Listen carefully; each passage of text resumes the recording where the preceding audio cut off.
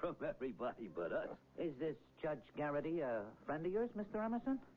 You going to give it back to him? Oh, no. I'm making sure that he'll never see it again.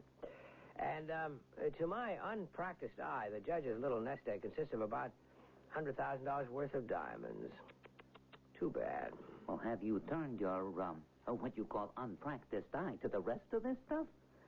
How do you figure it? I'll make a wild guess. A low figure. I'd say after we fence it, counting we get, say, 20% of the value. That's another $100,000. Mm-hmm. And the green? You got your fingers dirty, Mr. Harris. What did you make it? $844,375. Well? So if you add the rocks and the cash, it's close to $1 million. That is the biggest score I ever made. You still can't add, Charlie. Counting the rocks, it's over $1 million. What are you going to do with yours, Mr. Wilson? Me? Stop working.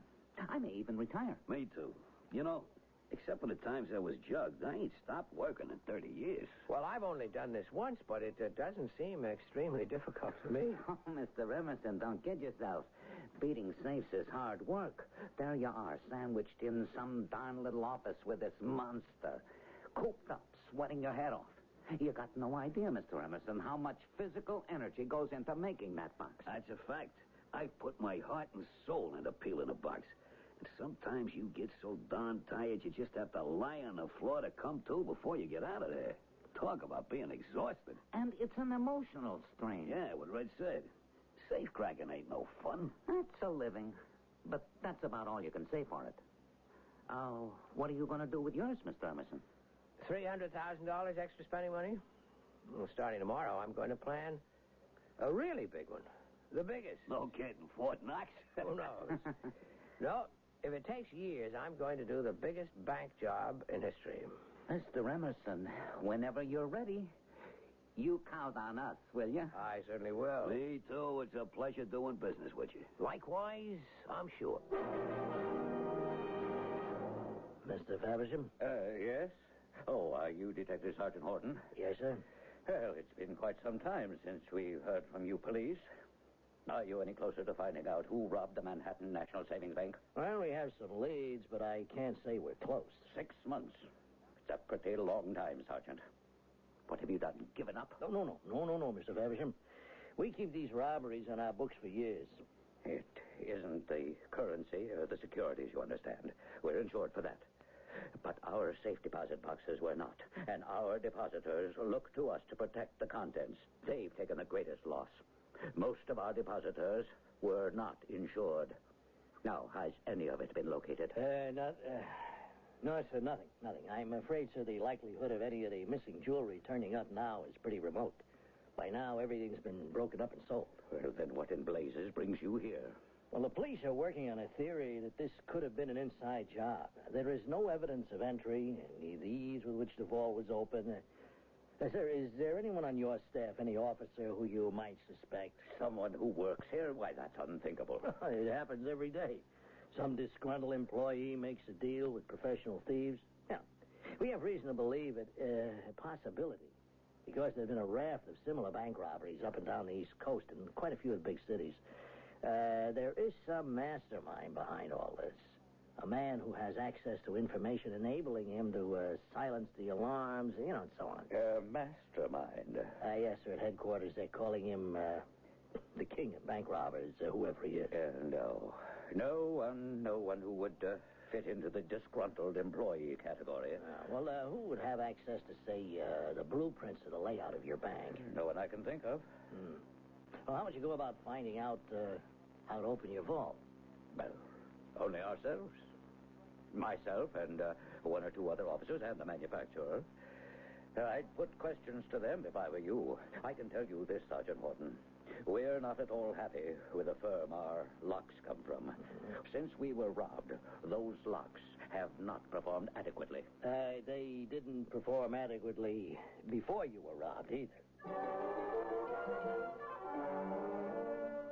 John, it does make you stop and think, doesn't it? Yes, I had this detective sergeant over at the bank yesterday, and he says there's a rash of these robberies, all hit in the same way, Ralph. Well, that's exactly what I mean, John. It makes you re-examine all your security precautions, doesn't it? I know we've taken a very careful look at our vault system at Merchant Savings. Yeah, you read about Philly and Boston, Baltimore. Mhm. Who's next? They could get us again. Our locks aren't working right. And what are the police doing about it?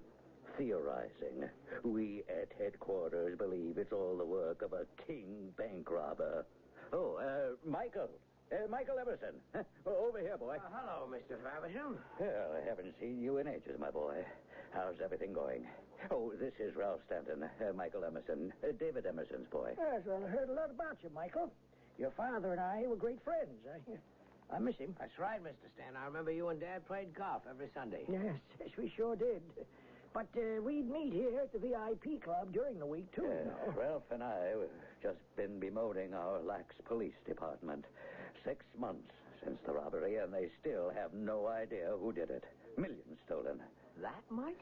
Some of our safe deposit clients took it pretty hard. Oh, you heard about Judge Garrity, Ralph? No, I didn't. One of our box holders. The thieves took everything. All his wife's jewelry, negotiable securities, practically his life savings. He had a breakdown, had to leave the bench. No kidding. So you see, a robbery like this can affect many people quite severely. John, you should recommend to your board a Perrier safe. They're absolutely the best. We carry on hand more actual cash than any other bank in the city. We have to be protected. Well, I'm certainly not happy with ours right now. Get a Perrier. Take it from me. What are you up to, Michael? Yes, how's your book going? Michael's an architectural graduate, and he's making a survey of business establishments, their layout, traffic flow charts, etc. Well, how you know? The purpose of the book is to demonstrate what can be done to increase productivity if you have optimum interior planning. I've had a lot of cooperation since I last saw you, Mr. Faversham. Practically every big business house. They all see the value. And, of course, those who are well-planned are sort of proud of it and want to be included. But I'm afraid they're few and far between. Well, we loaned Michael our blueprints, and he's come up with some very good ideas. Oh, well, have you thought of our bank, Michael, the Merchant Savings? I have, yes, but yours is the biggest of all the city banks, and tell you the truth, I didn't have the nerve to ask you. Why not? Shall I be frank? Well, you better be. Your dad always was. I don't think that you're utilizing your floor space efficiently. Not by a long shot. Oh, inefficient, huh? Michael, could you undertake this privately for me? A survey, recommendations for the office of the president of the bank and for his eyes only? Certainly, Mr. Stanton. I'd be glad to. Oh, well, where do we begin? You begin by getting together all of your blueprints, floor plans, and so on, of the bank's interior. Right, Michael? Yes, sir, as a start. Well, what then? Well, I'd like to send over a colleague of mine, a very fine architect. You may have heard of him, Professor Wilson. He'd work with me. I'd have him take on the spot measurements. Well, send him along by all means. Oh, Ralph, you're not making a mistake. We can always learn from the young, right? Gentlemen, welcome back to the old homestead. Hey, we've been reading about they calling you king bank robber, Mr. Emerson. Red, Charlie, it's nice to see the both of you again. Well, it's been a long time. Yeah, too long. You sure have been keeping busy, Mr. Emerson. Oh, yes, I've spent a bit of time out of town. Yeah. Philly, Boston, Baltimore. I read how you left quite a trail of open boxes. I would have sent for you, Mr. Wilson. You too, Mr. Harris, but I make it a practice of using the local expert. Oh, sure, I understand that. Hey, who we playing this time, Yeah. Mr. Emerson? Who do we score? Gentlemen, welcome to the Michael Emerson branch of the Merchant Savings Bank. Did you say merchants? They but the biggest in town. You're not going to make that joint. Come have a look. Wow. Look A at real vault. You got a whole vault door in your house. Not a vault, Mr. Wilson, the vault. I bought this from the Perrier Company. It's identical with the one downtown at Merchant Savings. Just the door and the works. Well, how'd they sell it to you? I mean, you're a private citizen. You're no bank. But, dear Mr. Harris, you forget that my father and mother had one of the most valuable art collections in the country. As their son, I had no difficulty in buying the best means to protect it.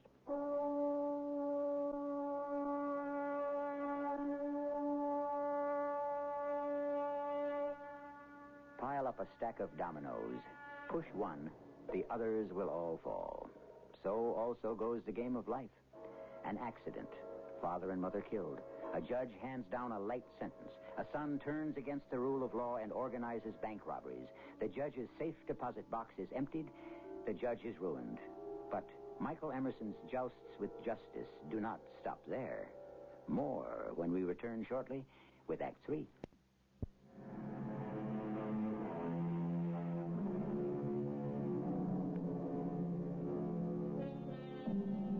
On the top floor of a Fifth Avenue mansion, 3 men are intent upon an intricate mechanism especially designed to thwart the cleverest of bank robbers. A Perrier vault door. Days go by. Weeks. One of the men poses as a Professor Wilson, gains access to the actual bank, and notes any changes in layout.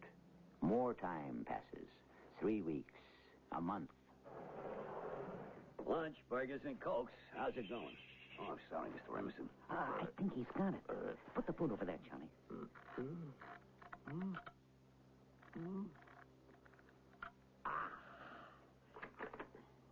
She's open. Great. Marvelous, you did it. You got the monster open. This is terrific. Of course, we're not going to have 3 whole uninterrupted weeks inside the bank, but now I know what we did wrong and what we did right.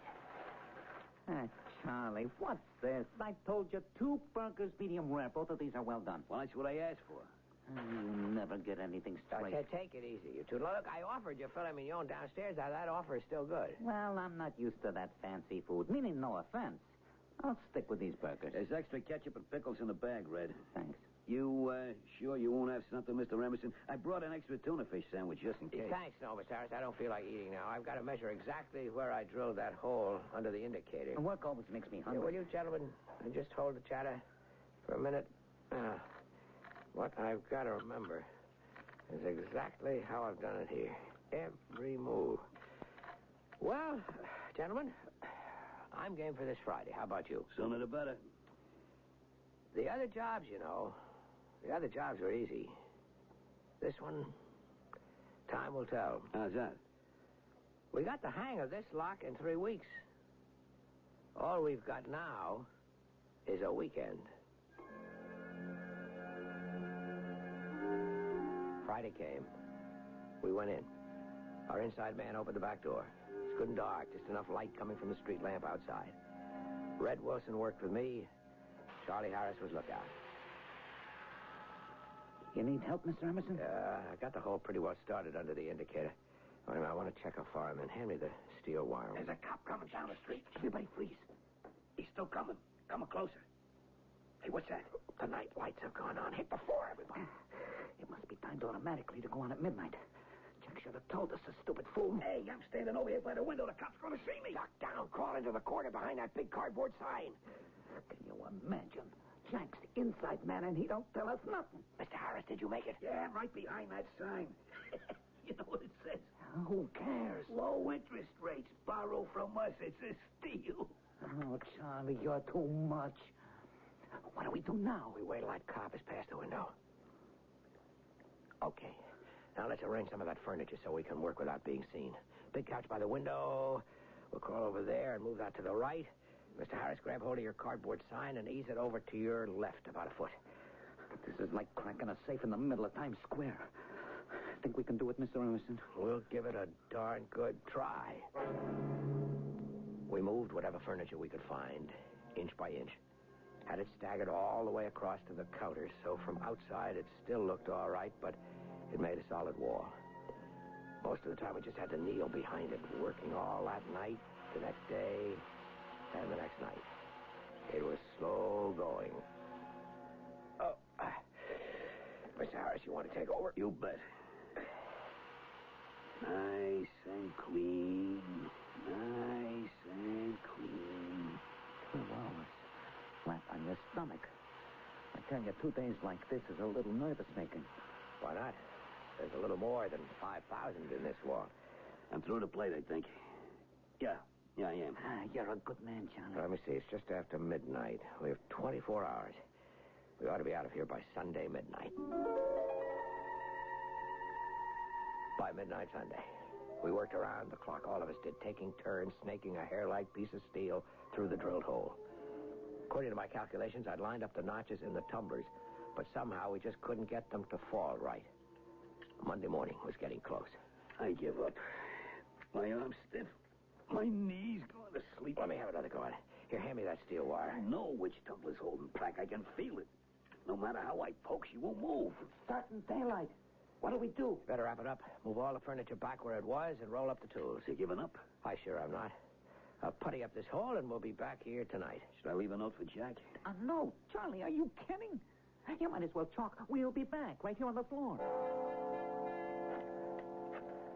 Who are you calling, Mr. Wilson? Jack, our inside man. He's usually home by 6. I want to make sure that everything's clear for tonight. Hello. Is this the Fulton Fish Market? Who wants to know? Well, I'd like to order 3 pounds of herring for a special party tonight. Can you deliver? For tonight, I wouldn't recommend it. I see. You have problems getting herring, huh? I'd say it's not safe to eat any fish for the next few days. That's your professional advice, is it? Yep. Too many sharks. Makes fishing too great a risk. I tell you, try us on Friday. That's usually a good day. Oh, of course, sure, I forgot. Friday's always a good day for fish. Mr. Emerson? Yes. I just spoke to Jack. He says no for tonight. The bank's found something wrong with the safe. He says, try Friday. They must have discovered where I plugged up the hole. I'd better get some details. Hey, Michael, come on in. What brings you to the bank? Oh, yes, of course, I know. John Faversham told you. As a matter of fact... Well, we're keeping it all very quiet. It's the kind of publicity no bank wants to have. You know, funny, I was talking to John this morning, and I told him we were lucky they couldn't get the vault door open. And that is the advantage of a Perrier lock combination. So whoever it was... Got nothing. Yes, we've installed a new lock plate, and as soon as it's possible, we'll put in a completely new unit. Lock plate? I'm afraid I don't understand. Yeah, well, never mind. What it does is jam the tumblers once and for all. So you folks can't use the vault, is that right? Yeah, that's right. Until we install a new unit, we can't get it open. But nobody else can either. Yes, well, now, what brings you down here? Well, nothing really. I just happened to be downtown. I thought I'd stop by and thank you for all the help you've been on my architectural project. Well, I'm sorry I haven't had a chance to study your recommendations yet, Michael. Well, I know very well that I never could have gotten as far as I did if it hadn't been for you.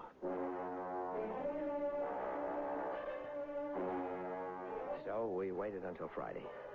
I knew there was only one way to open that vault, but I decided to use it. Wow. That does it. Wow. That just shows you could dynamite the Statue of Liberty and no one would pay any attention. Miss Charlie, Red and I go inside the vault. When the smoke clears. Yeah, we'll fill the suitcases and push them out here to you. And you know what to do. You pile the suitcases in one place as we fill them. Where do you want them? We'll stick them behind that cardboard sign. The one that says, borrow from us, it's a steal.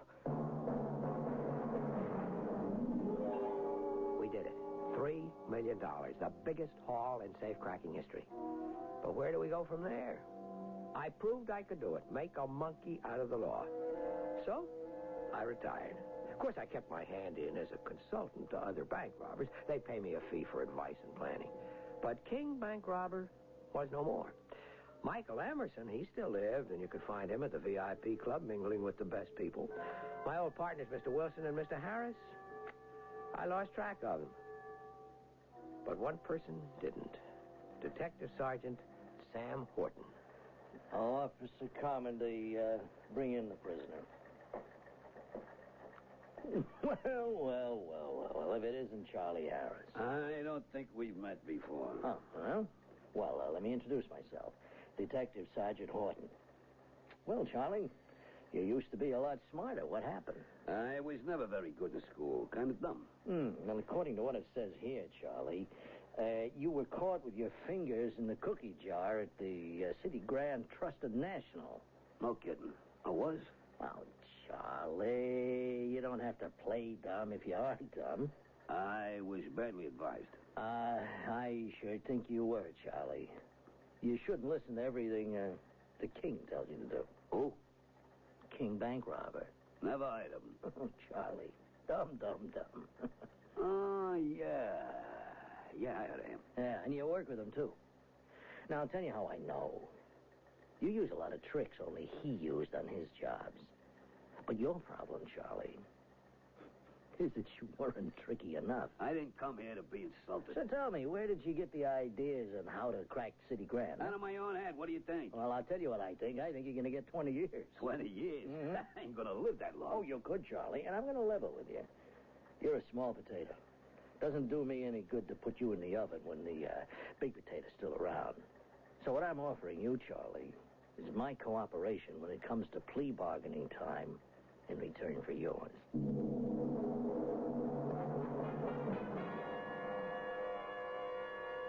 The bigger they are, the harder they fall. It's me I'm talking about. And all because Detective Sergeant Sam Horton was a wee bit smarter than I was. He got Charlie Harris to put the finger on me. But after the police dug around some up on the top floor of the house and found a whole set of tools I'd forgotten to throw out and talked to witnesses, they had a good case. Just before I went up to serve my time, I had a visitor. Hello, Michael. I had a dream about you last night, Sergeant. It was like the first time we met, remember? Mm-hmm. Well, I remember a young man who came to see me about 7 years ago. Maybe I'm a little to blame for what happened to him. I couldn't give him the answers he wanted to hear. I did start out to revenge myself against the law. But I didn't quite make it. 7 years ago, you told me the law was soft. I was wrong. You have to learn that.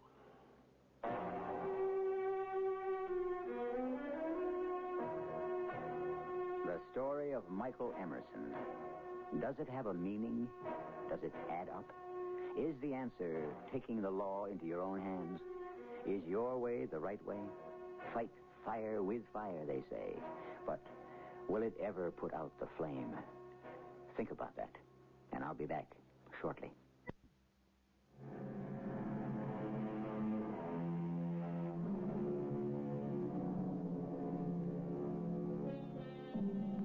The more I delve into the case histories of the men who commit crimes, the more I hear it's all someone else's fault.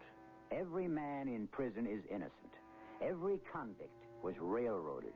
Every law is unjust. The law has been built to protect everyone.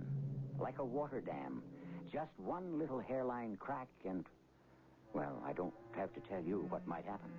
A little pressure, and the whole structure could give way. Our cast included Mason Adams, Earl Hammond, Ray Owens, and Jackson Beck. The entire production was under the direction of Hyman Brown. This is E.G. Marshall inviting you to return to our Mystery Theater for another adventure in the macabre. Until next time, pleasant dreams.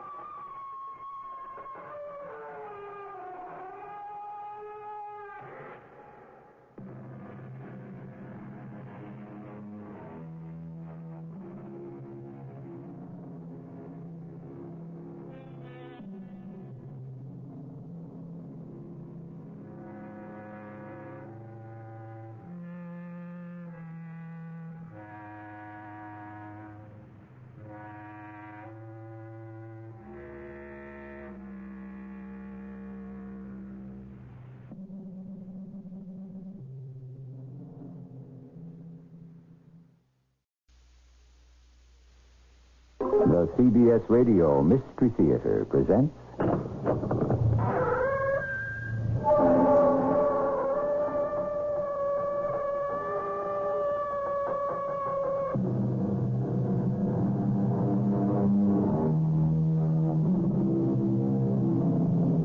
Come in. Welcome. I'm E.G. Marshall. Give me another horse. Bind up my wounds. Those were the words shouted by Shakespeare's ill-fated Richard III.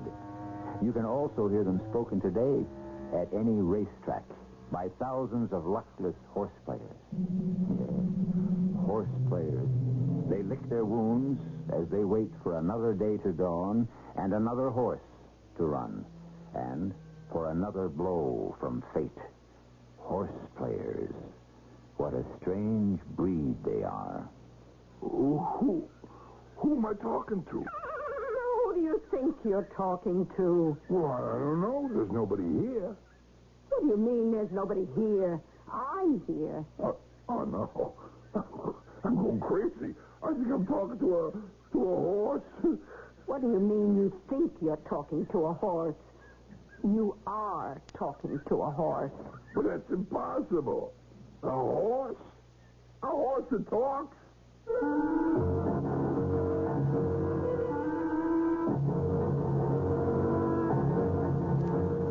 Our mystery drama, My Kingdom for a Horse, was written especially for the Mystery Theater by Sam Dan and stars Joe Silver.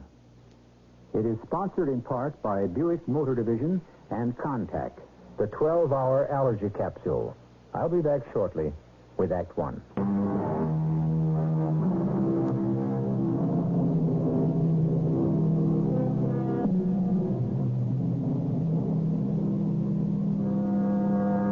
Patience and shuffle the cards. This is the sage advice offered by Mr. Miguel de Cervantes. Invaluable counsel indeed. For those who would live by the cards must shuffle patiently and wait patiently and accept the reverses of fate patiently. Patience, a virtue more precious than, say, rubies. We are at the breakfast table. This face? Yeah? When are we going to get married? How long did you boil the eggs? 3 minutes. You sure? I know how you like your eggs. You got any toast? I made pancakes. Yeah, well, I think we'll have another cup of coffee, huh? This face? Yeah? What is the answer to my question? Well, which question was that, Cupcake? The usual question. Oh, yeah. Well, listen, that's quite a step, Cupcake. Uh-huh. And we should think about it. I thought about it. We just don't rush into these things, huh? There he is. Nutty little friend, to remind us that life is real and life is honest. And we got to get to work because it's 9 a.m. on the nose, and we got to turn on the radio.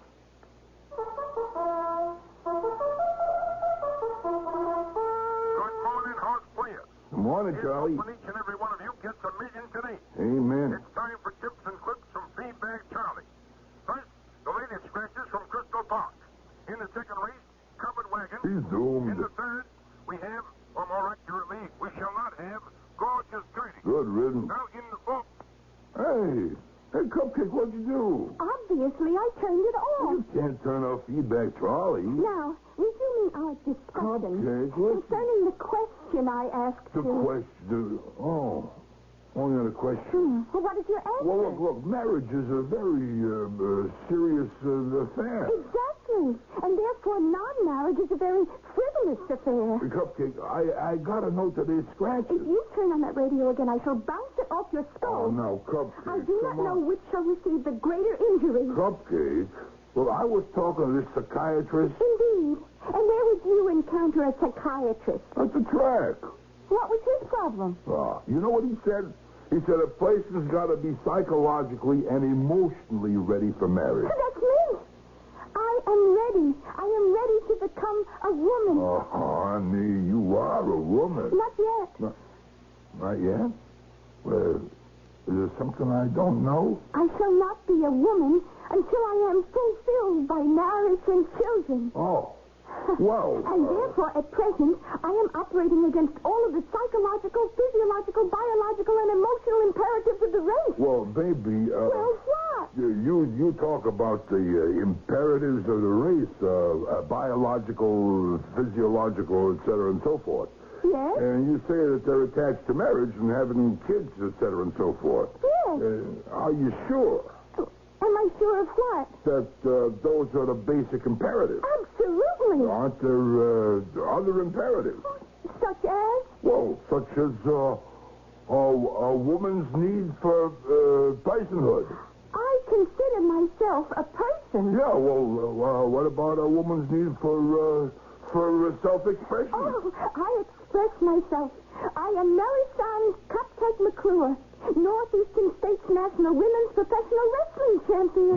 Yeah, but honey, there are alternate lifestyles. And let me tell you something, Cupcake.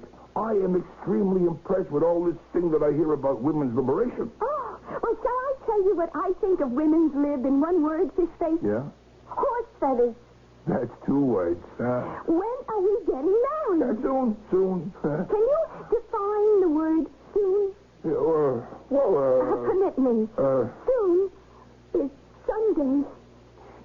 Sunday. This coming Sunday. But that's only 4 days from now. You said soon. Yeah, but baby, look, Alexa, we should do it right. Oh, I agree.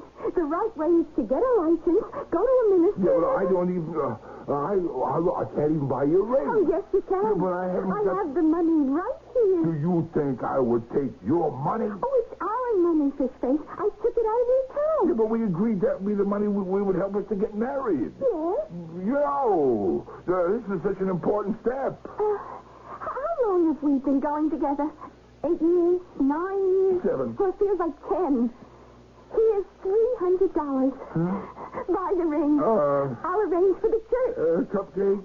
Who do you want to invite? Well, Fishface, darling. You make me so happy.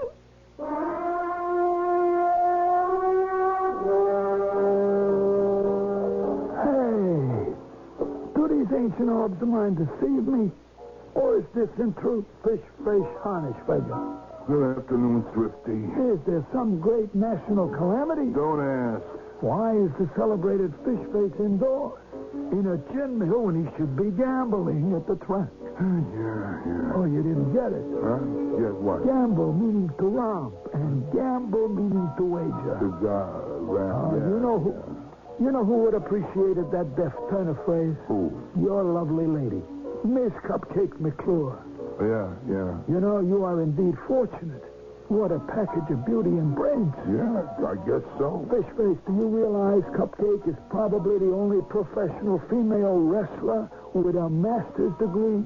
Is that a fact? A very smart dame. Oh, sure. How fortunate you are to have her. And by the way she looks at you, she will never leave you. I don't know, Thrifty. I just don't know. Why? Is there a problem? Yeah, well, I guess it's all over between Cupcake and me. All over? Yeah. I have never seen two people so romantically absorbed with each other. I have never seen such affection, such adoration. Yeah, but we're going to lose all that. How could you say such a thing? Because we're getting married. You're getting... Oh, that's fantastic. Yeah? It's the only way to live. Ask me, I should know. I've been married 5 times. Well... Congratulations, Fishface. I have to get you a wedding cake. No, that's Oh, all right. No. That's what I'm going to do. No, look, just because a guy gets married, don't give him a right to blackjack his friends for gifts. I know what it's going to be. What? A horse. What do you mean, a horse? I am going to give you a horse. Well, look at a horse. Lose money on him. Wow. Aren't you always losing money on other people's horses? Why not lose some money on your own? Yeah, but that... You now are a member of the club. Yeah? To own a horse is to be part of an elite. Yeah? Well, where does it get you? You enter a whole new world. Yeah, like what? Fishface, you open a paper in the morning. What do you look at first? Well, the only thing I ever look at. The entry. Ah, but somebody else's entries. Now consider. Just consider. Millions of people are going to look to see the lineup for the races. And they will come to a name. Yeah? Do you know what that name is? No, obviously not. Therefore, I shall tell you. The name is Blue Streak. Blue Streak. And there shall be inscribed for a breathless world to see the name of the owner. Fish-Face Harnish-Vega. Or will you use Algernon? Tell me. Well, no. You have always been the salt of the earth, and you will always be the same. Fame, success, wealth, none of these would ever turn your head. You would still be Fish-Face. Well, I don't know. Even if you was to become the president of the United States, you would still say to one and all, call me Fish-Face. Oh, I don't know. I'm not so sure of that. I see you in the winner's circle, accepting a victory check for yourself. Yeah? And the roses for your lovely lady Cupcake. Yeah? Oh, Fish-Face, confess. Didn't you always wish to own a horse? Well, I don't know. Own one. Be the master of Blue Streak. Blue Streak. The name of your gallant steed. Blue Streak. Flash of blue lightning. Sounds like a winner. Runs like a winner. Wait till you see her. Huh? They're coming into the stretch, Huh? Fish. There's Blue Streak on the outside. Wait. Dead last she is. Dead last. filly? Now she makes a move, and she finds a little hole she cuts in front. Yeah, wait a minute. Just a little touch of the whip, and she starts to fly. Wait a minute, Swift. She's fourth now. Third. Now she's second. Yeah, okay. Now, with an unbelievable burst of speed, she crosses the finish line. Yeah, First, yeah. the winner is Blue Streak. Yeah, I don't know, Swifty. A filly. Fishface, who is the greatest horse that ever lived? Tell me. Well, it wasn't a mare. Yeah, it was Man of War, right? Right. And the only horse to beat Man of War was a little filly named Egret. Yeah, that's right, but still, I don't got know. Blue Streak's picture here, Fishface. Here. Look. Is this not the most glorious animal you ever beheld in all of your days? Well, She's absolutely magnificent. Well, no, she is good looking, I'll give her that. You will now be the owner of the fastest and the prettiest horse of the season. Oh, Fishface, I envy you. Yeah, Will. And you're falling in love with her already. I could tell by the way you're looking at her picture. Fast, huh? She done the mile in 1:30. She what? You heard me. I never good heard. friend, she's only raced on some little leaky roof track on the West Coast. What you have here is a sleeper. The mile in 1:30. Listen, Swifty, I can't. Look, I can't just take this horse from you, no. I'm leaving town. I need some departure money. Just give me a token payment. Token payment? A mere fraction of her worth. Look, here, I have Blue Streak's papers here. Yeah. I'll just sign them over to you. Wait. What is a fraction of her weight? Fishface, we are talking about a horse that is almost beyond price. Yeah. Money couldn't buy her. Yeah, well... What we're doing is talking about filling in a figure that makes this a legal contract. Oh. Now, right here where it says, in consideration of, we have to write down an amount. Yeah. Some ridiculously impossible low amount. Yeah, well, what would that amount be? An absurd amount. Yeah, but... $1,000. I ain't got $1,000. How much do you have? Well, I got $300. Okay. Yeah, no, look, I'm not sure I ought to do this. You're ashamed to buy her so cheap. You're afraid everyone will think you took advantage of Yeah, her. but the You're a good-hearted, decent human being. Yeah, but don't worry. No one will ever know, Fishface. Yeah. Just give me the $300. I don't think I should. What, you don't think Cupcake would approve? Is that it? Don't tell me. Don't tell me. I don't want to embarrass you. It isn't that. Fishface, now is the time to set up the ground rules for the marriage. Yeah? All your life you wanted to own a horse, right? Well... Here she is. Your horse. Yeah. Blue Streak. So, Fishface. What? Do you intend to be henpecked, hag-ridden? Oh, listen, Swifty, no dame pushes me around. And put your money where your mouth is. Here's $300.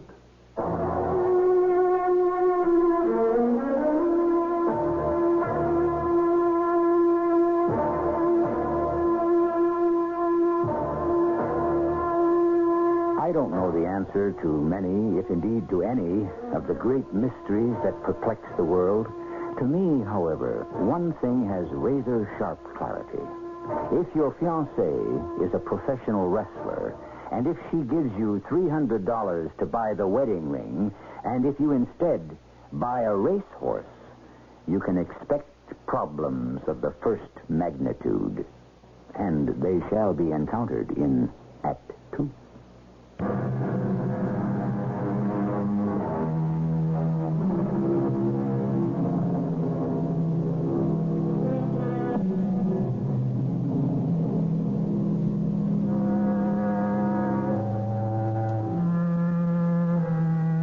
And what is the proverb? If wishes were horses, then beggars might ride. Somehow, for so many, wishes have become horses, or horses have become wishes. Horses are the magic solution to all problems, especially if you can predict which one of them will beat the others in a given race.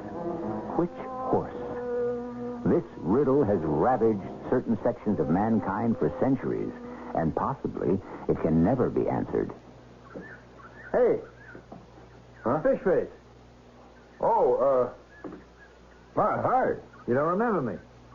Well, yeah, sure, It's me. Fetlock. Oh!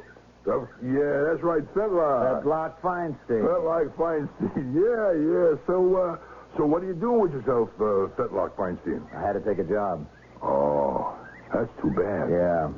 So, I'm working here at the track. Yeah. Save the car fare, at least. Yeah. Hey, Fetlock, you hear anything around? Forget it. I ain't had a winter since the Hoover administration. Yeah, well, just keep hanging in there. That's what everybody says. Fetlock, your luck's got to change one day. Personally, I don't see it. Yeah. Well, look, it's nice seeing you again. Wait, just a second. I have to ask you what you're doing here. Sure. I mean, it ain't that I'm trying to be nosy, you know? What? But it's my job. I'm a special cop. Oh. So my job is to check out what everybody's doing here around the stable. Yeah. You know what I mean? Sure. I mean, you're not sore at me for asking. Come on. Fetlock, you're just doing your job. That's right.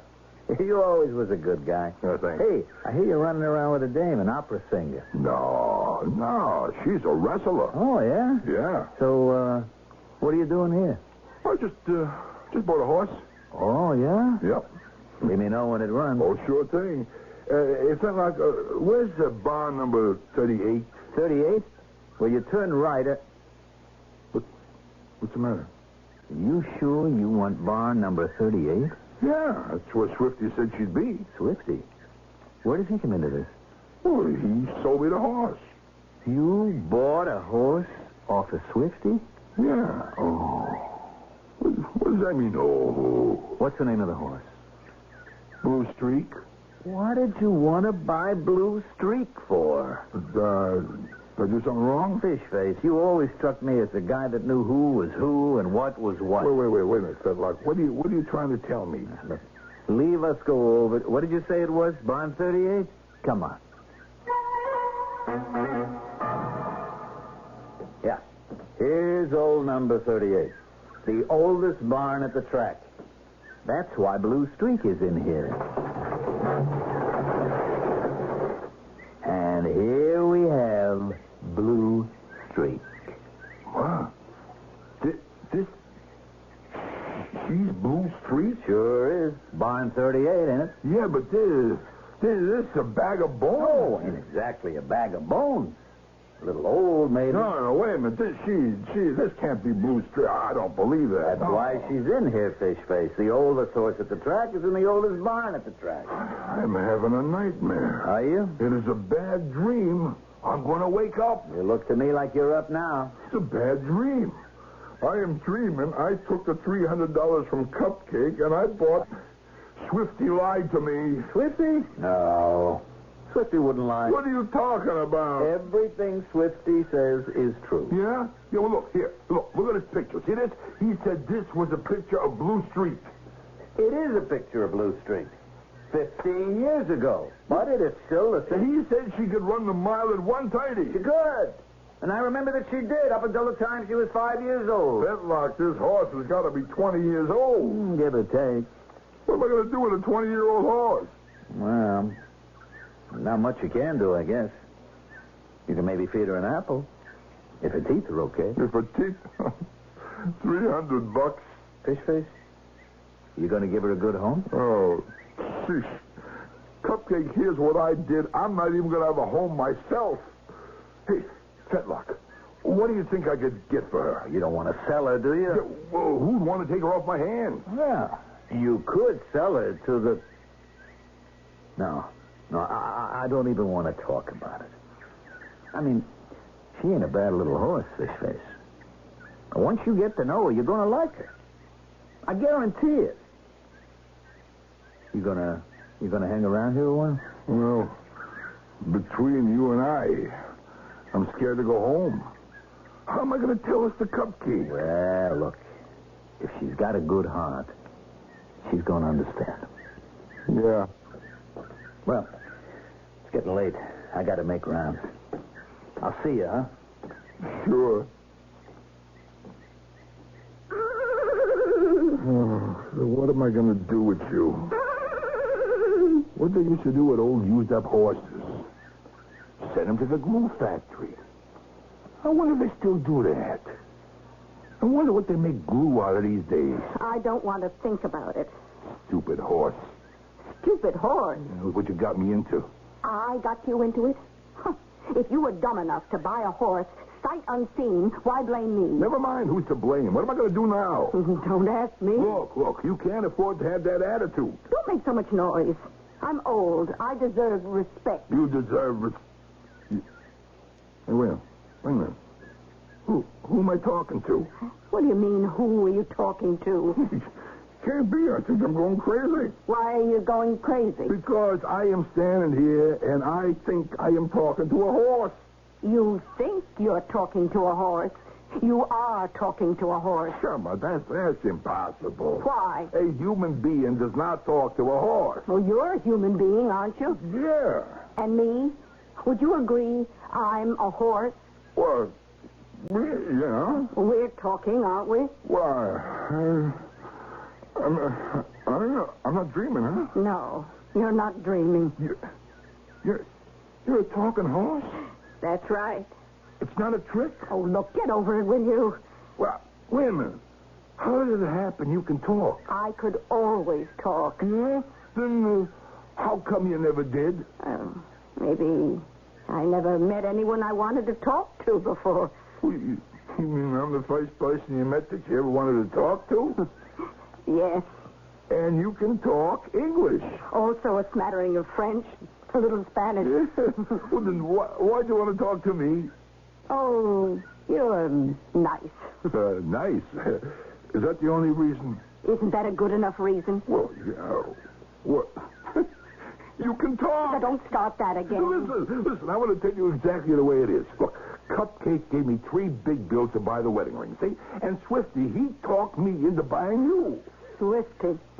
It figures. I thought I was buying a young, strong, beautiful, sleek, swift racehorse. You know something. You have absolutely no sensitivity at all. Oh, jeez, I'm sorry. I'm terrible. Oh, believe me, I would give anything to call them words back. What could I have been thinking, please? Please forgive me, huh? Please say you forgive me, huh? Yes. The old are spared nothing. Oh, please. Look, I'm sorry. All right, forget it. You forgive me, huh? You do forgive me? I forgive you. Now drop it. It's just, I don't know what to do. I mean, I got to face the music. This Cupcake, you know? I'll have to tell her I spent the $300 on a racehorse. Forgive me for saying this. Old racehorse? It's all right. Well, now that you got me, I hope you treat me better than Swifty did. You know, I can't live on grass. Well, I thought horses... I am a gourmet. A gourmet horse? Where am I going to get the money to feed him? You look pretty intelligent. For a human being, that is. You'll think of something. Yeah, well, Wait. I got it. See? I told you. What is it? What are we doing? Nothing. Well, don't you get it? We're talking. So? What do you mean, so? A human being and a horse talking. Having a conversation. Oh. You and me will go on TV, the stage, nightclubs. We'll just stand there and talk to each other, just like we're doing now, right now, this very minute. You mean people will actually pay to see us? We'll make millions. All we have to do is talk to each other? That's right. Oh, what are we going to say? It doesn't matter, anything. Oh, I don't have anything to say that's important. So what? That doesn't stop most people from going on television. Still, You don't have to say anything important. Just the idea that a man and a horse are standing in front of a microphone and shooting the breeze. It's worth millions. Well, will you do it? Why am I even asking? Of course you'll do it. I'll think about it.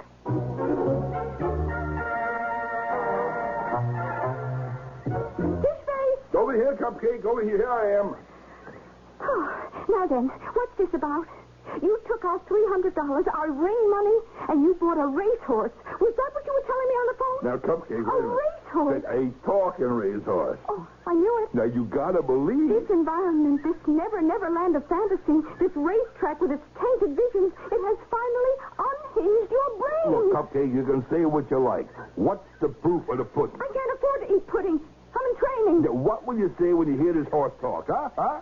Oh, my poor deluded fish face. A horse cannot talk. Okay, you have made your statement. Okay, here we are at bar number 38. I will open the door for rebuttal. Huh? Behold, the horse. That's the horse? That is $1 million on a hoof, Cupcake. May I present Blue Streak? Blue Streak, my fiancée, Miss Melisande McClure. Say hello, Blue Streak. Blue Streak, say hello. Go ahead, say hello. She isn't very talkative, is she? But she can talk. She can't. Blue Streak, will you say something, please, huh? Please, don't do this to me. Will you say something?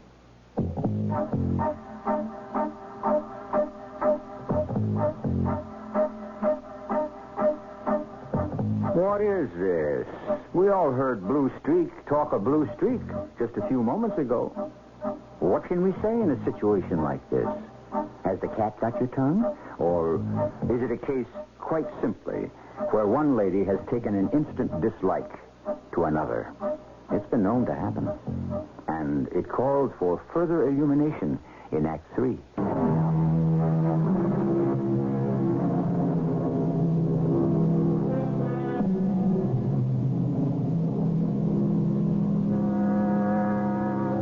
Richard III, whom we mentioned earlier, is the one who cried, "My kingdom for a horse."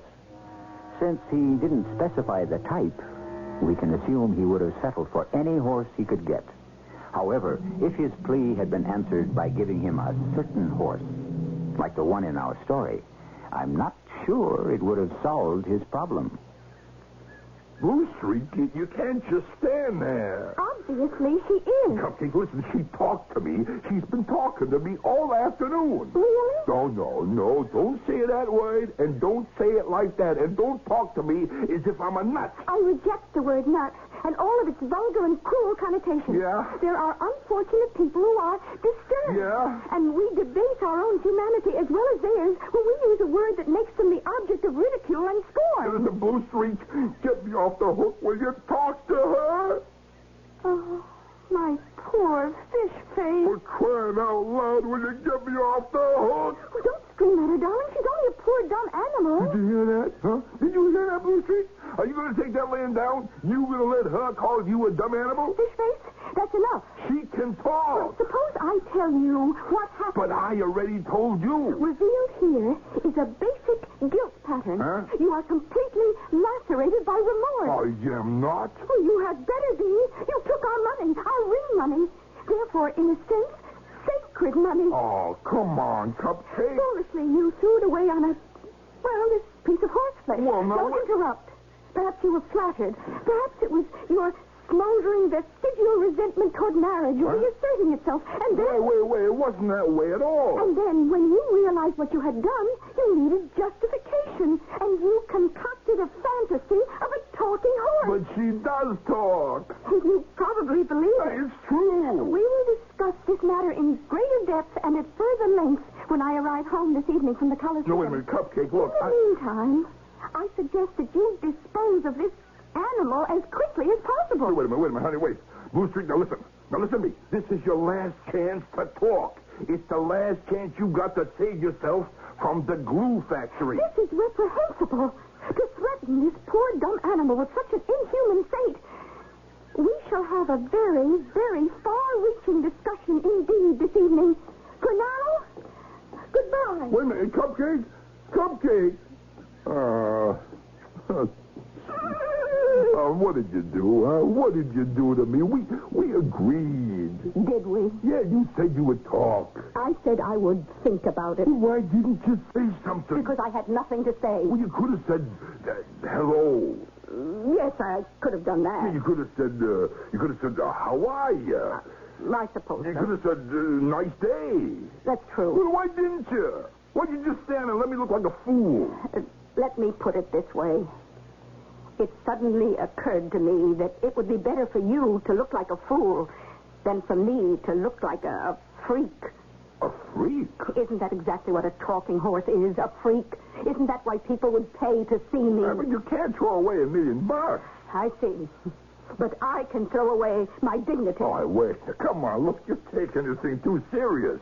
And you're not taking it seriously enough. But what am I going to tell Cupcake tonight, huh? The truth. Tell her you want to marry her. Oh, well. Or tell her you don't want to marry her. Decide, and you'll feel better about everything. Yeah, but $1 million. Yes. And what would you do with $1 million? You'd only lose it at the track. No, I wouldn't. If I could just win, if I could just get even, I'd never bet on another horse again. Oh, you forget. I've spent my life at the track. I've heard these sad stories so many times. No, I mean it. They all mean it. Look, I'll tell you the truth. You know why I'm fighting this marriage thing with Cupcake? I'm sure you must have a fascinating reason. Yeah, it's because I'm scared. Yes? Scared I can't kick the habit. The track, you know? How well I know. No, why do I go to the track? Because I want to make a lot of money. Here? Yeah, I don't know where else to make it. I never went that far in school. I never learned a profession. Cupcake doesn't impress me as the type who needs a lot of money. I want her to have good things. The best thing she can have is a husband who doesn't gamble. Yeah, and that is why I'm going to kick it. But I need some money to go into a business of some kind. That's why I was thinking maybe you could help me. I told you, I shall not become a freak. Yeah, wait. Look, I see your point, and I agree. You do? Then how can I help you? Just by doing what you do best. Oh, what's that? Well, why were you born? To race, huh? To run on the track, right? Run a race and win. Run a race? Right. At my age, I could hardly walk around the track. You're going to run and you're going to win. Oh, she's right, Cupcake. Something has given way. It has snapped. You don't believe you can win. Oh, Fish Face. Your spontaneous reaction when you saw me for the very first time. You said I was an old bag of bones. Oh, look, I was just making you were just telling the truth. Yes, I am. Nothing but a bag of bones. It's all gone. All the strength, the style, the speed, the technique. I knew so much. I could do so much. I was beautiful. Oh. Hey, come on. Hey, pull yourself together. Come on. All I have left is my dignity, which is why I, for all the money in the world, will not become a freak. How cruel you are to even suggest that I should race. No, wait. Now, you'd like to win, wouldn't you? Huh? Once again come in first, stand in a winner's cycle. Wouldn't you like that, wouldn't you? Oh, it's a dream of the faraway, distant, long ago. No, it can happen again. Why are you so cruel? Why do you taunt me? Because I know you can do it. Now, listen to me. Listen, the horses line up for the start of the race, huh? I shall not be a party to this. And they're off. They race around the track, and one of them wins, right?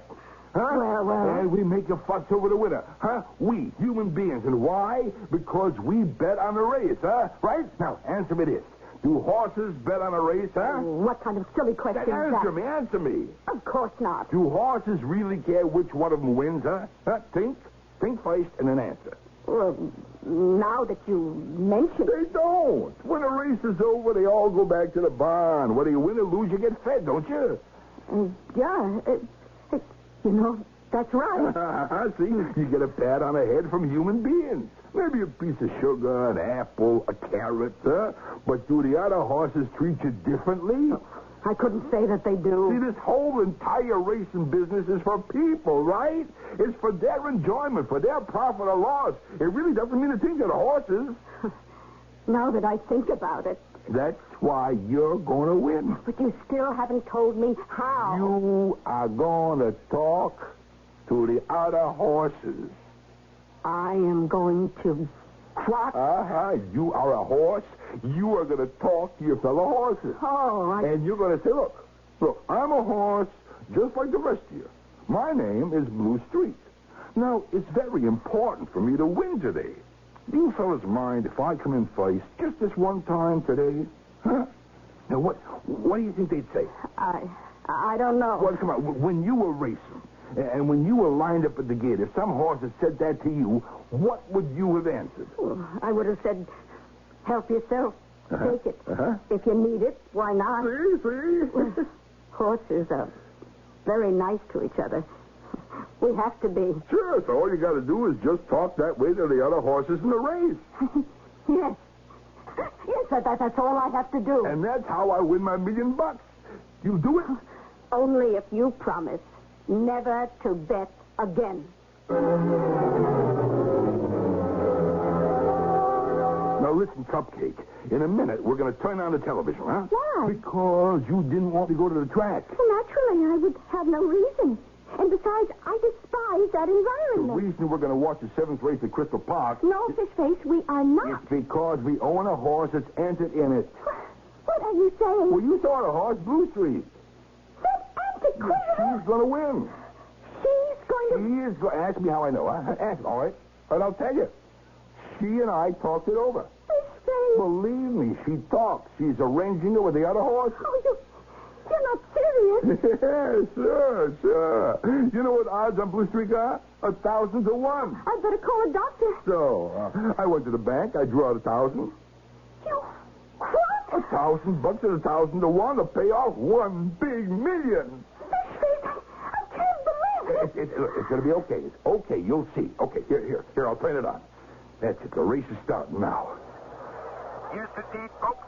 We're at the starting gate for the 7th at Crystal, and this is old feedback Charlie ready to call it. Now, at post position 4 is occupied by... It can't be. Blue Streak. She's 20 years old. How can a next... Well, there she is at 1,000 to 1. Does somebody know something? And they're off. Okay, it's Mary in the lead. Careful, Kitty second. Zippy Dottie third. Pickle Sellers fourth. Careful, Kelly fifth. And trudging along in the rear, Blue Streak. And at the quarter, it's Mary. Here comes Careful Kitty. Uh-oh, Zippy Dottie's moving up. And where is Blue Streak? In last. Blue Streak, come on, Blue Streak. Come on. At the far turn, it's Mary standing off the Challenger and Zippy Dottie. Careful Kitty is fading. Blue Streak, come on, Blue Streak. And Blue Streak is just moseying along. Now in the stretch. Blue Streak, you promised me. It's Zippy Dottie. No, Mary. And out of nowhere, here comes... Hi, Blue Streak. Careful Kitty. She surges across the finish line. A winner, Careful Kitty. Cupcake, I know what you're going to say. No, you don't.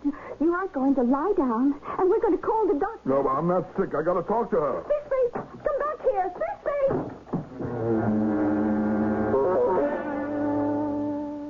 What did you do to me, huh?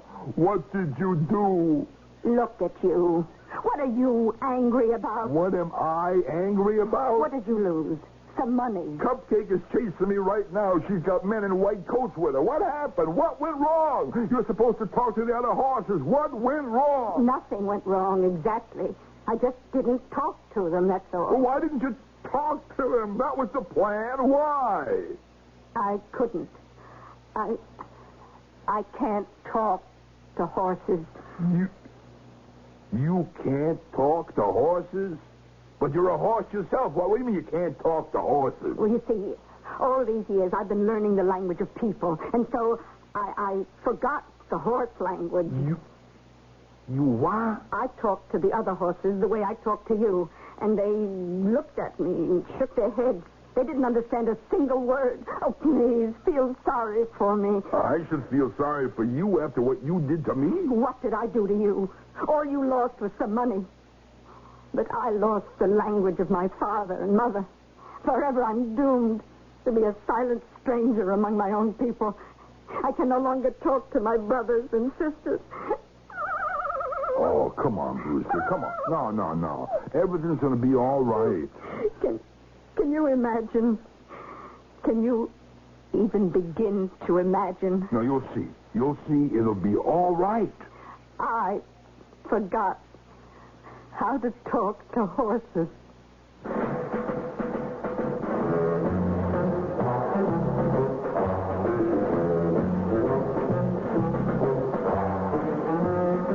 And what greater loss can there be?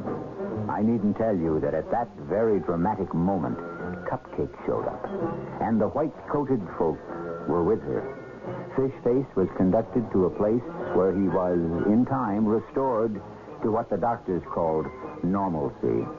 And they are married now, Fish Face and Cupcake, living happily on a farm with Blue Streak, who doesn't talk to anyone. Don't say we never give you happy endings. I'll be back shortly.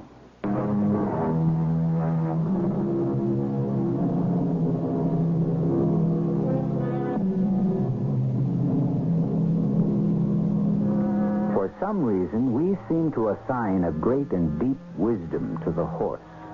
Thus, we flatter a person by saying he has horse sense. Are horses really wise?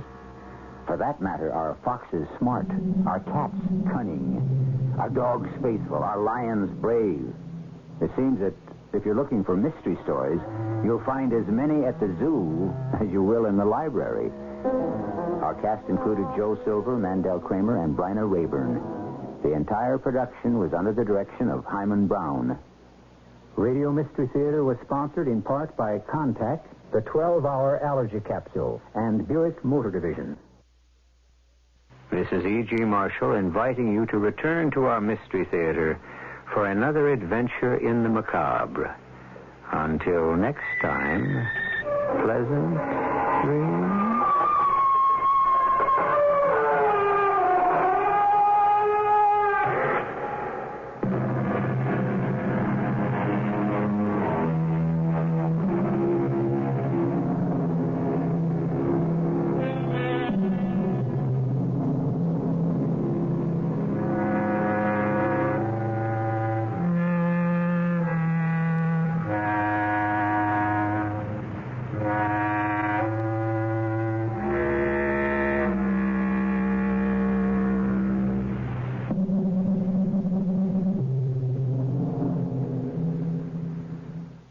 CBS Radio Mystery Theater presents...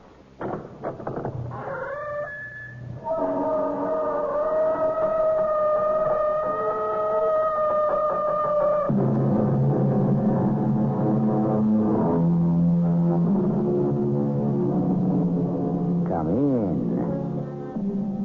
Welcome. I'm E.G. Marshall. Lady novelists were popular in the 19th century. And everyone knows the names of the famous ones.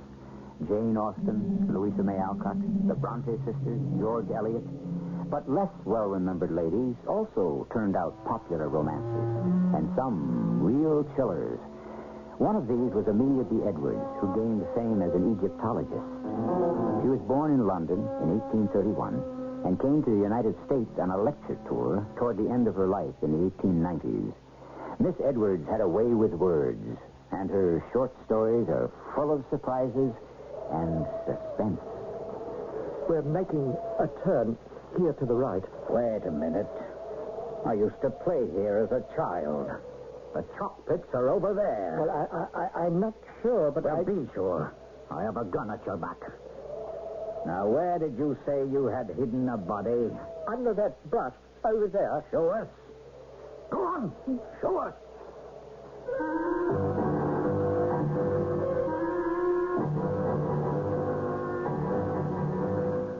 Our mystery drama, The 4:15 Express, was adapted especially for the Mystery Theater by Elizabeth Pennell and stars William Prince. It is sponsored in part by Buick Motor Division and True Value Hardware Stores. I'll be back shortly with Act One.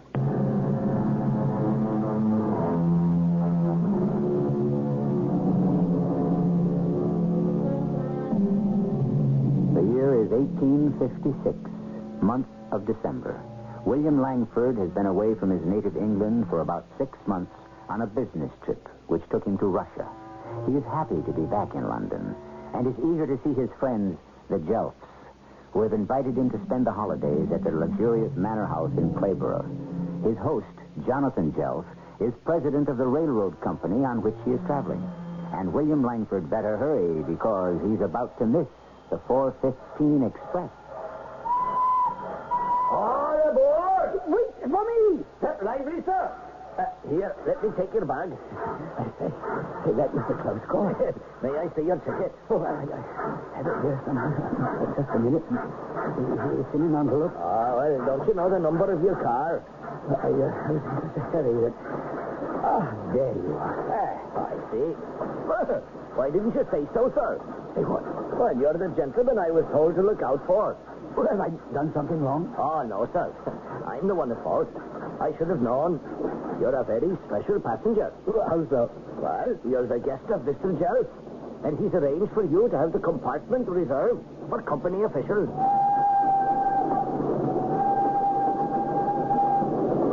Led me down a long corridor to a gloomy but shabbily elegant compartment which had a musty smell combined with stale tobacco. It seemed so remote from the rest of the train that I was surprised when he said, As I go out, I just lock the door so you can be completely alone. What if... Oh, don't worry, sir.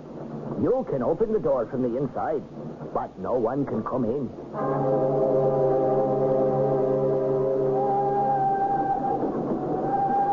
I looked out the window, but it was a dreary view. The fog was settling in. When the key turned in the lock, I thought, of course, the conductor was back again. Confound this door! What's the matter with it? A tall, fair man came in. Without glancing at me, he put down a box and removed a coat of dark green plaid. As he placed his umbrella and hat in an overhead rack, I recognized him. Good evening. Sir? I believe you are Mr. John Dwerhouse? Yes, that is my name. I had the pleasure of meeting you at Dumbleton Manor in Clayburgh about 3 years ago. Yes, I thought I knew your face, but your name, I regret to say... Langford, William Langford. I've known Jonathan Jelf since we were boys together at Eton. Oh, then you also know my cousin Amanda. Mrs. Jelf, of course. So I presume we both have the same destination. Not if you're on your way to Dumbleton Manor. No, I'm traveling on business. Oh, I recall that you are an official of the railroad company. Oh, it's true, and I have a rather troublesome mission. I suppose you are embarked on a pleasant holiday. Oh, yes, indeed. I look forward to this visit as the brightest 3 weeks in all the year. The Jelfs have a pleasant house. They invited me to spend Christmas week with them. Are you coming? Oh, I can't be sure. It depends on how my business turns out. Surely you could spare time for the holidays. But perhaps you haven't heard that we're constructing a branch line from Blackwater to Stockbridge. I've been away. This new branch was my own idea. I'm not only a director of the railroad, but I'm one of the chief stockholders. And as a lawyer, I'm also the company's solicitor. The train was making a racket, but Mr. Dwerhouse never stopped talking. He went into such detail about the problems of building a new railroad line that I lost interest. And I was scarcely listening until he raised his voice to say, £75,000 cash down. That's a big sum. Oh, that's only a fraction of what the final price will be. But it is a great deal of money to be carrying here in one's breast pocket. You mean to tell me you're actually carrying £75,000 with you? In cash? Oh, my dear sir, you've not been listening to me. The money must be delivered at 6:30 this evening in Mullingford for the deed of sale to the first piece of property. I don't believe Mullingford is a stop on this line. Yes, when I'll get off at Blackwater and find some sort of conveyance. I suppose Jelf will have someone at the Clayburgh station to meet you. Oh, that's right. May I take the Jelfs any message from you? Yes, if you please, Mr. Langford. But I will come over if possible for Christmas. Anything else? Well, you might tell my cousin Amanda that she need not burn down the hall in my honor this time. And I'll be obliged if you'll see that the chimney in the blue room has been cleaned before I arrive. Sounds ominous. What in the world happened? Well, the last time I was there, that fireplace hadn't been used for months. The rooks had built a nest in the flue. So when I lit a match, the chimney caught fire. It was a terrible mess. I believe we're coming into a station. Blackwater! This stop is Blackwater! Oh, yes, and here's where I get off. Mustn't forget my deed box. My old Burberry. Thank you for your company, Mr. Langford. I wish you a good evening. I put out my hand, but he seemed too occupied to take it. As I watched from the window, he hurried off in a northerly direction. Then, moving around the compartment, I stepped on something. It was a fine Morocco leather cigar case with a silver monogram, J.D. on the side. I dashed to the top of the train steps and in the distance caught a glimpse of Mr. Dwerhouse talking to another man under a gaslight at the far end of the station. I jumped onto the platform and ran toward them. All aboard! I still had time because now Dwerhouse and his friend were directly in front of me when something unbelievable happened. The two figures vanished into thin air. The platform was deserted. And this time I had to make a leap for it. I would truly have missed my train.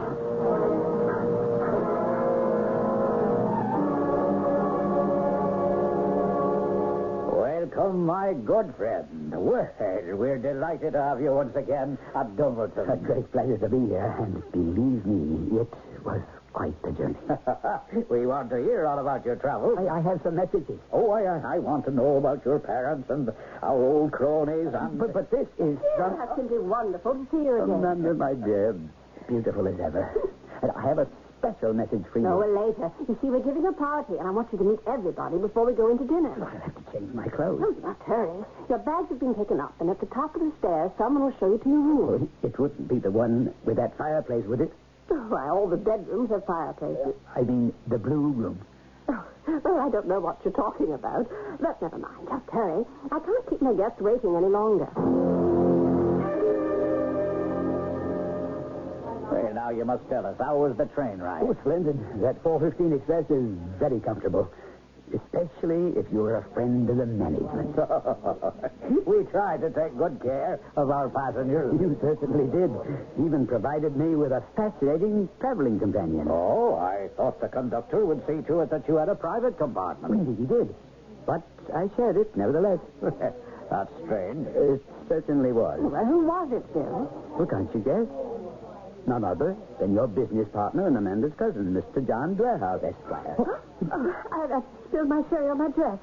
I must attend to it. There has been an extraordinary misunderstanding. Langford, come into the next room with me. Close that door. I don't understand. Good Lord, Langford, what sort of trick are you trying to play? I'm speechless. Now, we've been trying as hard as we could to keep this affair hushed up. I'm totally at a loss. The newspaper headlines have been bad enough. Our company's name is at stake. But I had hoped that the Fuhrer had died down. How could you do it, Langford? Remember, I have been away from England. I have been completely out of touch.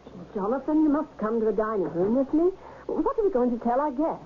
Well, I will tell them that William Langford is a liar. I beg of you. What have I done? You have made up a vicious story. I did nothing but mention that I met your respected partner, Amanda's cousin, Mr. John Dwerhouse. Will you stop it? I swear to you that I met Mr. Dwerhouse on the train. What you said is impossible. It is the truth. If you'll just let me give you his message. You must listen, Jonathan. I've always known there has to be a reasonable explanation. If you saw my former business associate while you were in Poland or Russia, why didn't you telegraph me at once? Or get in touch with the authorities? Why should I? After what has happened, it was your duty. Believe me, I know nothing of what you keep saying has happened. And furthermore, I did not see Mr. Dwerhouse in Russia or Poland. I met him this evening, here in England, where I would expect him to be, on the railroad that you and he are so much a part of. Oh, Bill, how did he look? Oh, pale, older than I remembered. I suppose that's to be expected. But you will see for yourself. He is planning to be here to celebrate the holidays. Oh, why, that's wonderful. Well, now we can explain to our friends. My dear Amanda, this hoax may go deeper than I thought. I must ask Mr. Langford to stay in this room until we dispense with our guests. But if there is a reasonable explanation... I beg you to enlighten me. Simply because I saw Mr. Dwerhouse on the train. The last place in the world you would ever have seen John Dwerhouse is on today's 4:15 Express. Well, I should think that would be the most natural place for him to be. Must I shut it out? Oh, please, Jonathan, lower your voice. It is public knowledge that 3 months ago, John Dwerhouse absconded with £75,000 of the company's money. And he's not been heard of ever since. Now, that's an interesting turn of events. We have met Mr. John Dwerhouse on his way to complete a deed of sale 3 months after he has gone off with the money. Where has he been in the interim? And more importantly, where is he now? Remember, he disappeared on that station platform. I'm feeling sorry for William Langford, who was looking forward to a happy vacation at a country estate.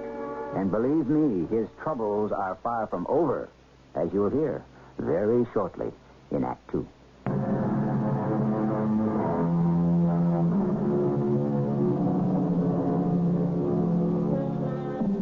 William Langford's holiday has certainly gotten off to a bad start. Instead of a pleasant visit with old friends, he finds himself accused of complicity in a crime which he knew nothing about. He had been served dinner alone in his room, where his feelings have been a mixture of anger at the treatment he is receiving, shock at what he has heard, and now a frenzy of eagerness to solve the mystery of his encounter on the 4:15 Express. I'm sorry we had to do this, Bill. We sent everybody home as soon as we could with any decency. Did you paint me as a villain or a madman? No. Amanda was quite right in saying I was too harsh. We believe now that an imposter made you the victim of a hoax. Or the whole thing was, on your part, a case of mistaken identity. No. I beg you to let me recreate the scene. Very well. We are willing to hear you out. Thank heaven. The conductor had settled me in the compartment and locked the door. But before long, the door was opened, and a man came in. Describe him. Tall, thin-lipped, somewhat stoop-shouldered, light-colored eyes, gray hair, worn rather long. And, oh yes, he was wearing a dark green plaid coat, carried an umbrella, and one of those metal boxes with a handle on top. I must say he looked worried and tired. Well, who else could fit that description? Well, I'm not convinced. Go on.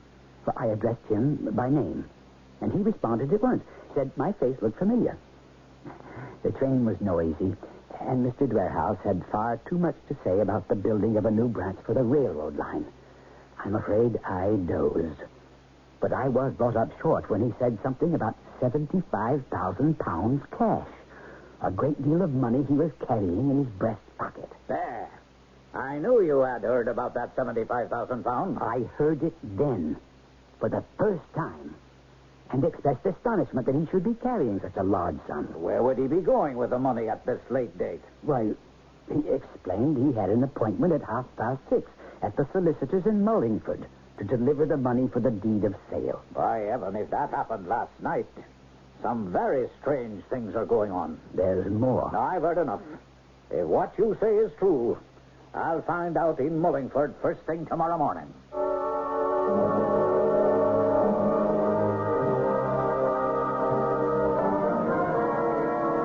I spent a restless night. Coming down to the dining room for an early breakfast, I found my host had already left for Mullingford. Amanda was full of apologies. You must understand how much this means to me. I can't believe my cousin would do anything wrong. If you really saw him... Wait a minute. I have a personal message for you. Mr. Dwerhouse said you were not to try burning down the house, or at least the hall, in his honor. What? He told me about the last time he was here, and the rooks in the blue room chimney. You did see him. You must have. And no one else would know about that. Bruce was surely convinced, Jonathan. I want desperately to believe you, Bill.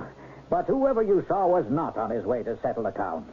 They haven't seen Dwerhouse in Mullingford or anyone else from our company. That was a most damaging false alarm. Perhaps this will convince you. John's cigar case. I've seen it 1,000 times. Look here. His initials. Where did you get this case? Mr. Dwerhouse dropped it last night in the compartment on the 4:15 Express. Give it to me. I'm going to Blackwater to call a meeting of our board. Bill, I'm frightfully worried. And I'm feeling greatly relieved. Jonathan will turn up the answer now that he knows Mr. Dwerhouse is nearby. Oh, but is he? Tell me again. Now, where did you last see him? When he got off the train at Blackwater. Who else would have seen him get off the train? Why, of course, the conductor. He was standing on the platform just by the steps. Well, then let's ask him. We can take the early train to Blackwater. We promised Jonathan we wouldn't talk. Oh, well, we dare not mention any names. Won't you be recognized on the railroad? No, never. I always travel by carriage. Then let's go.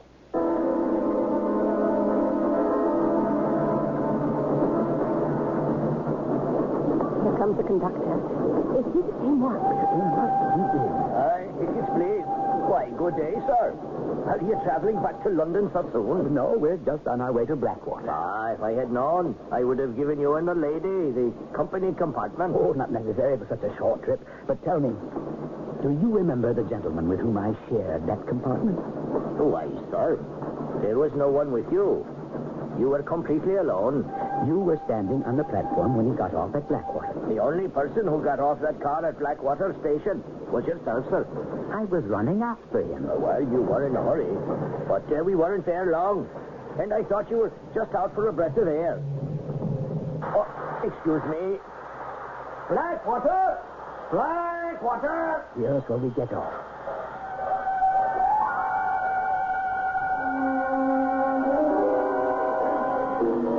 Are you sure?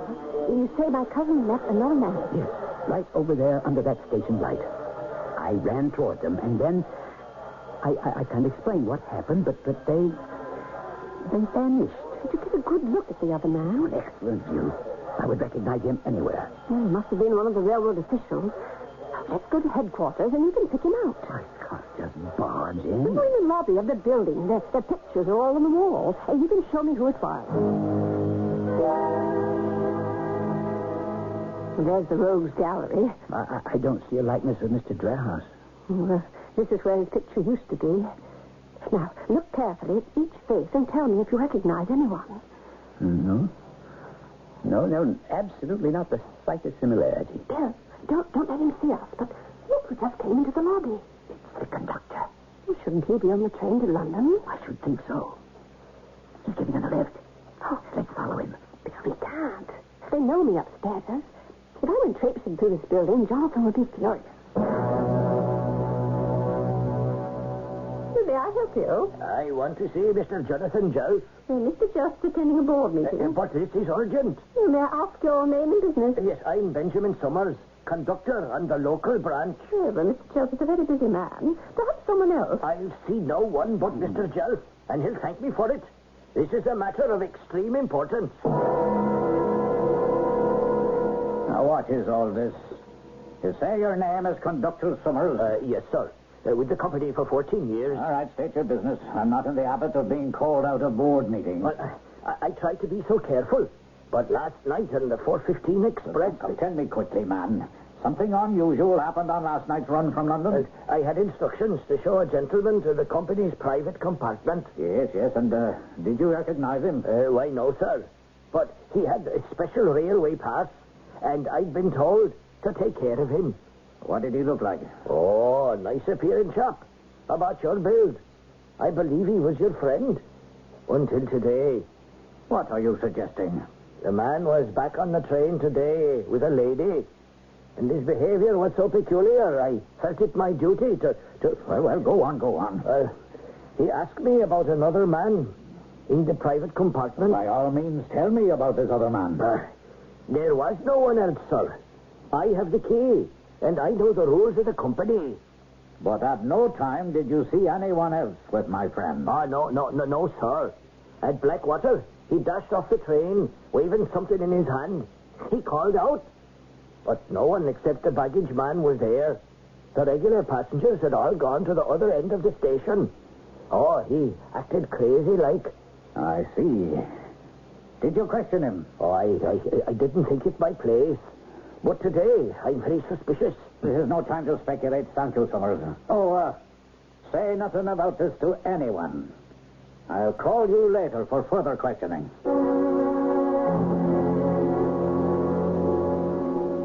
Amanda, I thought I told you both to mind your own business. That's exactly what we've been doing. Then why did you come into town by train? Well, I wanted to exonerate myself in front of Amanda. You're in this together, are you? Oh, we're all in it, Jonathan. I'll do anything to prove my cousin's innocence. Like making up a scatterbrain story about a non-existent man? I'm searching for a witness to prove I saw Mr. Drehaus. Well, you're not doing very well. I've spoken to the conductor. Well, what did he tell you? He said that Bill was traveling alone. At no time on the journey was anyone else in that compartment. It's not true. I have no more reason to doubt Summers' word than to doubt yours. Oh, but Jonathan, he's obviously trying to reach us. Well, I must have proof. Well, what's that on your desk? Oh, yes, the cigar case. You cannot doubt it belongs to Mr. Dwellhouse. Well, shouldn't you show it to your board of directors? Yes, I did. And I must admit they recognized the case at once. His brand of Havana cigars and his initials. Now, Bill, tell me honestly, where did you find this? You know the whole story. Did you see him take out a cigar? No. The case must have fallen from his coat pocket when he was leaving the compartment. And then what? I picked it up off the floor and ran after him. And you claim this happened at the Blackwater station, huh? It did. Mr. Dwellhouse was met by another man on the north end of the platform, and I ran after them. But Conductor Summers has told me there were no other passengers at that end of the platform. But I saw Then them. why didn't you return the cigar case? Because...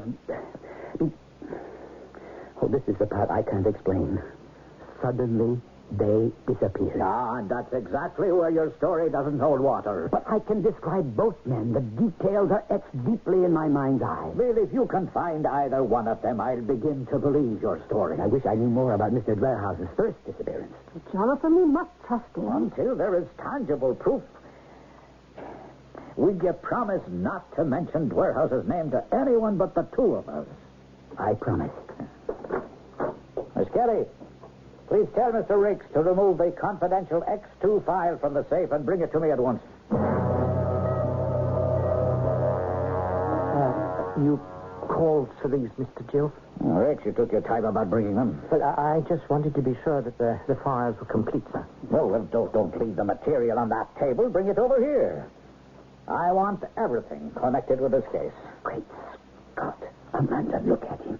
Mr. Jelf said I've been working late every night, and if you don't mind, I would like to leave somewhat early this evening. Don't let him go. What's the matter with you, Langford? Who is this man? Oh, I beg your pardon. Meet my trusted bookkeeper, Augustus Rakes. He's the one. What do you mean, the one? The one what? The man who met Mr... That is, I'm positive. He's the man I saw at the station. A witness at last in our search for John Dwerhouse? Perhaps. But if a trusted bookkeeper met him at the station, why did he keep it a secret when his employer is desperate to know the missing man's whereabouts? The bookkeeper's answers to vital questions may give us some clues, but the mystery is far from over. There's much more to be told in Act 3. On the 4:15 express from London, William Langford has had a baffling encounter with a man who is said to have absconded with £75,000 in railroad funds. So far, Bill has been unable to prove that he actually saw the culprit. But now he believes he has found a witness. Augustus Rakes, bookkeeper, short, sandy-haired, with a mustache, even wearing the same tight-fitting Scotch tweeds he wore on the day Langford saw him on the railroad platform. The two of them have just come face to face in the office of Jonathan Jelf, president of the railroad company. What a relief to see you again, Mr... The name is Rakes? Yes, sir, but to my knowledge, we have never met. True. But I saw you several nights ago at the Blackwater station. No, not me, sir. You've mistaken me for someone else. But I tell you, I am positive. Now, just a minute. Let's take this one step at a time. Mr. Rakes, where were you at 6 o'clock on the evening of December 23rd? Why, I was right here in the office working for you, don't you remember? You were reviewing the Bradley case. Ah, yes. Oh, but I left for Rome around 5. My wife and I were giving a dinner party. Where did you go at that time? Well, nowhere. I stayed at my desk. But you took time off to go to the station. Well, I have not been near the station in months. I saw you there last week. Is that true, Rick? I swear to you, sir, we've been so busy with year-end accounts, I worked every night last week late until at least 8 o'clock. Can you prove it? Well, Clerk Hunter worked with me. We were together the whole time. You can ask him. I will.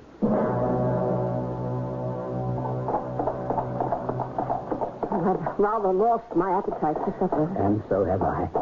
I'm sorry, Langford, but your story grows more incredible by the moment.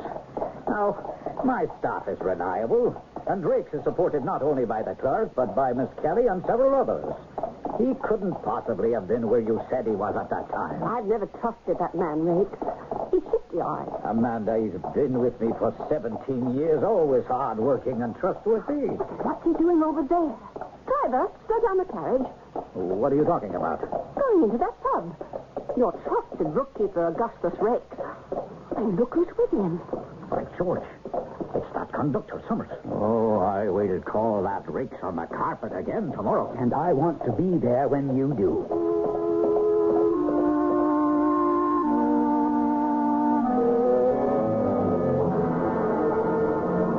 So, you see, Mr. Jill, this gentleman has mistaken me for someone else. Now, Mr. Rex, you are certain that you have had no lapse of memory concerning your activities during the month of December. Well, I thought I'd proved it to you, sir. I swear I have not been away during office hours since I took my leave of absence. Very well. Take a look at this. Have you ever seen that before? Right. It's a cigar case.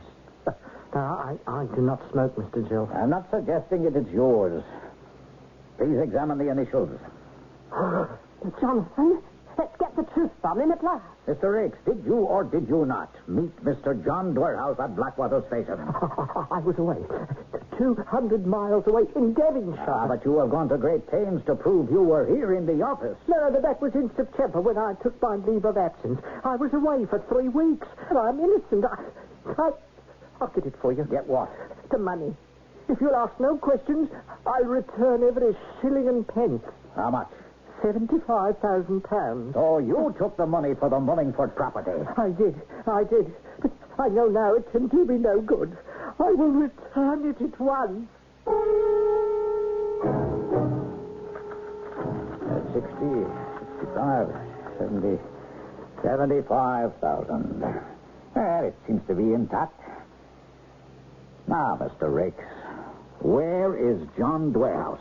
I have not seen him since last September. You talked to him on the 23rd of December. No. I wish I had. But I couldn't because that would have been totally impossible.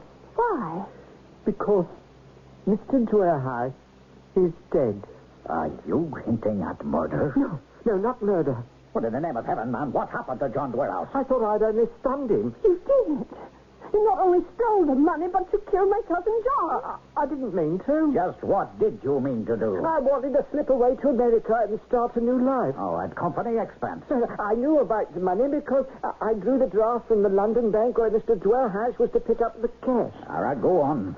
I had been granted 3 weeks' leave for holiday in Devonshire, but I actually booked passage on a ship departing at midnight on the 4th of September. We want to hear every detail. I'll tell it to you just like it happened.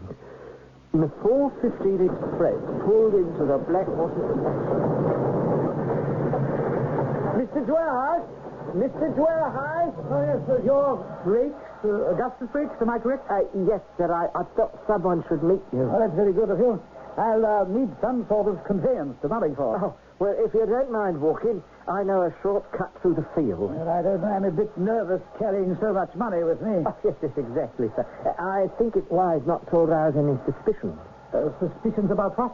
Well, you must know, sir, that certain sections in this area are opposed to the building of the new branch line. Oh, yes, of course, I know there are problems. I think it's best for you to arrive without being seen on the way to the solicitor's office. Well, if you say so, I don't mind walking.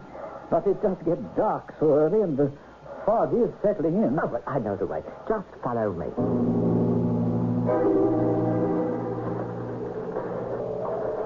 Beastly weather. I really should have taken a carriage. It's much quicker this way, sir, and I assure you, it's better for you to go unobserved. Dear, I must have stumbled on a root. No, I'm all right. No, here, let me help you. No, you really...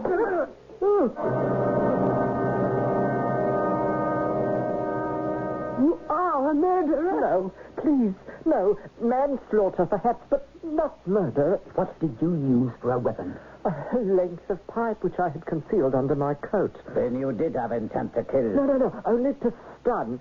I meant Mr. Dwerhouse no harm. No harm, indeed. How did you expect to get away with this? Well, I expected to be accused of stealing, but by the time you discovered the money was missing, I'd be far out on the Atlantic Ocean. You are a cruel and callous man. No, I thought he was sleeping, like, and I bent over to make sure he was as comfortable as possible. And then I felt for his pulse. I realized what I'd done.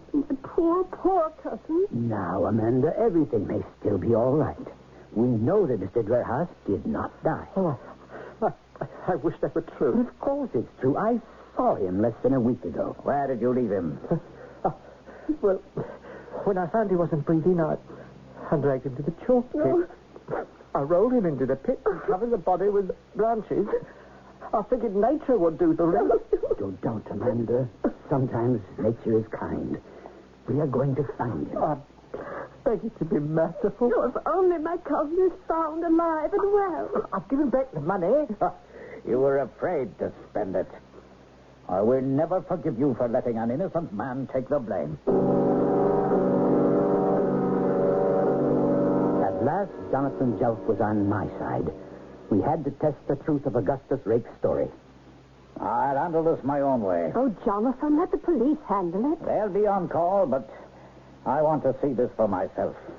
I'm taking Gus Rakes to the chalk pit. I want to go with you. Absolutely not. You're staying here. But he's my cousin, and if... You'll know soon enough. Well, I'm going. Of course. The two of us will take Rakes in custody and make him squirm over this preposterous story he's concocted. It was eerie out there at night. We carried torches, and the flickering shadows danced like demons. Rakes led the way to the chalk pit. We're making a turn here to the right. Where did you say you hid the body? Under that brush over there. All right, show us. Go on. I'll pull this brush aside and prove that the man is a liar. There is a body. I told you, but I didn't mean to do it. He's covered with the same plaid coat he was wearing on the train. And the body has been here only a few days. I leave it to you to make positive identification. Merciful heaven. This cannot be. Watch out! Rakes is attempting to make a run for it. Now's the time to summon the police. Hello out there. Arrest that man. He's dangerous. Don't let him get away.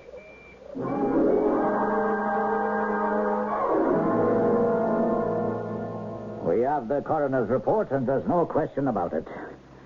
John Dwerhouse died last September. I'm completely bewildered. What would we have done had you not been visited by an apparition? I don't believe in apparitions. Everything about him was so real.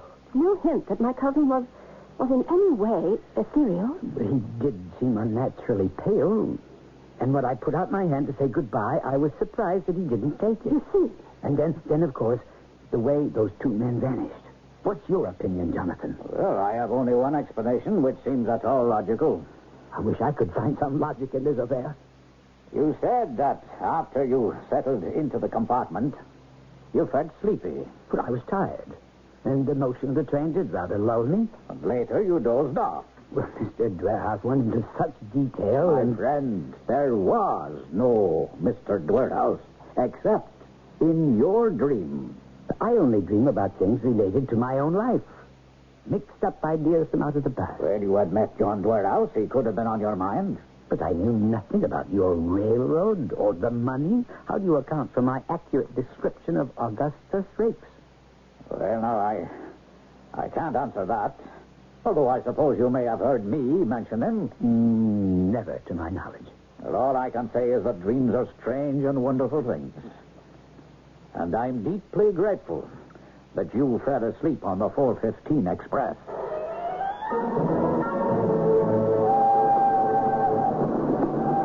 Good day, Mr. Langford. Let me take your bag. Hello, Summers. Just follow me, Mr. Langford. If I may be so bold, perhaps when you're settled, you'll give me your autograph. What are you talking about? I had no idea you were such a celebrity. They say it was you alone who solved the mystery of poor Mr. Dwerhouse. Now, that's enough.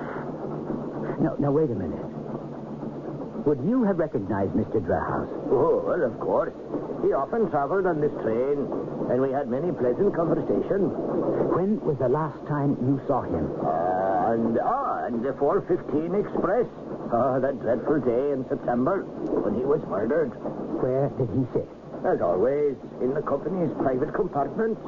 And who has occupied it since then? Why, no one, until I unlocked the door for you. That would account for my finding the cigar case. Sir? Nothing. What are you doing? Looking for my key to unlock the compartment. No. I'm traveling in the public section. But I thought a gentleman like you... Do as I say. Carry my bag to another car. Never again will I be locked up with a ghost. A ghost? A dream? Is it possible to remember something which was never placed in your memory? I'm reminded of that little man who wasn't there. You may recall, he wasn't there again today, and we all wished he'd go away. That always seemed to me like a more or less logical bit of reasoning. In any event, if you take a train, or today a plane ride, and talk to a stranger, even a friend, just be sure you have a witness. I'll be back shortly.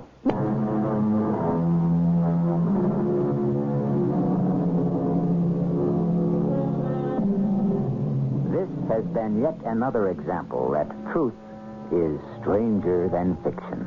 Much of the story we have just heard is true. There was a man named Augustus Rakes who committed such a crime.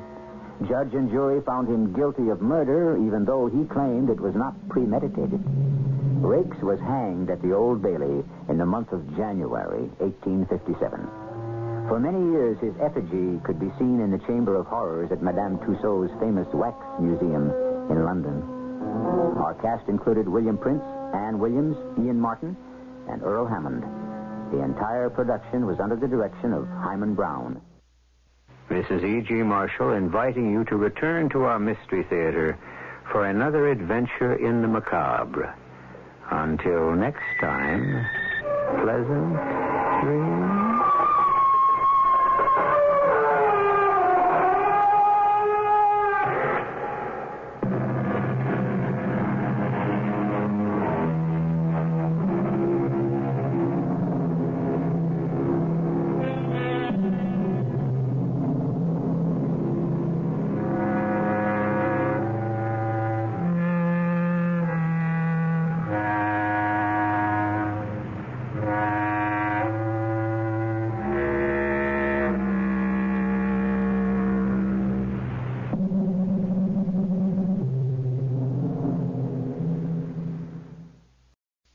The CBS Radio Mystery Theater presents...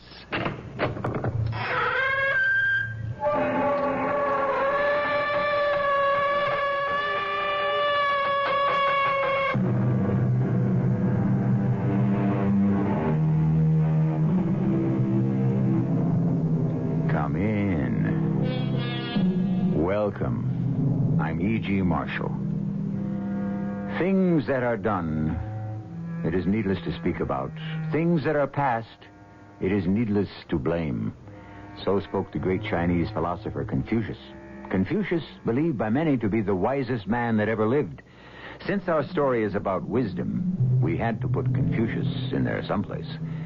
Wisdom, a quality so often associated with the mind, can also spring from the heart as well. I tell you, her death wasn't an accident. Well, how can you say that? Were you there? No.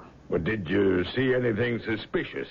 Did you ever even know these people? No, but Then what gives you the right to make such an accusation? Because that's what really happened.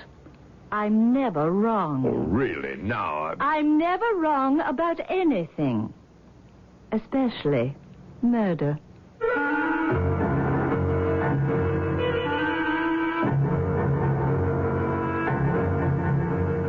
Our mystery drama, Sound Advice, was written especially for the Mystery Theater by Victoria Dan and stars Carol Teitel.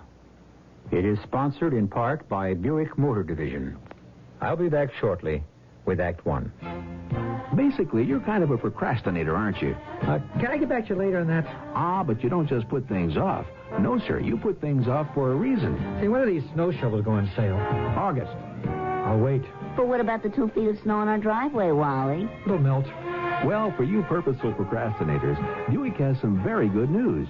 At this time of year, your Buick dealer may get very accommodating when it comes to deals on compact, fun-to-drive Skylarks, roomy, comfortable Centuries, luxurious Regals, even full-size LeSabres and elegant Electras. Now, while we hate to hurry you, this is what a lot of other procrastinators have been waiting for, too. So stop dawdling, because you can afford a Buick. Yes, you can. Right now at your Buick dealers. Am I too late? No, sir. I'd say you're just in time. Yes, you can. Yes, you can. Yes, you can.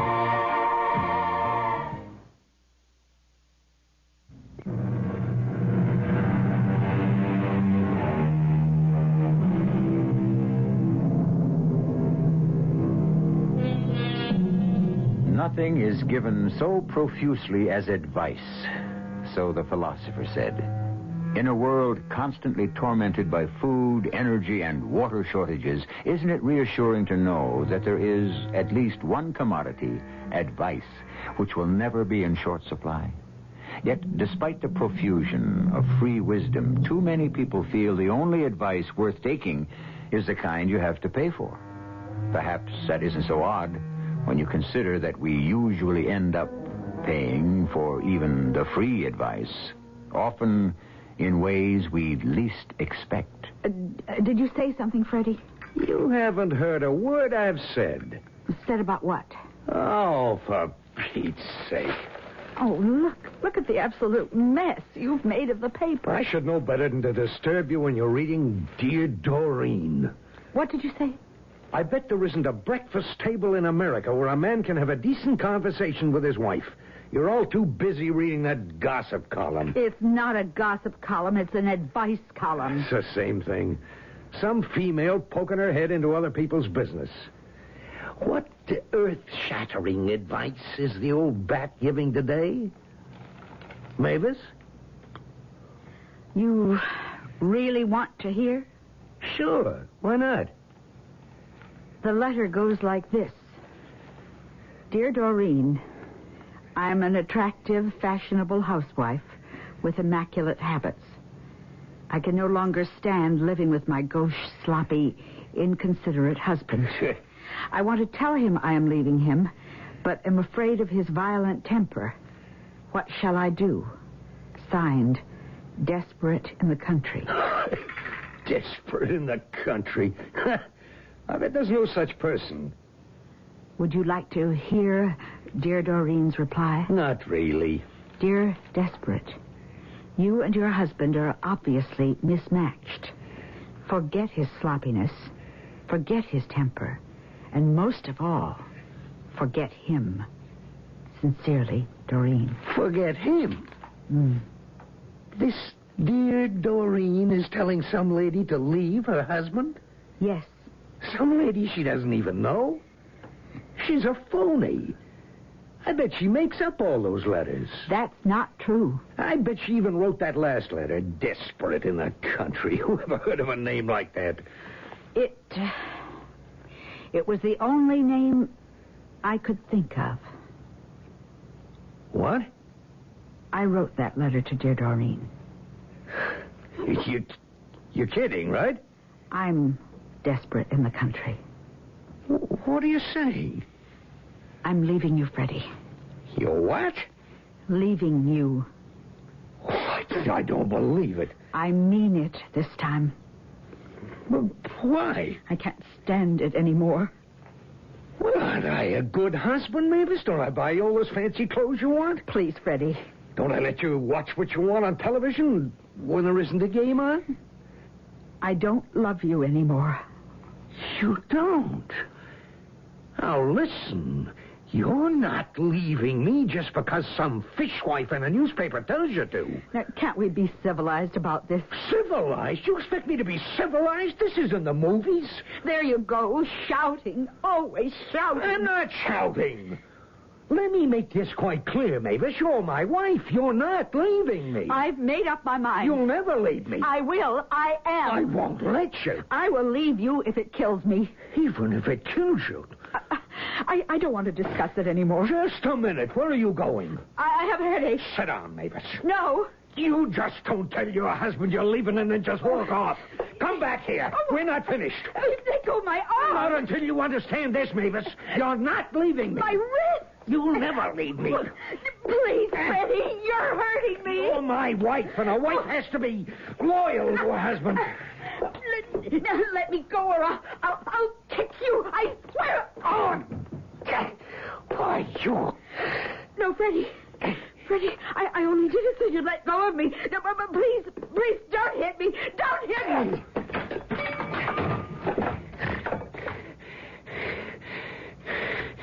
Mavis? Come on, Mavis. I didn't hit you that hard. Come on, get up. Oh, all right. I apologize. I shouldn't have gotten so mad. I shouldn't have hit you. Did you hear me, Mavis? I said I was sorry. Mavis? Honey? Please, answer me. You can't... It was an accident. You must have hit your head when you fell. I don't mean to... It was an accident. No one will believe it. I gotta think. I gotta think.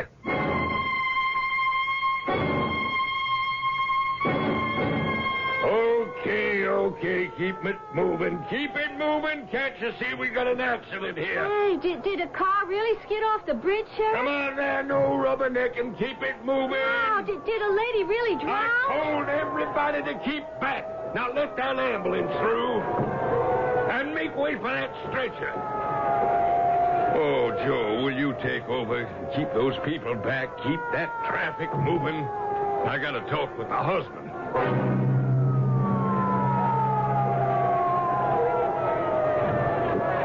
Tell me again what happened, Freddie. Sheriff, Now, I know this is upsetting for you, but I have to ask. Now, how did it happen? We were driving into town, Mavis and me. The car skidded out of control down the embankment into the river. Could Mavis swim? Well, of course she could, Sheriff. You don't think I'd let Mavis drown, do you? No, I don't, Freddie, but I got to follow proper procedure. You know that. I thought she was out of the car. I thought she was right behind me. I didn't think she was still caught inside the car. I'm very sorry, Freddie. I thought she was right behind me. Here, let me drive you home. I wouldn't let Mavis drown. I loved her. I know. You don't think I'd let Mavis drown, do you? You believe me, don't you, Sheriff? Yes, I believe you, Freddie. I believe you.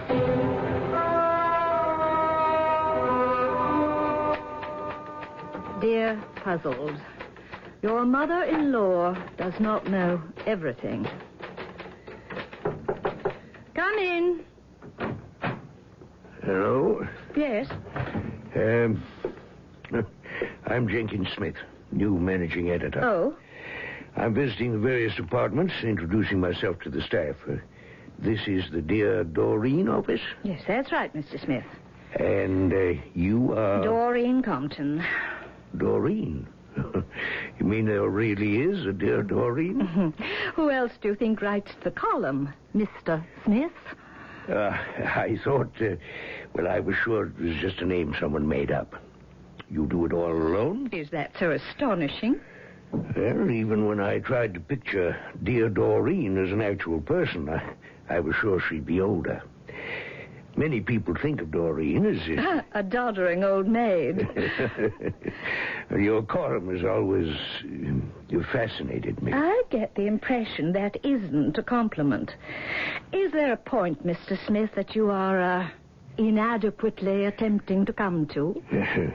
You certainly live up to your reputation. Well, I wasn't sure I had one. A way with words. When Dear Doreen speaks, the whole world listens. And it is the whole world. You're syndicated. So doesn't it ever bother you? What? The power you hold? I don't believe in false modesty. I'm good, and I know it. Well, I'll level with you, Doreen. I'm a newsman. I believe in reporting the news, period. No frills, no fashion centerfolds, no recipes, no advice to the lovelorn, no comics, just the news. But just the news doesn't sell newspapers. Say the word, Mr. Smith, and I'd gladly leave. Now, Doreen, no, I didn't There say... isn't another paper in this country that wouldn't pay me 5 times what I earn here. Yes. All I meant was what you write might not be what I think of as news. Still, as a journalist, you have a responsibility. Mr. Smith. Call me Jenkins. Mr. Smith. Yes. I am aware of my responsibility. But don't you ever wonder, with all this advice you give out? Wonder about what? If it's the right advice. But would I give it out if it weren't the right advice? Well, you're dealing with strangers. What's right for one person might be wrong for somebody else. Are you suggesting that some of my advice is wrong? Well, nobody's perfect. We all make mistakes. I don't. With an attitude like that, you'd probably fall apart if you ever discovered you were wrong. But I am never wrong. That's exactly what I mean. An attitude like that. No frills journalism, my foot. Doreen? Melissa, what took you so long? I'm famished. There was a new cashier, and he took forever. Doreen, did you see him? See who? Never mind. I can tell by the look on your face. What on earth are you talking about? You look really steamed. I am steamed. Obviously, you've just had the pleasure of meeting the illustrious Mr. Jenkins Smith. Believe me, it was no pleasure. He hates women, Doreen. But that's not quite the impression I got. Well, not like that. I mean, he hates women on the paper. It's a fact. He thinks we're irresponsible. Melissa, how long have you been my secretary? 10, 11 years? Well, it bothers me that you are so vulnerable. I admit it did irritate me for a moment, suggesting I would ever dash off advice, serious advice, in a cavalier fashion. He said that. Well, now, doesn't it prove my point? Melissa, I would be lying if I denied that for just a second or two he challenged me to admit that I might have been wrong in any of my answers. He did. But that just isn't so. I have never given any advice that I did not have complete faith in. Smith was obviously asserting his new power as managing editor by preening his ego. I never thought about that. But how about lunch? Sure. Oh, I meant to tell you. On tonight's late edition, they cut off the last letter to make space for the obit. Oh, let me see. There, on page 47. An obituary for some ex-fashion model. Mavis Montrose died, but she used to model for fashion designs. I think she drowned or something. Mavis Montrose was married to a dairy farmer named Frederick Gumbler. You look startled. Mavis Montrose was Mavis Gumbler. What is it, Doreen? Why should that name sound familiar? Hold on a minute.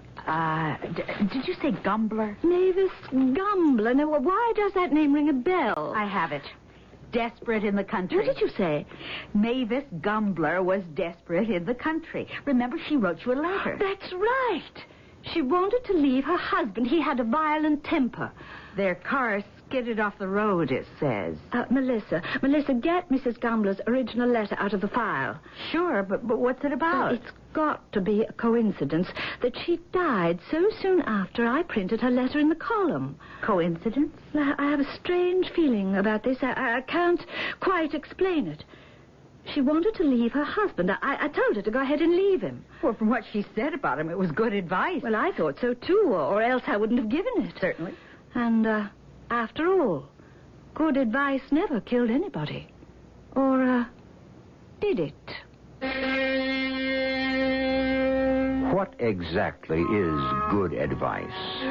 If we examine history, we can see it's always been the fashion to blame an individual for the hardships of many.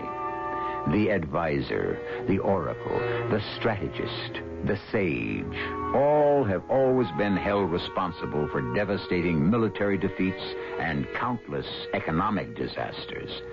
Who really is to say that the burden for unfortunate advice lays with the one who gives it, and not the one who follows it.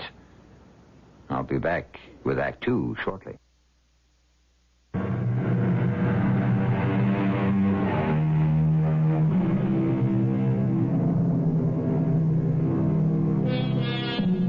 About this matter known as coincidence, there are two definite schools of thought.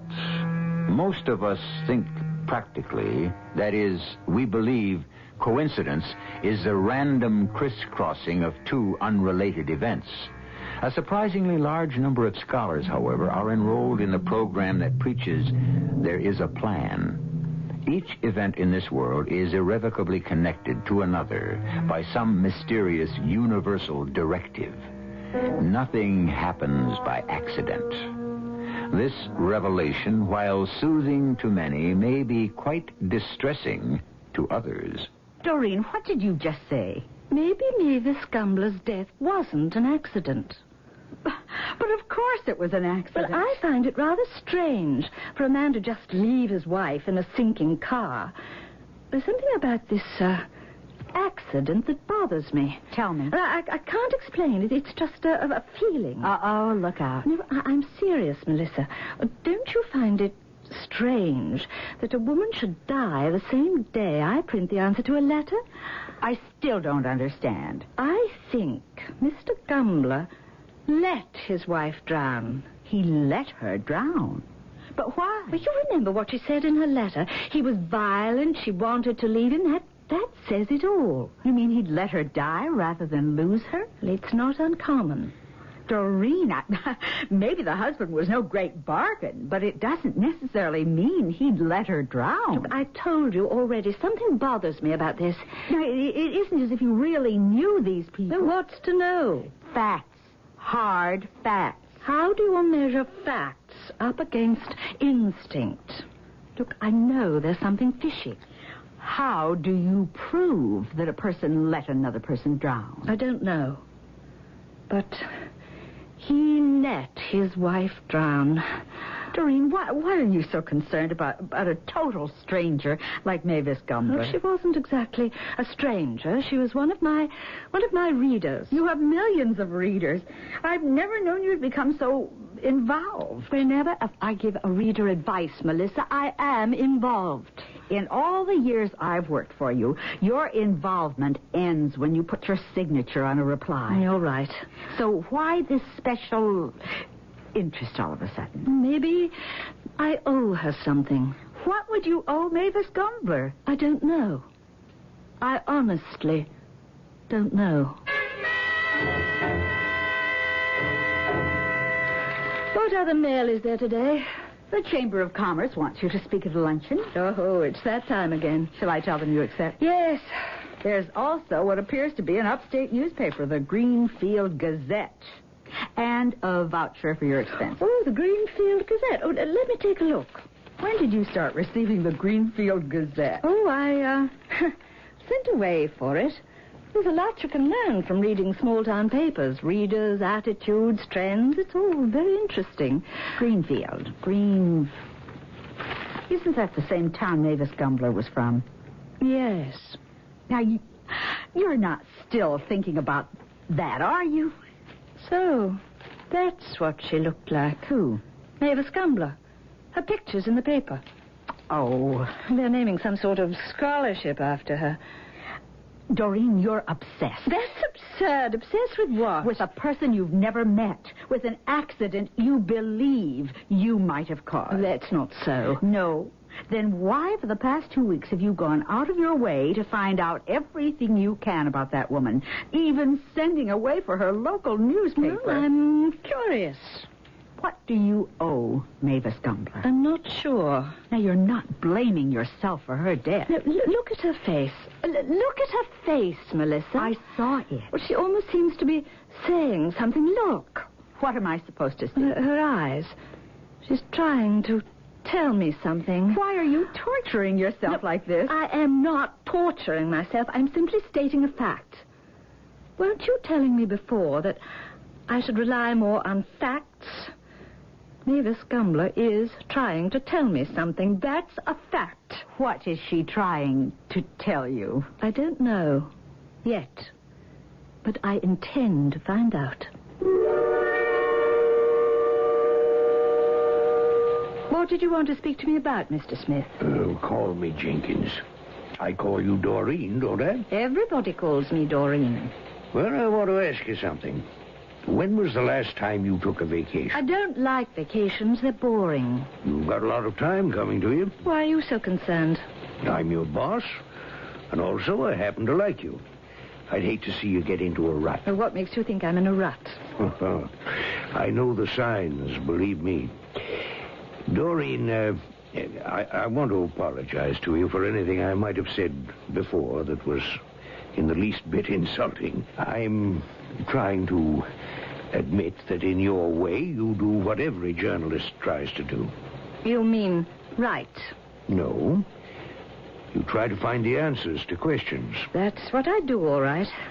You seek. And what do I seek? The truth? The truth. I suppose that sounds almost corny. But I've always felt a newspaper owed its readers the truth. Yes. That's exactly what we owe our readers. We owe them the truth. We actually agree on something. Oh, we agree. We most certainly agree. And I think I will take a little vacation. Yes. The Bahamas are great this time of the year. No, I'm going up to the country. Ever hear of a place called Greenfield? Can I help you? I'm looking for the sheriff. Well, I'm the sheriff, ma'am. Oh. By the I suppose you mean the suit. Not every country sheriff wears the traditional uniform, Miss... Compton. Doreen Compton. What can I do for you, Miss Compton? Well, this is the same town of Greenfield in which several weeks ago there was an auto accident involving Mrs. Mavis Gumbler. Poor Mavis. Did you know her, Miss Compton? In a way, yes. Wonderful woman, Mrs. Gumbler. Very highly thought of in the community. Great tragedy. Sheriff, would you mind very much telling me how it happened? I'd feel a lot better if I knew all the facts. Well, sure. Why don't you make yourself comfortable and have a seat, ma'am? Oh, thank you. You see, there really isn't much to tell. It was about 8, now how dark it still is this time of year. The road was slick from melting snow, and the car skidded right off the road down the embankment into the river. Mr. Gumbler managed to swim free of the car, but Mrs. Gumbler, apparently unconscious, remained inside the submerged vehicle. And those are all the facts. Sheriff, I have in my possession some information pertinent to the case. What case? What have we just been talking about? The Mavis Gumbler case. But there is no case, ma'am. Very well, the investigation. Well, what investigation? Well, considering the mysterious circumstances of her death, surely an investigation is in order? Miss Compton, in what way was Mavis Gumbler's death mysterious? Well, don't you find it odd that her husband never went back to the car to try and rescue her? It was tragic, perhaps, but not odd. Well, if somebody I loved was trapped in a submerged car, I'd certainly... You ever been in an accident, ma'am? Well, no, but I... Then perhaps you might not be aware of a state known as shock. Oh, well, of course I've heard of shock. Putting that aside for a moment, have you ever tried to return to a submerged car? Well, but it's possible he Have may you any idea how difficult? No. How near impossible it is to see underwater. No, I didn't realize that. You've made some serious allegations, ma'am. Is it your belief that Freddie Gumbler deliberately let his wife drown? Yes, that's what I'm saying. Well, now, you mentioned evidence. What kind of evidence? Well, I have here a letter written to me by Mavis Gumbler shortly before her death. May I see it, please? Are you aware that she intended to leave her husband? No, I was not aware of that. Yes, well, it's all here in this letter. She wanted my advice. Your advice? That's how I make a living, Sheriff. I write an advice column. An advice column? Here, this is the letter. Oh, you're dear Doreen. The dear Doreen. But perhaps this may sound rather silly to you, but the fact that she died so soon after writing this letter, and so soon after I printed my answer, well, it made me wonder whether or not the accident was coincidental. Well, Miss Compton, everybody knows Freddie had a temper. This letter doesn't prove a thing. Maybe not proof, but at least it sheds some light on... Well, what I'm trying to say is, isn't it at all possible that Freddie, with his temper, would be so riled up at the thought of Mavis leaving him that he'd let her drown rather than let her walk out on him? Well, isn't that what you'd call a crime of passion? Now, you can't convince me what happened to Mavis Gumbler was a crime of passion. Didn't come here to start trouble. No, I'm sure you meant well. I owe it to Mavis Gumbler to find out the truth. Well, you answered her letter, and you told her to go ahead and leave Freddie, didn't you? Well, in fact, I did. Well, now, excuse me for saying this, but do you feel you owe Mavis something because you, perhaps, feel guilty? It's not guilt. Well, what is it? I have nothing to be guilty about. It's just a feeling I have, that's all. A feeling? Yes, Sheriff. It's a kind of intuition that I've always had. Something instinctively disturbs me about what happened to Mrs. Gumbler. You mean you came all the way up here because of a feeling? Perhaps if I could just see I've some... already anticipated your next question. Here you are, Miss Compton. There's a... Oh, photographs of a body. That's what you were about to ask me for, am I right? Is that Mavis Gumbler? After she was taken from the water, as you can see. Yes. Yes, I can see that. Well, haven't you ever seen a dead body before, Miss Compton? No, not a picture like this. No, not a... Wait, just a minute. This picture... I beg your pardon? There's something in this picture. It's wrong. What do you mean? Well, something just isn't right. Well, what isn't right? I don't know. But this woman's death was not an accident.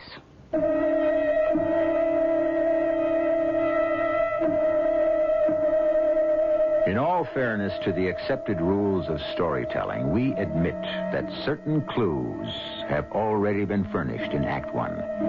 We like to think that you, the listener, have grown rather adept at deciphering the puzzles concocted here regularly.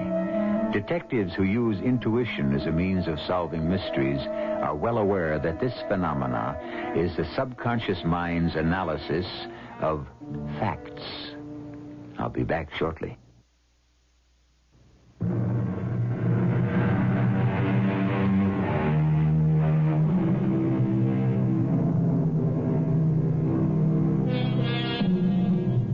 By what power do we become the victims of an obsession? Is it the power of guilt, vanity, or perhaps obsession is a force all of its own? Why would a woman travel hundreds of miles to a rural town in upstate New York to prove someone's death was not an accident? A person who was a total stranger? From where does the energy come that fuels each person's individual quest for truth? A quest so often launched with a double-edged sword. For while we all feel compelled to seek the truth, are we not also afraid of what we will find? Let me understand this, Miss Compton. You say you feel that Mavis Gumbler didn't die accidentally. Yes, Sheriff. I somehow know she didn't. Now, I already explained to you, ma'am, that it's impossible to prove her death was anything but an accident. I'm not talking about the accident. Well, what are we talking about then? I believe she was dead, or at least unconscious before the accident. How on earth did you arrive at that conclusion? Well, I can't explain it. There's something about that picture. Yeah, but you can't quite put your finger on it. Is Correct. Now, I don't know what kind of world you live in, Miss Compton, but allow me to explain what the reality is up here in Greenfield. A person, might I say a fine person, has died and been laid to rest. I have no intention of permitting you, or anyone else for that matter, to cause further pain and anguish to the bereaved, unless you're prepared to back up your accusation with facts. But, Sheriff, it's... I warn you, Miss Compton, not to make a nuisance of yourself. I have no intention of leaving until I have solved this matter to my satisfaction.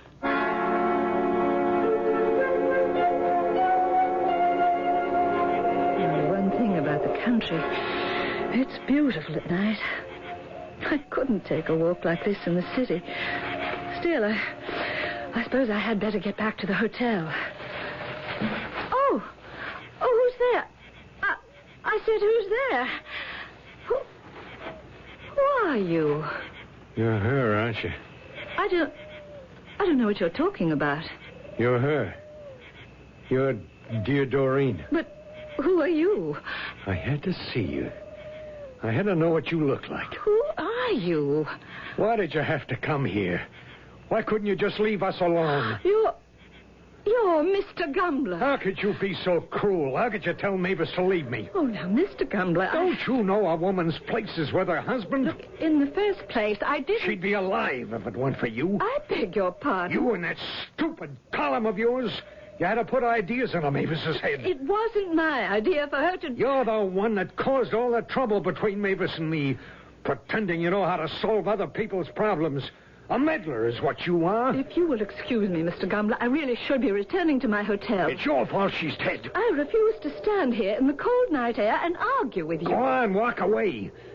But I warn you, Miss Dear Doreen, you're not welcome here. The sooner you leave, the better. Are you threatening me? It's more than a threat. It's a promise.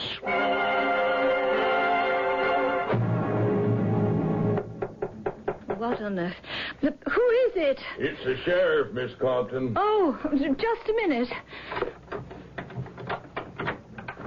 Sorry to disturb you at this hour, ma'am. Oh, excuse the robe, Sheriff, but I was about to go to bed. Now, don't apologize. I want you to get a good night's sleep, because you'll be leaving first thing in the morning. Leaving? I don't understand. But didn't I specifically ask you, ma'am, not to make a nuisance of yourself? Well, I haven't. When did you listen to me? No. Of all people, you have to go harassing Freddie Gumbler. What? If anyone was harassed, it was I. I'll have you know that man threatened me. Well, can you blame him after the way you upset him? How dare you accuse him of laying a hand on his wife? He's lying. I never said such things. You asked me to believe you over Freddie, a man I've known for 20 years? Sheriff, credit me with a little delicacy. Didn't I hear you with my own ears in my office accuse him of murder? Well, I admit that, but Now, who am I supposed to believe?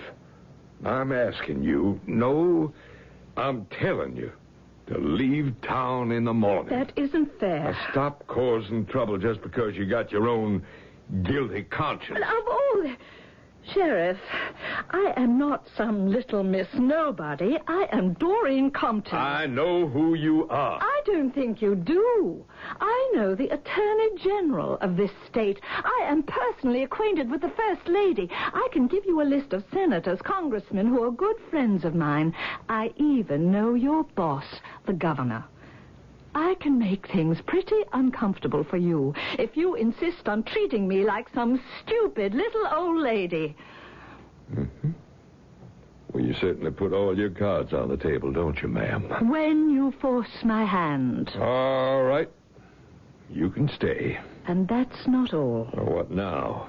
I've got to see those pictures of Mavis Gumbler's body again. This minute? I told you before that I thought Mavis Gumbler was dead before the car accident. Well, now I'm sure of it, and I think I can prove it. You can prove it, The answer is in those pictures. Something that bothered me before, but I couldn't put my finger on it till now. Yeah, I know. You had a feeling. No, it's not a feeling. Now I know exactly what I'm looking for. Miss Compton, you've been staring at that picture for half an hour. I knew it. I knew before there was something wrong with this picture. Do you see it, Sheriff? See what? You can't see it because you're a man. That's the point. Freddie Gumler didn't notice it either, and that's where he made his fatal mistake. Miss Stan, you're saying that because I'm a man means that I can't see... Can't see something that proves to me beyond the shadow of a doubt that Mavis Gumler was dead, or at least unconscious, before she even left the house and got into that car. No, I still don't see it. Mavis Gumler used to be a high-fashion model. She knew everything there was to know about clothes, about being fashionable. Till the day she died, she had a reputation for being chic. Well, now, I won't argue with you there. Freddie Gumler spent a fortune on clothes for his wife. The suit that she's wearing in this picture, it's a Bertie of Paris original. His things sell for $700 or more. I know, because I've bought them myself. Now, what does this have to do with proving... A woman as fashionable as Mavis Gumler would never have made a mistake like this. I wish you'd tell me, ma'am. I'll tell you. Right now, Sheriff.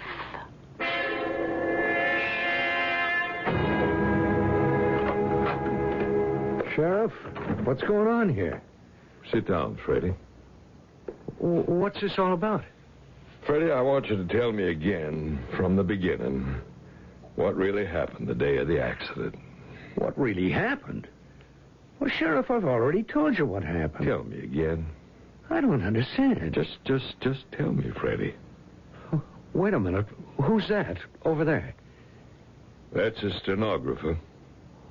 Well, why do you need it? What's going on here? Tell me the truth, Freddie. I already told you. Mavis and I had dinner, and we changed into our Sunday best for that party over at the Prestons. And then? Well, you know the rest. We were on the river road. The car skidded. We went right over the embankment. The waters were high from the rains we'd been having. The car sank in seconds. I remember swimming and not getting anywhere. I must have blacked out as soon as I hit the shore again. And Mavis was still in the car, unconscious, dead, whatever came first. Oh, come on, please. I can't bear to talk about it anymore. What really happened? I just told you. You're lying. No, I'm not. Freddie. It's the truth. I swear it's the truth. We know you did it. Did what? It was an accident. What did you hit her with? It wasn't like that. What was it like then? I hit her with my hand. I didn't think I hit her that hard. Was she dead? She was going to leave me, Sheriff. She couldn't stand for me to touch her anymore, she said. How could she leave me? I couldn't let her leave me. Was she dead then, Freddie? No. Oh, maybe. I don't know anymore. I put on my suit. I dressed Mavis in her fanciest new outfit. I put her in the car. Like we were going to that party. Like nothing happened. Mm-hmm. And then what, Freddie? We drove around for a while, and soon it was like old times. Me and Mavis all dressed up, going to town. I started to talk to her. Looks like more rain, Mavis. I said. Sheriff, I realized then she wasn't going to answer me. She was never going to answer me. I pressed my foot down on the accelerator, and that's when I went into that skid. When the car went crashing down the embankment, I was thinking, this is what dying feels like. But when the car hit the water and started to sink, and soon the water was up past the windows and dark and cold, and I still wasn't dead, I knew I was afraid. I didn't want to die. I wanted to live. And so you managed to get out of the car and leave Mavis behind. I left her behind. All right, Freddie. Sheriff, How did you know? How did I know? Your wife told me. Mavis told you? Her picture, Freddie, her picture told me. Her picture? It was the one thing that proved your wife couldn't have dressed herself. But it took a woman to spot it.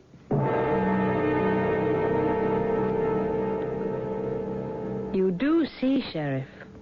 You do see what I mean. Yes, indeed I do. Mavis Gumbler would never have walked out of the house dressed that way. A $700 suit with the skirt on backwards. Anyone as fashion-conscious as she was would know that for this suit, the zipper does not zip up in the front. As good be out of the world as out of fashion, so the saying goes. As always, it's the little things, the so very insignificant details that become our undoing. The microscopic blunders, invisible to the untrained eye, just as easily emerge as glaring discrepancies to the more sophisticated observer. I'll be back shortly.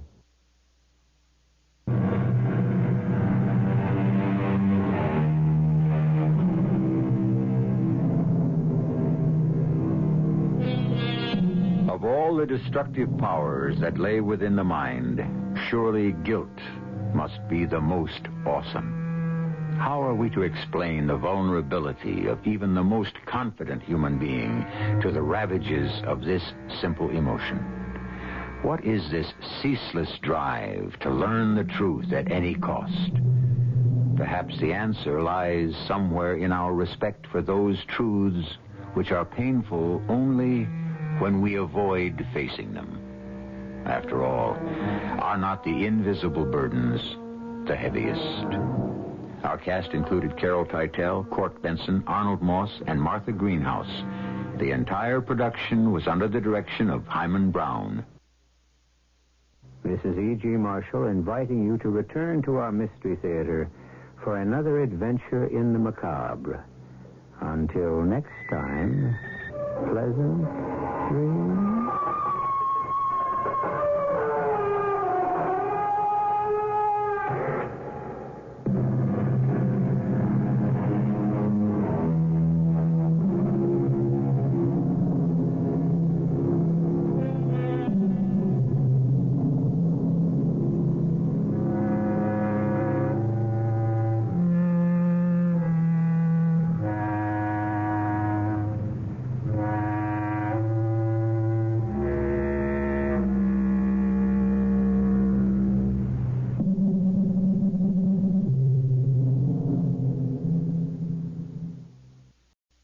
The CBS Radio Mystery Theater presents...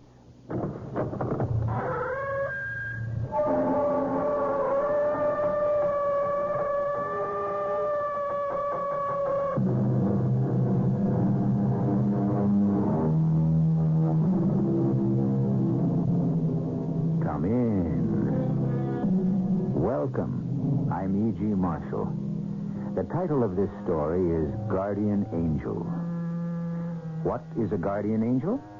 The dictionary says it's an angel supposed to have a special care for a particular individual. Who would not wish to have such a concerned, protective spirit, guiding each tentative step, tempering each rash thought, restraining every imprudent action? But is there such a spirit, such an angel? Or is the whole concept only a fantasy born of need and desire? Well, that is what our story is all about. Where have you been? Oh, all over, Mother. I don't want you traipsing around by yourself. I wasn't by myself. Oh? Who was with you? Oh, Mother. You know. My guardian angel.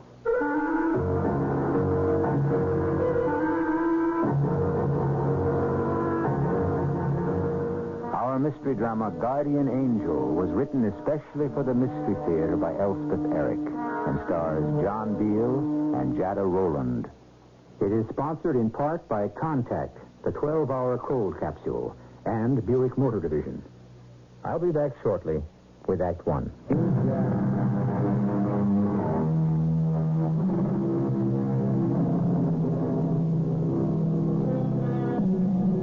You are in danger from the moment you are born.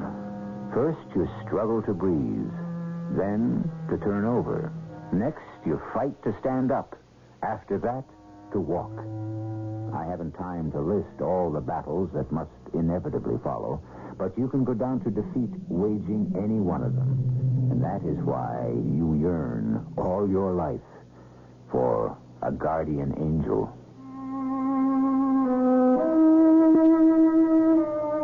My son David and I have lived in this big house ever since the accident that killed my wife, his mother, and crippled me for good. We stayed on here because it's a beautiful place. We were used to it, and because there didn't seem to be much point in moving.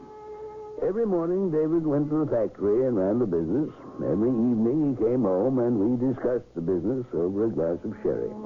At dinner, we talked about current events. After dinner, we had an hour or two of chess, which has the virtue of requiring a bare minimum of conversation.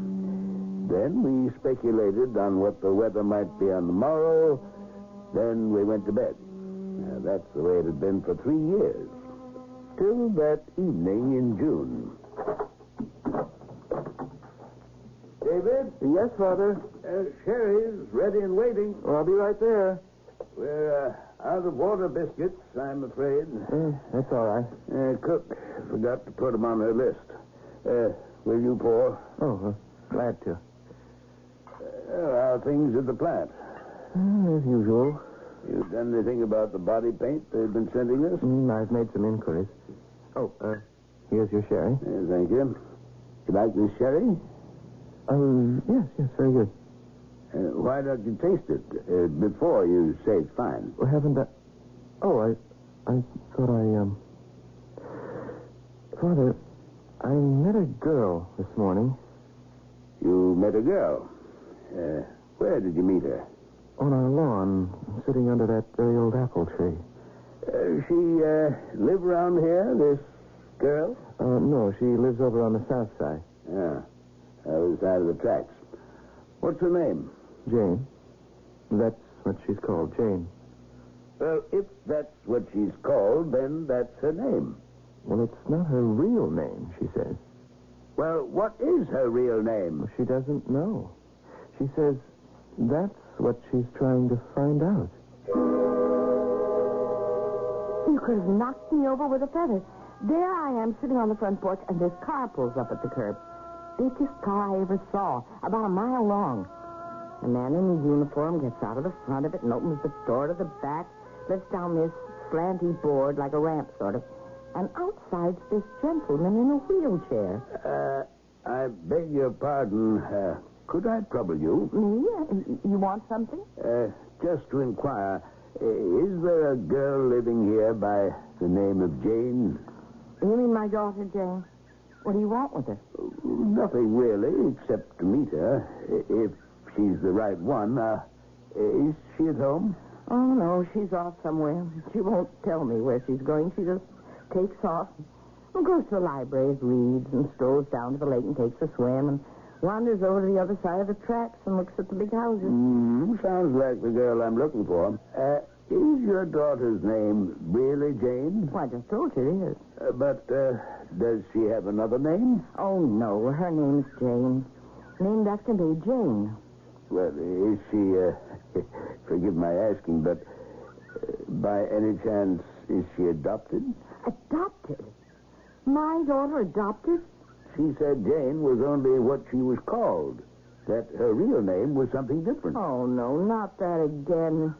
She's not starting up with that again. You mean this is some sort of an obsession with her? Obsession? Yeah. It's an obsession. She's obsessed. Since she was this high, she's been saying Jane isn't her real name. She told my son she was looking for her real name. That's what she's been saying since she first knew what her name is. Denied it right off. I tried to beat it into her. Your name is Jane, I kept telling her. It's Jane. I gave it to you myself. But she'd pull herself up tall and look at me like I was a dummy. And she'd say, that's the name you gave me. But it's not my real name, and someday I'm going to find out what my real name is, and you can't stop me. I tell you, sometimes I wanted to... here she comes. Finally decided to drag herself home. Excuse me. Jane? Jane! Yes, Mother? Where have you been? Oh, all over. I don't want you traipsing around by yourself. I wasn't by myself. Oh? Who was with you? Oh, Mother. You know, my guardian angel. She wasn't beneath the ancient apple tree every morning when I went for work, but when she was, I'd stop for a few minutes and talk to her. At first, just for a minute or two about the weather, perfectly ordinary conversation, except that whenever she said it was going to rain, it did rain. And at exactly the hour she said it would. And when she said it would turn chilly in the afternoon, it did turn chilly. And in the afternoon. After a while, I let myself be a little late getting to the office so that I could spend more time with her beneath the twisted old apple tree. One morning, I was shocked to find her sitting there holding a snake in her hands, holding it to her ear. Jane! Jane, what on earth? Put that thing down. No. Be quiet, David. Look, give it to me. Hush. Please, hush. That's a snake you've got there, for heaven's sake. Don't talk. Don't disturb her. What do you think you're doing with that thing? Listening. Listening to what? To the snake? Of course. The snake is talking to you? What's he talking about? About love. Oh, Jane. Sometimes I... Look, would you put the snake down, will you? All right. He stopped anyway when you made so much noise. You're a crazy little girl, you know that? You think so? Listening to snakes who speak of love. Yesterday, you told me you saw a fairy's funeral. I did. The fairy's body laid out on a rose leaf carried by grayish-green grasshoppers. They looked like grasshoppers. Now, Jane, did you really see anything like that? I think I did. I may have. But you're not sure. Maybe it was William Blake who saw it, and I just read about it. William Blake was a poet. Oh, yes. He was a mystic and visionary. Oh, yes, he had visions. Would you like to hear a poem of his? It isn't very long, and I love it. Well, if you love it, I'd like to hear it. All right. I traveled through a land of men and women, too, and heard and saw such dreadful things as cold earth's wanderers never knew. That's, very nice. You don't have to like it. Poetry isn't written for cold earth wanderers. Is that what you think I am? I'm afraid you are. Well, then why do you come here so often? Why do you bother to talk to me at all, if that's what you think? I thought at first you might be my other eye. What's that? My other eye? Your other you? Or what's that? Don't you know anything? That's a friend. Like 220 and 284. Those are friendly numbers. 220 can be divided by 1, 2, 4, 5, 10, 11, 20, 44, 55, and 110.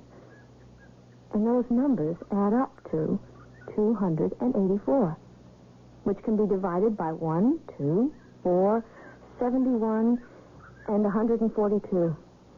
And those numbers add up to 220. Did you figure that out by yourself? Of course not. Pythagoras did. And he called 220 and 284 friendly numbers. See? So, I thought if you were 220 and I was 284, you were my other eye. And I was your other you. And we would be friends. See? Well, I don't see it all. You're 16 years old. You hadn't even finished high school. How do you know all these things? Lots of it is in books. And other things I think up for myself. Look, I have to go now. Oh, don't go yet. Where do you have to go? To Dr. Alden's sanitarium. I like to talk to Dr. Alden. He's nice. Not a cold earth wanderer like me? Oh, not at all. And I like to talk to the mad people, too. Will I see you tomorrow here? Maybe. Probably. Possibly. Please. I've given you a headache, haven't I? I know I have. Oh. Don't worry. It'll go away by 10 o'clock. Now I've got to go see Dr. Alden. Actually, we have very few psychotic patients at the sanitarium. Mostly we house and treat some very confused and unhappy people who have suffered a failure of nerve and can no longer deal with their lives and their feelings about themselves. I always looked forward to Jane's visits. Together we spoke of the intangibles, things most people shy away from, probably out of a fear of being misunderstood. I don't know. I can't tell. Possibly because of a sense that they have forgotten or mislaid their feelings about such things as love and loss and grief. But Jane and I spoke freely of these things and many others, and I always felt better afterwards. Then she'd wander off and talk to the disturbed patients, and afterwards they seemed to feel better too. Surely you had to learn the Pythagorean theorem in school. But what else do you know about the famous Greek philosopher? Do you know that he believed in reincarnation and stated firmly that he remembered his own previous existences? I thought you might like to know these gossipy little items about a very great celebrity who lived 2,500 years ago.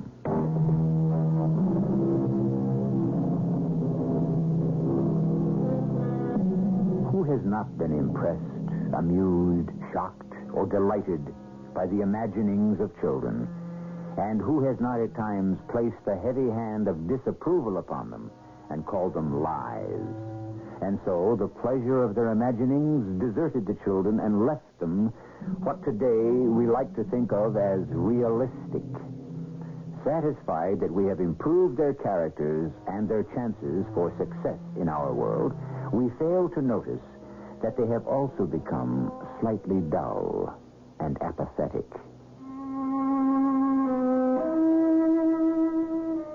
I've never been so embarrassed in my entire life.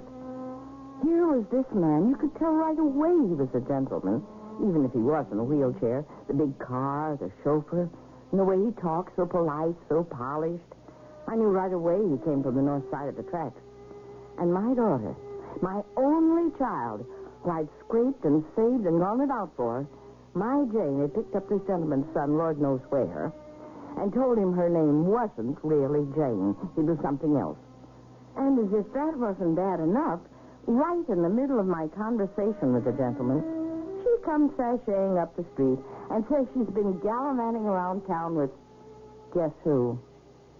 Her guardian angel. Can you believe it?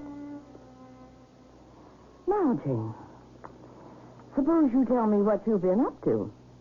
And don't look at me like you don't know what I'm talking about. That gentleman you saw me talking to when you finally condescended to come home, he was here to ask me if you were adopted. Adopted?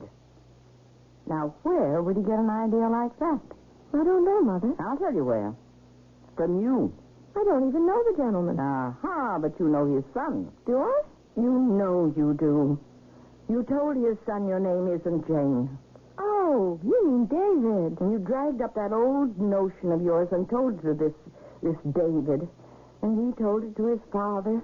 And by now it's probably all over town that you're not my real child. I never told anybody I wasn't your real child. And then to top everything off, you tell me right in front of the gentleman that you've been out on a date with your guardian angel. Oh, Mother. What will he think of you? It doesn't matter. Well, it matters to me. Bad enough people should think you're not my own child. And now they'll start to think you're a loony. How would you like that? I wouldn't mind. Maybe you'd like to go and live with the other loonies in Dr. Alden's sanitarium. I was there today. Again? What do you do there? You never tell me what you do there. Oh, I just talk to people, and they talk to me. And talk about what? Anything. Everything. Do you know there are people there who spent time with Moses and with Dante and with Jesus? It's very interesting. That settles it.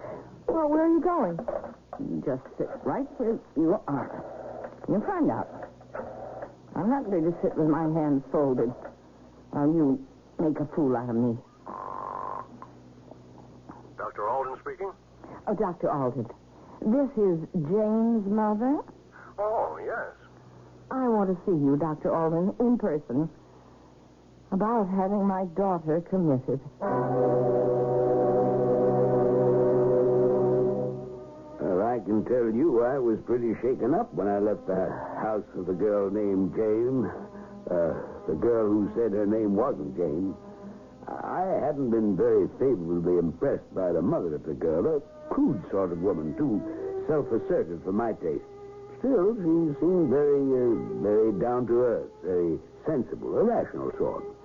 And the girl Jane, a pretty little thing with a sort of pale, underwater look, but her calm, flat statement that she'd spent the day in the company of her guardian angel, well, it's just not the sort of remark one expects to hear. Not at all.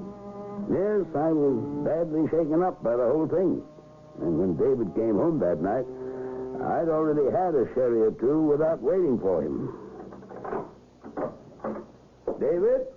Yes, Father? Sherry's ready and waiting. Be right there.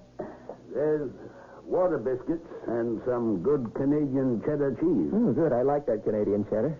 Will you pour? Happy to. Half of that for me. Oh? Something wrong? And I started ahead of you. Here you are. Thank you. I want to tell you why I found it necessary to indulge myself before your arrival. It surprises me a little. I went to the girl's house this afternoon, the girl Jane, which turns out to be her correct name, even though she chooses to deny it. Then she came up the walk, and when her mother asked where she'd been, she said, with her guardian angel. Now, what do you have to say to that? David? Nothing. You think the girl makes sense? I don't know. You see her every day? Well, almost. She waits for me under the old apple tree, and we talk for a while. She makes sense to you? Not always. As for instance? Well, this morning she said she'd seen a deer. Well, there's no deer around here. They've all been hunted out. She said she recognized the deer. She said it was a friend of hers from a previous life. See? The girl's, well, I won't say she's crazy, but she's weird. There's something not right there. The thing is, though, Father, that when I left her to go to work, I found 4 hoof prints on the lawn. Impossible. But I saw them. Absurd. Ridiculous. Father, look behind you. At the window. Why? What do you... Good Lord. It can't be. But it is. It's a little red deer watching us through the window. Well, I couldn't believe it. I couldn't afford to believe it. Yet I had imagined I'd seen a small red deer gazing sweetly through the window of my own drawing room. Well, I was unhinged. I'd been bewitched. I was losing my mind. It was intolerable. Intolerable. Dr. Alden speaking? Dr. Alden, I have to see you. I have to talk to you. Something... Please. You don't know me, but I should tell you I'm a respected citizen in this town, and I am very upset. Yes, just try to tell me what's bothering you. Well, things are going on. Strange things.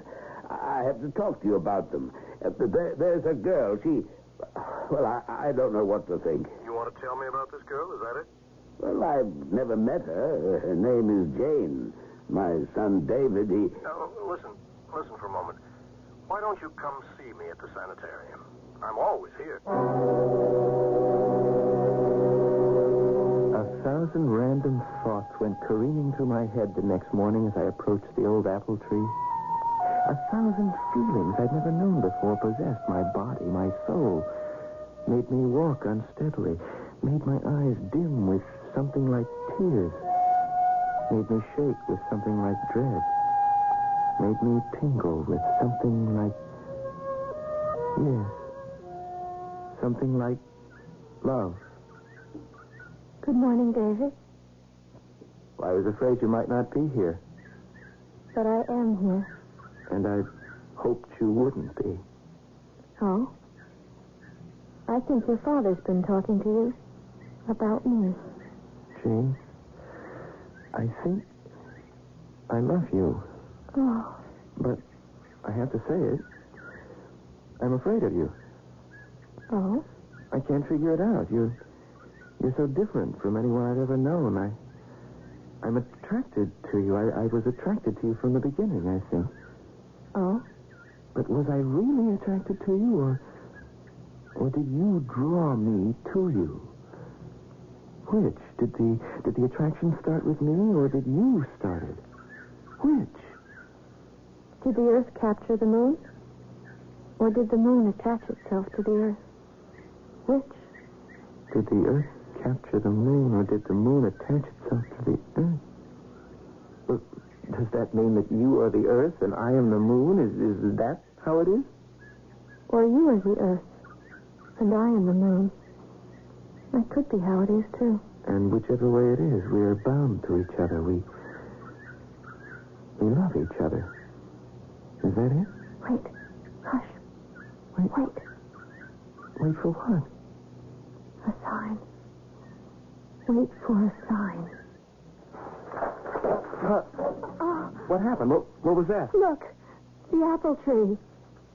It's split. It's split right down the center.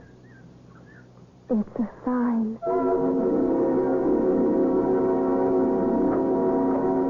Come in, please. You're Dr. Alden? Yes. Please, sit down.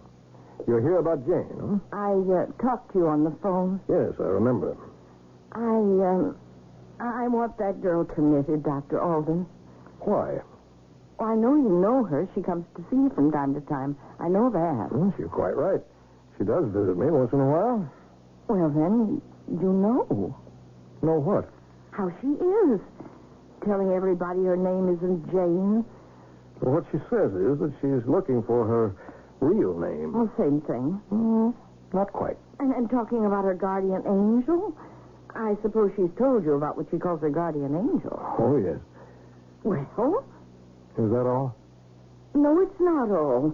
It's got worse since I talked to you on the phone. Now she sees animals that aren't there. Oh, any particular animal? A red deer. She says the deer was a friend of hers in some other life. I see. There are no symptoms that I'm aware of indicating that your daughter needs to be confined in a sanitarium. I want her confined. And I'm her mother. Nevertheless, I will not accept her here. You've got to. She's a minor. Unless she wants it. If she does, then I will find a room for her. But only with the strict understanding that she may leave whenever she likes. And return when she likes as well. Now, you go home and tell her that. And if she really wishes to be admitted here, I shall welcome her most cordially. We all imagine things. What could be, what might have been, what could have been, what really is. But the mystic poet William Blake once wrote, He who does not imagine in stronger and better lineaments, and in a stronger and better light than his perishing mortal eye can see, does not imagine at all. I shall return with Act 3 shortly.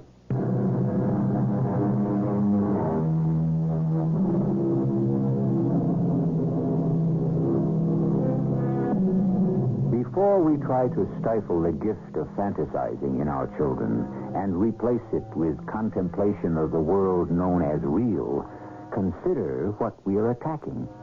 From the life of fantasy comes all the great works of art down through the ages. They have all revealed portions of the inner lives of their creators, which can then make contact with our own.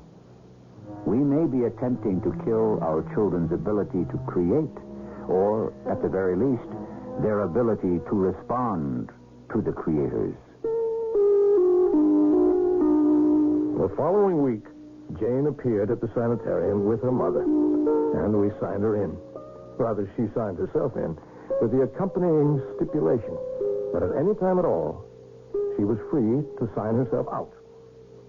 We gave her a pleasant room and the run of the place.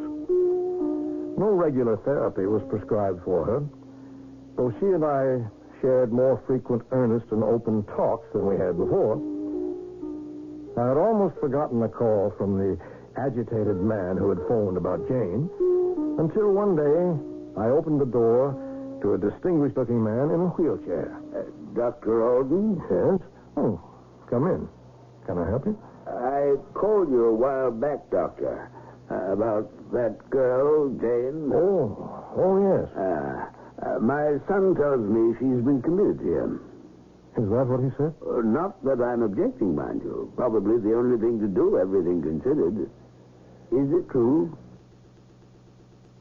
Jane is staying with us, yes. Well, that should be a big relief to me, I suppose. But it isn't, huh? David's my only child, Dr. Alden. His mother was killed in a car crash 3 years ago. He and I have lived together in the ever since. We've led a simple life. He took over the business, manufacturing truck bodies, good ones, though he was just barely out of college. We did all right. Our life was circumscribed, of course. Mine by this wheelchair, David's by, well, you know. No, I don't know. No, I don't. I don't know at all. I think you and David have circumscribed your own lives, perhaps intentionally. Oh, no. Well, it's a traumatic thing to lose a wife, to lose a mother.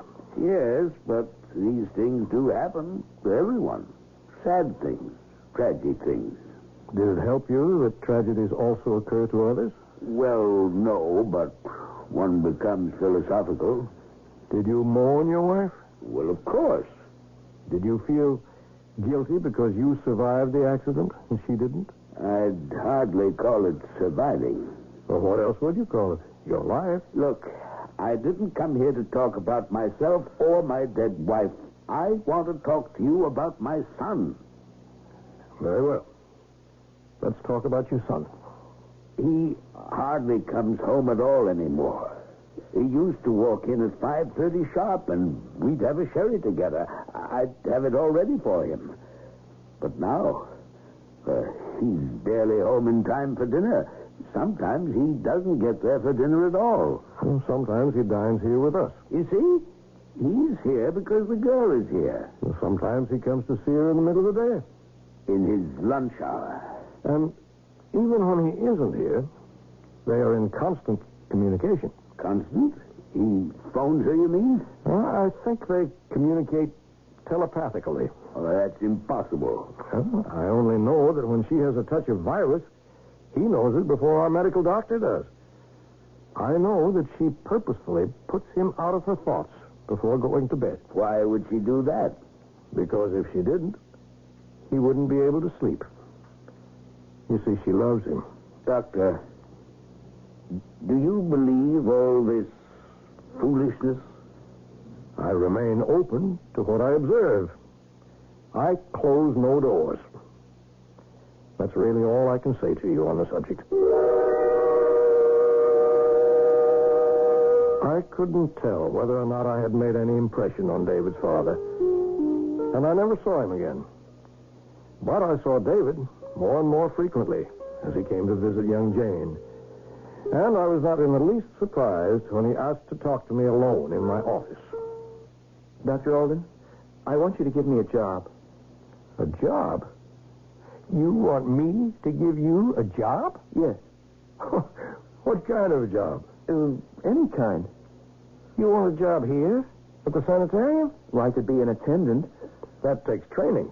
Well, I could be, I could take care of the grounds, plant things. That takes training, too. Oh.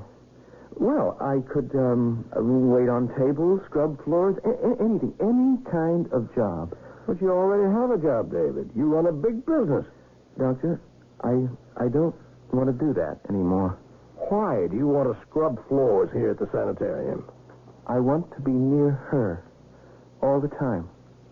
Well, you already communicate telepathically. But it's not enough. I want to see her, touch her, smell her, see her smile, hear her cry, watch her frown. Just everything. Have you told your father what you want to do? Yes. Yes, I even told him I wanted to sell the business. Well, what did he say? Well, you're not going to believe this, but he said, okay. Really?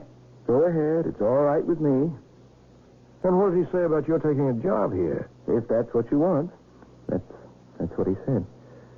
I don't know that he liked the idea, but you see, Doctor, my father has always been a cold earth wanderer.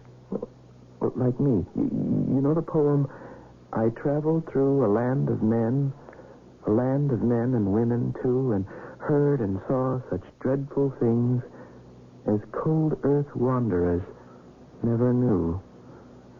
I said that poem to my father.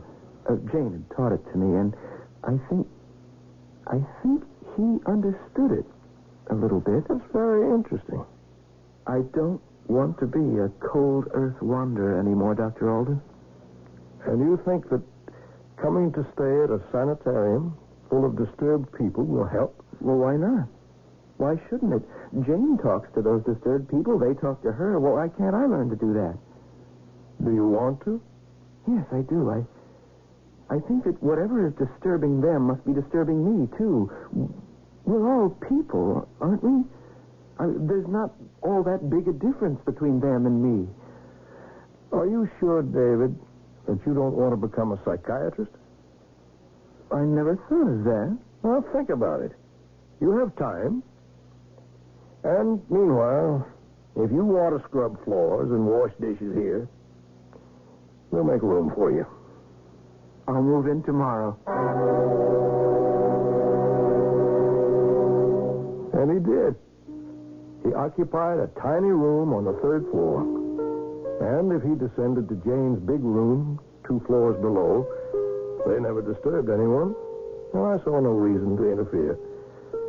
David worked hard at cleaning, washing dishes, and other menial jobs. Jane was in and out of the building as she pleased. At times, she signed herself out for an entire day. I believe, though I never asked, that she went to see her mother. Something in me is thinking, Dr. Alden. Oh? And what is that something thinking, Jane? My mother loves me. I believe she does. She loves me as if I was part of herself. She can't think of me as anything except part of herself. Yes? She's a cold earth wanderer, Dr. Alden. She's afraid of the dreadful things that cold earth wanderers never see or hear. And you're not? I want not to be. Because if you don't see and hear the dreadful things, how will you see and hear the beautiful things? I think you have a point there.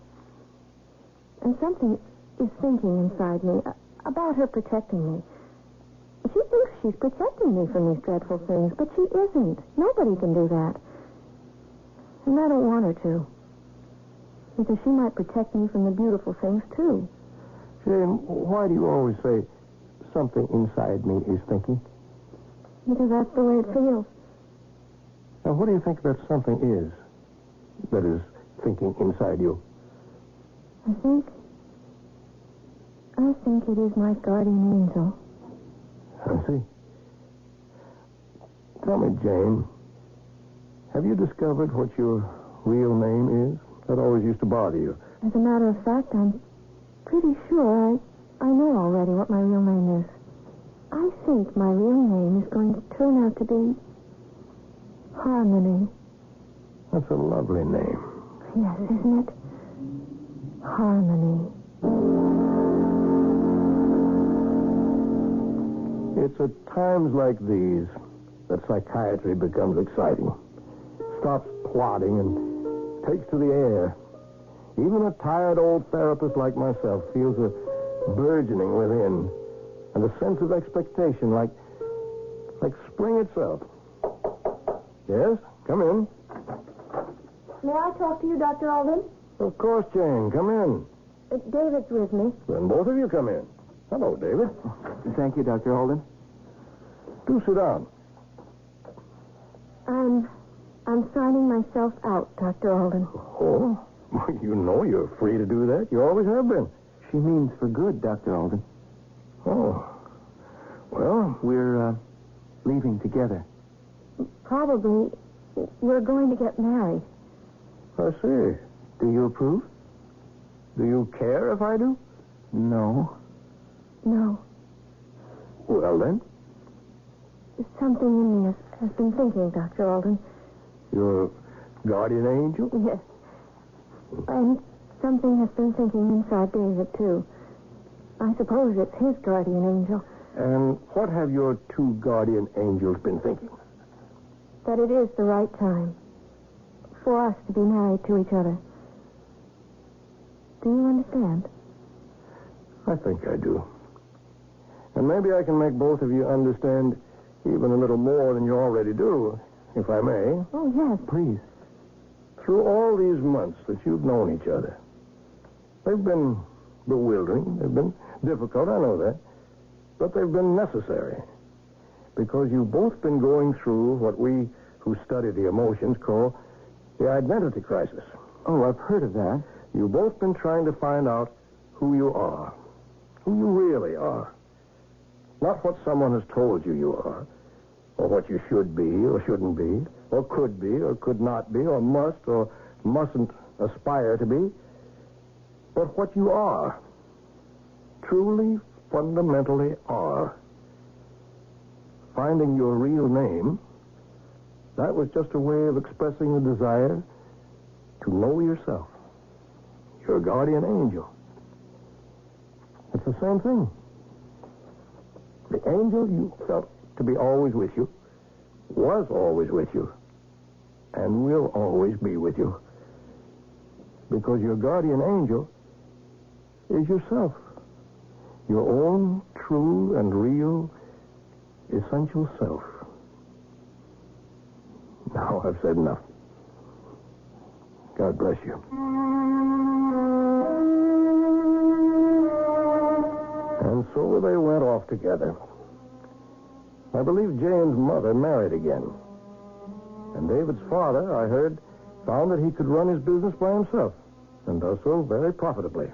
Oh, David is in medical school, preparatory to becoming a psychiatrist. A strenuous profession, as I've said before, but an exciting one. And I personally cannot imagine myself in any other. Now, wasn't that a happy little story? With happy endings all around? Well, yes, except that the ending to a story is never the end of the characters who lived it. They go on. And what happened to David and Jane, and to Jane's mother, and David's father, and to Dr. Alden is that they all eventually died. But not, let us hope, before they had lived. I'll be back shortly.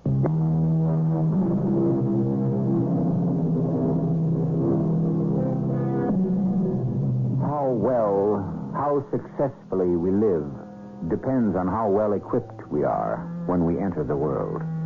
How many of us are destined to be cold earth wanderers? How many will find the intrinsic spirit that lives within, that precious, that invaluable guardian angel. God bless. Our cast included Guy Sorrell, Jada Rowland, John Beale, Mary Jane Higby, and Russell Horton. The entire production was under the direction of Hyman Brown. This is E.G. Marshall inviting you to return to our Mystery Theater for another adventure in the macabre. Until next time, pleasant dreams.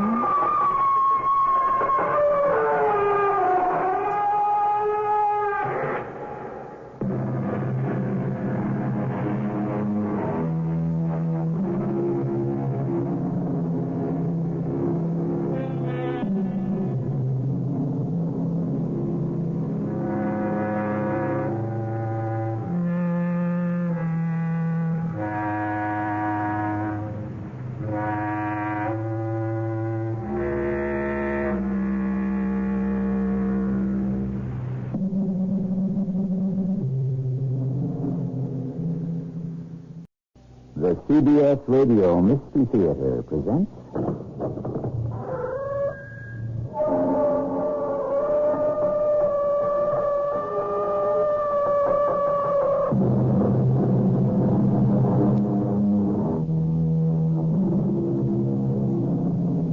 Come in. Welcome. I'm E.G. Marshall. He who thinks himself wise, according to Mr. Voltaire, is a great fool. Well, then, does it also work both ways? Can we say that he who thinks himself a fool is in truth possessed of great wisdom? This is a complicated question, since wisdom is often taken for folly, and the other way around. Who accuses this man? I do. He stole my son's donkey. Is this the truth? I confess. In that case, I must send you to jail. But you cannot send Avram to jail, Your Honor. Why not? He's the only shoemaker in the town. Who will mend our boots? That's true. Because we only have one shoemaker, Avram cannot go to prison. But since we have two carpenters, we will send one of them instead.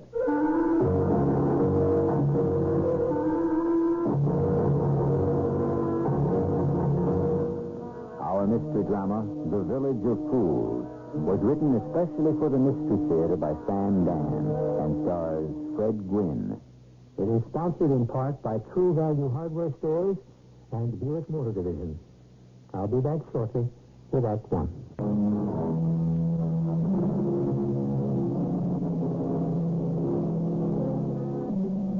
This is the story of a town that never existed. Or maybe it did. It's about people who were probably the most foolish human beings in the world. Or maybe they were the wisest. One thing we can certainly say, they have long ago departed this earth. Or, then again, maybe they haven't.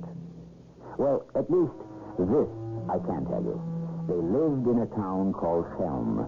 It was a tiny, ramshackle, poverty-stricken village deep somewhere in the remote wilderness of Russia. Or was it Poland? It might have been Lithuania. Oh, well, it doesn't matter. Let the tale begin. Have the storyteller step forward. And what is your name, my good man? What is my name? You must know my name. The whole world trembles in suspense. The sun will refuse to rise unless you know my name. All right, I'll tell you my name. My name is Mendele Moshe Rothschild. Rothschild? Rothschild? Oh, my. Are you one of the Rothschilds? By this question, you mean, am I one of those Rothschilds? Well, it didn't work out the way I expected. What does? Man plants wheat, the Lord sends crows. I'll tell you how my name happens to be Rothschild. One day, I said to my wife, "Sir Rivka, I'm home." My cup runneth over. Rejoice, dear wife. I have rejoiced each day that I've known you. My life has been an uninterrupted festival. There is great news. You have mud on your feet. That's news. I have just scrubbed the floor. Listen, Sir Liska, listen. A marvel. A thing of wonder. Take your shoes off. I, Mendele Moishe, am now a citizen. And what is a citizen? What do you mean, what is a citizen? Everybody knows what a citizen is. Oh, I see. So, my beloved, light of my life, my partner for the here and the now and eternity, how does it feel to be a citizen of the great French Empire? And what is the French Empire? The French Empire? This town where we live. Yes? Last year it was part of the Great Russian Empire. The year before it was part of the Great Austrian Empire. And before that, the Great Prussian Empire, no? You're telling a story. So then, all this coming and going, do you know what it means? No. I don't know either, except that each time they change the Tsar. Yes?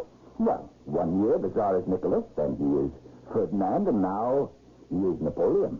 Napoleon? And what does he want from us, this Napoleon? He is going to give each and every one of us a name. A name? Just what I needed. Sororivka isn't good enough? Every citizen is to have a last name. I already have one. I was born Sororivka. I die Sororivka. It's the first and last name I'll ever have. You'll have to have another one. I don't want another one. It's the law. Why can't I be called Sororivka?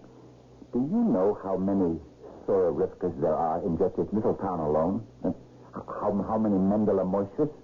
I ask you, how could the Tsar ever hope to keep track? But Mendele Moishe and Sororivka, Rothschild. Well, now. Rothschild? I have chosen the last name of Rothschild. But it belongs to the Baron. The Baron Rothschild. I can choose whatever name I like. I am a citizen of the great empire. But Rothschild? Why Rothschild? Consider. Everyone named Rothschild is rich. No? Yes? Why? Why? How do you account for it? Can it be a coincidence? How do you account for the fact that all people named Rothschild are rich? I can't. Then, I'll tell you. It's magic. Magic? Rothschild must be a magic name. So, if I take the name of Rothschild, then I too shall become rich. How simple it is. Soon, you shall have a palace and servants, a carriage and furs. What do you say? Next time, if you don't take off your muddy shoes, I won't let you come into the house. Well, anyhow, nothing changed. And all I got out of it was a last name, Rothschild. But for me, somehow the magic didn't work. As usual, nothing ever went right. But I must say, one good thing did happen. I made a friend. Who? You'll never guess. None other than the great Baron Rothschild himself. When he heard my name was Rothschild, he wanted to meet me. He gave me all sorts of jobs to do. He even called me cousin. Well, on this particular day, he sent for me. Come in, cousin. Sit down. Now, is everything fine and comfortable at home? You know how it is, Baron. Well, while you live, you're afraid to complain, and after you're dead, it's too late. Yes. I called you here to ask you a favor. A favor? A most important favor. Tell me, cousin, can you undertake a mission for me? Did you say mission? A confidential mission. A confidential mission? Who could tell where it would take me? The great Baron Rothschild. Advisor to all the proud and mighty crowned heads of Europe? Oh, was I to carry a message to the Tsar of Italy? Or France? Or Spain? Maybe Austria? England? You will do it for me, cousin? But, Baron, do you think I'm... Qualified? Cousin, from every point of view, you are the best qualified. Now then, I am looking for a certain place. It is called Helm. Helm? I want you to find this place, this Helm, for me. And where is it, Baron? You'll know when you get there. I'll know. That's what he told me. That's what who told you? You, the man who sold me the secret. There's a secret? Yes, cousin. A A great secret. A great secret? Perhaps the most valuable secret in the world. And such a secret. Listen. Just yesterday, a man was admitted to my study. He had a long white beard, ragged clothes, torn shoes. Yes, but with such an honest look on his face. And he said to me, Baron, will you give me 50 gulden? And I said, my friend, if you need 50 gulden, by all means, you shall have them. But he said, Baron, I do not ask for charity. And I said, well, brother, why are you here? And you know what he answered? No. He said, I have something to tell you. Well, what is it, I asked. A secret, he replied. What secret could be worth 50 gulden, I asked. And you know what he answered? I cannot imagine. He looked at me and he said, the secret of eternal life. And so I said, sell to me the secret of eternal life. Here are your 50 gulden. Yes. And he said, very well, Baron. If you desire to live forever, yes, come and settle in our town of Helm. Because ever since the beginning of time, no rich man has ever died there. You see, cousin? Yes, Baron, I see. No rich man has ever died there. Now, this is a secret. Not today and not tomorrow. Perhaps not even next year. But sometime when I feel... you understand? Oh, absolutely, Baron. When that time comes, I shall decide to reside in Helm, as it were. Of course. Therefore, I must make the proper preparations. Naturally. A suitable house and so forth. It goes without saying. In these matters, one requires a confidential agent. It will be my pleasure. You see now how uniquely qualified you are for the job? Thank you, Baron. I rely on your discretion. I shall breathe a word to no one. Not even to your wife? Oh, rest assured. Wait. Do you talk in your sleep? I shall say nothing. It will be a long, arduous, dangerous journey. I am equal to the task. Naturally, your family will be provided for. Oh, thank you, Baron. Then you leave now.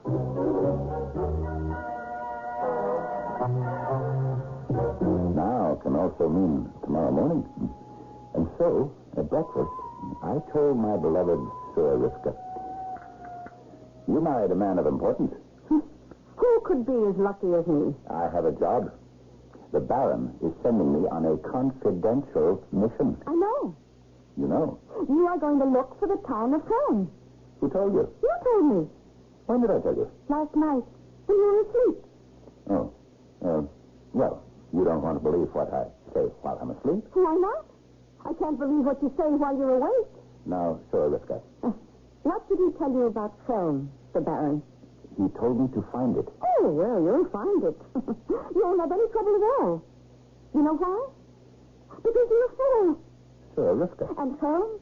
Do you know what Helm is? Helm is the town of fools. What are you saying? Everyone knows it. That's why the Baron has chosen you. Oh, no. Yes, Mendele Munche. Light is sent to find light. I won't go. You must go. But the Baron thinks I'm a fool. Why shouldn't he think so? You are a fool. You call your husband a fool? Some men are fated to be rich, others handsome, some wise, and others fools. And yet, all are as one in the sight of the Lord.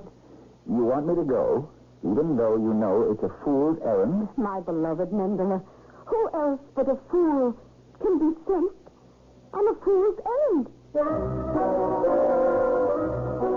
Who else, indeed? And it is written that there is a time for all things, a time to be wise and a time to be foolish. Well, each of us must follow his destiny. Wise man or fool, we play it out to the end. The trouble is, we can never really be sure which part we are performing.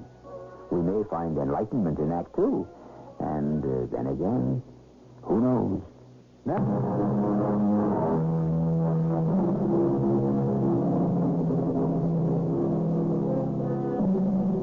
All right. I said we would tell you a story about Helm, and so far we haven't even arrived there. So, what's your hurry? We still have 2 acts to go. Besides, we had a great many affairs to settle before we could start out on such a long, hazardous journey. After all, does one just say goodbye, I'm off to Helm without so much as a by your leave? Anyhow, our hero, Mendel Moshe Rothschild, is finally on his way.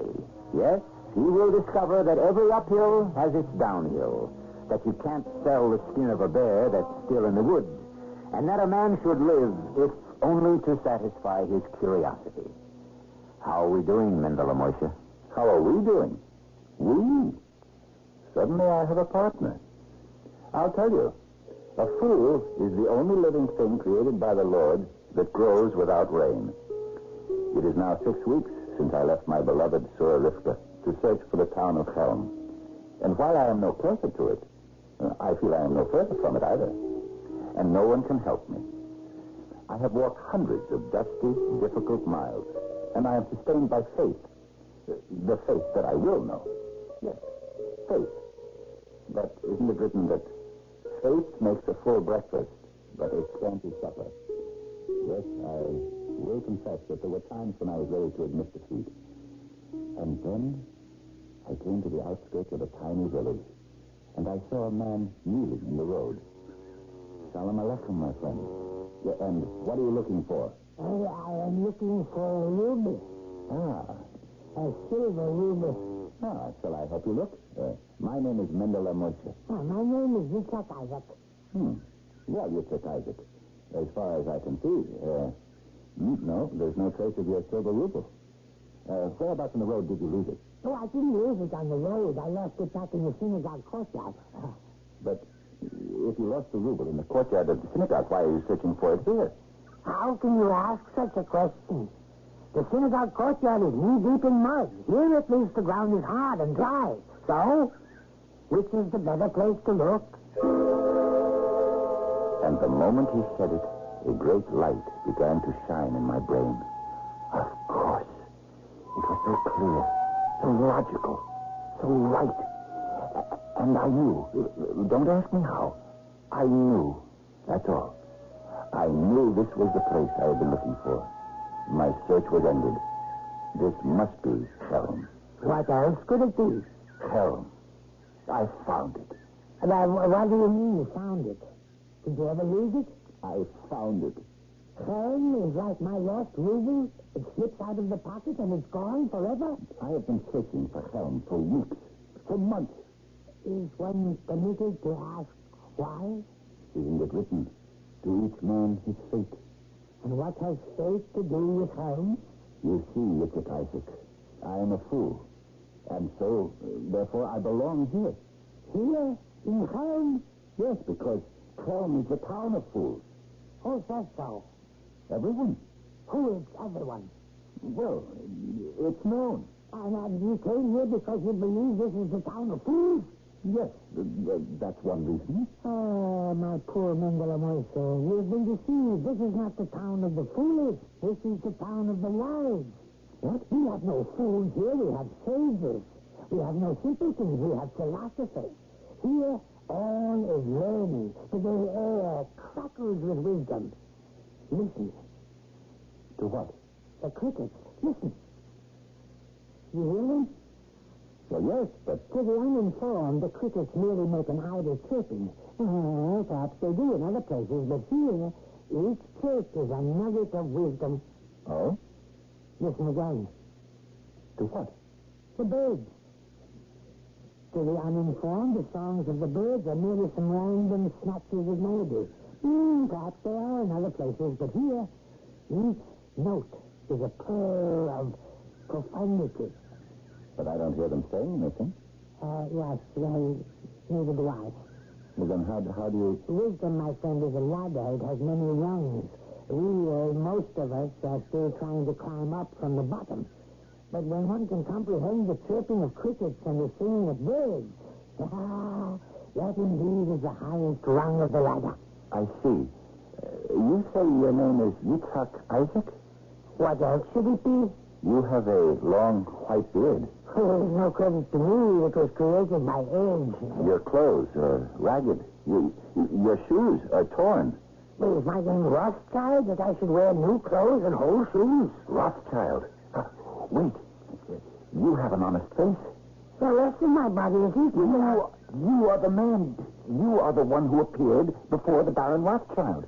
You sold him the secret of everlasting life. And you know why I arranged that transaction with the Baron? So that he would send you to Helm. Me? Yes.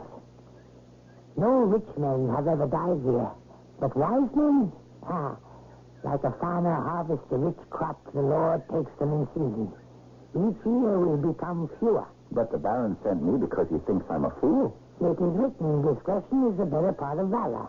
Therefore it follows that wisdom is well advised to wear the cloak of folly. Then I am a wise man? Of course. But I always thought I was a fool. That is the true beginning of wisdom. Yes. And one by one you will climb the rungs of the ladder of wisdom. And one day, perhaps, you will reach the highest. My beloved Sura Rivka, live and be well 100 years. I have found Helm, and Helm has found me. I am here to learn wisdom. I have been asked to be the judge. And what have I learned as a judge? What haven't I learned as a judge? I learned that the wise man must hear one word and understand two. But I didn't just become a judge. No. I was interviewed and examined and questioned and tested. What comes easy in this life? We have here Mendele Moise, who is to become our judge. Why? Good question, Hannabela. The answer? Because we need one. I know we need one, but why him? Why him? Because he's here. Is he a man of good character? Is he honest?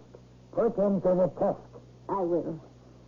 Mendele Moshe, if you found a purse with 1,000,000 rubles lying in the road, would you be able to withstand temptations and return them to their rightful owner?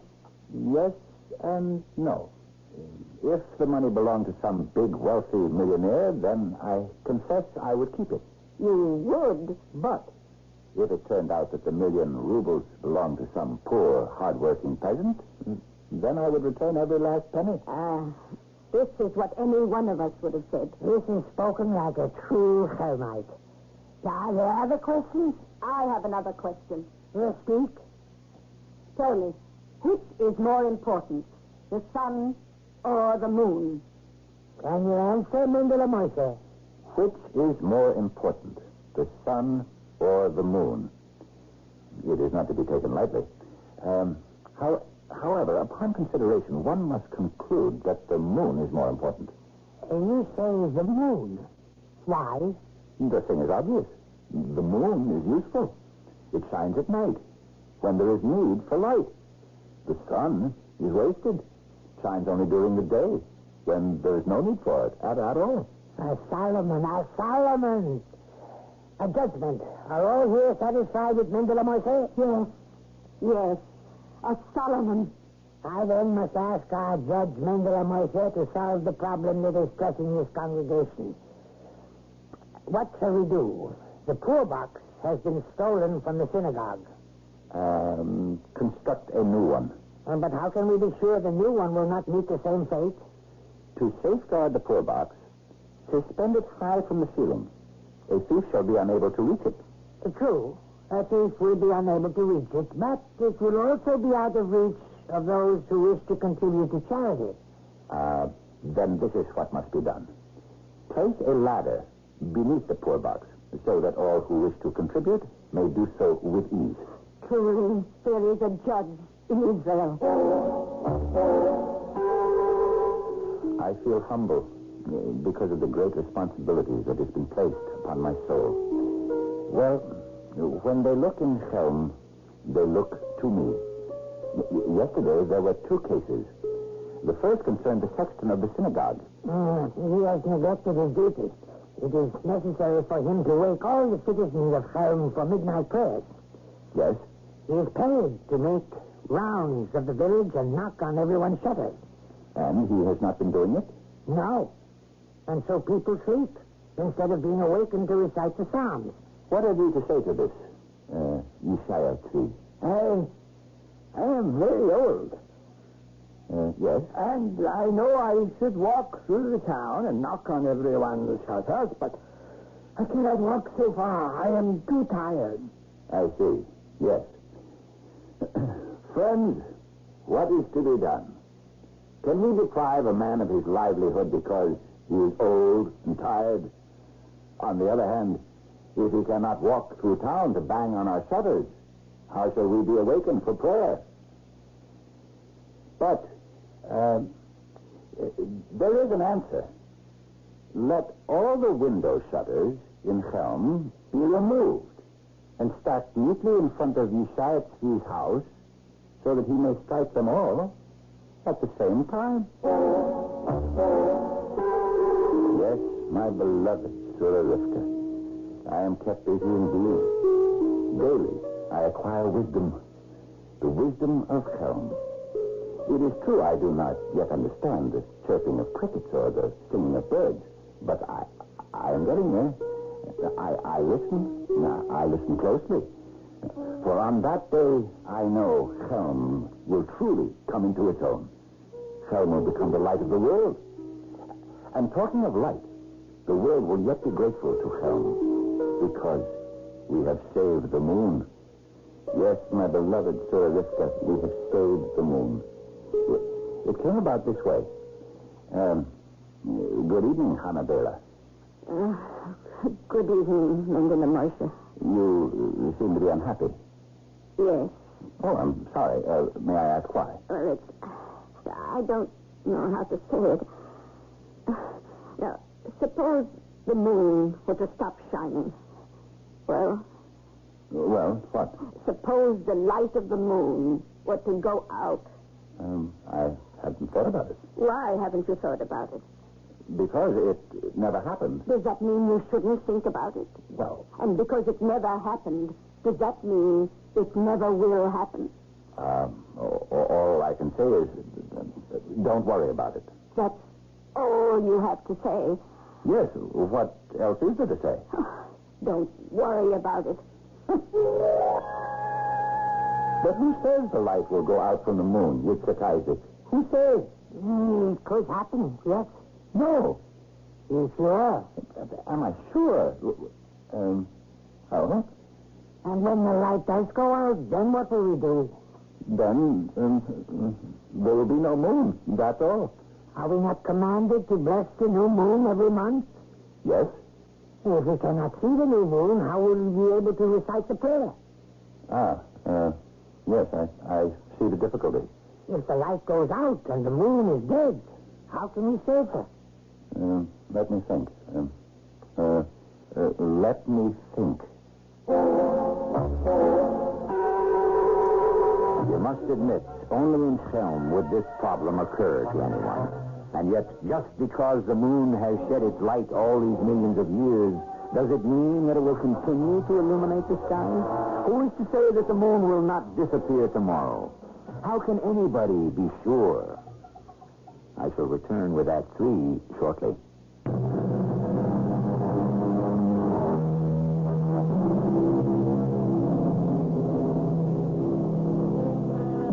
What do they say in Chelm? Send a lazy man for the angel of death. However, at this moment, our little town is not concerned with philosophy. They have a much more immediate problem. What is going to happen if the moon were to lose its light? Suppose the moon were to die.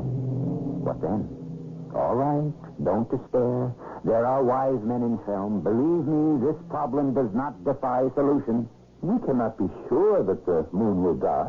Can we be sure it will not? If you ask me, it should have happened long ago. What are you saying, Hannah-Bela? To me, it's the biggest surprise that the moon has lasted till now. Why? Look up at the moon. Yes? See how it shines in all weather, all alone up there, with nobody to take care of it. So you know what I say? Bring it down here. Down here? Where we can look after it. Not a bad idea, even if it does come from a woman. Bring it down here? But bring the moon down here? Why not? But she's right. We can watch over it. Protect it. The way it is now, left alone by itself, outside all night. Who can tell what will happen? Somebody could come along and steal it. Well, now, It's not possible. nobody's stolen it till now? Until now, we've been lucky. We must bring the moon down here. As a judge, surely, Mendele Moise, you can see the wisdom of such a course of action. Yes. But Ah, there's a but. how? How? How? Yes, how? Mendele, you are the wisest of the wise here in Chelm. How do you suggest? Friends, I'm afraid nothing occurs to me. But it must be done. How? Again, can one set ladder on top of ladder, climb to the moon, and carry her down? Now, there is an idea. Yes, a splendid idea. But someone would have to climb up the ladders. Well, of course. Way up on the ladders. Certainly. And I will do it. Far. Up, out of sight. Well, somebody has to do it. And suppose when you are above the whole world and you should become dizzy and lose your balance and fall to the ground. Oh, no. Who would then earn a living for your wife and children? No. There must be another way. Yeah, but how? How can we save the moon? Wait. Wait. Yes?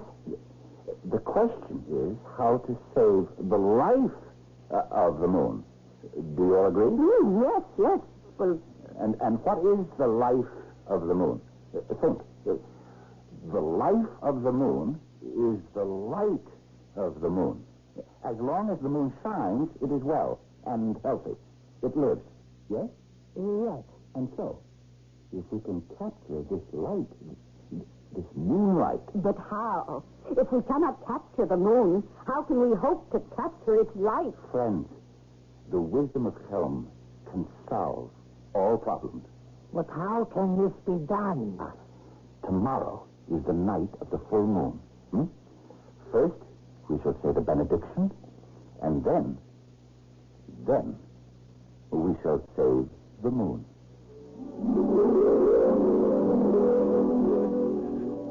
What a big, bright, and beautiful moon. Now then, friends, the barrel.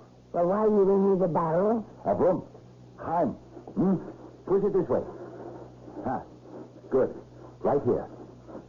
Now, the moon is directly overhead. We have here this huge barrel filled with clear, pure spring water. But why? For what? In a moment or two, the moon shall pass directly overhead. Yes? See? Look in the barrel. See how the light of the moon fills the barrel? How it shines inside? See? Yes. You can see the full moon. It is all in the barrel. Good. Quickly. Avrum, yes, Chaim. The lid. Put on the lid. And now, hammer it down. Hammer. My friends. See, my friend. See what we have done. We have captured the light of the moon. And now, whatever happens up there, out there, in the vast reaches of the sky, we shall always have the moon. My beloved Sir Rivka, greetings from your devoted husband in the village of Chelm, where I grow mightier in wisdom with each passing day. I now must tell you of the great tragedy which befell us here in Chelm. One night, we were sound asleep in our beds, when suddenly the dreaded cry... Fire! The bathhouse! The bathhouse is burning! Fire! Fire! It was a terrible fire, and before anyone could lift a finger to stop it, the bathhouse had completely burned to the ground. A few charred sticks were all that remained of the bathhouse of Chelm. Need I tell you, my beloved, of the cloak of sorrow and sadness and gloom that covered the village? How long can people live without a bathhouse? What's to be done? Friends, there is only one thing we can do. Yes? We must build a new bathhouse. A new bathhouse? We need money. No, friend. Are there even 2 rubles we can rub together? We are not isolated human beings. There are Jews all over the world who would be willing to help us. Is it not written? It is a blessing to give. Yes. With the help of good, pious people everywhere, what a beautiful bathhouse we shall build. A bathhouse that shall be a glory. And so, I took Yitzhak Isaac along with me for his great knowledge, and Avrum for his broad and strong back.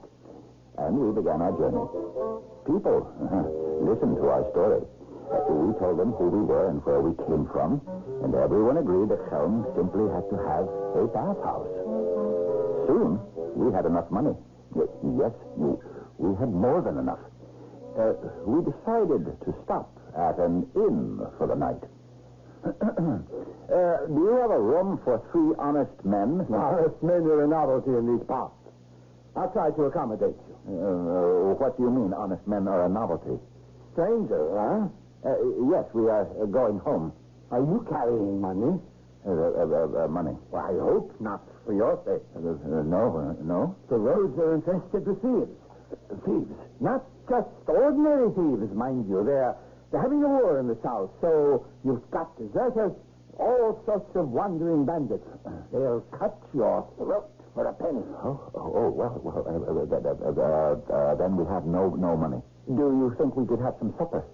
I'll bring you something to eat. No.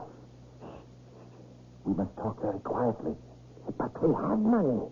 We have a good deal of money. Don't say a word. Yeah, but we're miles from home. I know. And along the way, we are certain to be stopped by bandits. That's true.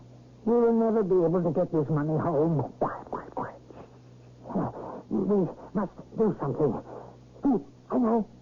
We will buy goods. What? Goods? Merchandise. We will turn the money into merchandise. Yes. And this merchandise, whatever it is, how will we get it home to Helm? We cannot hope to carry the money without being robbed. We cannot hope to carry goods either. Yet, wait. Is there something we can buy? Something that doesn't have to be carried, but could arrive safely in Helm. Is there? You couldn't even imagine it. Here comes the landlord. Your supper, gentlemen. Now, you'll be spending the night? If you have a room. Yes, we have a room, but please sleep fast. We need the pillows. Hearty appetite. Did you hear what he said? Well, he said hearty appetite. No. He said the word pillows. A wonderful word. So what's so wonderful about pillows? What's inside a pillow? You know what's inside a pillow? Tell me. Feathers. That's the solution. To what? Our problem. We will invest in feathers. We can buy sacks and sacks of good downy feathers. The very best. The most expensive. Yeah, but the thieves would steal downy feathers from us as quickly as they would anything else. No. The thieves won't be able to. Why not? Because we won't be carrying them. Then how can we bring those feathers home? We won't bring the feathers home. Then how will they get there? They'll bring themselves.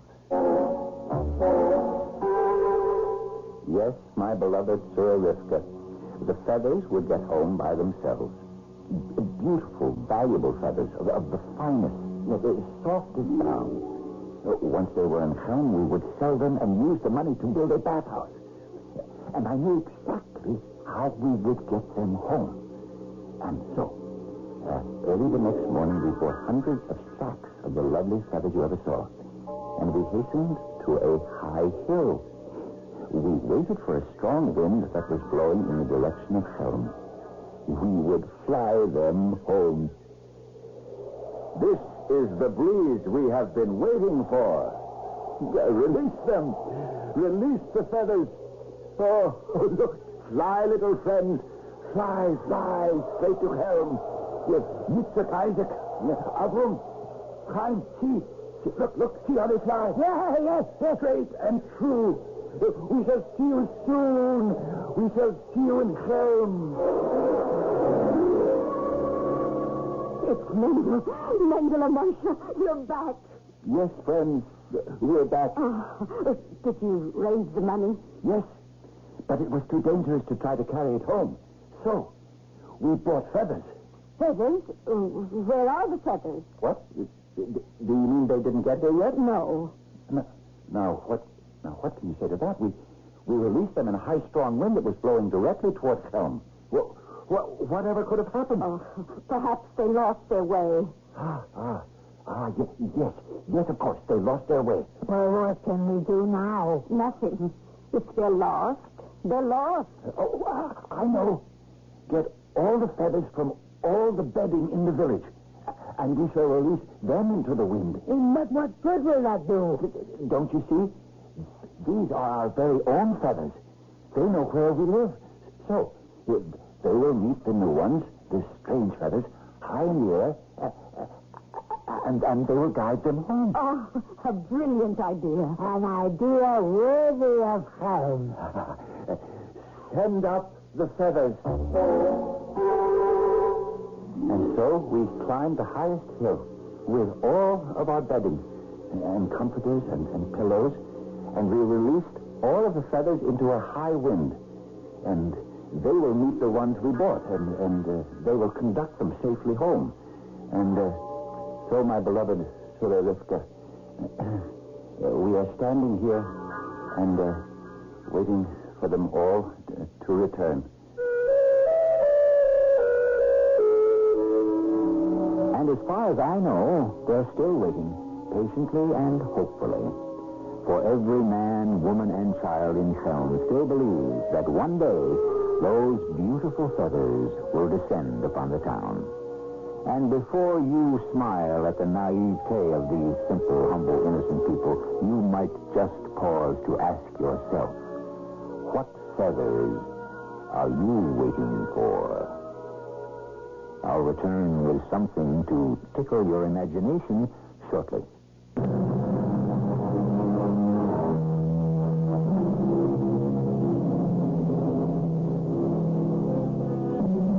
And so, what can we say about Helm? What really did take place there? Was it inspired wisdom or absolute foolishness? All that we can say concerning wise men and fools is that the good Lord created them both, loves them both, and needs them both. Remember, God told some people to be wise, and he told some people to be foolish, but he never told anyone to be stupid. Our cast included Fred Gwynne, Bryna Raeburn, and Robert Dryden. The entire production was under the direction of Hyman Brown. Radio Mystery Theater was sponsored in part by Buick Motor Division and True Value Hardware Stores. This is E.G. Marshall inviting you to return to our Mystery Theater for another adventure in the macabre. Until next time, pleasant dreams.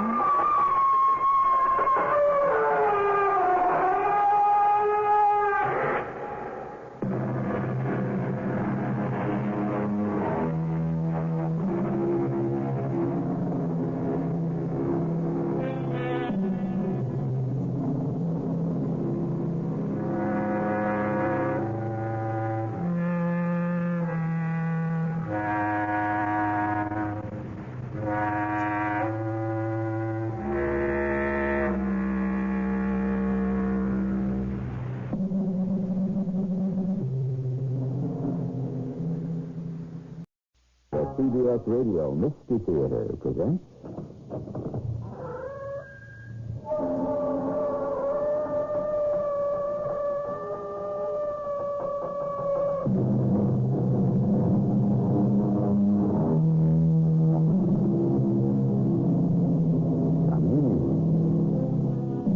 Welcome. I'm E.G. Marshall. I've been looking through the old court records of London's Old Bailey and our own high criminal courts, and I've come to realize that if one seeks justice, the law courts are not always a guarantee. Then it occurred to me What better way to improve the present than to point a finger at the past? So, here goes. This isn't right, Margaret. Spying on the man who's working for you? What's he doing with those boxes? Our best silk shirts. He's just piling them up to write down the inventory. 6 boxes? They're worth about £50. Now, where's he taking them? Well, that door leads to the back alley. Edgar, if you don't do something about this, I will.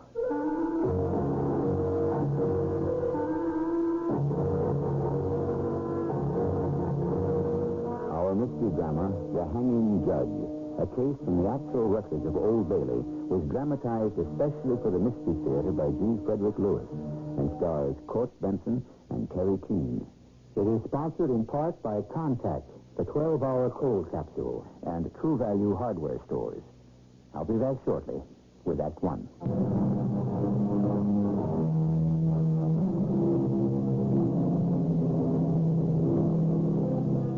The wages of sin is death, says the New Testament. But not always. Sometimes death can be the pay of the innocent. You hear about miscarriage of justice, as if it were a train you got on and off and got off at the wrong destination. And you might say the conductor of such a train is the judge. One of the most notorious in history was the hanging judge of Holborn. Ironic, then, that as our tale begins, he's lying in bed, suffering from a heart attack, his days passing like a dream before him.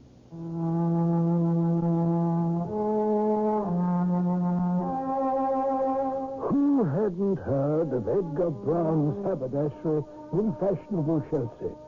I myself, a judge of the circuit court, always stopped in at Brown's when I was in London for a silk scarf or a shirt, a pair of fine gloves or what have you, as did many of the fashionable gentry. Just Edgar Brown and one assistant. I always thought it was a very well-run, excellent business. Margaret, I think I'm losing my shirt. What are you talking about, Edgar? Losing my shirt means I am losing money. But how can that be? You have no want of customers. No, but I have a want of profits. Take a look at these books. No. Don't bother yourself, my dear. It would rattle your brains. It's too depressing. Even I can't understand it. We should be showing a profit. But I'm hardly breaking even. I don't suppose your rattle-brained wife might be able to help. No, I don't see how. You know, we from County Clare have a 6th sense, a 7th sense. Let me come downstairs starting tomorrow and work in the shop. But do you mean that I should let Jack Powell go? Of course not. I'll work right alongside him. No one need know I'm your wife. But, Margaret, what is the point of it? If I'm not saving on Powell's salary, how can that help? Now, couldn't you use an extra body, especially tomorrow when you're going to do your inventory? Oh, I suppose so, yes. Couldn't you use someone extra in the shop, say, to handle the small purchases, ring up the cash register, and that kind of stuff? But Jack does that. No, I don't suppose he'd mind. You need someone to keep an eye on that shirt you keep losing.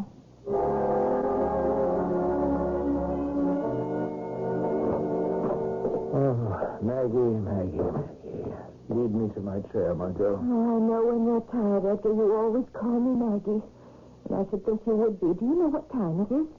I came up to cook dinner at 6. You said you'd be right up. It's 9 o'clock. But we haven't finished the inventory yet. No, I left Jack down there. Oh, you should have asked him to come upstairs for a bit of supper with us. Yes, I did, as a matter of fact, but he said he wanted to get on with it. Margaret, you were of great help today. Then I think the customers liked you. The cold mutton's on the table. Help yourself when you've a mind to. Inventory taking always takes longer than one thinks. Now, that's the advantage of having an older man like Jack. He may not have much of an education, but he does have a sense of responsibility. It was a lucky day for us when Jack wandered into the shop looking for work. Lucky for him, you mean? How a man can get to be 50 and have no skills, no profession, nothing to rely on is beyond me.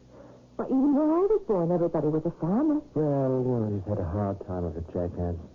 Jobs aren't easy to come by, especially with his kind of wife. Yeah, he was telling me. Do they have children? No, thank goodness, no. But that wife of his is always after him for nice things. You know, he said to me today, no matter what he brings home for her, it's never enough.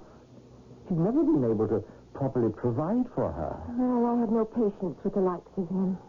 But a moment ago you said, why didn't I invite the man up here for a bit of supper? Only to keep an eye on him. Margaret, what is the matter with you?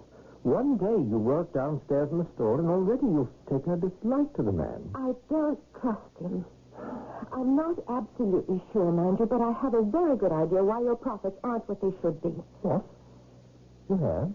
This morning, when he rang up a sale, 3 shillings 4pence it was, I saw him slip the money into his pocket.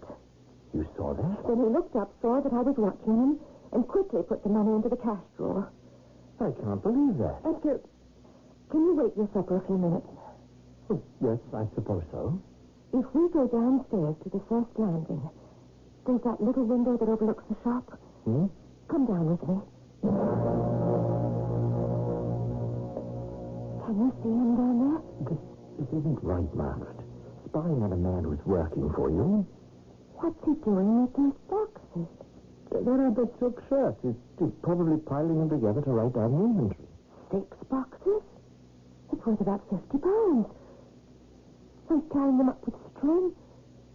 Edgar, where is he taking them? That door leads to the back alley. Why is he taking brand new shirts out the back alley? Margaret, don't be so suspicious. Well, of course, that's it. The boxes are empty. He's putting them out there so the trash man will take them away. Now, he's come back into the shop.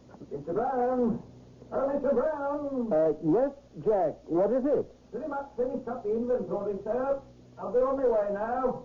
Good night, sir. Yes, good night, Jack. Thanks for staying so late. See you in the morning.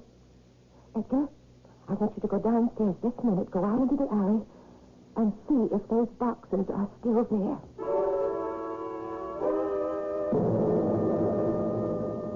Now, Mr. Brown, would you care to make a statement? I would, Inspector. I would, too.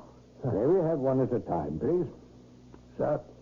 This man, Jack Powell, he stayed late at my shop making up our inventory, and I saw him going up our back alley carrying away half a dozen of our finest shirts. Silk, genuine silk. I ran after him, chasing him across Russell Square, and I shouted for him to stop, and he happened to run right in the arms of a police officer, and that was it. You're preferring charges? Of course we are. Well, I don't see how we can not. The man was obviously stealing. Well, after we locked him up, we obtained a warrant and searched his premises. His wife, was she there? The moment we arrived, she ran out the door. We examined the premises and recovered some merchandise, which we have laid out in the next room. Would you and Mrs. Brown care to follow me, please? We've laid most of it out on the tables. The jackets and suits appear to be brand new. The smaller items are on this table here. Ties, handkerchiefs, braces, gloves, etc., etc. Great. That's our stock, every bit of it. Look, the labels are still inside the collars and inside the suits. Whatever was he about to do? Start a haberdashery of his own? With our stock? Well, there's a great deal more in this fellow's residence, which may be stolen merchandise.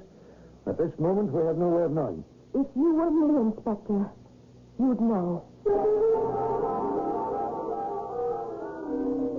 The case of the Crown versus John Powell came under my gavel at the Old Bailey. And the facts were clear. And when I had studied what lay before me, it was evident. The accused, Powell, had a long history of theft and had been arrested on suspicion very often. And this was the first time, it appeared, he had been actually caught in the act. The jury retired to consider the verdict, returned, pronounced Powell guilty. It's all a mistake. That's what I say, Your Worship. I didn't mean to take anything from Mr. Brown's at all. How can removing 6 boxes of shirts be a mistake? Come now, Powell. This isn't the first time, you know. Well, I thought the boxes were empty. You thought the boxes were empty? Yes, Your Worship. If you thought they were empty, why didn't you leave them in the alley behind the brown haberdashery to be removed by the ashman? It's a long story, Your Worship. It always is. Powell, you were apprehended at a considerable distance from the shop where you work with 6 boxes of shirts under your arm. Answer yes or no. Well, I can't answer that, yes or no. Can't you explain yourself, sir? It's because because of my wife. She was threatening to leave me. I don't make enough money for her, and I was taking home those empty boxes to pack her things up as she asked me. I have heard some extraordinary pleadings and pretense in my day, but yours, Powell, I must say, is one of the most imaginative. Well, stand up to your punishment. You're all alike. Up with the rich, down with the poor. Kick them that try to better themselves. If you were to walk out of the Old Bailey a free man, who did you think would employ you? A man with a record? A man found guilty of betraying his employer? You've brought this ruin upon yourself. My advice to you is to say your prayers and ask the forgiveness of the Almighty for the wicked life you've led. Now, you take their word against mine. So did the jury. I was not stealing. I am innocent. It was all a mistake. The record states your flat is filled with such mistakes. I bought all that stuff. She wanted it, and I bought it. There's no proof I didn't. In this case, Mr. Powell, there is proof. I have asked the Browns if they considered dropping the charges, and they said no. An example must be made. How they turn against you. I despise them. I hate them. Do you despise and hate all your other employers from whom you stole? Nothing was ever proved. Possibly. But the accusations are here. 3 pages of arrests. Each time you managed to get off. Oh. Would you mind reading all that to me, Your Worship? I think I would like to know where I went wrong. That's better. You appear to be a bit more penitent. A much better way to prepare oneself for the final punishment. I read aloud from the long list in front of me. The prosecutor came up to the bench and informed me he would have to drop the case against Powell. I was quite taken aback. And then I realized what this clever man had done. My anger had caused me to utter a prejudicial view of the accused. I should have known better. A man can be held accountable only for the offense for which he is being tried. It's a very sore point with me now. Imagine a magistrate of my experience being led into a mistrial. So, I had to let Powell off. But even as I acquitted him, I knew I had not heard the last of him. How often do you suppose that has happened? That a judge finds the constraints of the law compel him to free a man he knows is guilty. And what a strange character is this John Powell. Does he really believe in his own innocence? Or, like so many unfortunates, not know the difference between right and wrong? The facts have now been set before you. What fate has ordained will unfold when I return shortly with Act 2.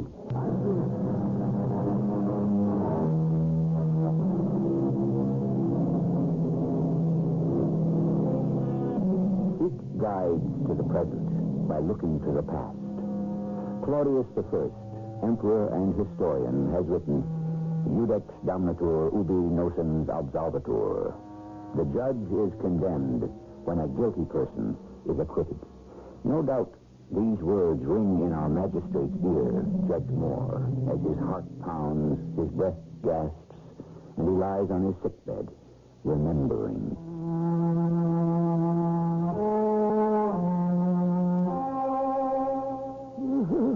Stupid. I should have been more careful since the last time I'd had an attack of my heart. I've been pushing myself too hard. Too many cases, one right after the other, and now this one. This man, Powell. As I was told later, my acquittal of the accused did not sit well with the plaintiffs, Mr. and Mrs. Brown.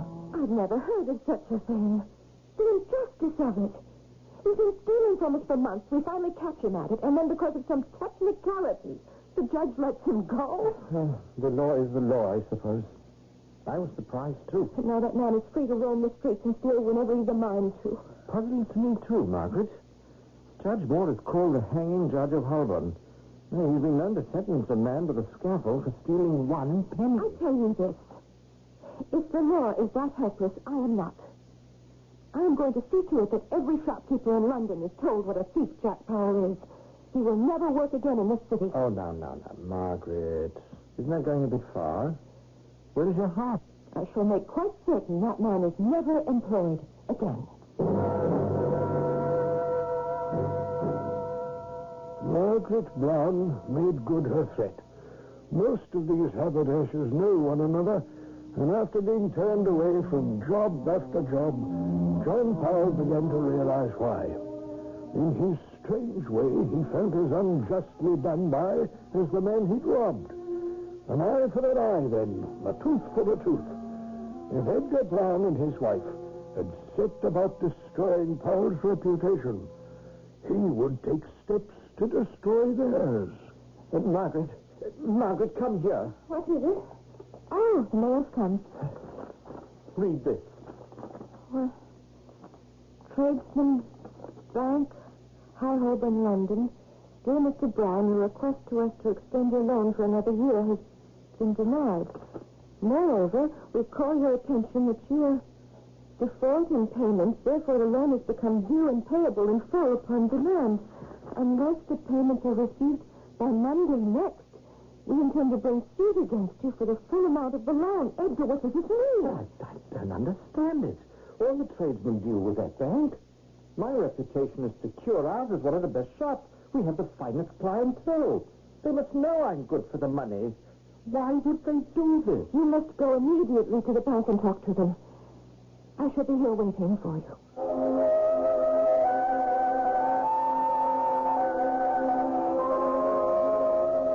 Margaret, I'm back. What did they say? Maggie, I don't know what to do. We'll begin by sitting down and catching your breath. No, it's no use. I explained to the bank manager we've suffered extraordinary losses and only recently discovered an employee was the cause of it. He says this was not only the bank's attitude, but some of our suppliers as well. What suppliers? Some of the firms we buy from, the wholesalers, they got in touch with Tradesman's Bank asking about our credit. Well, why would they do that? Chaplins, the shirt people? Yes, and Anthony's and Willard Brothers, all of them. But they've been our friends for years. Why did they ask the bank about our credit? But I told the manager that, and he said, Mr. Brown, personal friendships are one thing, but business is business. I pressed him to know what had happened after all these years. Well, finally, I got him to tell me that certain letters had been received by our creditors and by the bank from someone, and they wouldn't say who, showing that we were overextended, would not be able to pay our bills, so the alarm went out. What it amounts to, Maggie, is that they've lost their confidence in us. Unfortunately, the Browns had no way of meeting the obligation. They tried here, there, explained, promised, but to no avail. All their years of toil and effort were for nothing. But Edgar Brown was not the sort of an Englishman who gave up easily.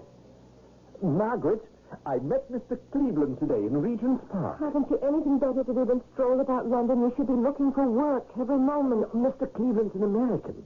He used to come into the shop. He always liked what we sold. Well, he was disappointed to hear that we'd gone bankrupt. I wish you wouldn't say that word. You know it upsets me. I have good news. Well, of a sort.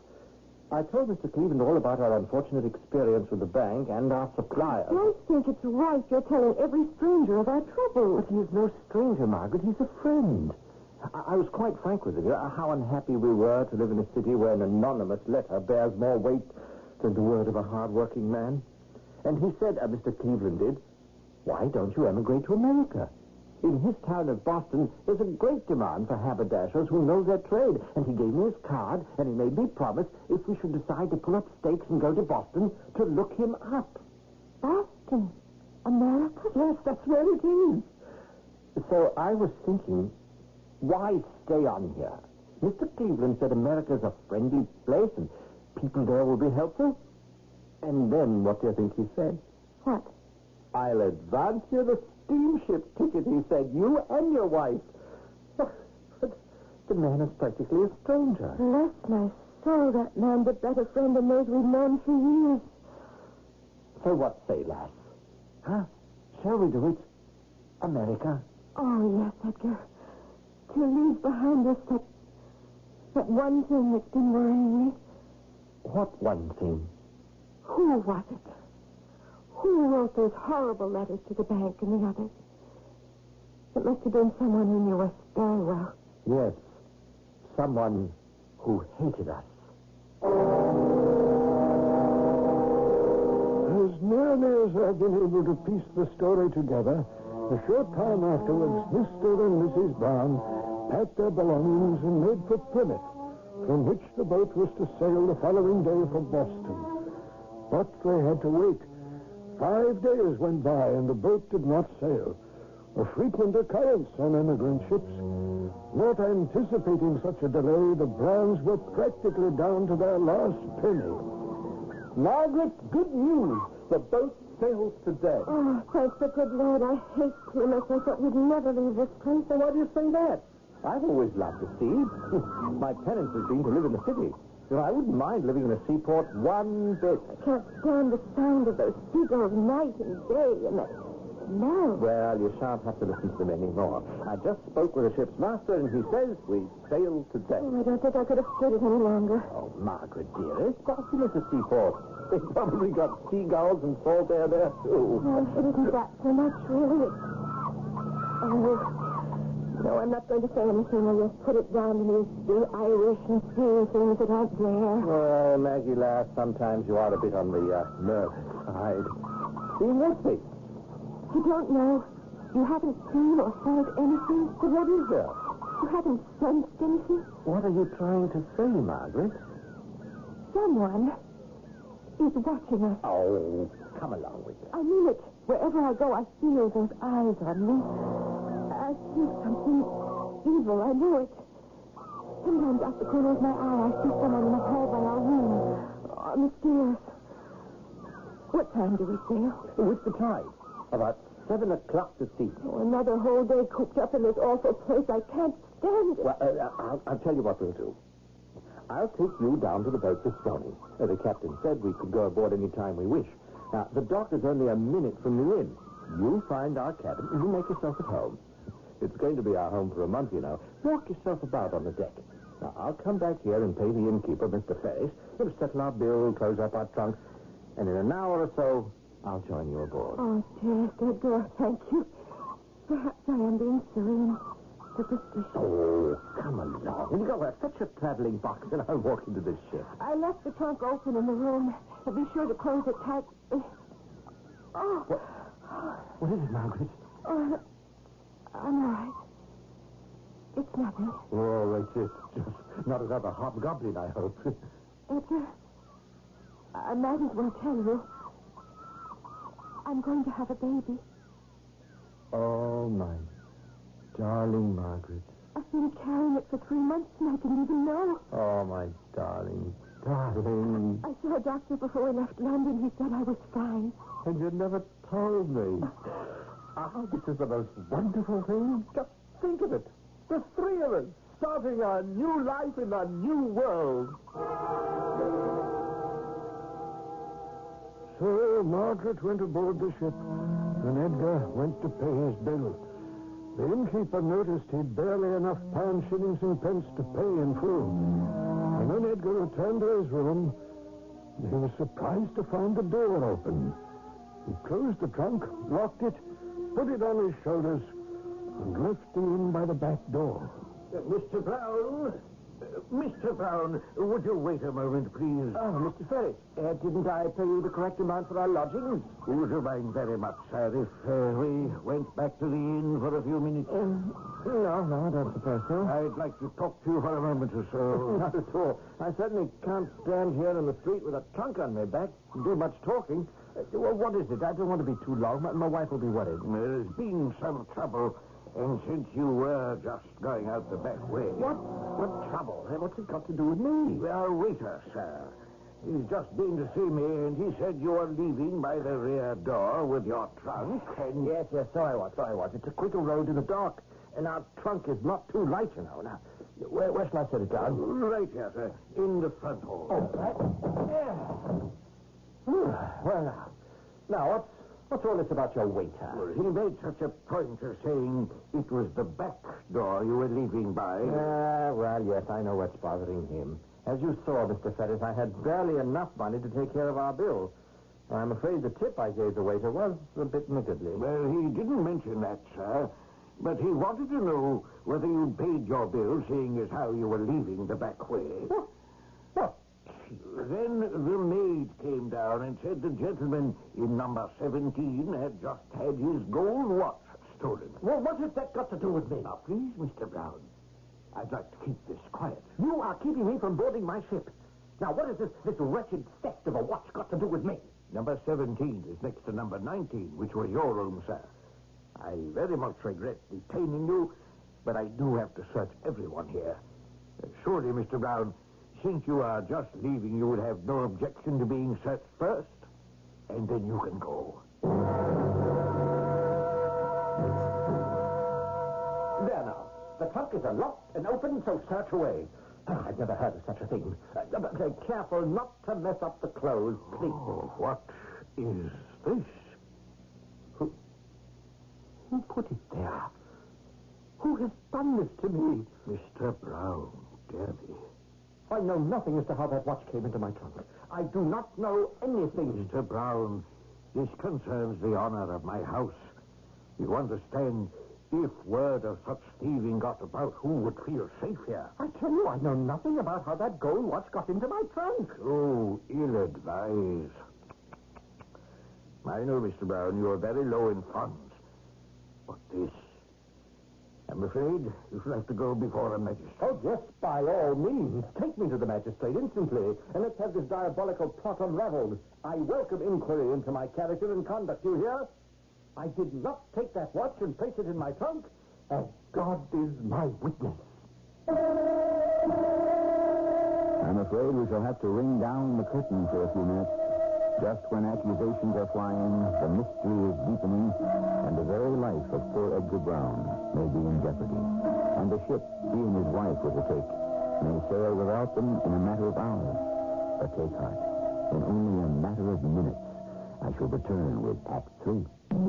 This same Emperor Claudius, whom we quoted earlier, and this time I shall not speak the Latin, but only the translation, has written, "The law, being a tyrant, compels many things to be done contrary to nature," such as, for instance, claiming the life of a man as suitable punishment for stealing, for that was the barbarous criminal code of those days. Is that to be Edgar Brown's fate? Come in. Mr. Hatfield, I hope I don't disturb you. Oh, not at all, Mr. Ferris. Well, you have a problem, I take it. And so you seek out that one of your guests who is an attorney, myself. Am I right? Mr. Hatfield, it is not for myself. I am presuming upon your kindness, but since it does happen you are a member of the legal profession, I thought perhaps you might be of help. That's what I told Mrs. Brown. Ah, yes, that will be the wife of the accused Brown who was a guest here. I'm told he is fully committed for trial next month. Very distressing case, sir. Very strange indeed. What are you asking me to do, Ferris? If you would be so good as to see her. Well, by all means, have her in. Mrs. Brown, Mr. Hatfield will see you. Thank you. Good day, Mr. Hatfield. Please take a chair, Mrs. Brown. I shall leave you now, sir. Mr. Hatfield, you're an attorney? Well, just beginning, I'm afraid. Going on my first circuit. I confess to you, I have not been honored by more than 3 or 4 briefs. I don't understand that innkeeper, Charles. First, he accuses my husband of theft and has taken him before a magistrate. Then, when my husband is falsely imprisoned, he offers to find me an attorney. Mrs. Brown, you have to understand, Mr. Ferris was defending the good name of his inn. The gentleman who suffered the loss of his watch did, I believe, threaten legal proceedings against this house. It's done now, and I do thank you for your patience, Mr. Hatfield. I am beside myself with anxiety. I know no one in Plymouth, and I have no money to pay you. Well, I get a great many cases like that, Mrs. Brown. But when one begins in the law, that is to be expected. I don't know what to do. I'm alone. The boat has gone out. I sailed to America without us. My husband in a jail cell. Where do I turn? And there is something quite inexplicable here, and I don't know yet what to make of it. Your husband, Mrs. Brown, and forgive me for asking this, has he always borne a good character? Oh, yes, perfectly so. His business, it came to nothing. That was unfortunate, and that, too, how that happened is as great a mystery as the gold watch in the trunk. Where are you staying? Mr. Ferris has kindly let me stay on here. Good. Keep up your spirits, Mrs. Brown, and I shall pursue this as thoroughly as I can. You just try to hold on to hope. You have only each other to think of. There are going to be 3 of us, Mr. Hatfield. I'm to have a baby. We were so hoping our first child would be born in the new world. Now what life does to you. We were doing so well, Edgar and I, until we took on that assistant. I shall begin immediately, Mrs. Brown, by talking to the innkeeper. When you leave, would you be good enough to ask Mr. Ferris to join me? What worries me, Ferris, is the fact that Judge Moore will be on the bench. I've seen him in his black robes, putting on the black cap to render sentence. He is very severe, and if exculpatory evidence fails to materialize... Excuse me, Mr. Hatfield. What was that word? If evidence that will explain the presence of the watch in Mr. Brown's trunk is not found, then Mr. Brown runs a grave risk of the ultimate penalty. Of course, I didn't go into that with his wife. But I thought hanging was at the discretion of the judge. Is it a law? Death for theft? Well, let us suppose Mr. Brown is innocent. What do I have to go on? Mrs. Brown's assurance that her husband is of good character. But good character, by the law of England, goes for nothing when the Crown presents facts to the jury. You believe he's innocent? He's my client. Of course I do. This is not a simple case, nor will it be heard by a simple judge. Judge Moore is himself a man of spotless character, and word has it that it is no extraordinary thing for him to sentence 20 men to hang at Newgate before lunch. Gentlemen of the jury, may I point out there is a total want of any direct evidence of the prisoner's guilt. Mr. Hatfield, you will kindly address the bench and the bench only. Your Worship, I beg forgiveness. I forgot myself. I submit the alleged guilt of the accused has not been proven to your satisfaction, Mr. Hatfield. It has to mine. Does the accused, Mr. what's his name again? Oh, yes. Mr. Angus Brown. No, Edgar Brown. Does he have any statement to make before I address the jury? I know, Your Worship. Mr. Brown reserves that privilege after verdict has been reached. By then, it may be too late. Foreman, has the jury arrived at a verdict? We have, Your Worship. The prisoner will stand and face the jury. Foreman, how do you find the prisoner? Guilty as charged. We will have no more such disturbances. Prisoner, approach the bench.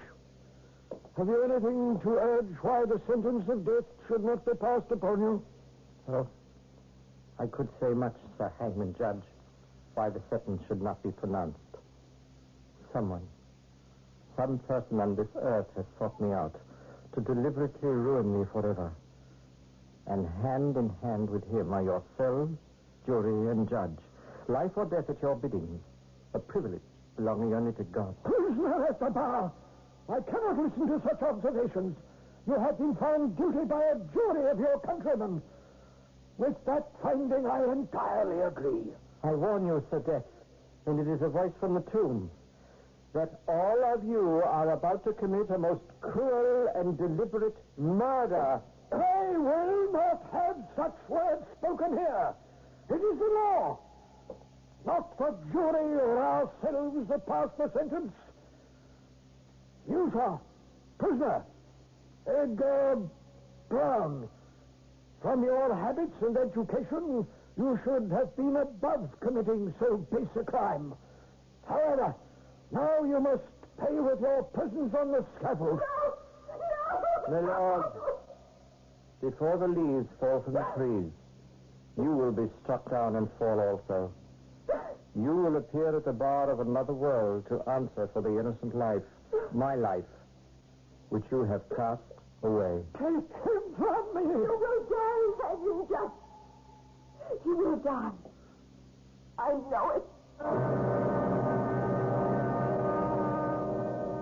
A month later, on a Monday, the noose was tightened about Edgar Brown's neck. That morning, I couldn't rise from my bed. I felt a choking sensation the very instant he dropped through the trapdoor. All day, and for many days, I could hear the words, "You will die." After spring came summer. Then the leaves began to turn. The circuit took me to the west of England, where a certain John Powell had been put in chains for robbing a farmer of 8 shillings. The prisoner will approach the bench. Do you have anything to say before the sentence of death is passed upon you? I most certainly do. There's a great deal on my mind, your lordship. You may remember Edgar Brown, my lord, whom you hanged on the first day of spring. What of him, fellow? Why, my lord, only this. He was as innocent of the crime for which you hanged him as a child unborn. A child unborn to Mrs. Brown, I might add. Inhuman, monstrous villain. I was there at their assizes. I heard you, my lord. Society would be dissolved if an innocent man were not hanged. A human life for a gold watch. Remove the prisoner. That was yesterday. I fainted. My heart almost stopped. I was put to bed, and I lie here now, remembering. This morning I feel better. To be a judge on behalf of the Crown was my calling. It is my mission in life to rid the world of such scum as this foul animal. Oh, I can see through him. He plots for a mistrial. Ha! There'll be no mistrial. I shall rise from bed, and at 10 this morning I will render the sentence. Prisoner, you will stand to hear sentence. I am not finished, my lord. Finished? Oh, yes, you are. I had not said all I wished to say. This poor Brown, I stole from him, and yet you, yes, it was you who freed me. Freedom. Oh, it helped me not. No one would employ me. My wife left me. So I set about my kind of justice. I wrote letters to his creditors, frightened them, caused his bankruptcy. But even that was not enough for me. The madness of my revenge would not stop. I followed him to Plymouth, and when my chance came, put that watch in his trunk. Yes, it was I. It was sweet when he was jailed for theft as I was jailed. But Edgar Brown was not as fortunate as I, my lord. Judge Moore, the same hanging judge, would not let him off. The prisoner will be quiet, so that sentence can be... Did you know, my lord, that Mrs. Brown destroyed herself? The coroner's jury said she'd fallen accidentally into the water, the bay at Plymouth, into the sea that she hoped would carry them to a new life. Drowned herself? Killed herself with a newborn in her arms. I saw her corpse with the dead infant, and then I knew that I was lost, doomed to everlasting hell. But you and I, your lordship, shall go down together. No more hangings for you. We are both prisoners. Stand up, your lordship, and be judged at the bar.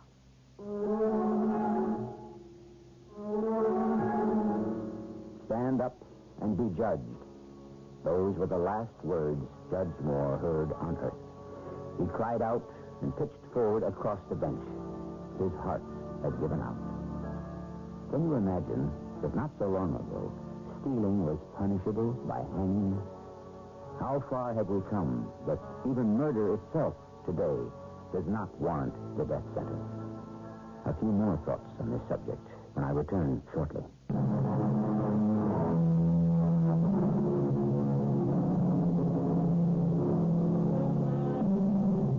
One last return to the philosophic Emperor Claudius, who wrote, "Justice is pictured wearing a blindfold so that she cannot see the injustice practiced in her name." I said when we began, I hoped that by pointing a finger at our past, we might be the wiser and seek to improve the present.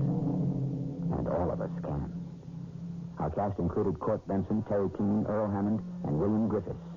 The entire production was under the direction of Hyman Brown. This is E.G. Marshall inviting you to return to our Mystery Theater for another adventure in the macabre. Until next time, pleasant dreams.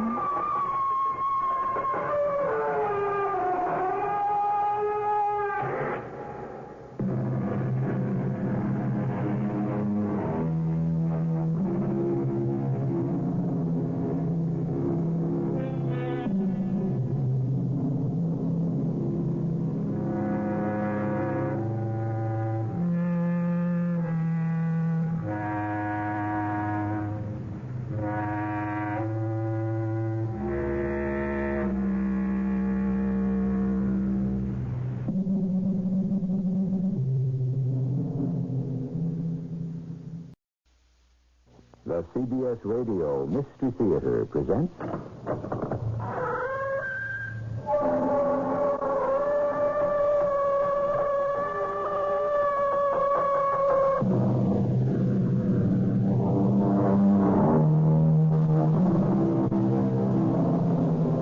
Come in. Welcome. I'm E.G. Marshall. Our tale begins when a reliable and sober investigative reporter frowns as he looks across a small restaurant and thinks he sees a man who died and was buried 3 years ago. Fantasy? An apparition? Just a look-alike? Well, he intends to find out. We live in an era of exposure. Today, no important person is exempt from investigation by the press, because we have become cynical about those we should trust. Tom Brooks is a cynic with a sardonic sense of humor. Mr. Councilman? Yes? Tom Brooks. I'm a reporter from the Forum. I'm preparing a series of articles. Well, you'll excuse me, I have no time. Weren't you the funeral director for Tony Campo? Well? I think I saw him alive last week.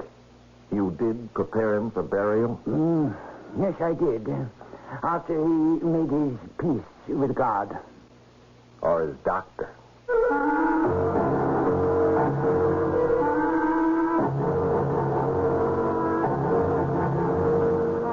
Our mystery drama, The Telltale Scar, was written especially for the Mystery Theater by Roy Windsor and stars Tony Roberts. It is sponsored in part by Buick Motor Division. I'll be back shortly with Act One.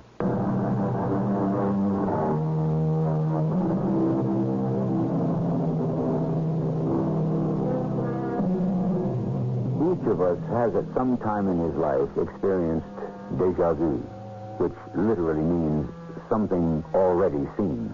It can happen any place. You might be on vacation in Paris. You walk into the Louvre, and you have the sensation of having been there before. There is no rational explanation. You just know that you have been there before. Eastern philosophy might explain that through reincarnation. You actually once had been in the Louvre. Tom Brooks, an investigative reporter, is a close friend of a young district attorney named Webb Morrison and is now in his office. Who, Tom? Galvano? Yeah, he owns a Five Spot, a nice little restaurant on the west side. Yeah, that's the place. Well, what about it? I've eaten there. The food is good and inexpensive. Why? Why what? That the food is good? Has to be to stay in business. And inexpensive? That's just smart. The place is always jammed. Uh-huh. Boy, you must be really hard up for a story, Tom. Or did you, just drop in to invite me to lunch? I accept. Well, have your secretary make a reservation for 1 o'clock. You take a reservation when you can get it, chum. Okay, but 1 o'clock is important. Mm-hmm. Why? Because you're the DA, and I want you to see something for yourself. Something to do with the 5-spot, obviously. That's right. Oh, you're all like you newspaper guys. Every one of you trying to sniff out some scandal of your very own. The whole world isn't corrupt, Tom. Well, you're entitled to your opinion. Look at your desk.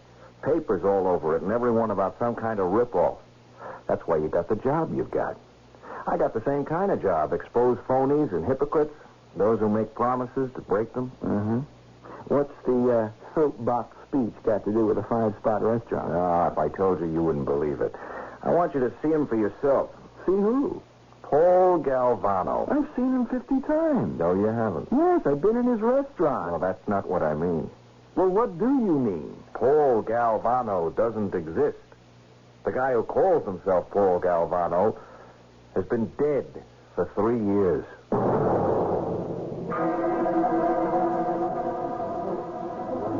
Tom, I don't know what you're driving at, but Paul Galvano exists. Yeah, that's what you think. But after you left this morning, I did some checking. He's a respectable restaurant owner. Let me ask you a question. We've had a great shrimp cocktail, and we're going to have sliced filet mignon and a salad and coffee, all for $5.50. Well, why not? Look at the turnover in here. There isn't a vacant table. There's a waiting line. Yeah, in any other restaurant, the price would be 3 times as high. What explains the difference? You tell me. All right. I will. Muscle. Galvano uses muscle to intimidate suppliers? Yeah, that's my guess. It's a guess, all right. You'd need a powerful organization to intimidate the suppliers. Galvano has no such connection. Yeah, I agree with you. Galvano doesn't. But someone else does have the muscle. And Galvano fronts for him? No. No, there's only one guy, not 2. Oh, I see. Ooh. Hey, he just came in, by the way. Yeah, I saw him in the mirror. Now, I want you to take a good look at him. Don't stare at him. Just give him a glance. What do you think? Guy, about 5'6", 150 or so. Black hair. And a full mustache. Ready smile for his patrons, nicely dressed. Who's he with? You know him? No, he's a tall drink of water with a thin face. And hard, shifty eyes. Right out of a spy movie. Yeah, that's just what he is. But he's not out of a movie. He's from real life. I think his name is Mike Larkin. Does that name ring a bell? Yeah, vaguely. He's been up before, but not in a long time. Yeah, he used to be an enforcer, Webb, but nobody ever pinned a murder on him. Now, take another quick look at Galvano and notice the scar that runs from his right cheekbone down to below his ear. Okay. Done. Now, what about it? All right, I'm going to write a name on this slip of paper. Now, keep yourself under control when I show it to you. You ready? Oh, for heaven's sake, take a look. Holy Toledo. You can't be right. Mike, Yepple? There's 2 guys to my right at that table against the wall. The one in the business suit, Doc, yeah. He smells of the law. He is the law, Paul. That's Webb Morrison. He's an assistant DA. I've seen him here before. And nothing. He likes the place. And the price fits his pocket. He's no one to worry about. And the other guy? Don't know him. Find out. Okay?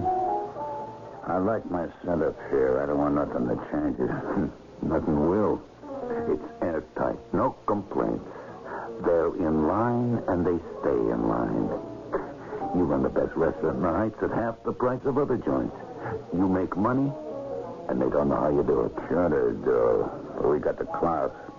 Just keep the suppliers under control. They don't form the line, you know what to do. I did it once, Paul. Had to. The chicken wholesaler? Yeah. You start a new business, bound to be a kind of 2.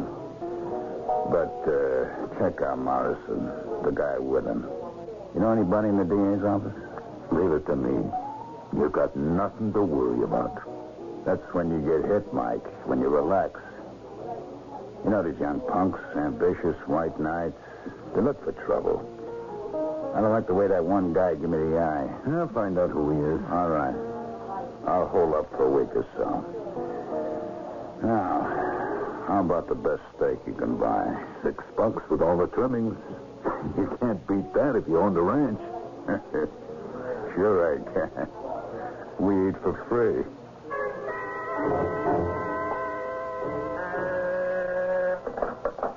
Hello, who? Tell him I'll call back. I just walked in. Yeah, and hold the call for half an hour, will you, Grace? Yeah, thank you. Well, I don't want to believe it, Tom. Well, you don't have to, pal, but I'm convinced. Look, here's a picture of him before he got a hairpiece and grew the handlebar mustache. You notice that kind of bumpy line from his right cheek to below the right ear? A bad suturing job. It's a telltale scar, all right. You convinced? Now, look, I'll take a marking pencil and give him hair and... No. Don't waste the time. It's Campo, no question about it. And Campo was killed in a shootout with the police and was buried over 3 years ago. Why hasn't he been spotted before? Well, who'd have his eye open for a deception like this, except a brilliant reporter like me? Mr. Super Cynic. Don't you trust anyone? You and a few others. Well, the rest, well, in one way or another, they're all on the take. When Tony Campo was on the take, he took big. Numbers, dope, track, gambling. Big boss. And we had him sewed up. He'd have gone up for 25 years. And then he gets himself killed. Except he didn't. Yeah, now he runs a dandy restaurant where the prices are pre-war. Order a police detail to find out where he buys his food. Yeah, then try to make one of the suppliers talk. The old intimidation racket. You remember a squib in the papers about a chicken wholesaler named Horvath? He got himself knocked off? Hey, you're going too fast, pal. You say Galvano is Tony Campo. I agree, but how can we prove it? Can't order the man's arrest. He can prove he's Galvano. So his identification has been fixed, but he's still the man he claims to be. Yeah, you got a point. All right, so we have to investigate. Yeah, you do. I can't use a public office to snoop into what's dead, buried, and forgotten. You bring me. And you could also get a bullet in your back. Yeah, well, that may well be, but I'm going after that tin horn gangster. A cop was killed in that shootout, you remember? And the food wholesalers are having to knuckle under to his thugs. Now, calm down. Let's try to make some sense. Okay. Tony Campo is killed. A doctor has to certify the death, and some funeral director has to fake the burial. Start with them. Check your newspaper's morgue and take it from there. Well, that'll turn up the names, but maybe not the body. I think it might. Campo would pay him off, but I don't think he'd have him murdered. An accidental death might work for one of the guys, but not for both. Campo was no fool. You might be right. The trick is to come up with some line that'll make the doctor or the funeral director talk. That may be impossible, but I can try. Keep in touch. There is an alternative, Webb. Exhumation. Now, don't talk crazy. You just can't go dig up a body. There is no body. Without real evidence that Campo didn't die and wasn't buried, I could never get a court order to exhume. You forget that angle, chum. Well, look, what if we just went ahead? No. You're really in space. No way. I can see the two of us on a dark, stormy night poking around in a cemetery with picks and shovels. Not for me. What's the matter? You afraid of the dark? You go after the doctor and the funeral home guy, and don't even think of exhumation. How'd you find out, Mike? Vinny knows him. The bartender? Yeah. His name's Tom Brooks. Him and Morrison are friends. The guy's a reporter. Well, nothing to worry about that. Reporters always hang around the DA's office looking for a story.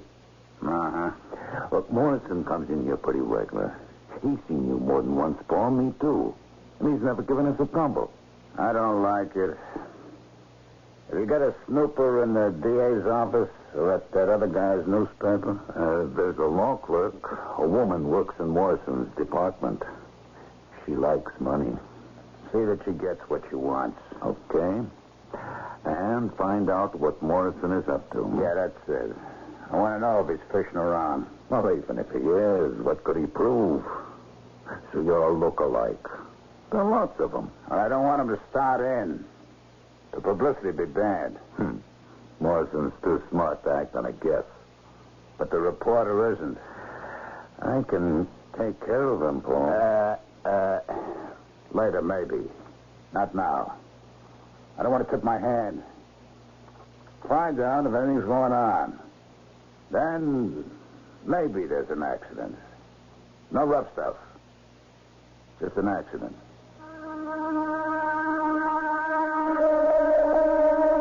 In a letter to George Washington in 1792, Thomas Jefferson wrote, "No government ought to be without censors, and where the press is free, no one ever will."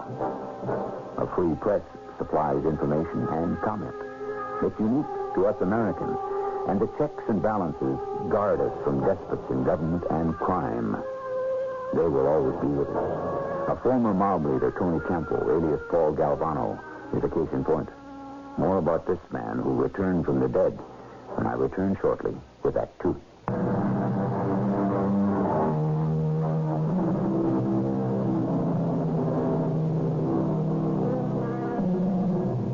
Like a professional policeman, an observant investigative reporter tries to see through and beyond surface facts because the truth lurks behind the appearance of things. It is the scar on the face of restaurant owner Paul Galvano that jogged the reporter's memory, and now he is certain that Galvano is the dead Tony Campbell. Coming. Yes? Mr. Councilman? Yes. Tom Brooks from the Forum. May I have a few words with you? A reporter? Yes, sir. What brings you to me? Come this way. My editor has an idea for a series of true stories about elaborate funerals of famous and notorious persons. Is that so? I'm writing a book that will deal with the same idea. With a difference, of course. I'm more interested in how the average person approaches death. You've been retired for, is it 3 years? Yes, that's right. I sold my funeral parlor and retired. Mm-hmm. Well, you must have had a large practice, this fine house. Well, I made a substantial profit, yes. And you did attend to at least one notorious corpse whose funeral services and burial were spectacular. Tony Campbell. Campbell? Oh, the gangster that was killed during a police raid. He was buried from your funeral parlor. Oh, Campbell, yes. Yes, I remember now. Yeah, it's kind of hard to forget, really. He was the biggest funeral of the year. Can you give me your impression of it? Impression? What is it you'd like to know? Oh, how you got the job and the persons you had to deal with, a rough idea of how much you spent, that kind of thing. Cost figures are confidential, you understand. Well, I can dig them out if I have to. Why would you want to? To make the point that even if the funeral cost $100,000, it couldn't buy Campbell's way into heaven. Oh? How do you know that, Mr. Brooks? Well, I don't think St. Peter sells space to an unrepentant sinner. Judge not that ye be not judged. Matthew 7, and well said.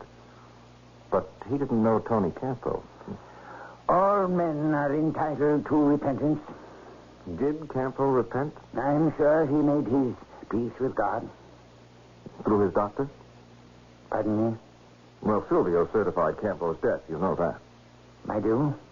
Well, certainly. I mean, you had to have a copy before you tucked Campbell into his plush casket. So you can't fill me in on why you were selected to handle the funeral or who made the arrangements and costs and so on? Well, I have no recollection about such details. Death is a very personal matter, Mr. Brooks.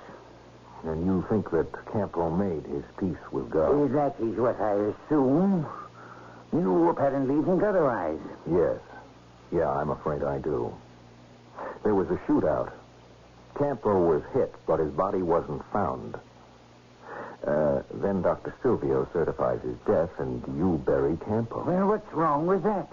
Well, what if there was no body? How dare you say that? Because I'm pretty sure that Tony Campbell is still alive.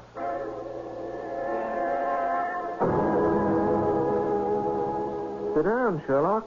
Yeah, I'm glad to. I tracked down Frank Councilman, but took some doing. Mm-hmm. And? Nothing. He is an oily one. Lives in a house that must have cost $200,000. It's obvious he got paid off. And I tipped my hand. I said I thought Campo might still be alive.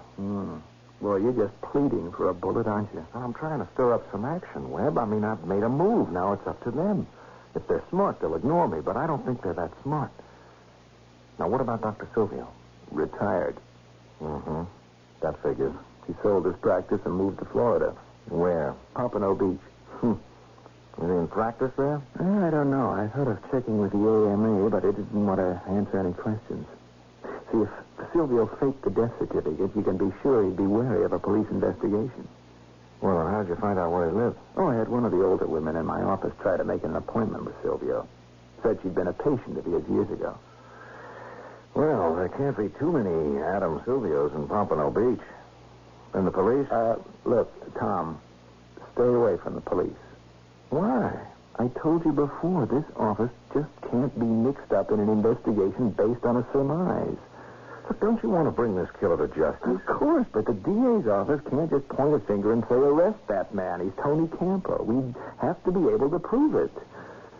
I've checked on Paul Galvano every which way. He really is Galvano. You say he's Campo, come back from the dead. I'm inclined to believe you, but I can't prove it. Neither can you. And let me tell you something else. No, tell away. Councilman and Silvio are still alive. Now, doesn't that tell you something? Yeah, I've thought about that. Campo feels pretty secure. That's right. Why hasn't Campo had them knocked off? Because he's sure of those two guys. Even if one of them squealed, it wouldn't bother Campo. His identification as Galvano is too good. Mm-hmm. Tracking down Silvio won't help you, Tom. Well, my visit will get back to Campo. It's your funeral. Tom, why don't you just lay off while you still have the chance? See, now you sound like a politician, not a public official. What if we expose Campo? Some other hoodlum will come along and replace him? No doubt. Then we go after him. Fighting crime is a losing battle. Not to fight it is no alternative. You know that. It's your job to know that. I know my job, and I do it when my office has something tangible to fight. An empty casket's going to nail Tony Campo.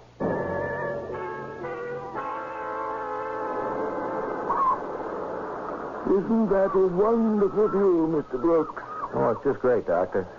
And the beach is private? Just for the use of the owners of Ocean View condominiums.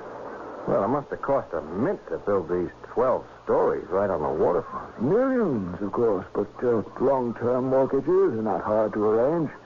Did you build Ocean View? Oh, dear, no. The builder went bankrupt. I and some others took it over. That's a big investment. Substantial. But we're in the black now. 90% of the apartments have been sold. I'll show you the few we have left. Anything wrong with them? Oh, gracious, no. Even the one on the first floor over the driveway and entranceway is charming. Do you mind a personal question, Dr. Silvio? Of course not. You're a prospective buyer, wasn't it? Oh, yes. I'd like to own a place down here. Oh, I'm a prospect. Even if it would be just for investment. It would be a very good investment. Just looking at this splendor, Doctor, this private beach and pool and the games, I just have to wonder how a retired doctor could afford to be one of its owners. I had a lucrative practice, Mr. Brooks, and I invested wisely. I wanted to talk to you about Tony Campo. I don't know any Tony Campo. Let me recharge your memory, Dr. Silvio. You attended Campo after his shootout with the cops, and you certified his death. Does that jog your memory? Oh, well, good heavens, I'd forgotten about him. How could you? Well, it's my extensive practice. You can't remember every one of your patients. I can believe that. But Campo? Why do you say that in disbelief? Because the family must have paid you a very substantial fee for what you did. I did nothing. The man was dead. I merely certified death and the cause. Was he dead, Doctor? I don't like that implication, Mr. Brooks. Neither do I, but there it is. How dare you impute... Because, now get this, Doctor, because I think I saw Campo alive and well last week. That's a libelous accusation. I pronounced him dead, and this man named Councilman buried him. Well, then Campo's bones would be in his casket in the family burying ground. Well, that's fairly obvious, isn't it? Well, not to me, Doctor. I think you certified a fictional death. You and Councilman got paid to do it under threat. Go ahead and sue me, Doctor. Then I'll insist that you produce whatever remains of the late Tony Campo.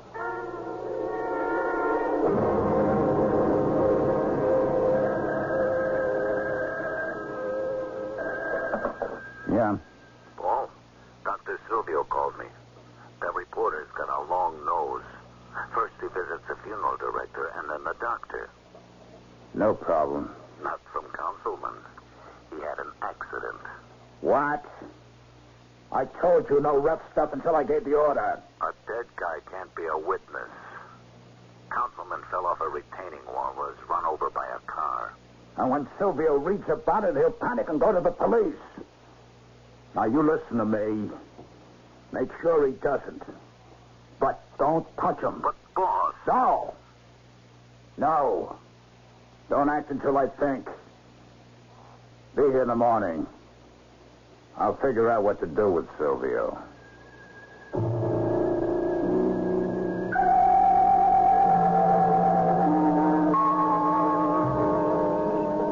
I must be out of my mind, Tom, letting you talk me into this. Busting into a mausoleum?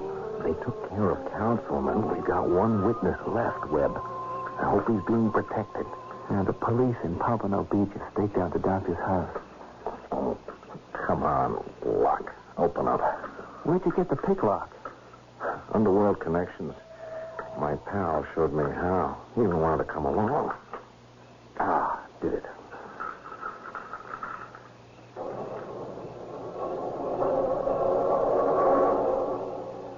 Flash your light around. Let's get this over with. They got lots of dead in here, Webb. Yeah. Let's find Tony's casket. You got it. Leave the flash on. Help me slide it out on the floor. Oh, boy. Wait, it's done. Yeah. You got a screwdriver for me?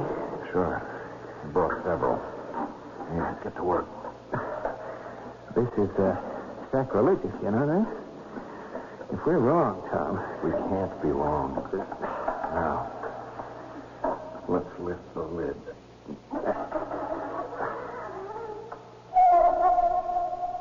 Yeah. Shine the light inside. It's empty. What did I tell you, Webb?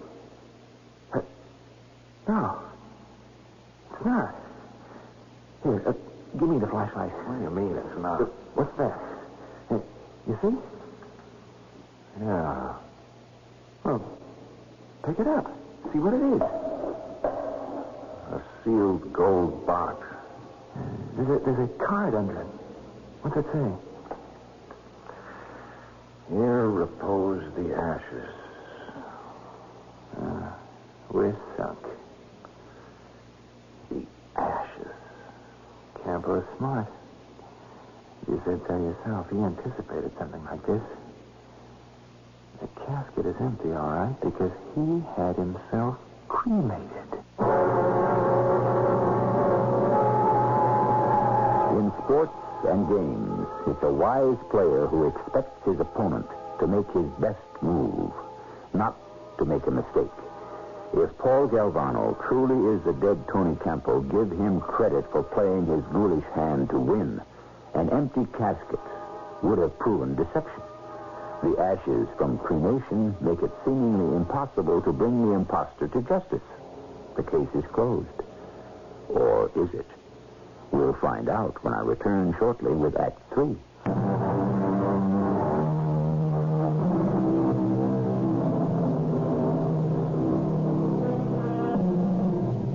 One of our common faults is a reluctance to take chances.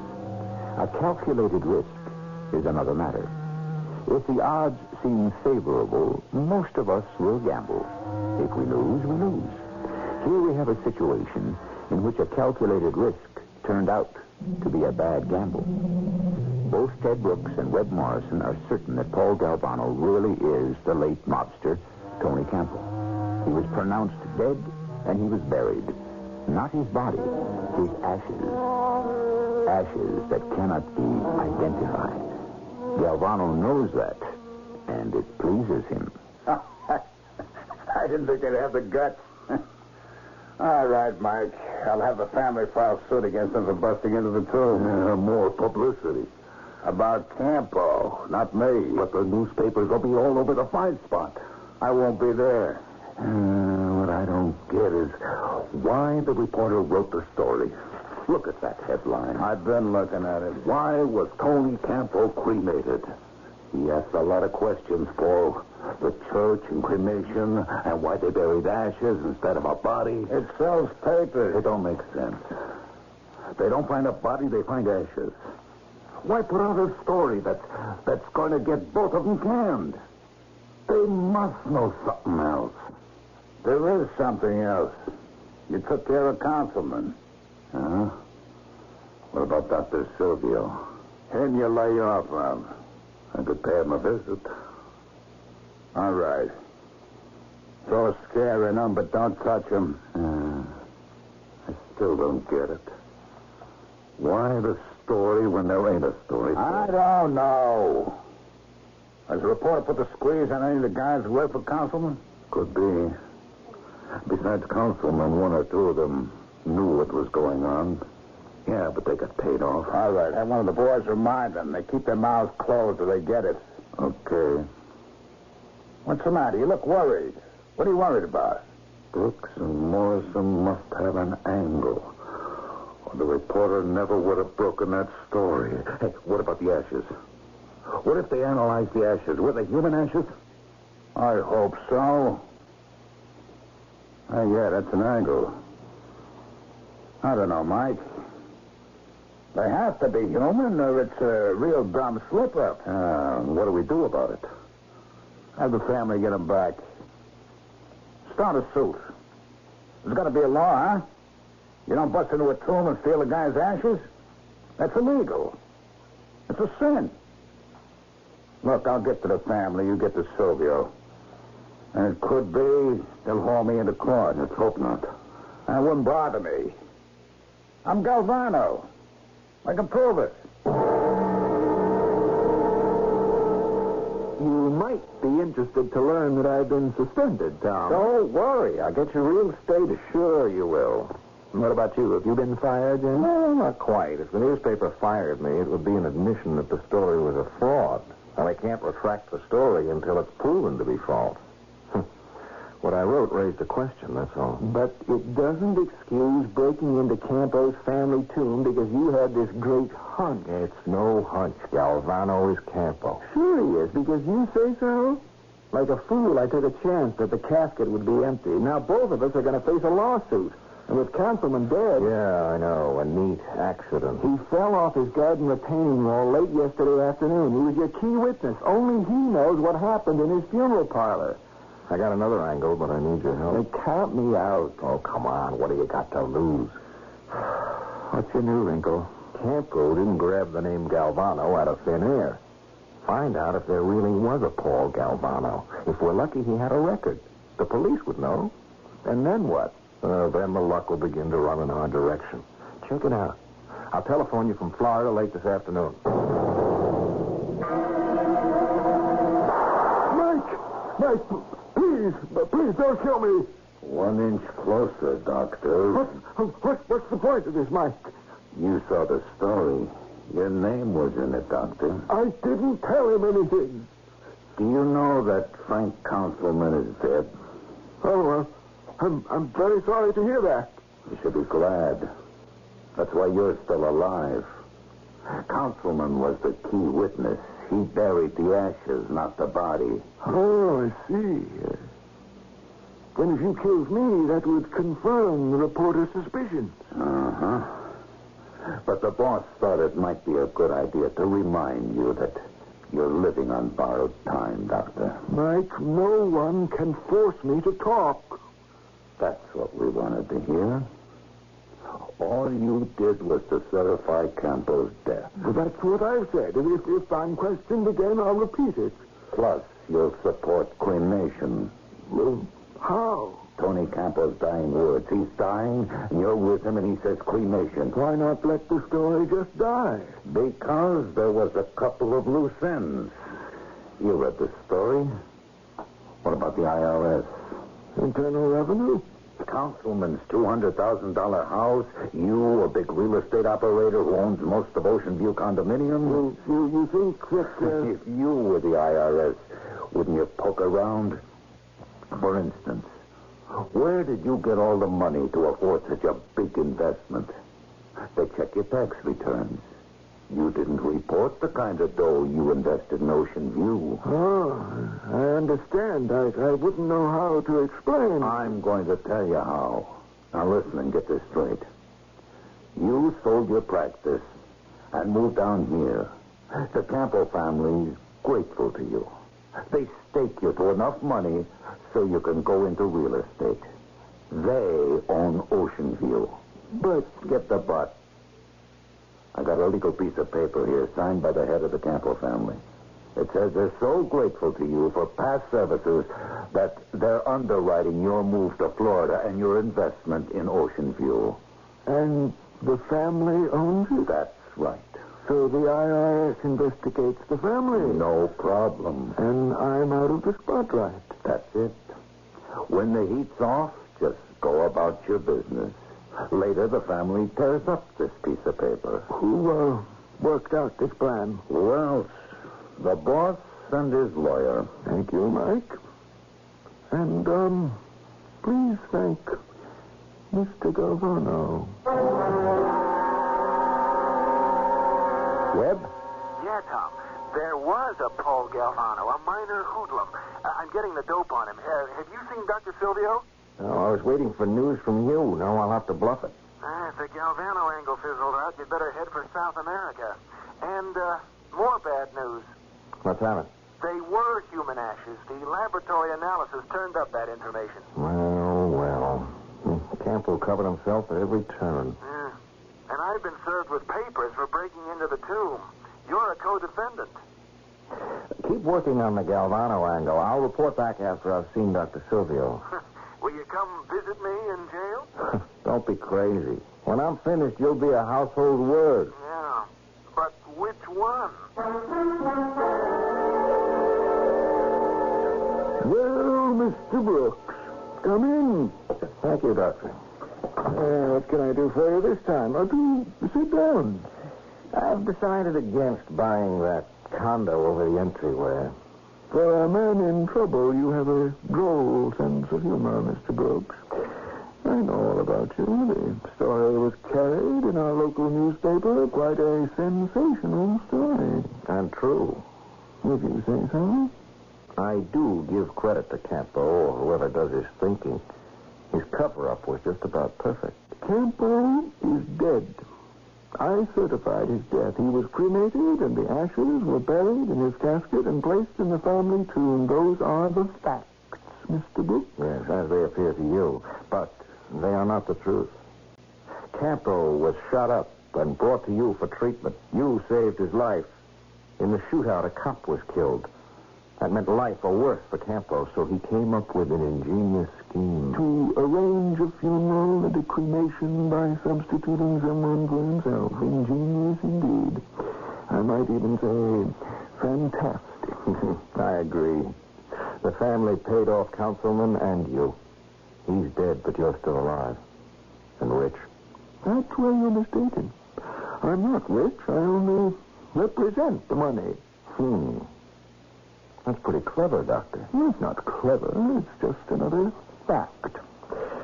Now, may I ask why you've come to see me a second time?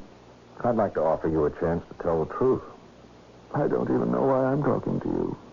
Without proof, you make certain assumptions and act on them. They hurt innocent persons, Councilman, me. Now you plead for my cooperation because you, not I, face prosecution. Councilman is out of it. He's dead. An unfortunate accident. He was murdered. Another wild assertion. You'd better leave, Mr. Brooks. You do know about fingerprints, Doctor. Campo took the name of Paul Galvano. Why? No comment. Galvano was a minor hoodlum. So? Galvano has a record. Now, part of it would be a set of his fingerprints. I suppose so. And they'd match the fingerprints of the man who now goes by the name of Paul Galvano? Of course. Well, what if they don't match, Doctor? Do you know that they don't? I see. You're quite a bluffer, Mr. Brooks. You won't reconsider.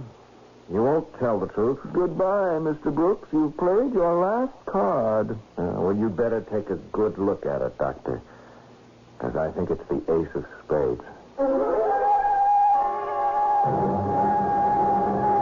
Hey, Tom, you pulled it off. The fingerprints prove it. The Lauderdale police should have Dr. Silvio in custody by now. We've finally got a break, Tom. Oh, Campo covered every angle except the one he couldn't cover, Galvano's fingerprints. Right. I really thought we were sunk. Yeah, so did I, Webb. I wonder why he chose the name Paul Galvano. Galvano and Campo looked alike, except for the scar. And Galvano was a member of the Campo gang. Any record of his death? The real Paul Galvano? No. You know what I think? It's pretty macabre, but those ashes in Campo's casket. Frank Councilman really did cremate a body? Yeah, why not? I mean, if Galvano was killed in that shootout. Yeah. Campo lives and Galvano's dead and is cremated.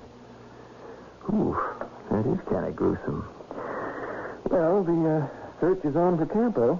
The police will bring him in today. Yeah, let's hope, but I wouldn't be too sure. Well, why not? Well, didn't you know you've got an informer on your staff? The reporter broke the case, Paul. The secretary in Morrison's office, she told me about the fingerprints that don't match. Uh-huh. All right, Mike. You take over the prize spot. Sell it as soon as you can. Meet me in Mexico City. Yeah, but the cops are on the prowl. How you get out? Private plane. Belongs to a pal. Yeah. Yeah, you think of everything, Paul. Make that, Tony, will you? I've had the disguise for 3 years. That's enough. If they ever catch me, they'll catch Tony Campo.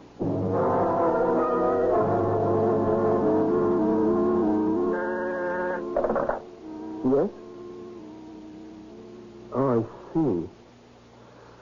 Oh, I'm sorry, too. Who took them off? Oh, it's hard to believe, Captain. Yes, I will. Goodbye. He slipped away? Yeah. Mexico, private plane. Too late to intercept. Well, Mexico's welcome to him. And we still have Dr. Silvio. But you stuck your neck out. So did I. We were right. And to have Campo escape. It's no problem. I'm not in my business for headlines, Webb. Neither are you. What drives us is anger against injustice. Look, someone has to protect the public. We exposed Campo. You did, Tom. Because of a free press. And to that, all I can say is, amen.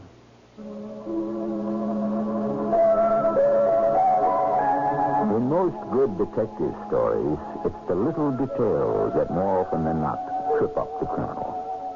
There have been perfect crimes, I suppose, but we don't know about them because they were perfect. After the reporter picked up what to him was a telltale scar on the face of Paul Galvano, the chase was on and justice of a sort was done. At least Galvano had to leave the country. I'll have some closing remarks when I return.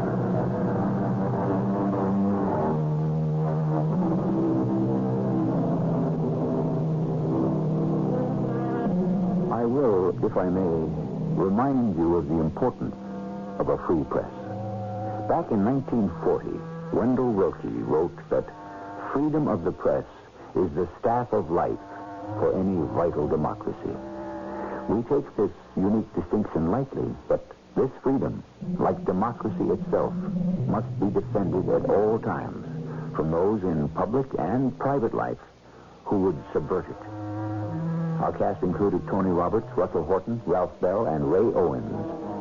The entire production was under the direction of Hyman Brown. And now, a preview of our next tale. Or do they appear to have been read carefully? Anything cut out of them? Not that I could see, sir. I can't see what the man's reading habits have to do with anything. Oh, a great deal. Potter, today is Wednesday. Tomorrow morning I would like you to bring here to my assistant, Jean-Pierre, whatever newspapers you have gathered this week to be sold. Oh, Valmont, what's all this mystery about the newspapers? Mystery? Au contraire, Inspector. I would say the entire case is perfectly plain. What's perfectly plain? Your suspect, Summertrees, is not a counterfeiter. Nor is he in any way connected with counterfeiters. What is he then? Something far more interesting. And that is what I plan to find out. Mrs. E.G. Marshall inviting you to return to our Mystery Theater for another adventure in the macabre. Until next time, pleasant dreams.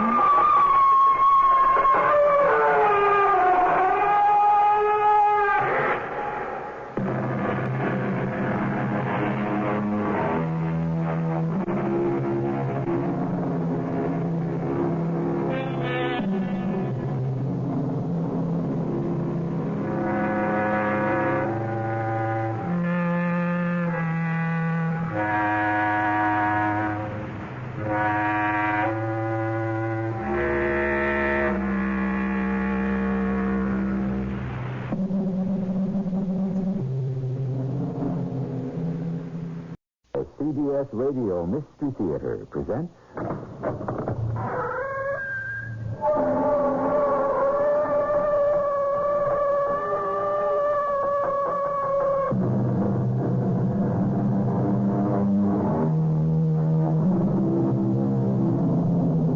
Come in. Welcome. I'm E.G. Marshall. The famous French detective Eugène Valmont rarely, in his brilliant international career, came across such an equal as he meets in the story about to unfold. A war of nerves turns into a battle of wits, which I am happy to report to you from the front lines. Jean-Pierre, shine your flashlight onto the desk so that I can examine the papers. Monsieur Valmont, it's hard to believe Dr. Willoughby could be up to something so underhanded. Are you speaking of Dr. Willoughby, alias the aged messenger, alias Ralph Summertrees? I doubt if he is as innocent as he looks, but let us wait and see what I find here.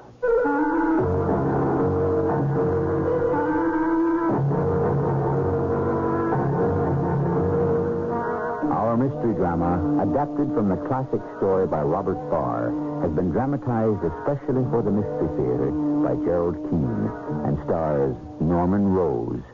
It is sponsored in part by Buick Motor Division. I'll be back shortly with Act One.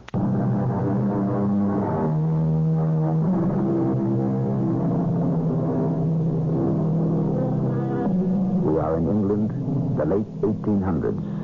An American president has just been elected, and the London newsboys are shouting something about the defeat of free silver. A man with deep-set eyes and sharp features, wearing a long cape, buys a newspaper and hurries home. He is Eugène Valmont. I simply could not find a cab in the fog, so I walked all the way to my flat. After dinner, I opened the paper and sat before the fire. The eloquent Mr. Bryan had been defeated in the election. I was sorry to read that. A man with such a gift of words. Come in, Jean-Pierre. What is it? Monsieur Valmont, Inspector Spencer Hale is here to see you. At this hour? Or show him in, then. Oui, monsieur. Glad to find you, Valmont. Mind if I shut the door? Of course. It is only the barbaric Americans who leave all the doors in their houses open. But since you make a point of asking, Inspector, I presume you have something of a very confidential nature to discuss. I would say so. A totally unnecessary precaution. My man, Jean-Pierre, is also my assistant. When I decided to retire from the service, he asked to retire with me. Do sit by the fire, Inspector. I see you're reading the evening paper. I'm glad that man Bryan was defeated. These Americans, such strange people. Of course he was defeated. A millionaire running for the presidency in a democracy where the average voter is as poor as a French peasant. Now, what important matter has brought London's chief inspector to my poor apartment on such a night? Vermont, you're a clever man. So when I tell you the question which has brought me here tonight is the same on which the American election was fought, I know I need say no more. Free silver, Inspector? Yes, entirely too free. Tell me, dear friend, have they eluded you? Who? Why, the counterfeiters. I'll be. Vermont, that was just a lucky shot. Perhaps. Well, tell me how you guessed it. Very simple, mon ami. The question on which the American election was fought was the price of silver, which is so low it ruined William Jennings Bryan. Silver troubles America, ergo silver troubles Scotland Yard. It is not the theft of silver, but the price of silver, the very low price. Ergo, someone must be counterfeiting British coins and making a large profit. Vermont, you've hit it. I'll say that for you. Banged it right on the noggin. You see, there's a gang of expert counterfeiters who are putting out real silver money and making a clear shilling on every half-crown. I gather you do not know who the counterfeiters are. No, but we know the man who's shoving the stuff. So you go from A to B and find out. So far, no luck. Which is why I've come to see you tonight. To see if you would do one of your old French tricks for us on the quiet. What French tricks, Monsieur Hale? No offense intended. No, I need someone to go through a man's house without a search warrant. Spot the evidence, let me know. And then we'll rush the place before he's had time to hide the goods. Oh, I see. Who is this man and where does he live? Well, his name is Ralph Summertrees, and he lives in a very posh 4-story in Park Lane. And why do you suspect him? Park Lane is an expensive district to live in. Now, this Summertrees has no ostensible business. Yet every Friday, he goes to the United Capital Bank in Piccadilly and deposits bags of silver coins. And they are, of course, the real thing, not counterfeit. Naturally. But it's no great problem to go around London with a pocket full of counterfeit 5-shilling pieces, buy this, that, and the other, get the change, and come home with legitimate coin.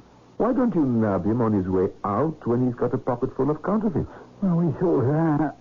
But we want to land the whole gang. And if we arrest him for passing, whoever doing the counterfeiting will escape. And you know for certain this Summerfield... The Summertree? Yes, that he is not the counterfeiter. Well... Of course you do. You've got one of your own men working in his house. Unfortunately, your man has not come up with any evidence. You've hit it again, Vermont. I've got a man called Podgers working his butler there, but... He has come up with nothing, eh? Tell me, how does the money get to this Summertrees in Park Lane? It's brought there every night by a man who looks like an elderly, respectable city clerk. He puts it in a large safe in a dining room on the ground floor. Have you had the clerk followed? Oh, certainly. Oh, what do you take us for? Now, according to Podgers, he sleeps every night in the Park Lane house, and in the morning goes to an antique shop in Tottenham Court Road, spends the day there, and every evening returns to Park Lane with a bag of money. And you would rather not arrest and question him either? Well, for the same reason. He's merely a messenger. What good would it do to put the go-betweens in the clink, letting the real criminals escape? Nothing suspicious about the antique shop? And nothing that we can discover. Then let us see what I can discover. Do you happen to have a counterfeit 5-shilling piece on you? Yes, I do. Good, give it to me. I may be able to put it to good use. Oh, my. It certainly is a faithful reproduction. Using pure silver, these counterfeiters can make a 5-shilling piece for practically nothing. I mean, the actual silver is worth no more than 6 pence. Oh, fancy that. Now, to get back to your suspect, Summerlee. No, Summertree. Yes, of course, that's what I meant. But does he have any women servants in his house? No, all men. A butler, a valet, and a French cook. I know, a French cook. This case begins to interest me. Real French cooking. You know, I might take your man Podger's place and play the butler, since I gather he has not discovered anything. Oh, he's done a good job. Everything a man can do. Naturally, he doesn't have your experience. Now, what does this Summerfield do all day?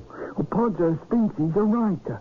Locks himself up from morning till evening in his study. Doesn't he come out for lunch? And now he has a hot plate in his study, makes his own coffee, has a little pantry, and has a sandwich. Well, pretty frugal fare for Park Lane. Oh, he makes up for in the evening when he has a long dinner with all those foreign dishes your people eat, done up by his French cook. Sensible man. I must tell you, Inspector, my opinion of your suspect has been gradually rising, and at the same time, my estimate of your Podger has been steadily declining. However, bring the man here tomorrow, and I will ask him a few questions.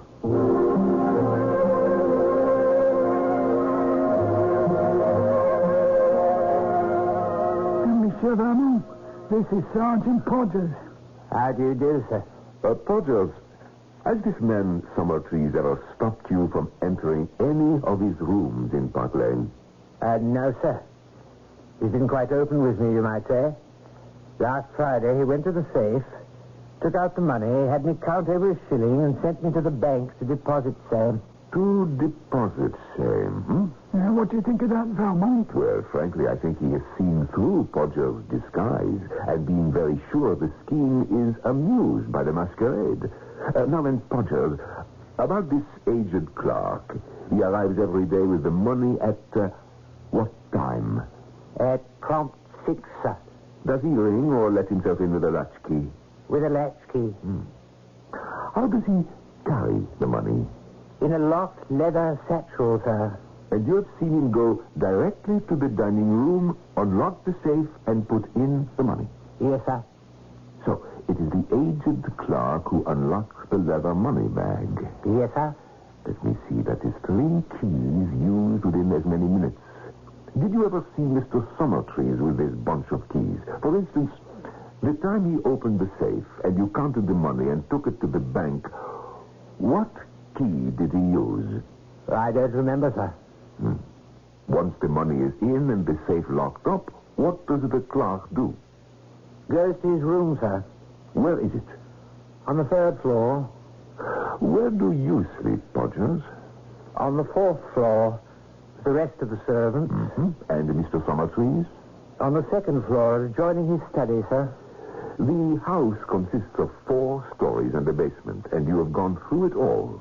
Yes, sir. And you can let me in so that I can make an examination? Oh, yes, sir.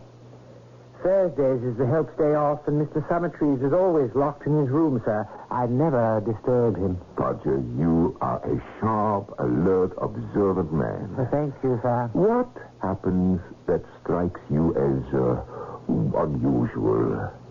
I can't rightly say, sir. Call to mind some of the other households in which you have been an undercover man. Is there any way in which Mr. Summertrees' establishment differs from them? Well, sir, he does stick to his room, writing pretty close. Anything else, no matter how trivial? He seems fond of reading, too. Leastways, he's fond of newspapers. He takes all the morning and evening papers. And what is done with them after he has read them? Well, they're sold to the ragmen, sir, once a week. Well, do they appear to have been read carefully? Anything cut out of them? Not that I could see, sir.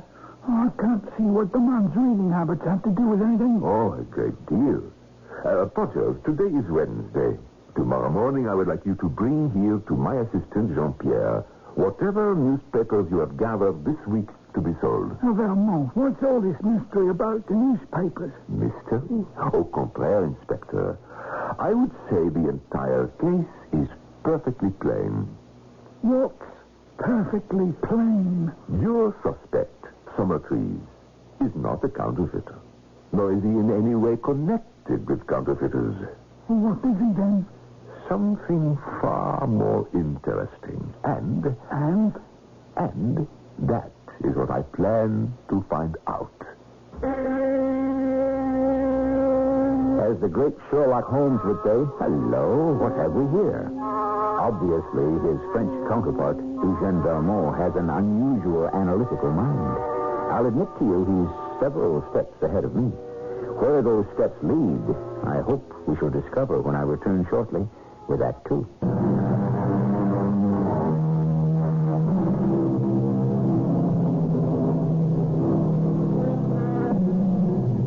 Have you ever noticed how poised and alert is a hunting dog when his senses tell him his prey is not far off?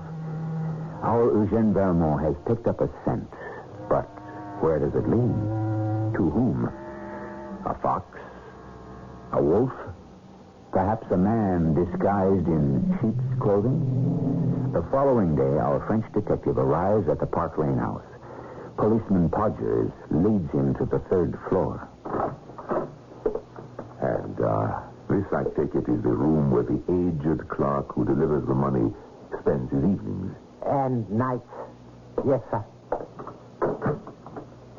I advised you to come here today, Monsieur Valmont, because I accidentally opened the study of Mr. Summertrees, and he's not there. I'm sure he'll be out for quite a few hours. Ah, good. Now, to make a thorough search. What are you looking for, sir? An escape hatch. You tell me that this clerk arrives with the money, puts it in the safe, goes up to this room, remains here all evening or night, and leaves in the morning. Quite right, sir. Don't you find it peculiar he should arrive at 6 and go to bed hungry? No dinner? Oh, I never thought of that, sir. Yes. And you never told me what he looked like either. The clerk, sir? Quite old. Gray hair, gray beard. Yes. And your master Summertrees, how would you describe him? Well, a younger man, quite clean-shaven. That's the closet door you're tapping on, sir? Yes, I know it is. And I shall go inside the closet and continue tapping. There must be a latch here somewhere. Huh. Why would anyone hang a pair of trousers on a hook back here? Now, suppose we give this hook a little twist. Good Lord, sir. The panel in the back of the closet is moving. So it is. Podgers, I want you to go down one flight into Mr. Summertree's study and wait there for me. Now, sir? The sooner, the better. Podgers? Podgers, are you there? Mr. Valmont, how did you get down here into Mr. Summerfield's closet? I walked down, Podgers. There are 2 closed closets, one directly above the other, and behind them a connecting secret stairs. You see why this would be useful, Podgers. Not entirely, sir. The aged messenger who has all the keys puts the money in the safe, then goes up to his room on the 3rd floor, into the closet, back down the secret stairs to the 2nd floor closet, removes his beard, changes clothes, and so forth, and becomes who he really is, Mr. Summertrees. He has an excellent dinner prepared by an excellent French cook, and the next morning he reverses the procedure, becomes the aged messenger, and goes off to this shop on Tottenham Court Road. Podgers, I fear you've been watching empty rooms on the 2nd and 3rd floors, and a suspect who wasn't in them for over 2 weeks. Well, why would he do all that? There is a great deal of safety in a one-man operation. The following day, Friday, my assistant, Jean-Pierre, and I stood outside a certain antique shop in Tottenham Court Road, gazing at the bric-a-brac in the window. Monsieur Raymond. Look at the trash people sell as antique. No worse, Jean-Pierre, than what people will buy. Did the rather stout Sergeant Podgers deliver a parcel of newspapers this morning? Yes, he brought them for you. Not for me, Jean-Pierre, for you. When we return home, I would like an analysis and a full report by tea time. Oui, monsieur. Now, shall we go inside the shop? What can I do for you, gentlemen? There is a small clock my friend and I saw in your window, standing on a big seashell and covered with little seashells. Tell me, how much is it? 7 and 6, sir. Shall I get it out so you can have a look at it? By all means. Get it out and wrap it up. We shall buy it. Jean-Pierre, do you happen to have any small change about you? I'm afraid I don't. Nothing smaller than a 5-pound note. Oh, well, then, here's a sovereign, my good man. 20 shillings. Do you mind the change being all in silver, sir? No, not in the least. Here we are, sir. I think you'll find that correct. Thank you. Intriguing place you have here, sir. May I inquire your name? Willoughby. Anything else that strikes your fancy? Well, suppose we browse a bit. Have a look around. By all means. The shop is yours, gentlemen. Now, wrap up your seashell clock, if you'll excuse me. Take your time. Jean-Pierre, did you see that young man who just came into the shop? I did. He went directly to the back room, and this Willoughby right after him. Let me inspect the silver he gave me in change. Half a crown, 3 2-shilling pieces, 1, 2, 3, 4 separate shillings. Jean-Pierre, how do they look to you? Well, I would say badly enough made to be the real thing from the British Mint. Agreed. So we know he is not palming off counterfeit money. When he returns, we'll buy something small and give him the inspector's counterfeit 5-shilling piece and see how he reacts to that. There's a young man who just came in. He is leaving, going out the door. Gentlemen, you found anything else that caught your eye? Yes, this little inkstand. How much is that? 2 shillings. Do take it out of this. 5 shillings. Yes, sir. Here you are, sir. Oh, do excuse me, will you? I shall be right back. Jean-Pierre, another young man. Quite a bit of traffic to the back room. At any rate, I'm assured my first conclusion was correct. He took the coin without blinking, so it is highly unlikely anything of a counterfeit nature goes on here. Jean-Pierre, I'm going to move toward the front door. While our shopkeeper is engaged, I'm going to make a wax impression of the key. Should he return unexpectedly, detain him. Over by the door is a pile of what looks like pamphlets ready to be mailed. I think I'll help myself to one. Did you make the key impression? I did. Did you secure the pamphlet? I did. I can see through that back door. The young man is getting up to leave, Mr. Willoughby. A good time for us to go also. You have the purchases.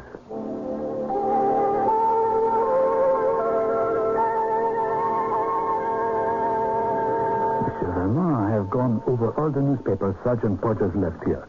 Each one is more or less the same, the usual advertisements of pills and soap and so forth. Aside from that, there is one kind of advertisement common to all these papers. It says it can cure absent-mindedness. Well, let me show you, monsieur. Let's see. Are you absent-minded? There is no need to be. You can cure confusion and forgetfulness. Apply by mail for our template. List your personal hobby. No fee, no treatment, no risk. You lose nothing. You may gain peace of mind. Dr. Stanford Willoughby, 1414 Tottenham Court Road, London, WC1. This is one of his pamphlets I picked up at the shop. At the back it says, Dr. Willoughby will neither see patients nor correspond personally. Read and learn. You need not be absent-minded. The good doctor has just secured another patient. I shall write to him that I am very absent-minded, that my hobby is what shall I say, Jean-Pierre? Collecting rare books. Excellent. Rare first editions. And I sign my name. What was the name that we used on the Milburn murder case? Al Porter Webster. So you were Al Porter Webster. You still have the calling card with that name on it to slip onto my mailbox downstairs? I'll attend to it. There was something else I had on my mind to report to you. What would it be? The key. Did you give me the key? That's it, of course. Here it is. Finished an hour ago from your wax impression. Now, let me see. I'll put Webster, card on mailbox, letter to Willoughby, key to shop. Oh, what have I forgotten? The rum in the tea. I forgot that. You know, Jean, it occurs to me we are both getting a bit forgetful. Perhaps Dr. Willoughby will teach us more than we hoped for.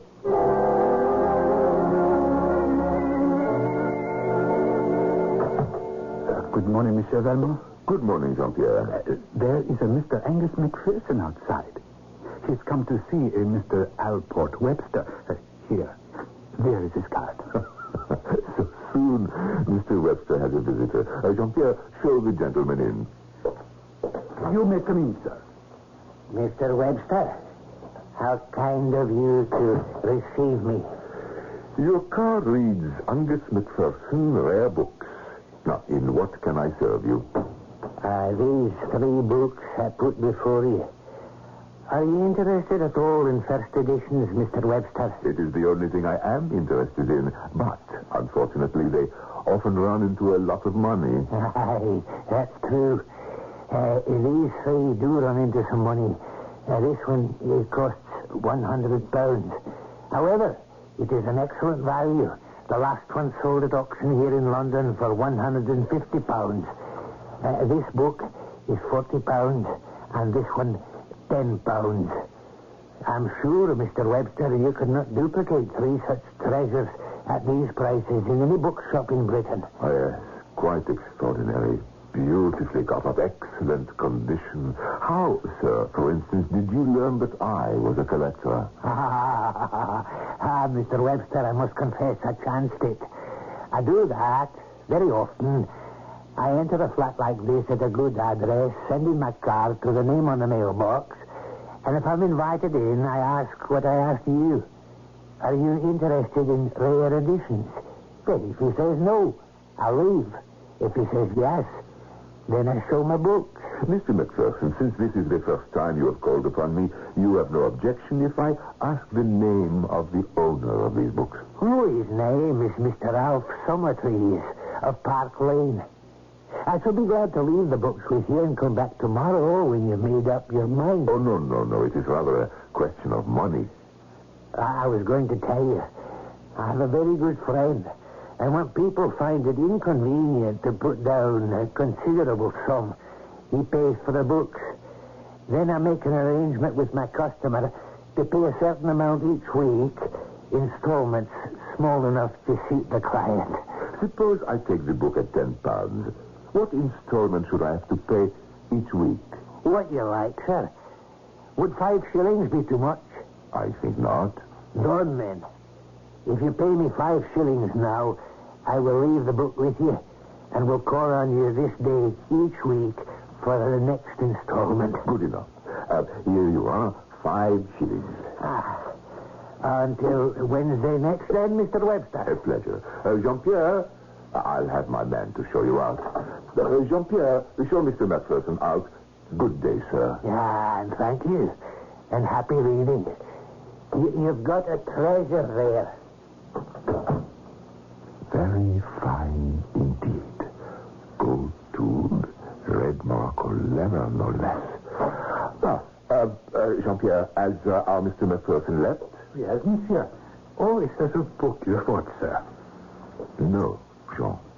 It is cheese for our mousetrap in a most exquisite binding.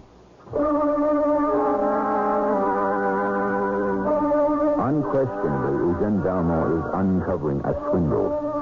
How it works, who works it, who gains, who loses, are all questions to which you have every right to expect answers. But since when have I ever disappointed you if you remain tuned in for Act 3? I'll be back shortly.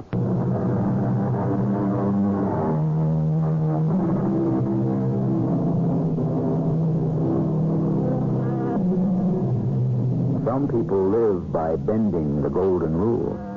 Others would melt it down if they could. Chicanery has been going on for centuries. Even Samuel Johnson warned, saying, if a man really believes there's no difference between virtue and vice, why, sir, when he leaves my house, I count my spoons. Good advice, it seems to me. Today, as it was 200 years ago. Jean-Pierre, point your flashlight over here, onto the desk. I want to go through it. Nice little antique shop, this. So innocent with its seashell clocks, it's hard to believe Dr. Willoughby could be up to anything underhanded. Dr. Willoughby, alias the aged messenger clerk, alias our Summerfleet. Trees. Alias goodness knows how many other people. No, this is not an innocent store by far. Will you look at this collection of calling cards? Angus McPherson, rare coins. Angus McPherson, jewels to the connoisseur. Fine furniture. Cards for other accomplices as well. Mr. Rogers, Mr. Tyrrell, and these sheets. Mr. Tyrrell's list, Mr. Carmody's list, Mr. McPherson's list. There I am, Allport Webster, owing £10 weekly payments, 5 shillings. Except for the calling cards, these sheets are no evidence of wrongdoing, however. Merely a record. Names of clients. Jean-Pierre, I am disappointed. A legitimate record of collections. Too bad. Well, I'll have a look at one of those ledgers on the shelf overhead. Now, this may be something. This is friend McPherson's account going back several years. 1896, 5/4, 1893. Well, let's see who his clients were then. There is Lord Symptom. I know the gentleman. Absent-minded old codger. See page 47. 47. Lord Symptom. Purchased Chippendale wing chair, £50. Jean-Pierre, look here. Look here. Lord Symptom has been paying £1 a week for that chair for more than 3 years. Look at this. His lordship has already paid in installments £170. That's it. That is it. Look at these names of collectors. This Summerfleet has been employing a half-dozen collectors who take in weekly installments from these absent-minded buyers long after the debts are paid. I'll take this page of Lord Symptom's account and copy out some names and addresses of friend Angus's present clients, and then we'll be off. Costly business, buying on the installment plan. Yes, especially if you're absent-minded.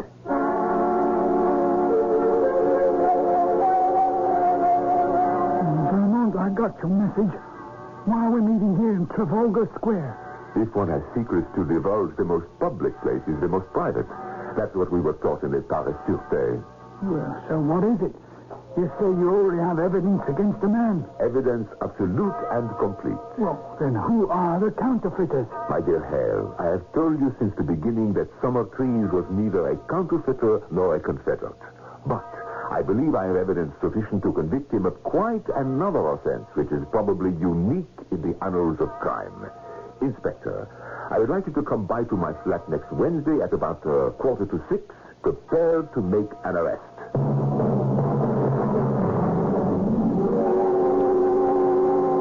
Now, Inspector Hale, I should like to stand behind the door, so when it opens, voila, this study of mine will be in complete darkness, except for a light which will shine on you. Oh, bit like theater, what? So, when the young McPherson fellow enters, he will immediately see you towering there, full height in your official uniform. A frightening sight to behold. Oh, thank you. You see, Hale, I am anxious to study McPherson's face when he realizes he has walked in to confront a policeman. Oh, what time is it? 1 more minute and our friend will be here to collect his 5 shillings for the book I purchased. Mr. Angus McPherson. I'll show him in, Jean-Pierre. Hale, stand quite still in that light. Excellent. Oh, I beg your pardon. I had expected to meet Mr. Webster. Come in, McPherson. Oh, there you are, Mr. Webster. I didn't see you at first. Sit down, McPherson. You have called on Lord Symptom this week.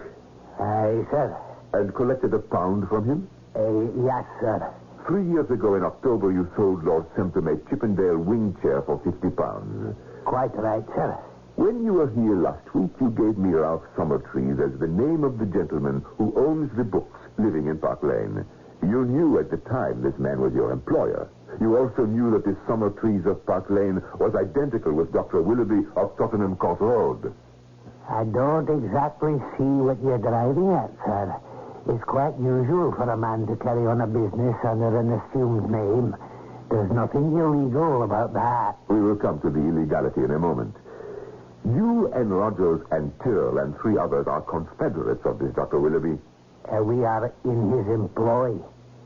But no more confederates than clerks usually are. I think, McPherson, I have said enough to show you that the game is what you English call up. You are now in the presence of Mr. Spencer Hale of Scotland Yard, who is waiting to hear your confession. Confession. Confederate. I must say, he used extraordinary terms. What have you to say in your defense? Where nothing criminal has been alleged, I see no necessity for defense. If you will be good enough to let me know of what you complain, I shall endeavor to make the point clear to you. I show you this ledger sheet. Have you ever seen it before? Oh, yes. It's been taken from our file. It's what I call my visiting list. Oh, come, McPherson, why continue this charade? We all know about it. You never heard of Dr. Willoughby, I suppose. Oh, yes. Yes, he's the author of a silly pamphlet on absent-mindedness. You are right. Have you ever met this learned doctor? Oh, yes. Dr. Willoughby is the pen name of Mr. Summertrees. Really? Well, we are extracting your confession bit by bit. McPherson, I think it would be far better if you were honest with us. If you tell me what the charge is, I will then know what to say. We charge you, sir, with obtaining money under false pretenses, a crime that has landed the biggest financiers in jail. No, Valmont, we mustn't threaten, you know? Take, for instance, Lord Semptom. You sold him a chair for £50 on the installment plan. He was to pay £1 a week, and in less than a year, his debt was liquidated. But he is an absent-minded man, as are all your clients. So you kept on collecting and collecting for more than 3 years. Now, do you understand the charge? What you tell me is really a clever little scheme. The absent-minded league, one might call them. Most ingenious. I quite see how you could make such a mistake.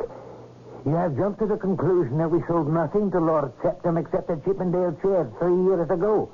However, his lordship is a frequent customer of ours and has had many things from us at one time or another. We keep a sort of running contract with him by which he pays us £1 a week. Are you telling me that all your customers deal on the same plan? You keep selling and they keep paying? That visiting list on your desk, Mr. Valmont, is incomplete. To understand it, you must refer to our business encyclopedias. Take Lord Septim.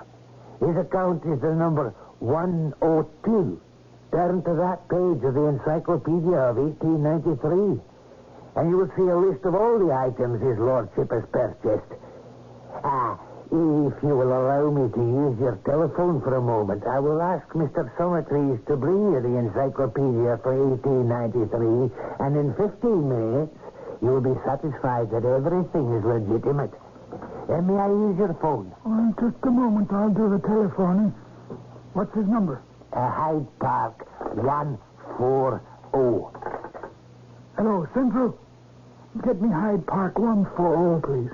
These encyclopedias contain the real secret of our business and are kept in Mr. Summertrees' safe. Is this the residence of Mr. Summertrees? Oh, is that your Podgers? Is Mr. Summertrees in? Oh, very well. This is Ale. I'm in Valmont's flat. Yes, where you were the other day. Very well. Now go to Mr. Summertrees and say to him that Mr. McPherson wants the encyclopedia for 1893. Did you get that? Oh, yes, he'll understand what it is. Mr. McPherson wants it. Right. No, don't mention my name at all. Just say that Mr. McPherson wants it and that you're to bring it. You get into a cab and come here as quickly as possible. We're waiting. Of course, Inspector Hale, you know your business best. But if your man arrests Summertrees, he'll make you the laughing stock of London. Now, while we're waiting, Monsieur Valmont, may I remind you, you owe me 5 shillings this week's installment. Of course. Here you are. Are you connected with Scotland Yard, Monsieur Valmont? No, not at all. Ah. Well, I can't think of anything else to say to pass the time. I suppose we shall just have to sit back and wait.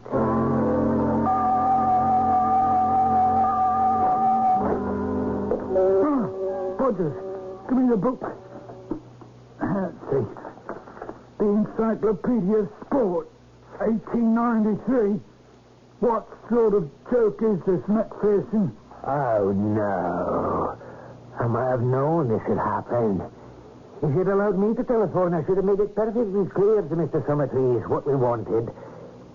There's an increasing demand for out-of-date books on sport, and he thought this is what I meant.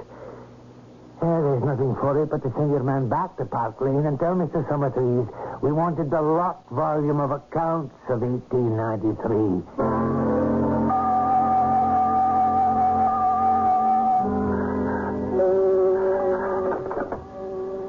Hello? Oh, yes. Yes, this is Monsieur Valmont present. Oh, yes, Mr. McPherson's here. What? I can't hear you. Out of print. The Encyclopedia for 1893 is out of print. Wait, who is this speaking? Dr. Willoughby? Hello? Hello? Oh, he's run off. Hey, stop him. Stop it, Johnson. What's he done? He took that sheet from the ledger and threw it into the fire. He's destroyed evidence. Macpherson, how dare you burn that sheet? Because, my dear Monsieur Valmont, it did not belong to you. Because you stole it. Because you had no right to it. And because you have no official standing in this country. I've always maintained these sheets and ledgers should not be kept. Mr. Summertrees, however, persisted. But he made this concession. If I ever telephoned him the word encyclopedia, he would at once burn those records.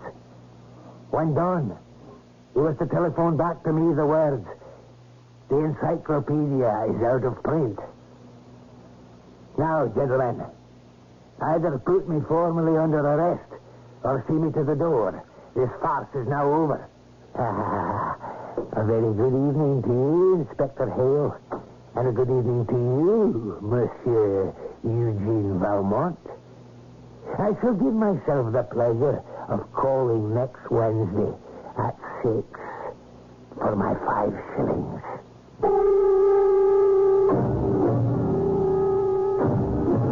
Believe it or not, the inspector from Scotland Yard and the retired detective from the French Sûreté are still friends. However, there is one certain case they never talk about. Nor do the words absent-mindedness or counterfeiting ever come into their conversation. And if one of them happens to say, every cloud has a silver lining, the other turns pale. I shall be back shortly.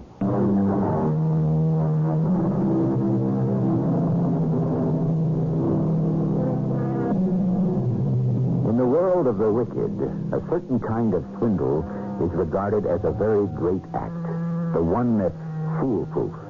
And the greatest artist is the one who takes the least risks. I dare say among the hundreds of tales of rogues and knaves I brought you on the Mystery Theater, this is the first in which flim-flam flourishes. I hope it is the last. Our cast included Norman Rose, Robert Dryden, and Lloyd Batista. The entire production was under the direction of Hyman Brown. And now, a preview of our next tale. The spirit, having achieved the ultimate understanding, leaves the body and tries to become one with the universe. Leonard, I'm drowning. But the time is not yet, and so it must be born anew in another body. Leonard, is this you? Bridges, I am finally free. I know at last. I know. The guru showed me who I am. Who are you? I have been born again, recreated. Although, realistically, I never died. Yeah?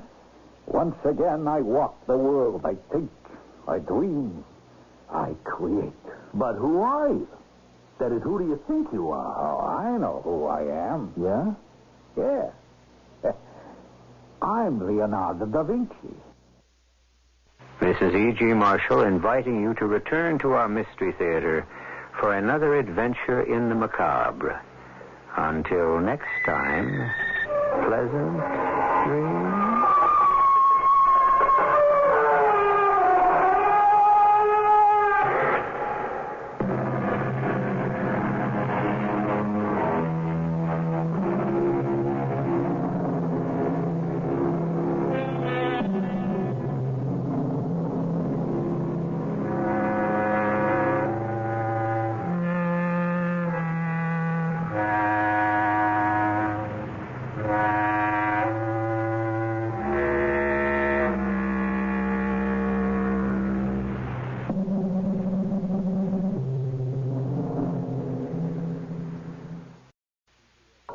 The CBS Radio Mystery Theater presents...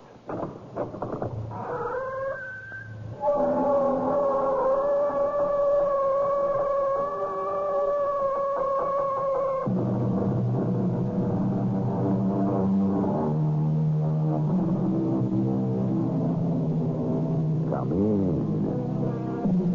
Welcome. I'm E.G. Marshall. Art for the sake of art. Yes, we heard that said. Art for the sheer beauty of it, for the ecstatic thrill of that inspired moment of creation. Art for the refreshment of the soul and the enrichment of the spirit. Hold on, did somebody just say enrichment? Now, this thing is taking a practical direction. But you know something? Anytime you take art and mix it with money, look out. Somebody is setting somebody up for a hustle, a swindle, or even a murder. He's gone. Don't you understand? He's gone. Sure, he's gone, but he can be found. You know where he went, don't you? Oh, yes, but I don't know how you can go after him. You just tell me where he went. He went back into the 16th century.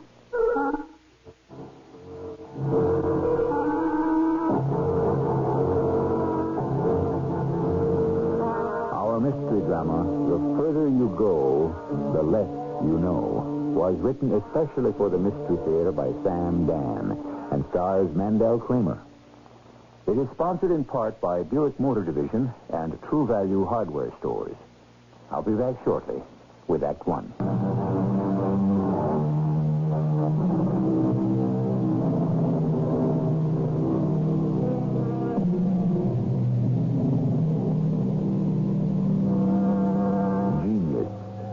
Who can account for genius?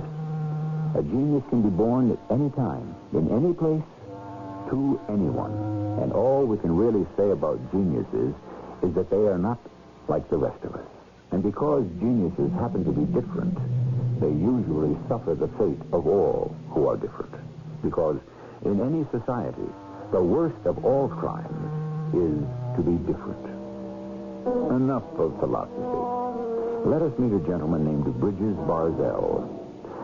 Before we begin, why, sir, are you named Bridges? Why? It's one of them things. In the old days, I'd go over by the East River in New York, you know, and I'd wait for a hit. And just as soon as I'd spot some hayseed rubbernecking the Brooklyn Bridge, I'd hit him with a proposition. You know what I mean? I can't even remember how many times I sold that bridge. But them days are gone. Long gone. Today, the rubes are as smart as you or I. It's tougher to make a living today. But who are you going to complain to?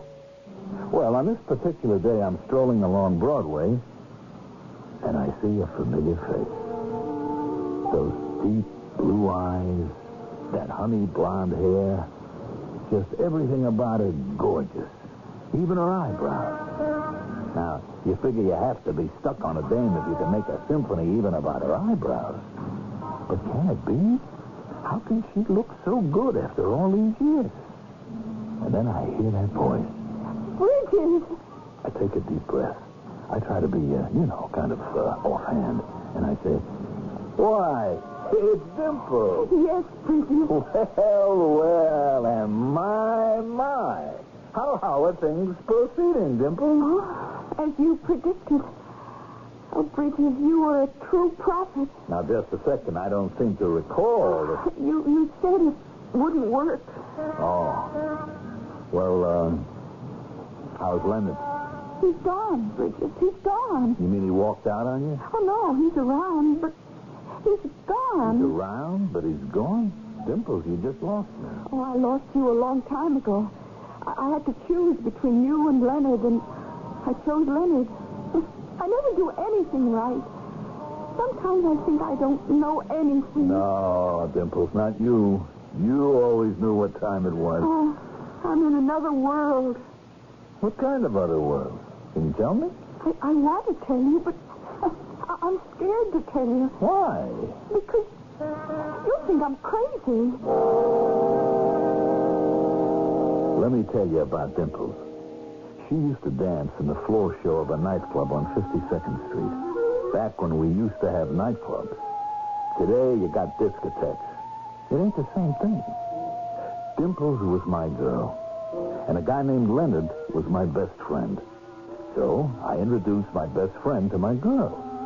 Well, you've seen this picture before, haven't you?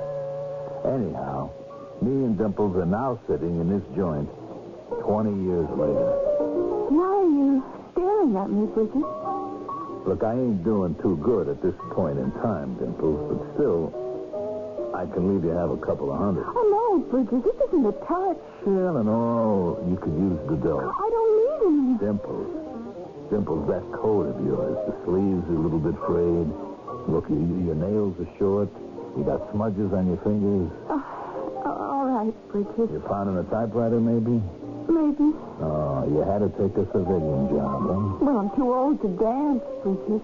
What's with Leonard and you, anyway? You said he was gone, then you said he was here. Well, he's both. Uh-huh. And I know it sounds crazy. When I say here, I mean he's in the house. Well, then he can't be gone.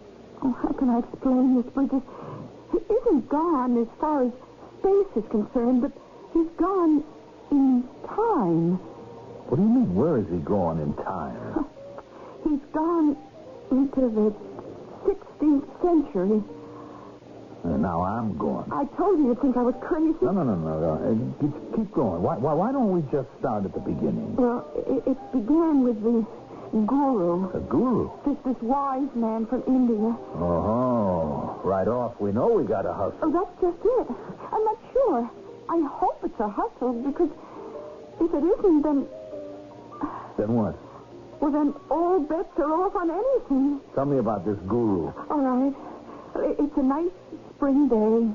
Leonard and I, the two of us, were walking down Fifth Avenue, and we're saying, you could only get a day like this in New York in May. Get to the guru.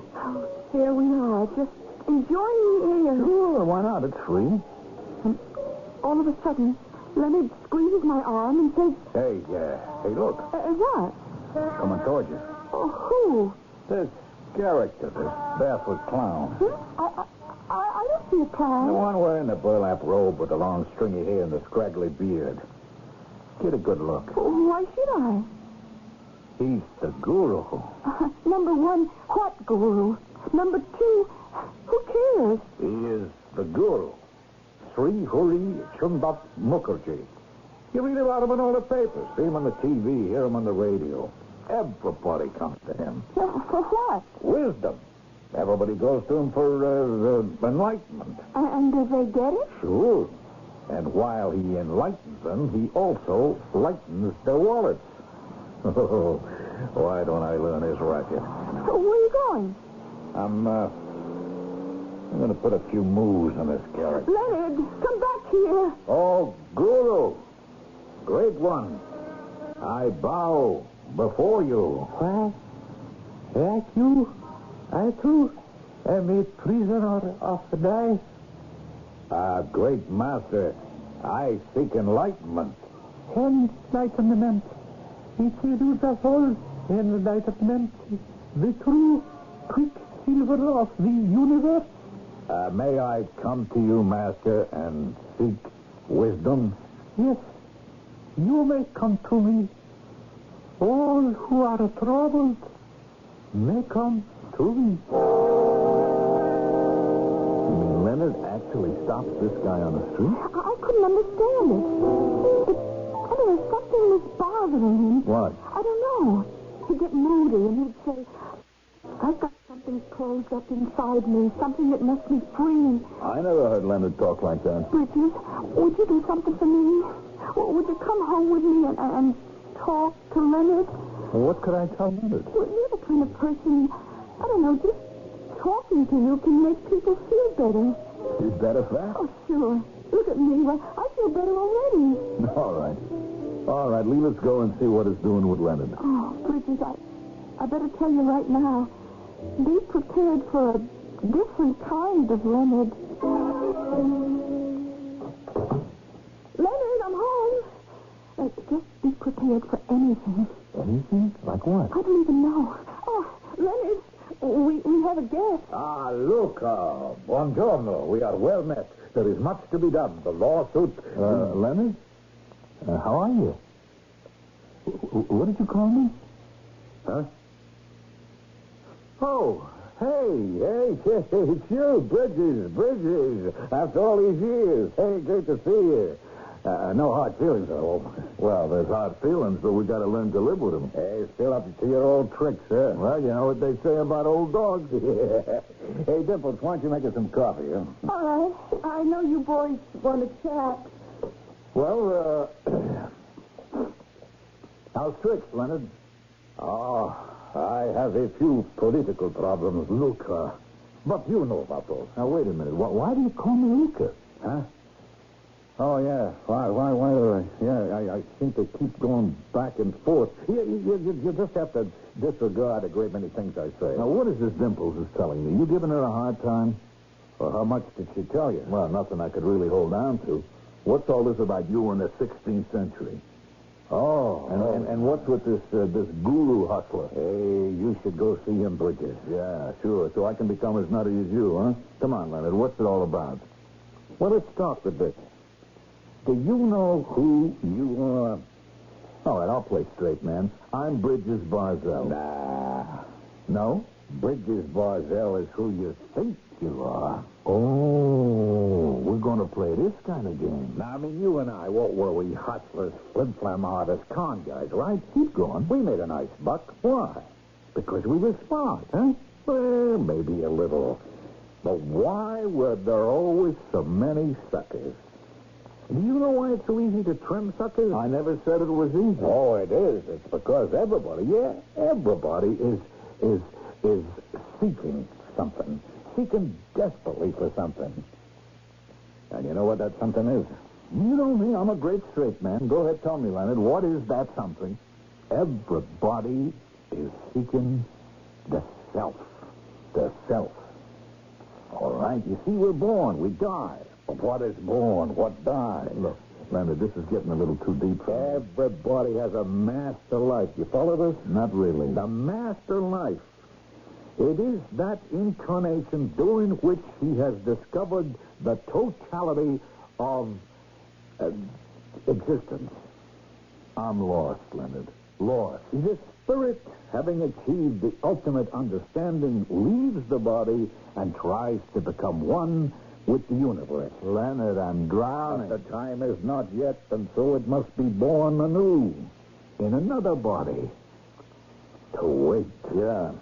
And there's supposed to be forgetfulness. But it is never complete. Leonard, is this you? Bridges, I am finally free. I know at last. I know. The guru showed me who I am. Who are you? I have been born again, recreated. Although, realistically, I never died. Yeah? Once again, I walk the world. I think, I dream, I create. But who are you? That is, who do you think you are? Oh, I know who I am. Yeah?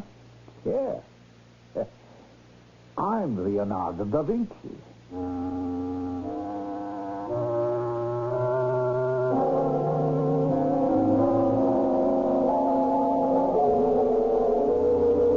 All right, it's a free country. And the most elementary of all the rights we enjoy here is that of free speech. A man who wants to say he's Leonardo da Vinci, we certainly have to defend his right to say it. However, we also have the right to ask for proof, evidence, facts. And we shall do that in Act 2 when I return shortly.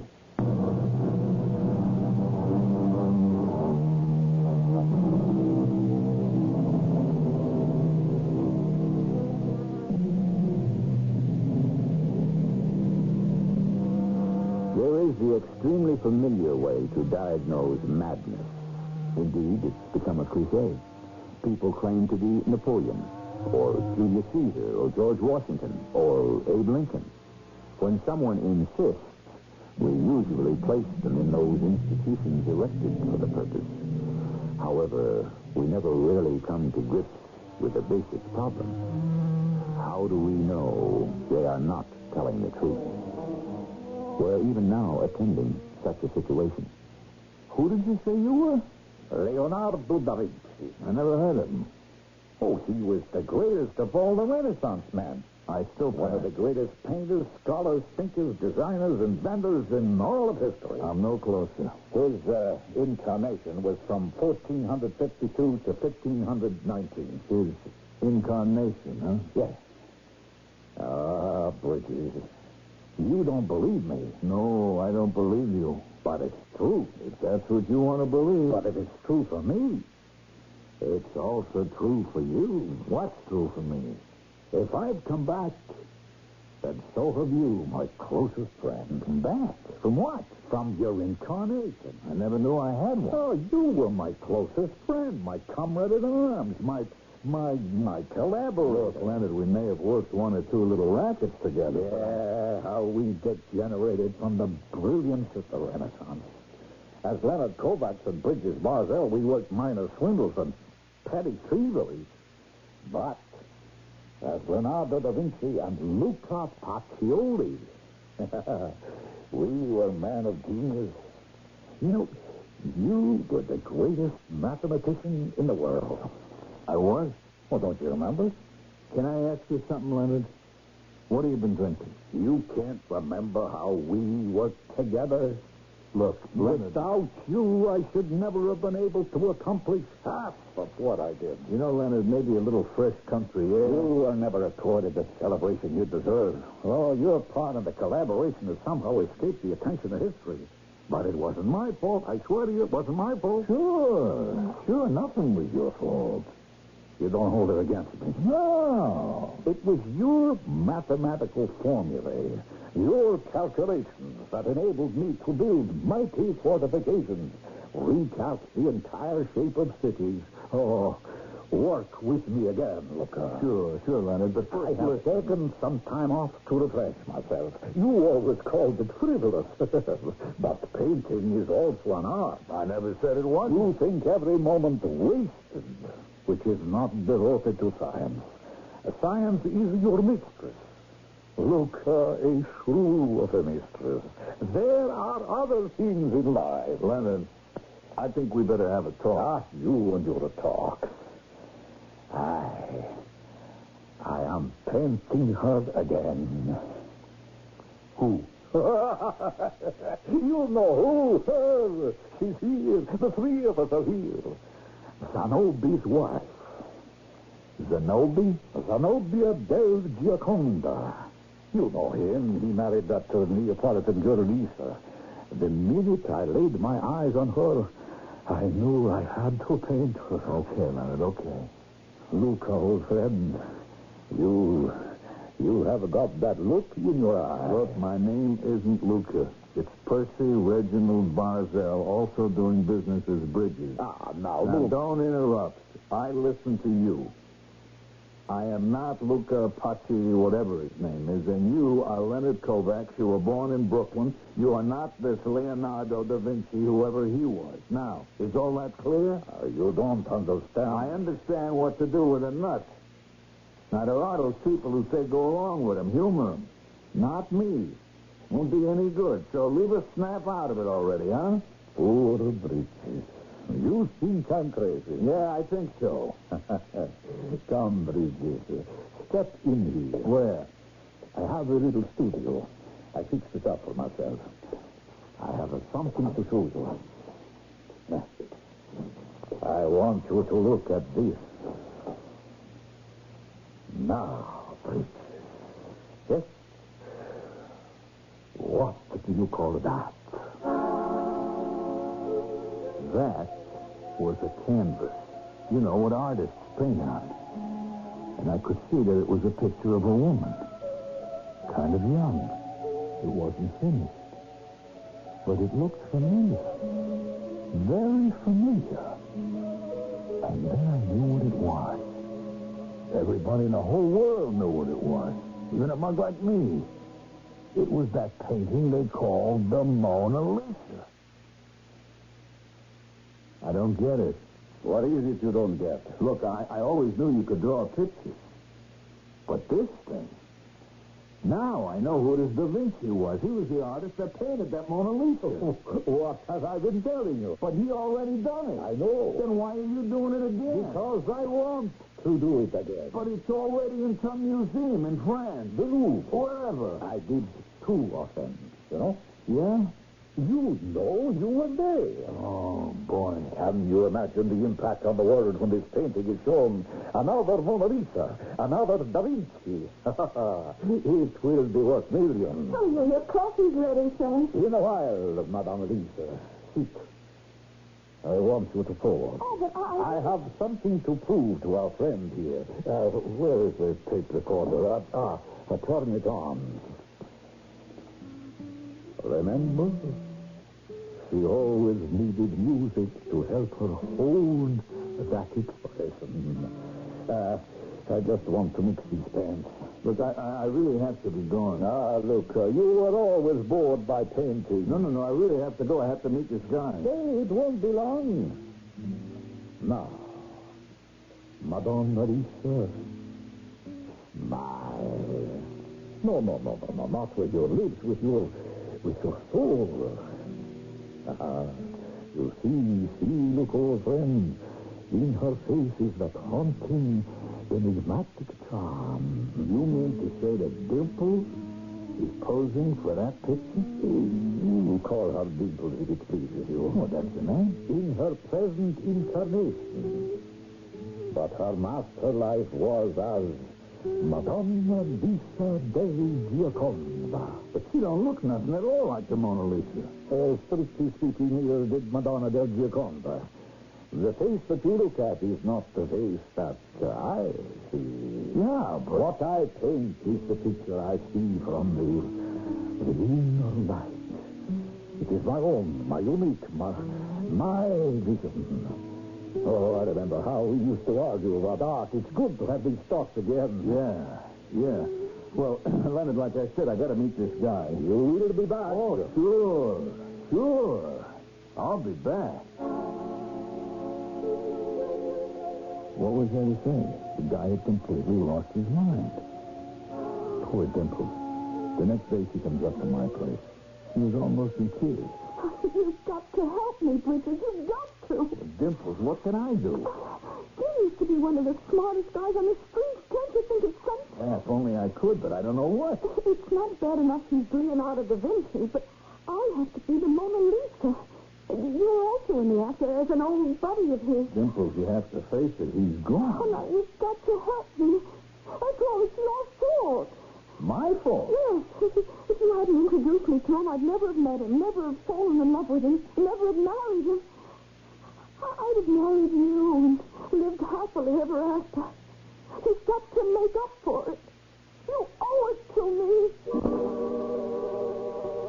I I don't know if you ever win any arguments with dames, but I knew I had to do something. So I decided to get at the roots of the problem. Now, the whole thing started with this guru. Maybe that was the answer. So I tracked him down. He had this temple, you know? Well, not really a temple. It was more like a great big hall. Everybody sat around, and they cooked beans, and they meditated. Also, there were some people who were standing on their heads. Finally, I got to see the old boy himself. He was behind a big curtain. Ah, yes. Oh, Mr. Guru, if that's your name. What is your name? We listen to it and we do not hear it. We touch and do not find it. It is revealed and you see it and eat it, and you will not see its head. Follow it, and you shall not see its back. What did I get myself into? You speak enlightenment. Yeah. What have you done to my boy? The words are spoken. They fly like swallows. Yesterday, rain clouds were in the west. Leonard Kovacs. And I want the truth. True words are not beautiful. Beautiful words are not true. You could slice it up any way you like. Ask this not of me. Speak rather with Luca Pacioli. Oh, no. I've been through that bit. You may have convinced him he's Leonardo da Vinci. But let me tell you this out front. I know that I am not Luca Pacioli. A wise man does not know. He who knows is not a wise man. You know something, Guru? We could keep this up all day. All I want to do is to try to make a certain little lady happy. Happiness comes from being, and being comes from non-being. Could we talk English? Now, what do you want with Leonard? I have returned Leonard to his master reincarnated. Let's stick to the facts. What's in all this for you? Leonard, we are all reeds that blow in the wind, and we yearn for wisdom. But can it be heard in the songs of the swallows? It beats me. Wisdom is the air we breathe. Yeah, whatever you say. One thing I can't figure out. What's in it for you? Leonard doesn't have any real dough. You are wise, and your eyes have seen. Yeah? He has this Mona Lisa. Look, pal, let's lay it on the line. That thing he's painting, you know, that ain't the real Mona Lisa. That's my positive friend. It is. Yeah, who says so? You would be surprised to learn how many would say so. It will be hailed. There are those who will clamor to own it. To own it? In other words, to buy it? The exchange of gold for inspiration is the way the rich support the gifted. Bingo. And big casino. Just say that one shiny word and it all falls into place. Gold. Mr. Guru, I bow to one of the master hustlers of all time.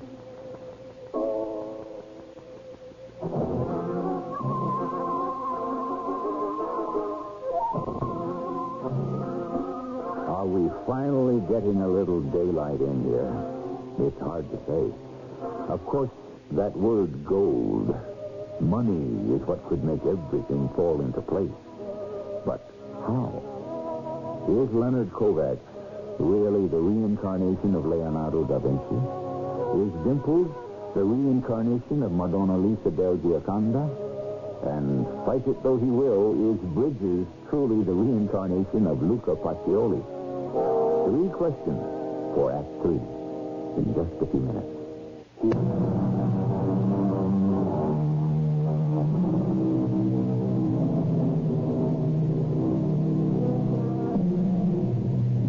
Everyone who ever lived and is alive today managed to be born once. So that's no great accomplishment. The real trick is to be born twice. Well, we have the Guru Sri Huri Chundat Mukherjee working on it. And so far, he seems to be doing a pretty good job on Leonard Kovacs. The Mona Lisa. So that's the gimmick. Is Mona Lisa by Leonardo da Vinci. Let's concentrate, Guru. You can convince my boy Leonard that he's the incarnation of Leonardo da Vinci. He knows how to draw and paint. He always did, and he's good. So maybe you can convince him that he's painting the Mona Lisa. The wise man listens and sleeps. But before that happens, just answer me this. How are you going to convince everybody else? The nightingale warbled in the courtyard of the temple. A passing stranger has a stone in his shoe. In other words, you're not talking, huh? He who knows does not speak. He who speaks does not know. But I know you're setting up a swindle. Friendship is the celestial manifestation of the eternal dove. Now, what are you driving at? Luca Pacioli. These words are for thee. Oh, no. You dialed the wrong number there, chum. I am not Luca Pacioli. Who is Luca Pacioli? Uh-oh. We look in the mirror, we see his shadow. And the foolish man points and says, behold, 'tis I. Yeah. Well, it's been good talking to you, Guru. You are Luca Pacioli, to the incarnation of Leonardo da Vinci. If he believes you to be Luca, then this is the shadow he sees in the mirror. Tell me something, Brother Guru. There's one hustler to another. Why is it so important for me to be this guy, Luca Pacioli? Luca Pacioli is the alter ego of Leonardo, and thus all men are too. Yeah, okay, I'm hanging in there. Not by much, but I'm in there. And I certainly hope you bring it off. And that everyone makes a buck. Obviously, the scheme called for this thing to be painted, and then to be sold as a genuine Mona Lisa. Okay, there could be millions in it. But how would you get it past the expert? Well, I knew an expert, and I decided to ask her. Now, hold the phone. I know what you're thinking. Where would I come off knowing an art expert, huh? Well, you see, one time a picture got stolen from this big gallery, and the punk that did it was in over his head. So he asked me to, kind of negotiate for him. And that's how I got to meet this Miss Threshold. Another Mona Lisa. Well, there's no record that Da Vinci ever painted another. But it could be possible.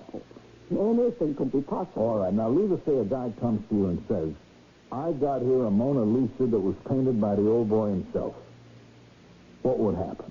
How could you tell it was real? Well, it would have to be in the style of Da Vinci. The techniques, the brushwork. Uh-huh. But, of course, the painting would have to be very close to 500 years old. Yeah.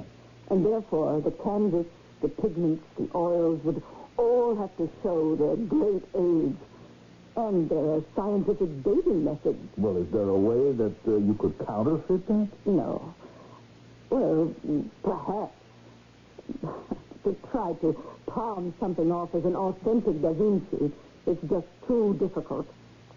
I see. Why, Bridges? Are you thinking of doing it? I went into an art store and I bought me a very good reproduction of the Mona Lisa by Da Vinci. And I studied it. Then I went back to Leonard's place.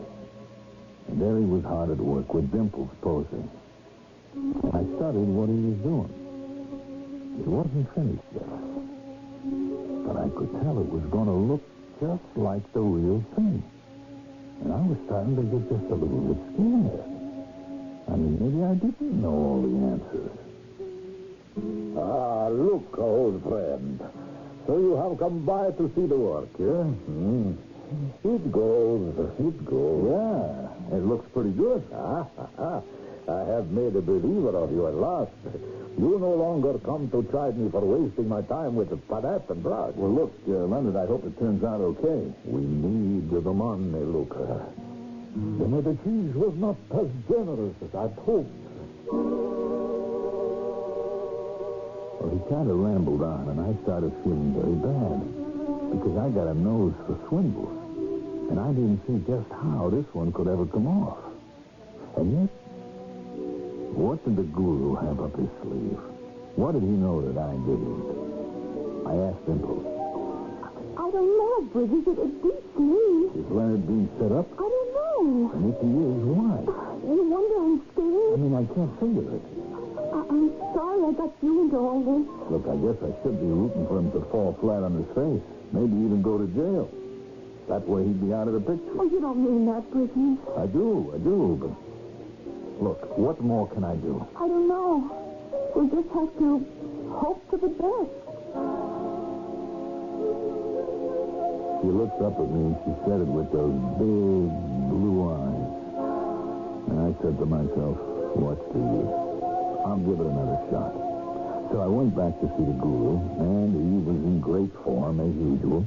Heaven and earth, not human.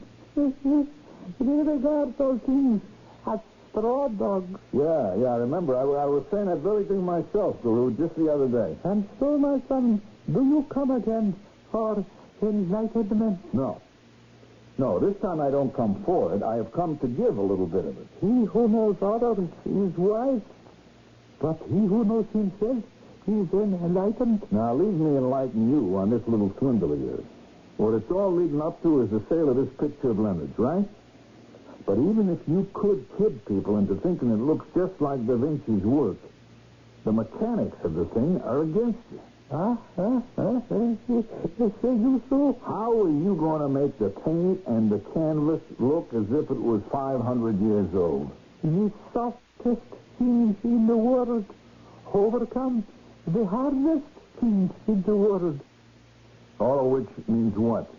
The gazelle races along the mountain slope. The turtle splashes through the mud. Skip it. Which means he had figured out that angle of it also. How was he going to pull off a swindle like this? Every day I went to the studio and I looked at the picture. It was coming along. I mean, I'm no critic, but even I could tell it was good. No, it was great. I kept comparing it to my copy of the original, and I had to admit you couldn't tell the difference. I couldn't guess what would happen once the professionals took a crack at it. Then I got a call from my friend, Miss Threshold. She wanted to see me. What's happening, Bridges? With what? Some time ago, we had an idle conversation, or so I thought. There's talk of another Mona Lisa. Oh? Is another swindle about to be perpetrated upon the art world, Bridges? I don't know. You don't know? What I mean is, I don't know if it's a swindle. A few weeks later, Leonard announced that he was just about finished with the portrait. And I have to admit, it was fantastic. I was at Leonard's place when the news broke on the radio. And now for a sensation that is sure to rock the world of art. A new painting by Leonardo da Vinci. It has been discovered by the famous guru, Sir Huri Sundat Mukherjee. This morning, your reporter was at a special press conference called by the guru. Yes. It is the Mona Lisa. But, Guru, it cannot be the Mona Lisa. The Mona Lisa is hanging in the Louvre in Paris. Paris, the Louvre, what are they? What are we? Illusions. This is the Mona Lisa, freshly painted. Freshly painted? Is that what you said, Guru? Fresh as the morning rain. Fresh as the budding flower. But how can it be freshly painted if Da Vinci died about 500 years ago? He has been reborn. He lives again. Therefore, it is ordained he must work again, create again, be again. And so he is once again painting his masterpiece, the Mona Lisa. But what about the one that's in Paris? It is the same. If a man can be born again, why not a painting? Especially one that is so filled with life. Is it not written? The end of the world is the beginning of the world. When is everyone going to see this Mona Lisa? We shall wait 1 week till the 2nd day of May, on which day in the year 1519 Leonardo left this world. What I'm saying is, he's back now. We go in order that we may return. We return in order that we may go. Yes. Yes, I think I'm getting the hang of it. Well, thank you, Guru. You heard the man. I guess it's all over now, Dimples. I mean, what can I tell you? I tried. I know you did, Bridges. How does he figure to make it go? Bridges, it's sold. Why do you say that? All you have to do is get enough people to believe it. Enough of the right kind of people. Well, yeah, but how? That shows you how I wasn't thinking. All during the week, the Guru's people started beating the drums. People were being given a special peek at the painting. People met and talked with the reborn Da Vinci. And people were convinced. I mean, these weren't just people, you know. They were people. If you know what I mean. You know, what they call the beautiful people, the in people, the withered people. These were what they call the taste makers, the trendsetters. They were the ones who told you what books to read, what shows to see. They were the Guru's people. And through him, they had found, okay, let's call it enlightenment. Oh, yes. He is Leonardo. There is absolutely no doubt about it. Every one of us has a master identity. And I hate him find it. Like they say, the day dawned. They were going to take the painting from Leonard's house to the Guru's place. Dimples, there's nothing more anybody can do. Why do you call me Dimples? My real name is Lisa Del Gioconda. Oh, come on, Dimples. Not you, too. You never approved of me, Luca. You were jealous. You wanted him for yourself. Yeah. Well, I don't blame you, Dimples. The thing's working, and you can see $1 million. That's why you went with him the first time, isn't it? But somehow the $1 million never came around. And this time it won't either. Look, the first time King Francis paid 4,000 gold florins for it. What shall it be worth now? I looked at the picture. I had to admit it was just great. Yep, you could believe this was the way Da Vinci did it. But then, something bothered me. It wasn't much, just a little something, and I couldn't put my finger on it. But something was missing. No, something had been added. But what? Well, I went along to the Guru's place, and I tell you, the thing was a sensation. People were buzzing and oohing and ahhing, and yet they brought it off. No, Bridges. He hasn't brought it off. Oh, it's you. I was reading your lips. He almost did. But he forgot something. A tiny little something. Then I was right. He did something wrong. You've seen it, too? What is it? Well, I'm not sure. Think. Look at her face. Her forehead. That's it. Yes. He gave her eyebrows. That's what he did. And on the original, she doesn't have any. Of course not. All women, all wealthy women in the Italian Renaissance shaved off their eyebrows. Eyebrows. Why, a woman of quality wouldn't be caught dead with them. That's what it is. And so we've got him. He isn't Da Vinci. It isn't the Mona Lisa. Yeah. Poor Dimple. She's stuck again. Not everybody went home then and there. The professionals caught it first and started to smile. And while the Guru and his crowd put up a good fight, they didn't have the right kind of ammunition. When the Guru's followers saw that they were being laughed at, they turned on him and denounced him as a phony. Poor Guru. Well, that's the way of the world, isn't it? It just keeps turning.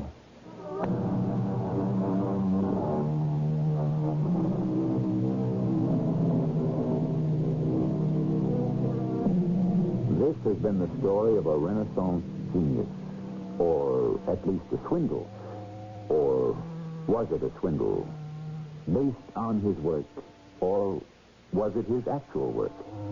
Was Leonard Kovacs an authentic genius in his own right, or was he actually the reincarnation of the great Leonardo? In these matters, we may quote the guru, the further one goes, the less one knows. Our cast included Mandel Kramer, Ian Martin, and Bryna Rayburn. The entire production was under the direction of Hyman Brown. Radio Mystery Theater was sponsored in part by True Value Hardware Stores and Buick Motor Division. This is E.G. Marshall inviting you to return to our Mystery Theater for another adventure in the macabre. Until next time, pleasant dreams.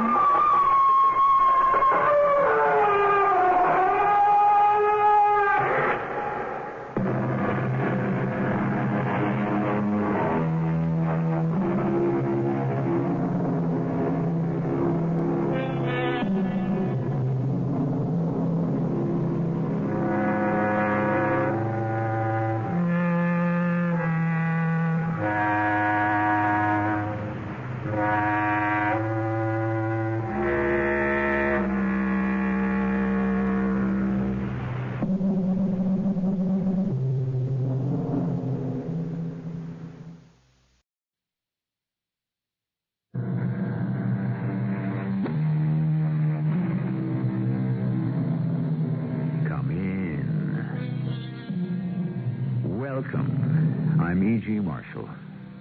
You never know quite what to expect when you enter our shadow world. This time it's the world where Henry James brought alive his very special ghosts. Ghosts of the mind, which he considered more frightening than anything in a white sheet. He wrote his ghostly tales in the 19th century, but this story is about a family that lived just prior to the American Revolution. Rosalind Wingate stares at her sister and then says, Arthur Lloyd asked for your hand in marriage. Your hand. Yes, Rosalind. And Mother has given us her blessing. It was either you or I. It cannot be you. I give the marriage a year. Then Mr. Lloyd will awaken, and I shall be waiting to comfort him in his bereavement.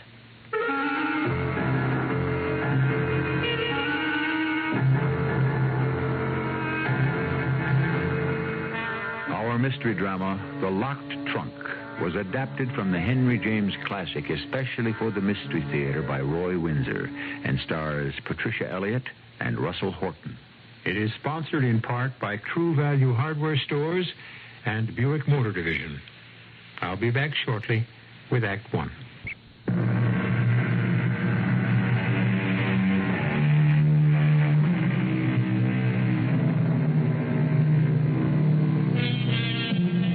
Times change, but human nature remains the same.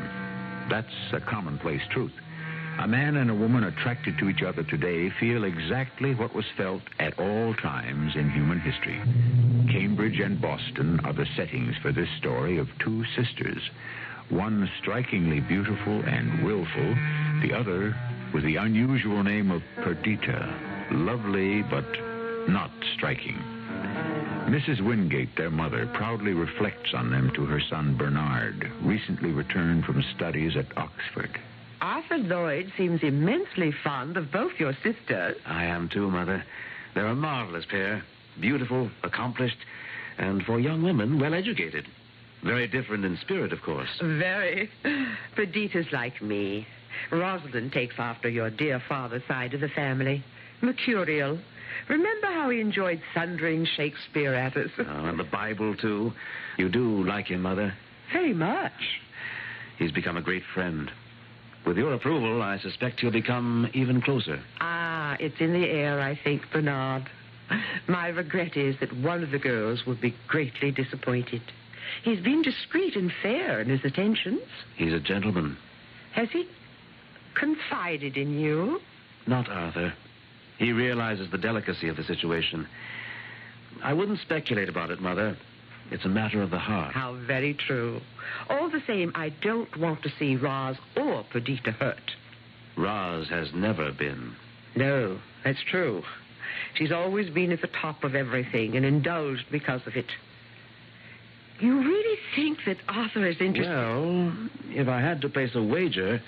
Oh, here's Perdita now. Bernard, what a pleasant surprise. October's so lovely in Cambridge, I decided to come out for the weekend.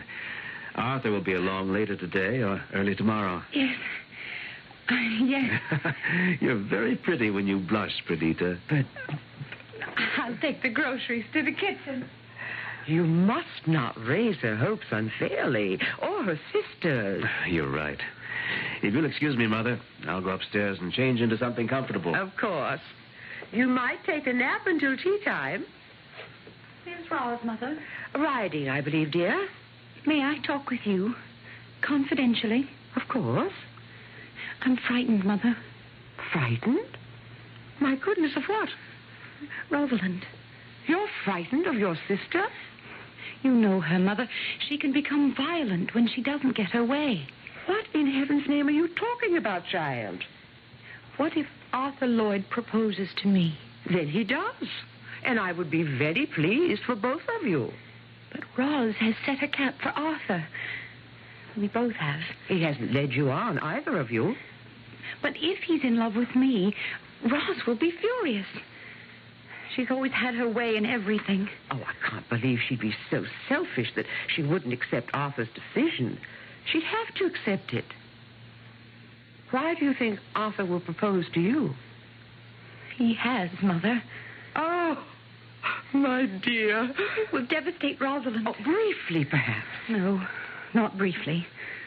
She'll never forgive me. I know Roz. She'd kill to get her own way.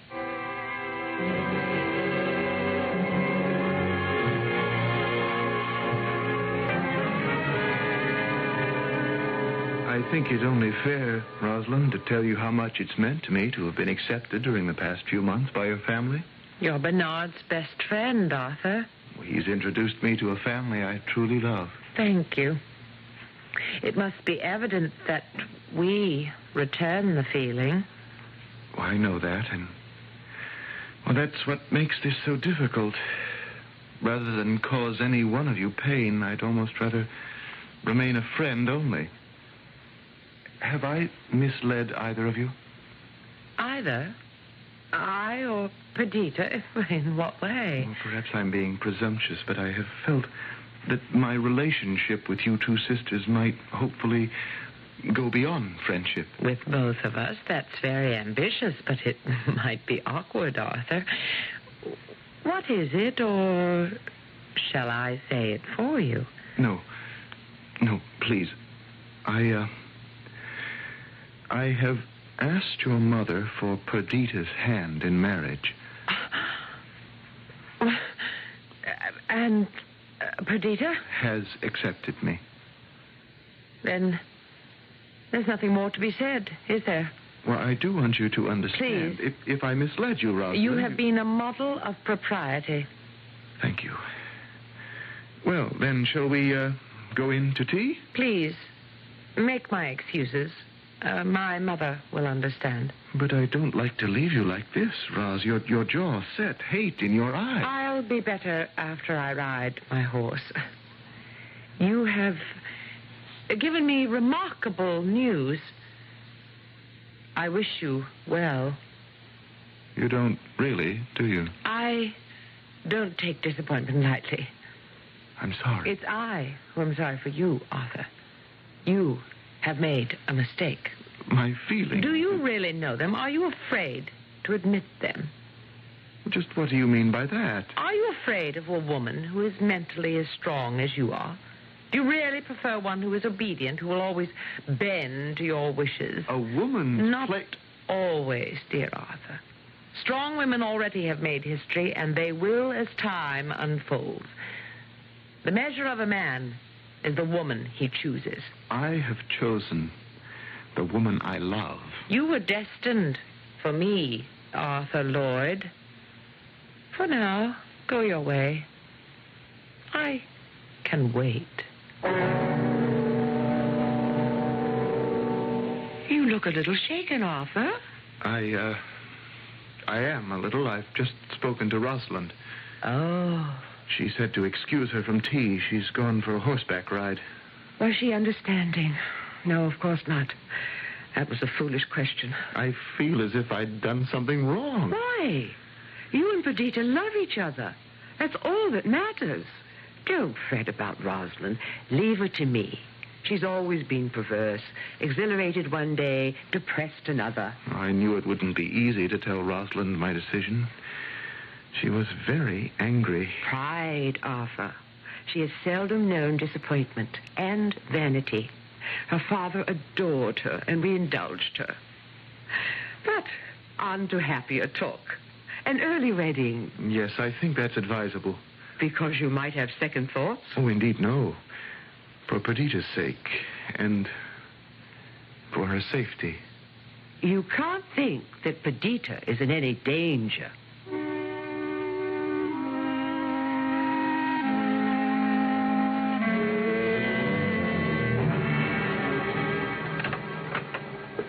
Am I interrupting, Perdita? It's our common bedroom. You don't need permission to enter. Are you dressing for some special occasion? I'm dining at the Arms with Arthur. Oh. May I ask why? Have you nothing more to say to me, Roz? I said what I had to say to Mr. Lloyd. Which was? Ask him. Roz, ever since Bernard brought Arthur Lloyd to visit several months ago, we've been in love with him and he with us. The decision to propose to one of us was his. Can you deny that? What was the special magic you used to place him under a spell? Apparently there's no point discussing the subject. If he had chosen you, I'd have wished you happiness. Can't you do the same for me? Not readily. I know you're heartbroken. Don't presume, Perdita. A more carefully chosen word would be frustrated. But that's a temporary condition. I had some grand plans for Mr. Lloyd and me with his riches. Why do you say temporary? I don't take an insult lightly. In heaven's name, you haven't been insulted because he is marrying me. Are you threatening to be the ghost at the wedding feast? Never fear. I'll conduct myself properly. But in your black, selfish heart... Don't insult me, Perdita. I'm stating the truth. You wish us unhappiness. You have determined to cast a pall over my wedding.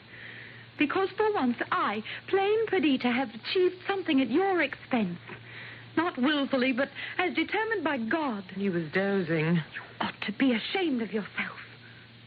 Your threats don't frighten me.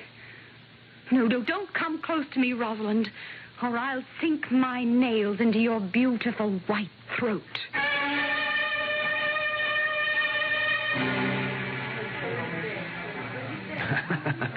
A kiss for the bride. Congratulations, dearest Perdita.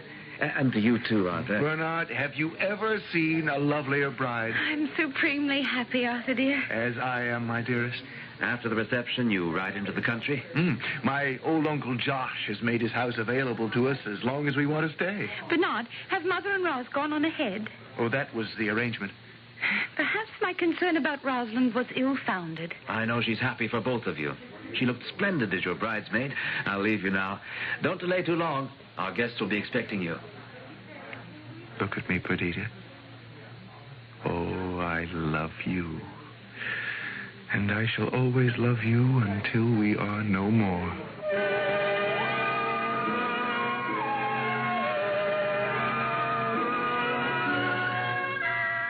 Is there anything emptier than a house after the wedding guests have departed? All the same, it's a relief, Bernard.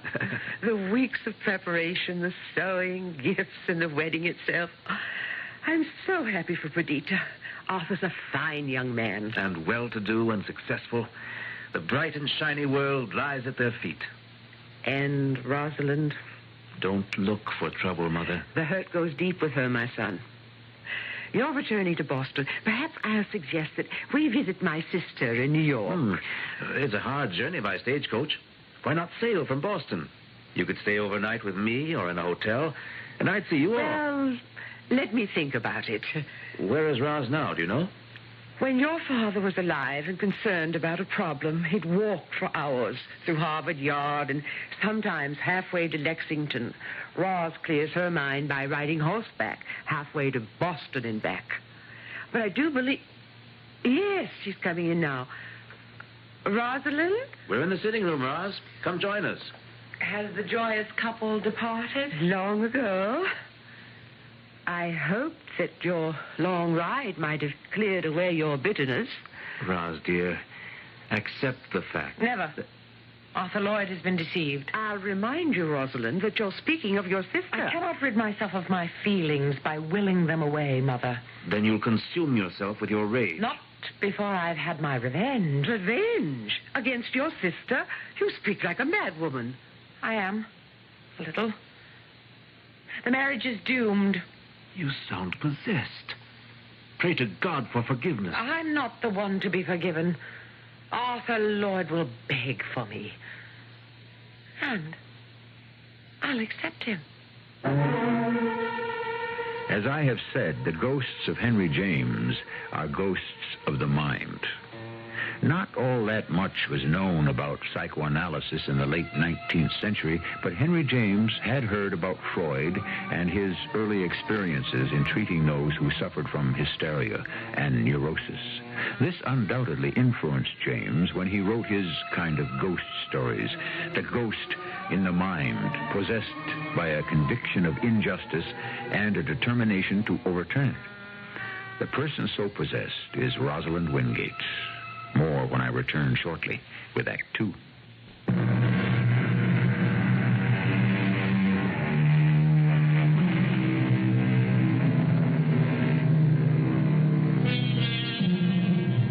The delusion of persecution is a disease of the mind where a ghostly demon then resides. From what we have experienced so far, Rosalind Wingate has become a victim of such a ghost. She is obdurate in her refusal to accept her sister's marriage. A year has passed. In Boston, Mrs. Wingate accepts her new role as a grandmother. I'm reluctant to leave, Arthur, but I've been away from Cambridge for a month and I must return. Oh, I understand. You've been wonderful. It's a mother's place to be with her daughter when she gives birth. Perdita had a difficult labor. Oh, she'd be the first to say it was worth it because of our perfect little girl. Without you here, I think I'd have gone to pieces. Most new fathers do, Arthur. Well, send for me if I'm needed. Perhaps Rosalind and I will come down in the spring, with Perdita's approval, of course. Oh, she'd approve, but what about Roz? I did bring you her congratulations. Oh, so you did. Has her anger subsided? I hope so. At least it's no longer apparent. She keeps busy. She'll never forgive me. That's a cross she alone must bear. Take care of Perdita, Arthur. She'll have the best attention, but the best medicine will be our little daughter. Perdita isn't all that strong, and she's gone through an ordeal. Normally, by now, she should have been up and around. I don't like her color at all. Oh, she'll come round. Don't you worry. I'll try not to.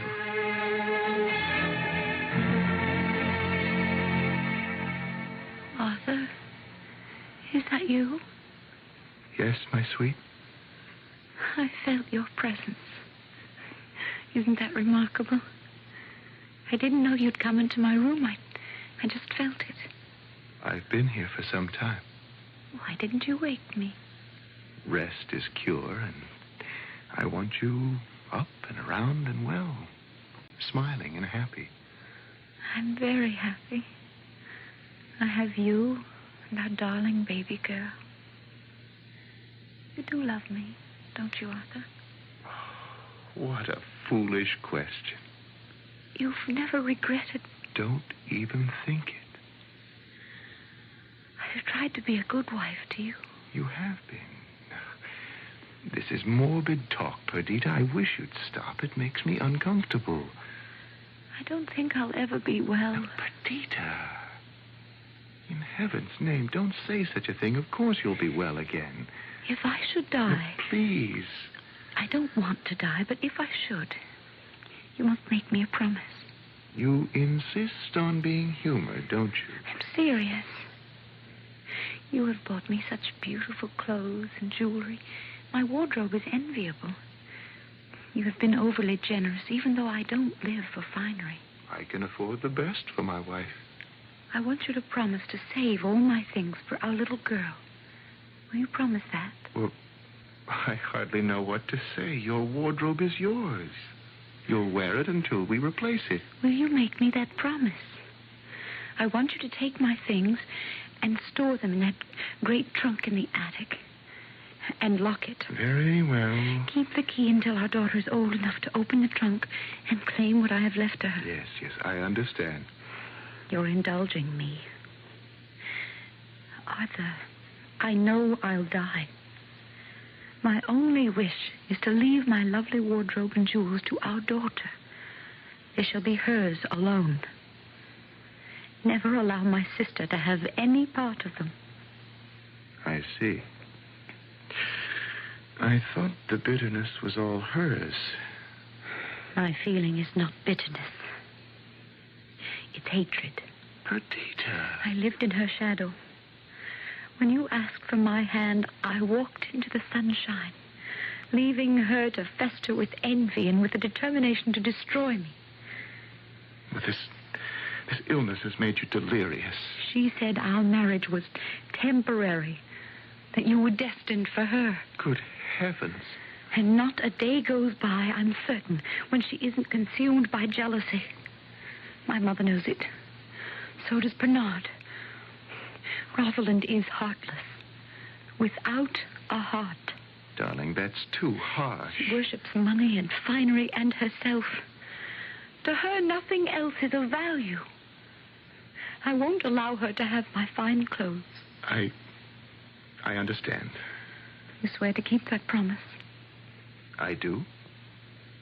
Warn her for me.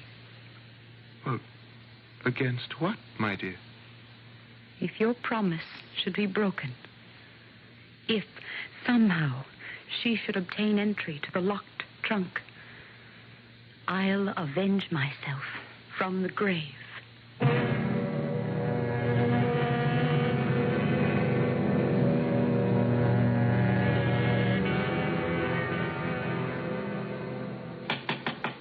Mother? Mother? Bernard. I bring bad news, Mother. Perdita? What is it? Has something happened? She died peacefully. Oh, no. No, not Perdita. How unmerciful. No. May God bless her and take her to him. Amen. Help me to a chair, Bernard. Arthur told me that she foresaw it, Mother. Poor child.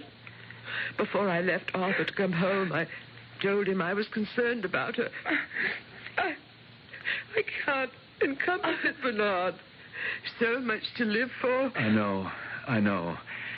Roz. Come, Mother. I'll see you to bed. I'll tend to my horse. Try to sleep, Bernard. Oh, Rosalind. Mother.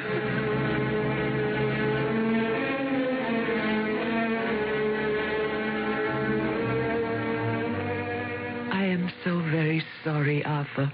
I'm sorry for all of us. So young, so wonderful. And now she is no more. Nor am I. She's at rest. Whether we will it or not, our fleeting lives unfold until we are no more. Arthur, I haven't words to... Excuse me. Oh, may God forgive my trespasses against Perdita. I cannot forgive myself. I took her for granted as my little sister. I didn't know until death how much I loved her. Forgive me. Forgive me. Excuse me, Arthur. I'll go to her. Mother? Are you all right? Yes, it's Rosalind. Arthur, what happened? Roz is overcome with grief. You're holding up well? Oh, I'm numb. The shock was so great I still feel nothing. The funeral was a dumb show. The minister's words meant nothing to me. I stare with vacant eyes. I'll ride back to Boston with you in the morning. What am I going to do, Bernard? My instinct is to flee, to put thousands of miles between what happened and the future. I think you should. You have business interests in England. Sail there and remain for however long it takes for time to blur your loss. But my child, our child... I've given that some thought, Arthur. Here is where she belongs. Here in Cambridge with my mother. Oh, I couldn't impose... My mother loves the child. Do you think your mother really would take the child? It was her suggestion to me. The baby will fill a void in Mother's life. You give me heart, my friend. And I've brought you and your family only trouble. You loved my sister. With all my soul.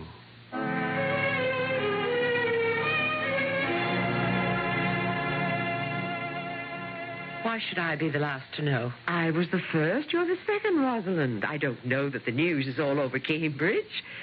Why do you pounce at the slightest excuse to become petulant? Why, he's my brother. You'd think he'd ask my opinion. Sally Dubbins, indeed. He loves her, and the family has agreed to the marriage. I should think they would. Bernard's the only attractive and eligible bachelor in town, but Sally Dubbins... Oh, she's opinionated and bossy. Ideal for Bernard. He can be rather dreamy at times. Anyway, they're to be married soon after the banns are published. I'm pleased. Arthur should be here. Where is he now? I've forgotten. Salzburg. He returns this week. He's been away a very long time. 7 months. He won't know his daughter when he returns. Amy's so much like Perdita when she was small. She's a dear. I'm very attached to her. You've been a wonderful foster mother, Ross. I can't remember you ever giving so much affection to anyone else. You've got little Amy twined around your finger. She's a darling. I wish she were mine. You'll miss her when Arthur returns. She may not want to let me go. Amy will have no choice. She belongs with her father. Well, until she becomes adjusted to a new home, I might have to live with her. In Arthur's house? You? An unmarried woman?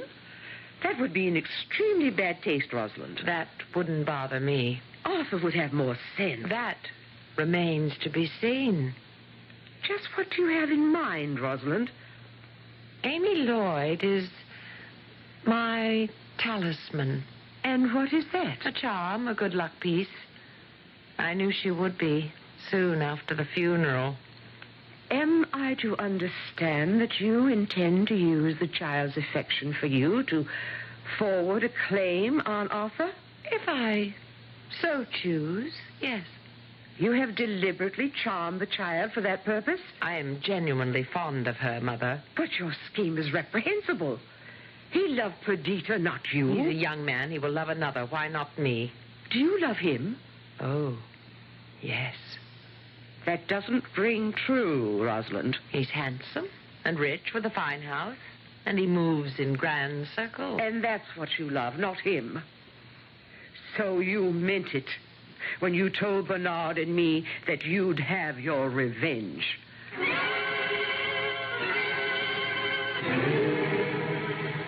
Roz, what am I going to do? It meant so much to her. If you leave her, I don't know what might happen. She'll be miserably unhappy. You cannot leave. I must, Arthur. Mother was very angry about my taking up residence here for even these few weeks. I could not stay on. It would not be discreet. That must be Bernard. Will you help me with my portmanteau? Roz, Happy wedding day, Bernard. Thank you, Roz. Come on, Arthur. You look upset. Oh, I am. I can't have Rosalind leave. All of us are leaving. But Amy... Amy will quickly adapt to the new governess. It's not the same. Will you stop babbling? The coach is waiting. You're my best man, remember? And you're more overwrought than I. Now, close the door. Now, off to Cambridge.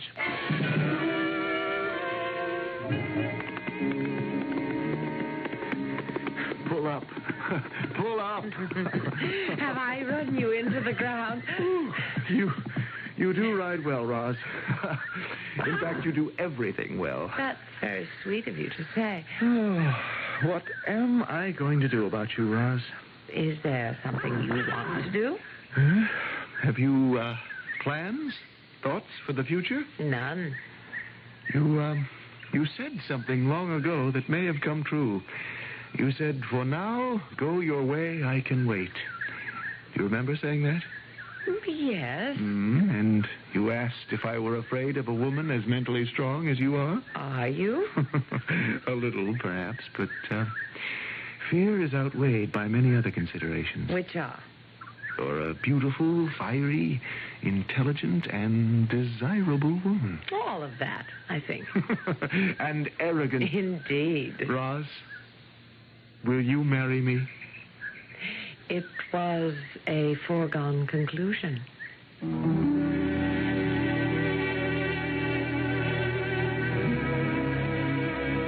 A comment on what we have heard seems almost unnecessary, but I can draw a moral from it.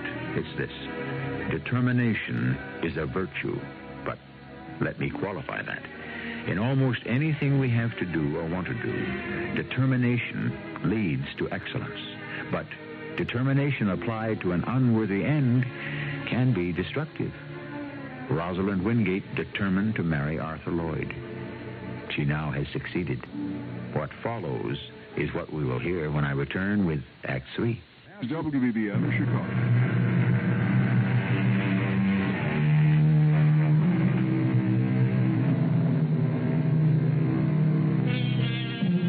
If you look back on your own life, you'll remember how hard you persisted to accomplish a certain thing.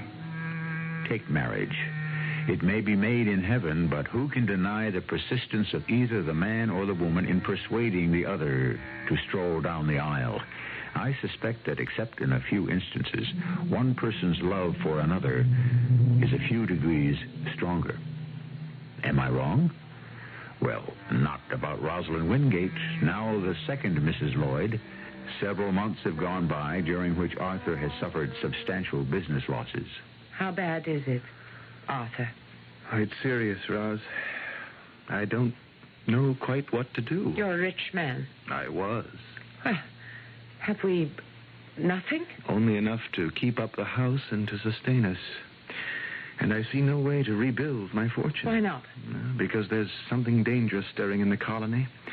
There's unrest. It goes back to the Stamp Act in 65. But that was repealed. And after the repeal, my ships left and entered the harbor unmolested. But then there was the Boston Massacre 3 years ago. Since then, the mob has burned and looted at will. The king's troops have been ineffective against the hooligans. They should be shot down like mad dogs. That's after the fact. And the fact is that I've lost my last ship. Its hull was loaded with a fortune in food and goods. Lloyd Shipping is no more. And with its end, there's an end to our way of life. Oh, no more grand parties and expensive clothes. We'll have to live on a modest scale. I realize how difficult that will be for you, Roz. No. Well, you accept next month's ball, of course. Oh, certainly we must attend. An invitation from the provincial governor is a command. What am I to wear, Arthur? Why, whatever you choose to wear. You're always the envy of all. You have any number of lovely gowns. I must have a new one. Why, I'm afraid... Well, then I won't attend the ball, Arthur. I won't look dowdy before our peers. Well, there simply isn't any money for that kind of luxury. You must understand that, Rosalind. And you must understand that when we attend any important function, I expect to be the envy of others. Call it vanity. Say it's theatrical. Say what you like. But when I enter a gathering, the moment is exhilarating. I live for such moments alone. Putting such moments before me and my child? I have been an attentive wife and a good stepmother. What you've said personifies you as selfish. Perdita said as much. On what occasion? Shortly before she died. Oh, what other vile things did she say about me? I'd rather not go into that. I have been unstinting in my efforts to clothe you and bedeck you with jewelry. You must have a larger and more expensive wardrobe than any lady in Boston. Which has been worn and seen until it has become commonplace, and nothing you've provided compares with what you lavished on my sister. I say this finally, Rosalind. You may not have a new gown for the governor's ball. If you choose to remain at home... Arthur, what became of Perdita's lovely things? They've been stored away. Where? They're in a locked trunk in the attic. Locked? Oh, why, may I ask? That was her last request. Perdita asked you to store her clothing and to lock them up. In heaven's name, why? Because they're for Amy when she's grown up. What? Oh, that's ridiculous. In 15 years, they'll be moth-eaten and worthless. And now that the subject has come up, I wonder if somehow Perdita didn't foresee your greed. Arthur, you're a simple fool. Why did you ever marry me? I sometimes wonder.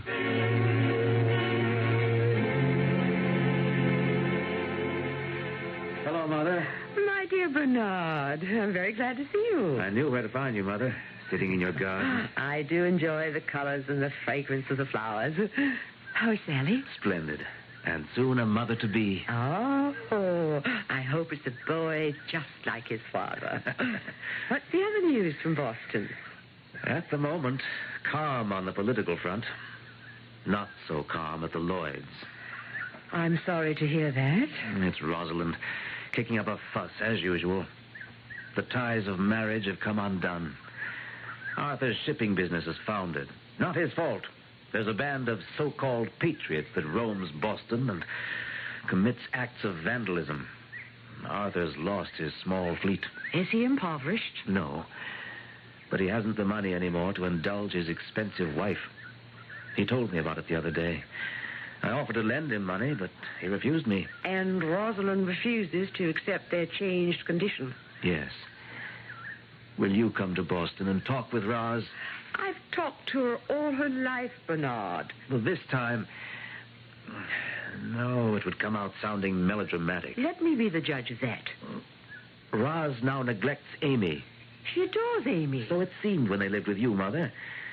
I think Roz used the appearance of affection to win Arthur's proposal.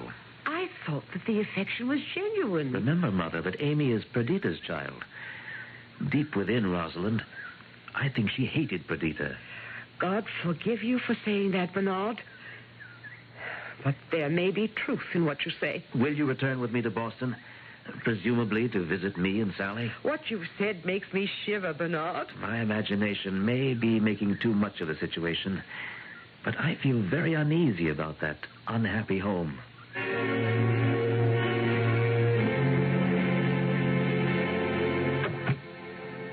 Very nice to see you, Mother. Sally's busy this morning with her dressmaker, so I thought I'd stop by for a visit. If it's an inconvenient time. No time is inconvenient for me. I'm imprisoned here all the time. What an odd word. Please, take a chair. Imprisoned? Well, that's how I feel. Are you that unhappy, Rosalind? Arthur's bankrupt. Bernard said as much. You have had good times. They will come again. You're Arthur's wife. Encourage him. Bolster his will. A husband needs a wife's comfort. He's perverse, willful. Arthur? On the contrary, he's a very generous man. Oh, then you speak to him about Perdita's clothes. What are you talking about? He's got all those marvelous clothes of hers. Remember how lavishly he spent money on her wedding things? Well, he's got them locked in a trunk in the attic. Wedding things and everything he bought for her when she was alive. Why? Ask him. He's made some stupid promise to Perdita that her finery would be saved for Amy. Can you imagine anything more imbecilic? And you want them? I need a wardrobe. There's a perfectly good one stored in the attic, and I'm not allowed to choose a gown from one of the many that our Perdita had. Good heavens, is your unhappiness caused by something so unimportant? Beautiful things mean everything to me. You know that, Mother. But measured against a marriage and a child's well-being, a wardrobe is a meaningless thing. By the time Amy is old enough to wear them, they'll be rags. Still, Perdita wanted Amy to have them. I intend to have those clothes. Arthur will never permit it. What if I threaten the child? Rosalind, I'll see you in hell before you'd harm Amy. How dare you even think such a thing? I take back the thought. I never intended the deed. You terrify me, Rosalind. I'm sorry for you.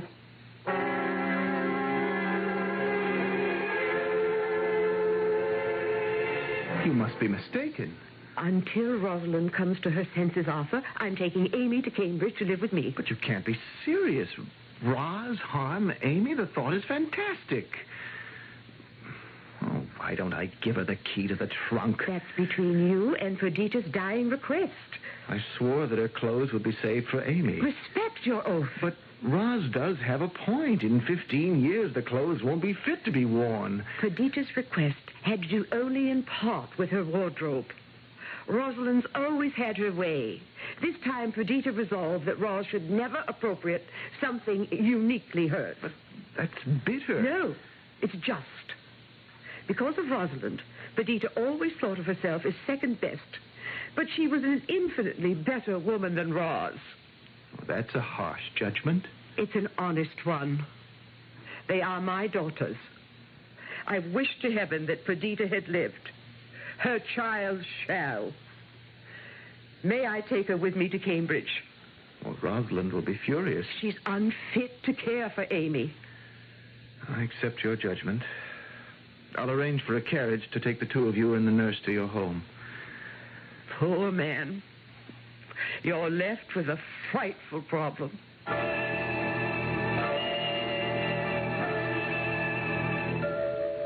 Sally told me what happened, Arthur. How did Roz accept your decision? Oddly enough, with a cold smile. She made me feel like a fool, and with good reason. My mother isn't an alarmist, Arthur. Oh, it's inconceivable to me that a child's life might be threatened over a trunk filled with your sister's old clothes. You know that makes no sense. I don't know that. Roz willed herself into your life. I fell in love with her, Bernard.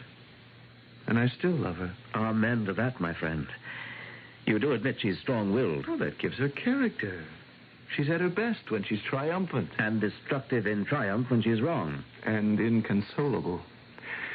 I've lost her, Bernard. May I join in the conversation? I seem to be its subject. You take advice from all quarters, don't you, Arthur? I came by to say that Sally and I saw Mother off to Cambridge. And now, praise thee, little Amy is safe from her murderous stepmother. We need time together alone, Roz. I love you. Then why deny me a simple request? Because you've behaved like a spoiled child. The governor's ball is important to both of us, Arthur. You must be seen by influential persons, especially now. Whether we're poor or not, we have to make an impressive appearance. I'm not asking for a new gown. Just one of Perdita's old ones. But I swore... One gown. I leave the rest untouched. Perdita warned... One gown. Will you give me the key? Thank you. Stay for tea, Bernard. Forgive me, Perdita. She's had her way again, Arthur. It is always thus. And then there's some peace in this house. You've always carried the key on your person? Of course. Otherwise, the trunk would now be empty. You said Perdita warned me. Of what, Arthur?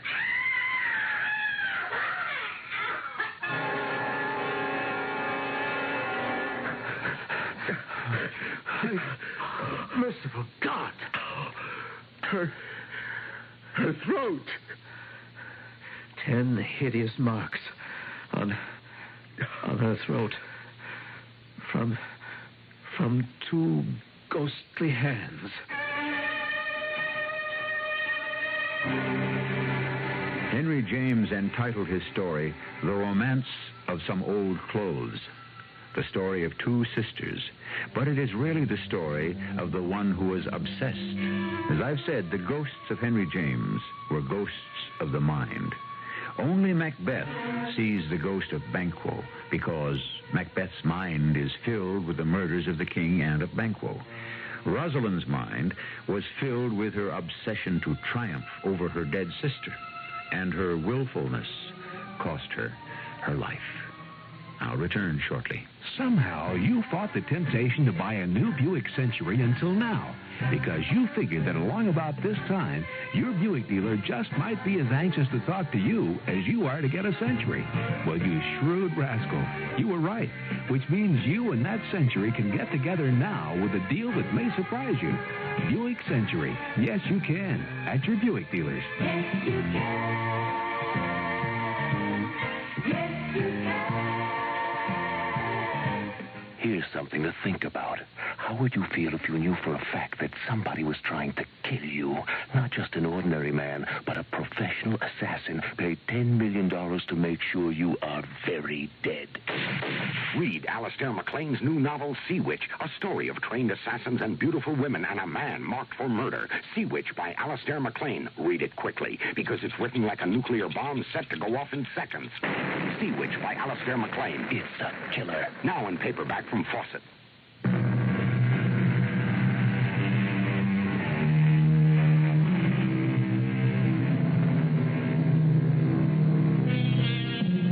As children, we have to learn to accept success and failure. It's a hard learning process. When a small child is denied something he prizes, he most likely throws a tantrum. Rosalind was never denied anything. Because of her beauty and wit, she expected nothing but success. And that was her undoing, and the cause of her horrible death. Our cast included Patricia Elliott, Russell Horton, Ann Petoniak, Gordon Gould, and Betsy Beard. The entire production was under the direction of Hyman Brown. And now, a preview of our next tale. You know Gil Blake? Well, I've never actually met him, but... Correction, beautiful. You just did. Now, won't you step in? The name is Gil Blake. I went into that room because I knew instinctively I had no choice. There was danger there. All the old forgotten reflexes sent off a warning buzzer in the back of my head. Behind the man, I could see a robe thrown carelessly on the bed, a typewriter with a sheet folded in the platen, a battered hat I knew only too well. Everything in that room belonged to Gil, except this big man with the unbelievably light blonde hair and the deep, slow, drawling voice that claimed his name. Whoever he was most assuredly not Gil Blake. Radio Mystery Theater was sponsored in part by Buick Motor Division and True Value Hardware Stores. This is E.G. Marshall inviting you to return to our Mystery Theater for another adventure in the macabre. Until next time, pleasant dreams.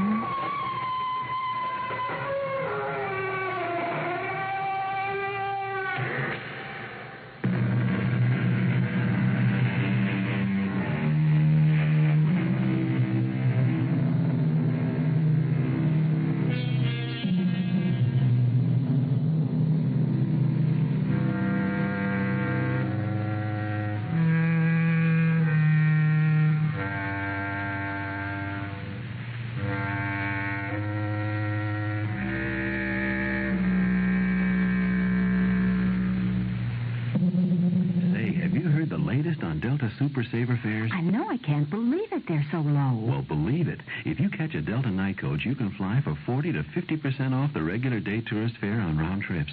40% off on weekends, and wow, 50% off on weekdays. Or if you take a daytime flight, you can get 30 to 40% off regular day tourist on Delta round trips. Isn't it something? 30% off on weekends and 40% off on weekdays. The CBS Radio Mystery Theater presents...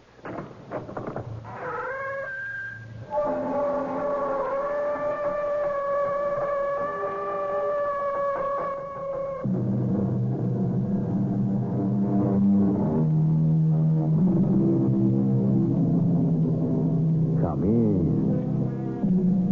Welcome. I'm E.G. Marshall. Since trifles make up the sum of things, half our misery from our foibles springs.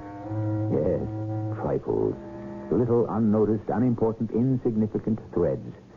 Too trivial, perhaps, to be worth anyone's attention. And yet, they have a most inconvenient way of growing and twisting and twining themselves together. And soon, these slender, fragile filaments can weave themselves into a rope that is both long enough and strong enough for, well, what has been the ultimate purpose for many a rope?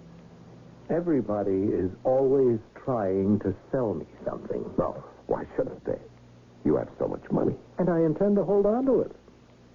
And you, sir, what are you selling? A crown. What do you mean by crown? A crown, a scepter, a throne, a kingdom. You're crazy. And you're interested.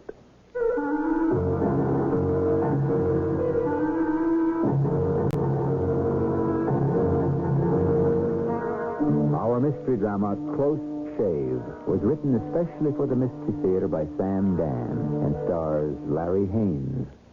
It is sponsored in part by ARM, Allergy Relief Medicine, and Buick Motor Division. I'll be back shortly with Act One.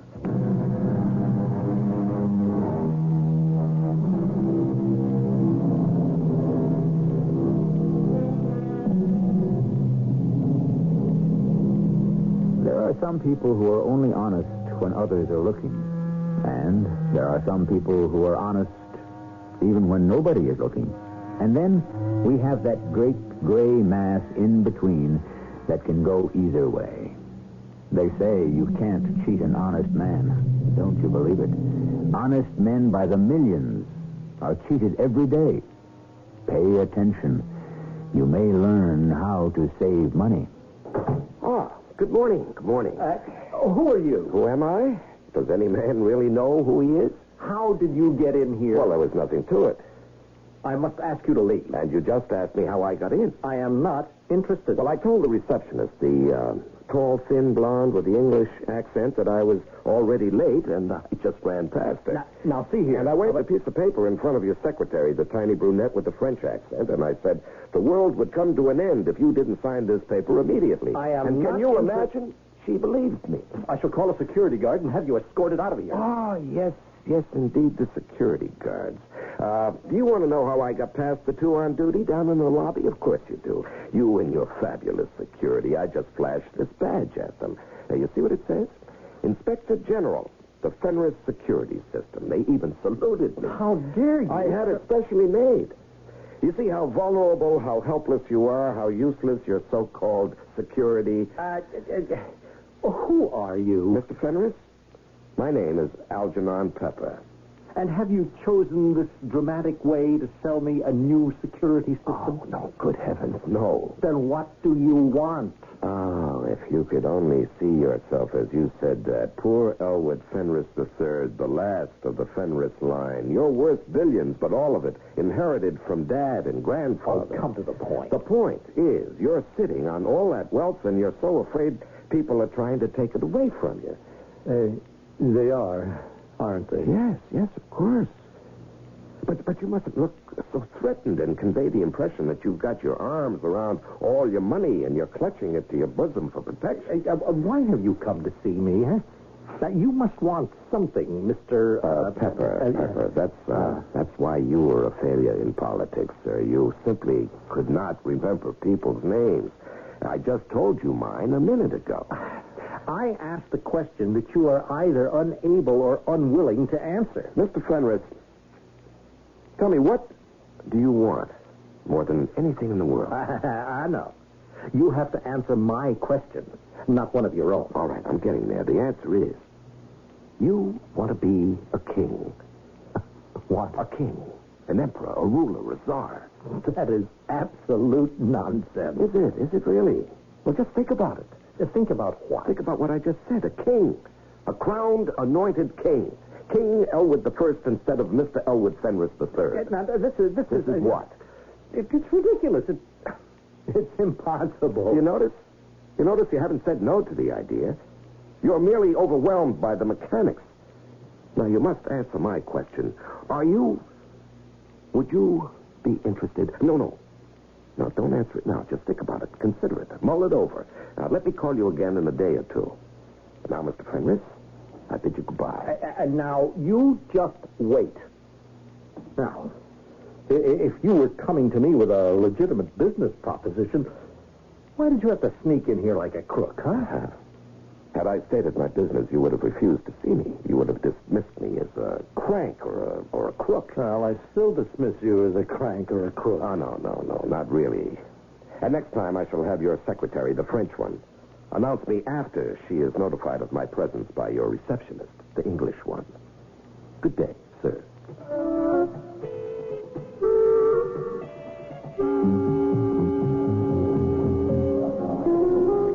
I still don't know what you're trying to do, Algernon. Lolly, my dearest. Just have faith. Well, you have to explain it. All right. How would you like to marry Elwood Fenris III?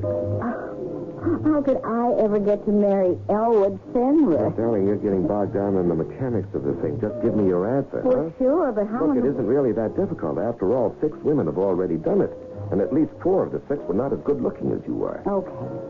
So, where's this going? All you need to marry Elwood Fenris is the confluence, as it were, of the proper circumstances. Oh, sure. Am I to conclude, then, that you have no objection? Who, me? Huh, none at all. You have to work at it. And what does that mean? Well, a certain Nurdan Salaba shows up at the club here almost every night, huh? Nurdan Salaba? Yes, he's the ambassador to the UN from Dalziel. Oh, him. Yes, he plays at your table all the time. Mm-hmm. Yeah, he likes blackjack. Yeah. Does he win or lose?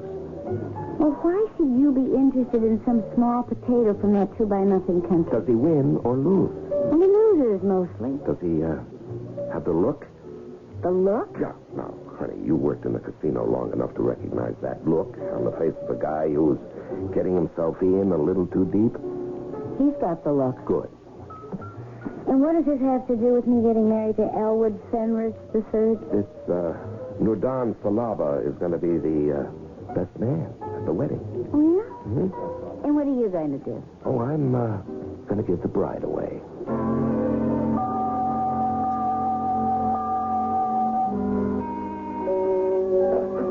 Yes. Who?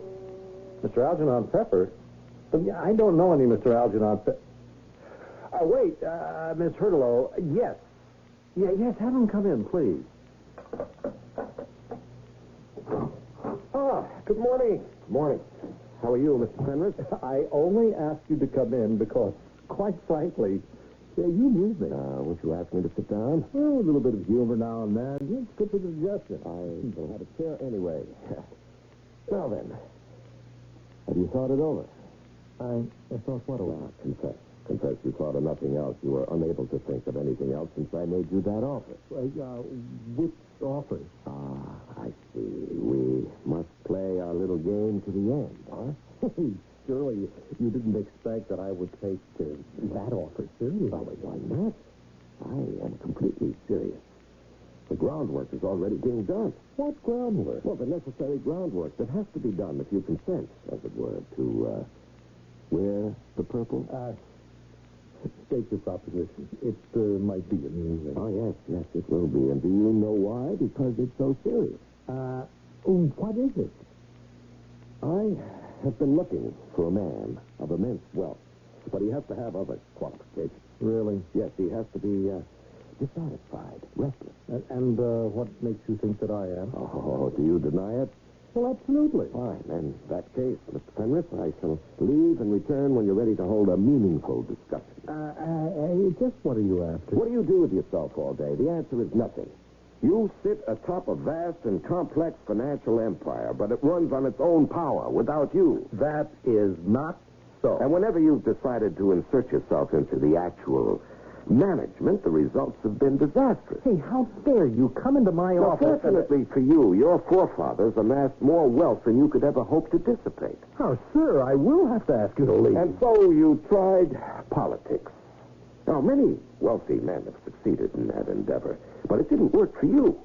You were lacking that, that touch, the smile, the manner. I saw a picture of you kissing a baby. You hated that child. I did not. Oh, yes, it was obvious. The look on your face. You appeared to be physically repelled. Now, we may just as well carry the story to its harrowing conclusion. You are a failure at everything, even at love. Well, I'll have you know that I've had some of the most beautiful Now, women. what you should say is you've bought some of the most beautiful women, but you couldn't keep them. You've had 7 wives. 6. Very well, 6 wives and 6 divorces. They only married me for my money. Well, for what other reason should they have married you? Well, now, let us consider Mr. Elwood Fenris III. Is he stupid? No. Is he uneducated? No. Is he untalented? No. Is he really unattractive? No. Then, what is Mr. Fenris's problem? Why is he a failure? Why is he unfulfilled? Oh, I am getting bored with this ridiculous charade. The trouble with Mr. Elwood Fenris III is that he does not live in the world of Mr. Elwood Fenris I, or even Mr. Elwood Fenris II. These men were buccaneers, freebooters, pirates. I will not tolerate this socialistic slander. These men were free to operate as they pleased. No laws, no restrictions. Hey, I've heard enough. Oh, you haven't heard anything yet. Do you know your problem? You hate this country. This is no longer the country your grandfather knew. There were no laws to prevent him from robbing the people. He did not rob. He took what he wanted, like a feudal baron. You, on the other hand, his grandson, you went to the people, hat in hand, and you bowed and you scraped and you said, vote for me. Please, vote for me. Well, the people turned you down. So you have rejected the people. And shall I prove it? I defy you to. Your receptionist is English. Your secretary is French. Your security force, well, you just don't hire a few private cops. Oh, no, you have created the Fenris Security Forces. They wear brilliant blue jackets with gold braids and scarlet breeches, shining black leather riding boots. Why, they could be the elite guard of an emperor. Well, I happen to believe that a smart-looking policeman is an efficient policeman. Yes, security. You're obsessed with it. You hide behind it. Look at yourself. You're not a big man physically, but you have that enormous mustache. Why? What? Well, because it flatters me. Because it hides you. It's part of your security. Oh, if you could only be a king. A king has power. He doesn't have to hide behind anything. Your grandfather was a king, even though he didn't wear a crown. Now, how would you like to be the real thing? Shall I tell you where you can be a king? Huh? Would you like to know? Well, just for the sake of argument, and to carry this ridiculous conversation to its illogical conclusion. Where?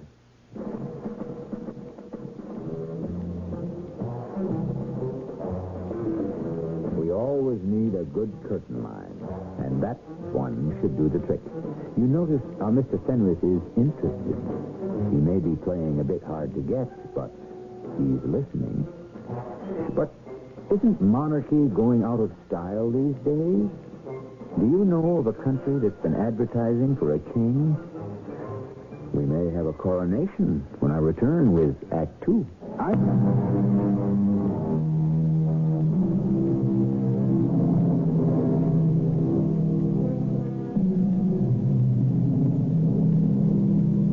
Mr. Elwood Fenris III is one of the richest men in the world.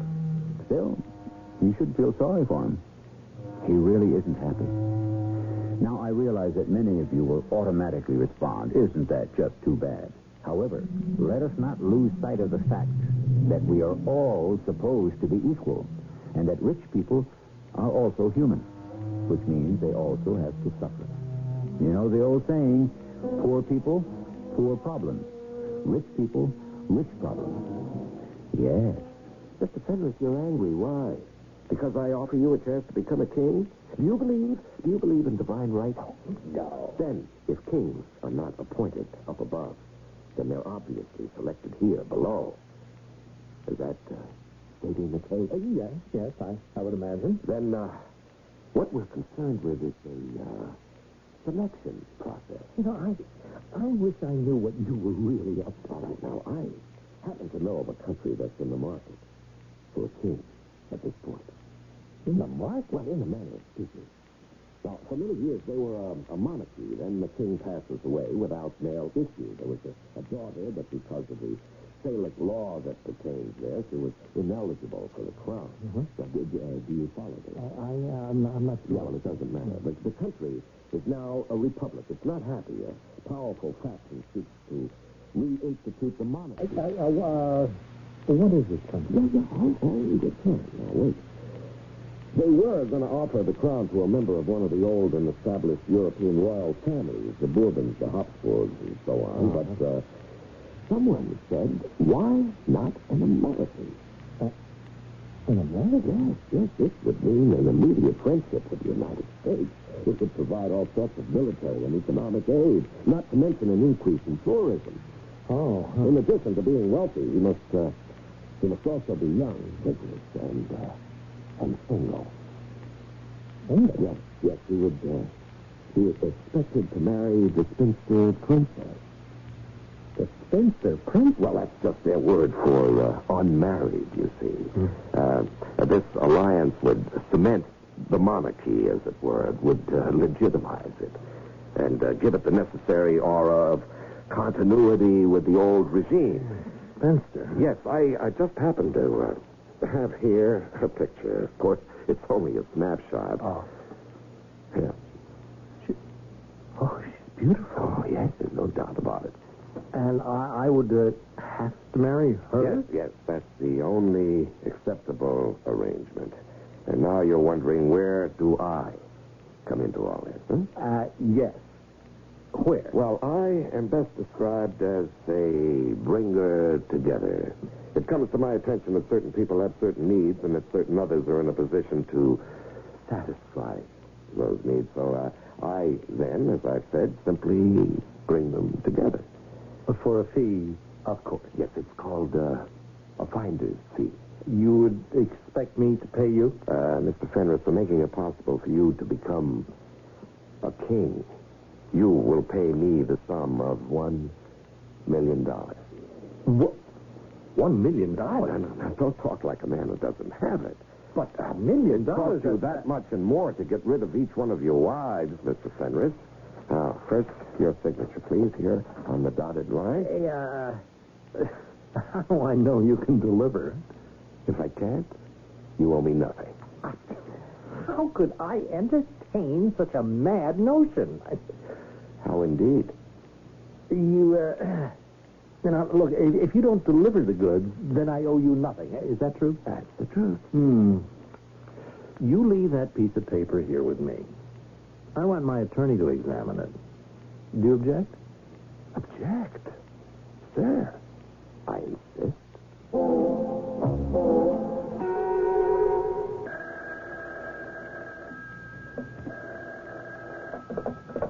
Hello?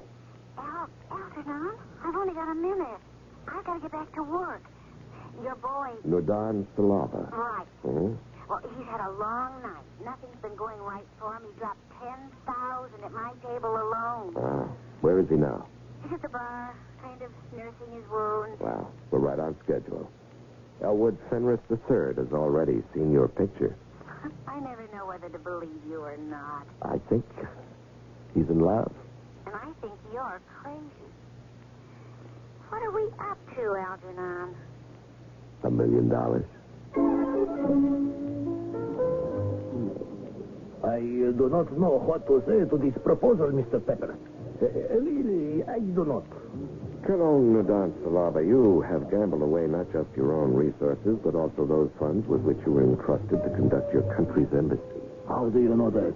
A man who loses as consistently as you do is a man who must be losing everything. Well, you see, it is this weakness, this fatal weakness, this devil's curse, this gambling. Yes. Now, I'm willing to pay $100,000 for your participation. Thus, you can discharge your debts, clear your slate, save your honor, and even enjoy a small profit. You must understand, there is no sentiment in Dalzil for the return of the monarchy.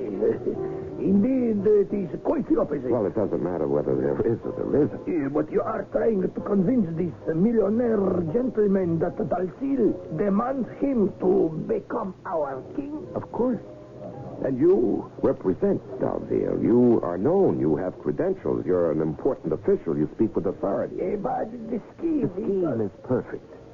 Now, you, as the highest hereditary military officer in Dalziel, will preside at a constitutional convention representing the 4 Dalziel estates. And at that time, the crown will be offered to King Elwood I. What constitutional convention? And what estate? He will also marry the spinster princess. What spinster princess? Now, you must always have a good-looking girl to sweeten the deal. She distracts the sucker's mind away from the fleecing. Oh, how can anyone believe this? You are the key. You make it all look legitimate because you are legitimate. But what happens afterwards? Afterwards, you count your money. But when he discovers the hoax, what will he do? What can he do? Nothing. Well, no, he's a wealthy, powerful man. Ah, all the more reason for him to drop the whole thing. Can he afford to look ridiculous? I don't know. You're sitting here and you're waiting. For what? For salvation. You're over your head in debt. You're reduced to the bullet in your pistol. I come along and I offer to save your life and you hesitate? Sir, I misjudged you. Good night. No, wait. Explain it to me again. Yes, Mr. Fenris. I came as quickly as I could. Well, I signed your agreement. Here it is. Mm-hmm. Well, everything's all tidy. Now, sir, to business. The name of the country is Dalziel. Dalziel? I never heard of it. Oh, it's a neat little country. Little? Well, it's small, but comfortable. Oh, small, huh? Something wrong, Mr. Fenris? Well, you had mentioned that it was once a monarchy, but now no longer. So, well, I thought perhaps it might be Greece or Italy. Where is Dalziel? Dalziel is in South America. Oh. Yes, but South America is one of the up-and-coming places in the world. Great things are happening in South America, or they're about to. Where in South America? It's near Brazil. Brazil? Yes, just below the equator. Oh, it's hot. Well, it's seasonably warm. The nights, I understand, are just divine. Dalziel. Yes. Now, the schedule calls for us to fly to Grudberg. That's the site of the old summer mansion. It's kind of isolated, but it's the place where traditionally the estates meet for matters of high policy. Mm-hmm. You can appreciate the necessity for secrecy until the moment the official documents are signed. Oh, yes, of course. Now, Colonel Salaba, the ambassador to the UN, is an Air Force officer. He'll fly us down there. South America, you say, below the equator? I have a surprise for you. The spinster princess. By law, she's not supposed to leave the country before she marries. However, she insisted on seeing you beforehand.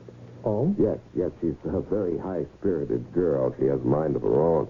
And since this whole thing is contingent on her willingness to marry you, she insisted on making a secret trip to America to look you over. Now, what does that mean? Well, that means that if she doesn't really like you, the whole deal is off.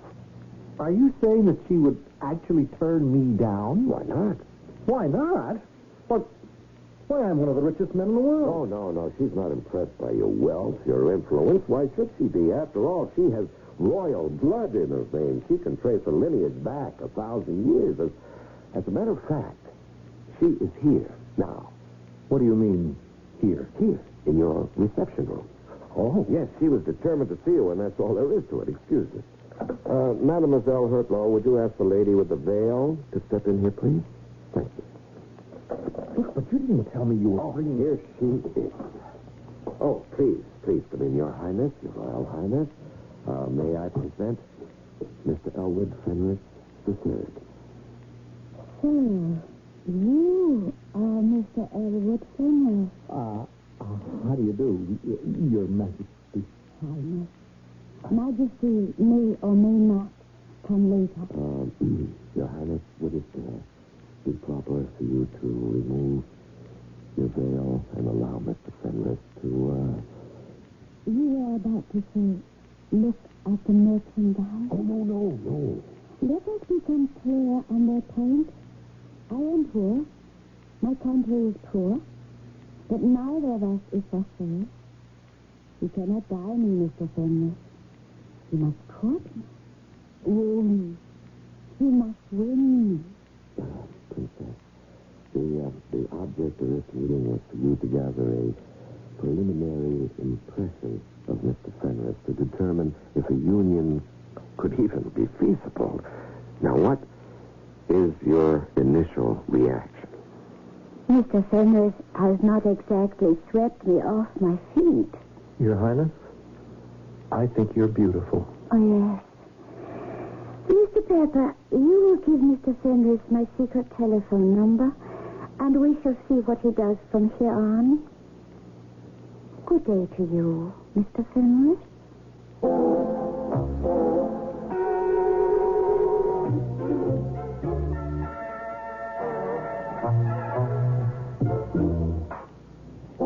Good day to you, Mr. Fenris. In other words, good day to 100, 200, who knows how many hundreds of millions of dollars. Elwood Fenris III. Has he taken the bait? Is he hooked? If so, can he be landed? Stand by for Act 3 when we may or may not get him into the boat.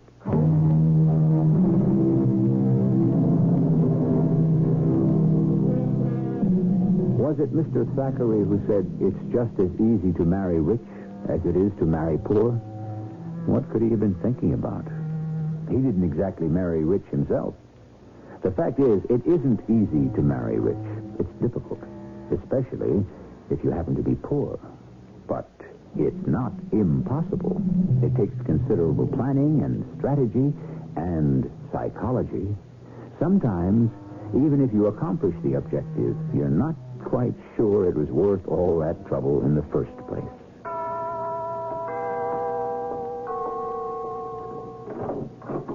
Oh, it's you. Yes, Your Highness. May I come in? Mr. Pepper gave me your address. May I take you out to dinner this evening? No. Oh. I'd hoped I that cannot afford to be seen in public. My visit here must be a secret. I could have whatever you like brought in. Oh, no. I shall prepare dinner. You cook? You are surprised? Well, I've never been with a woman who actually cooked. You have been married 6 times, Yes. and none of your wives has ever cooked a meal for you? I'm trying to think. No. Why? Did none of them like you? I suppose you could say that.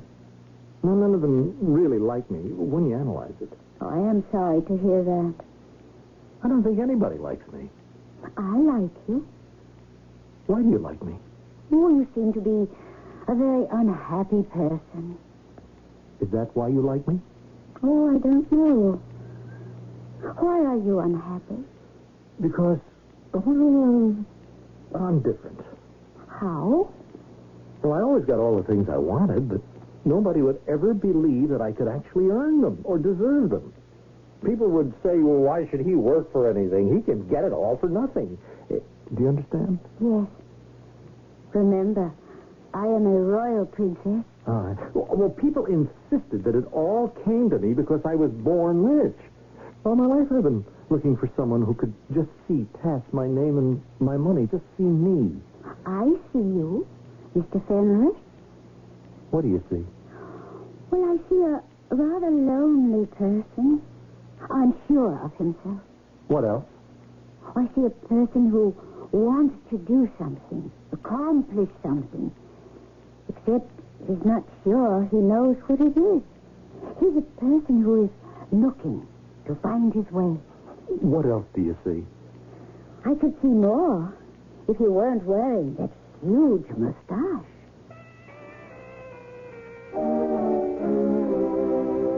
Your Royal Highness, you've been getting quite a rush from our friend Fenris. How are we doing? You know something, Algernon? He's a pretty nice guy. Uh-oh. I hope that doesn't mean we're going to blow $1 million. Are you, falling for Fenris? Falling for Fenris. Sounds like the name of a story. What is the story? Oh, he's a very nice guy. Uh-huh. We have just increased in intensity. A few seconds ago, he was only a pretty nice guy. Now, where do we go from here? Well, Ollie, there can't be any future to it. When it's all over, he'll be able to guess who everyone is. Just my luck. I need an interesting guy, and there's nowhere to go with it. You know what you need is a little bit of perspective. Now, in the first place, if it were not for this little scheme of ours, you'd never have met him in the first place. Well, now, be fair, Lolly. The only reason you're interesting to him is because he thinks you're the royal princess of Dalziel, a person who doesn't even exist. Yeah, I guess so. Now, would he be interested in Lolly Dankowitz, a girl who deals the cards in a gambling casino? No, I guess not. I know how you feel. Now, come on. You've always been a smart little girl. Yeah. Yeah, I've always been a smart little girl. Is he right? He's right. Okay, on with the show. I need 3 actors. Actors? 3 Confederates, old-timers I can depend on. I need an airplane and a mansion. A mansion in a secluded place. I thought we were going to Dalziel. He's going to think it's Dalziel, honey. Now, I've got my eye on this place in Florida. But Algernon... We'll fly there at night. Now, how will he know the difference? You think of everything. Oh, yes. I'm so efficient. Sometimes it scares me.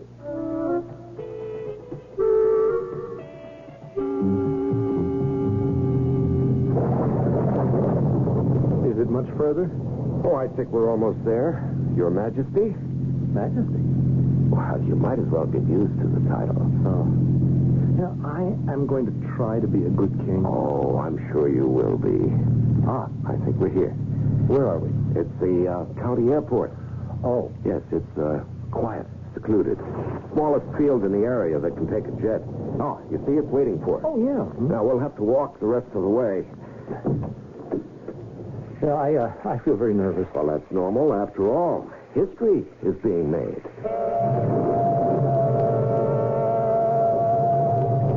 Your Majesty, may I present Colonel Nudan Salaba? Oh, Colonel. Your Majesty, I am honored to be the first of my countrymen to speak that sacred title. Well, I think we'd better get aboard, Your Majesty. We're getting soaked out here. Yes, of course. Oh. Hey, it's a very, very nice little plane. Yes, it's your private jet. How long before we arrive in Dalziel? 6 hours. Dalziel. Wow, how pretty that name sounds. Colonel Salaba, I have investigated you. Investigated? I mean, I did some reading. You are the #1 diplomat of Dalziel, and I hope to have the benefit of your wise counsel and long experience. I am at your Majesty's service. Princess, you're here. Yes. Your Majesty. Oh, what a wonderful trip this is going to be. What are we waiting for? We're waiting for you, Your Majesty. You must always give the orders. Have we your Majesty's permission to fly? Yes. Yes, I would say so. Let's fly.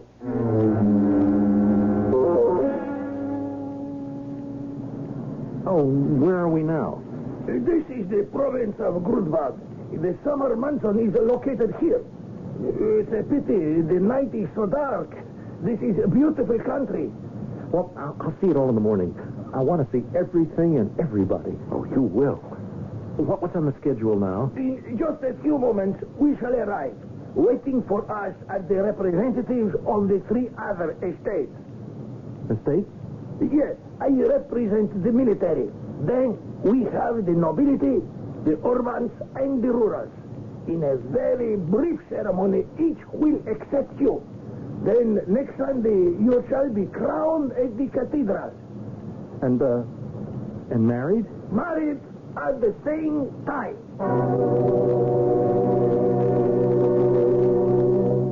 Is everyone here? Yes, let us begin. Representatives of the 4 Dalziel estates, we are convened to confer the crown on this man named Elwood Fenris III. Is there a dissenting voice? Then let us proceed. The nobility. Who speak for the nobility? I speak for the nobility. pleasure, Empress. Do you offer the crown to Elwood Fenris III? I offer the crown to Elwood Fenris. Who speaks for the military? I, Colonel Nurdan Sayama, speak for the military. I offer the crown to Elwood Fenris III. Who speaks for the urban? I, Tolvar Septim, speak for the urban. I offer the crown to Elwood Fenris III. Who speaks for the rural? I, Kanam Dalat, I speak for the rural.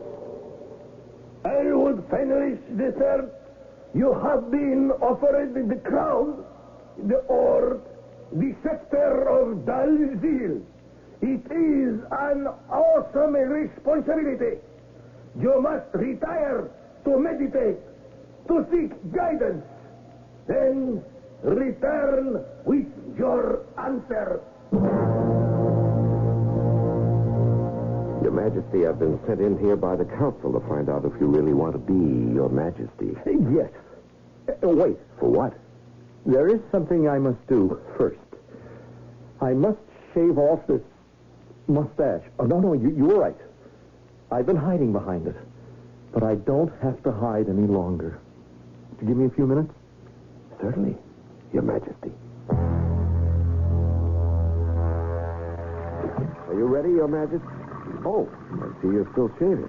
Yes, this is extremely important and symbolic. I am no longer hiding from the world. Your mustache is off. All off. Yes. Your Majesty. Your Majesty, what are you staring at? Is everything all right? You're staring at the safe. Yes. Yes, I am. But the council is waiting.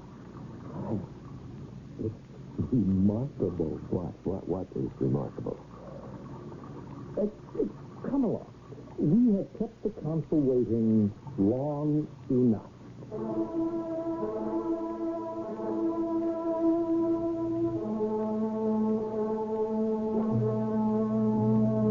You must admit it went very well, Your Majesty. Yes? Now, we've arranged for the princess to fly back with you to keep you company while you settle things back in the States. You don't have to return here till the coronation next Sunday. I see. Yes, actually, the common people aren't supposed to see you till after the coronation. And now, Your Majesty, we have this little agreement. Agreement? Yes, calling for a check for $1 million. Huh? Oh, yes, of course. Provided you lived up to your end of our agreement. Well, I certainly did. I'm afraid you did not. Hmm? You see, we are not in Dalziel. Oh, but Just a few minutes ago, Lolly took me aside, told me everything. Lolly? Yes. I'm glad she did. Because it proved something about her. But I knew it anyway. You know what? I knew that we were not in Dalziel. And since we were not, then everything else was a hoax.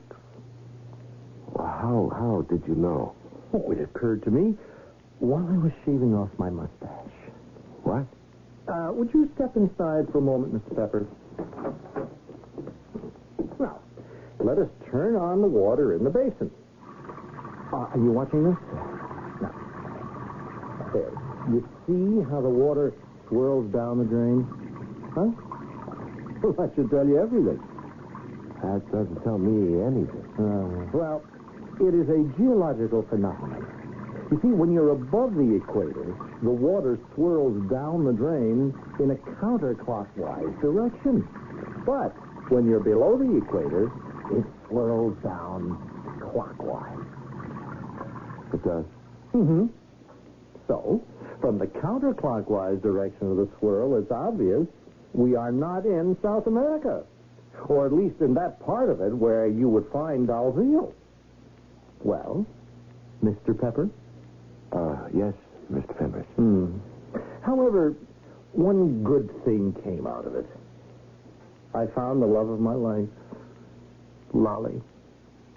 Yes, that's true. Thanks to me, you found Lolly. Admit that. Oh, yes, I admit Well, then, to be fair, am I not entitled to a finder's fee? You most certainly are. Ah, now we're talking. How much did you have in mind? How much? Uh-huh. You mean money? Mm-hmm. Oh, surely, Mr. Pepper, you would not debase so tender a relationship like the one of love by even the merest mention of filthy lucre. Let your fee, your payment, be that warm, delicious glow of satisfaction when you realize that you have brought two lonely people together. Is that not reward enough?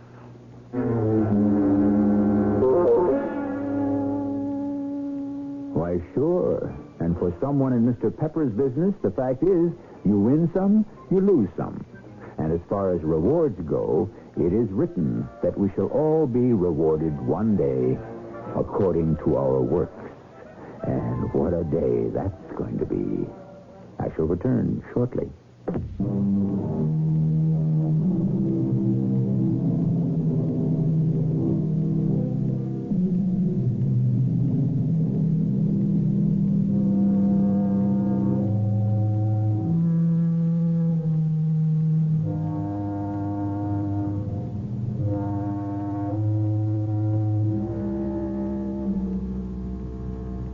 Things in life, the small, unnoticed, disregarded details. How well these are handled in the end decides our fate. It has been said that while success is the sum of a great many trifles, success itself is never a trifle.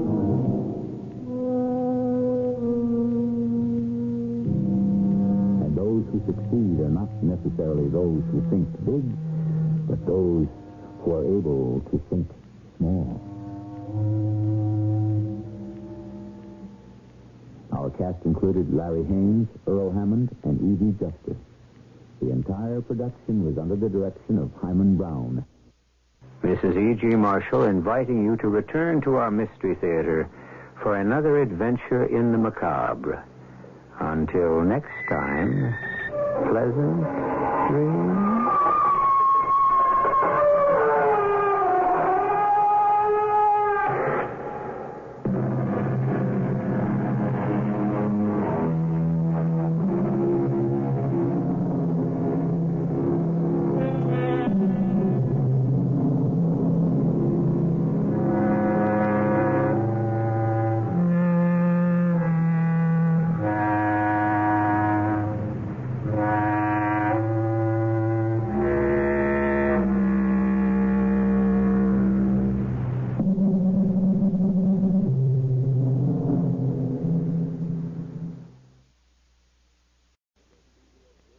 The CBS Radio Mystery Theater presents...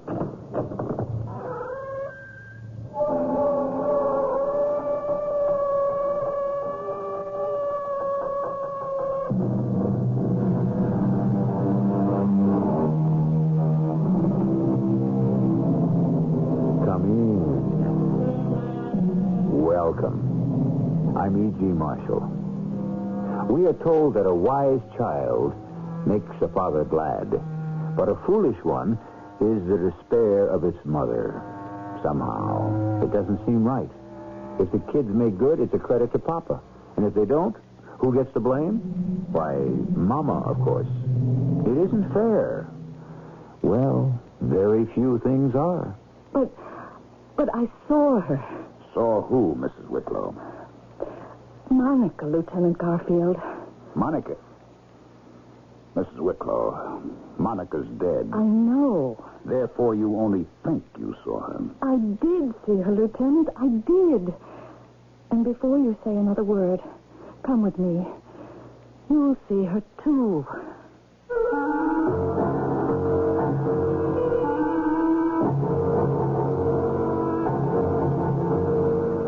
Our mystery drama, The Stranger Inside, was written especially for the Mystery Theater by Sam Dan and stars Ralph Bell and Carol Teitel. It is sponsored in part by Buick Motor Division. I'll be back shortly with Act One.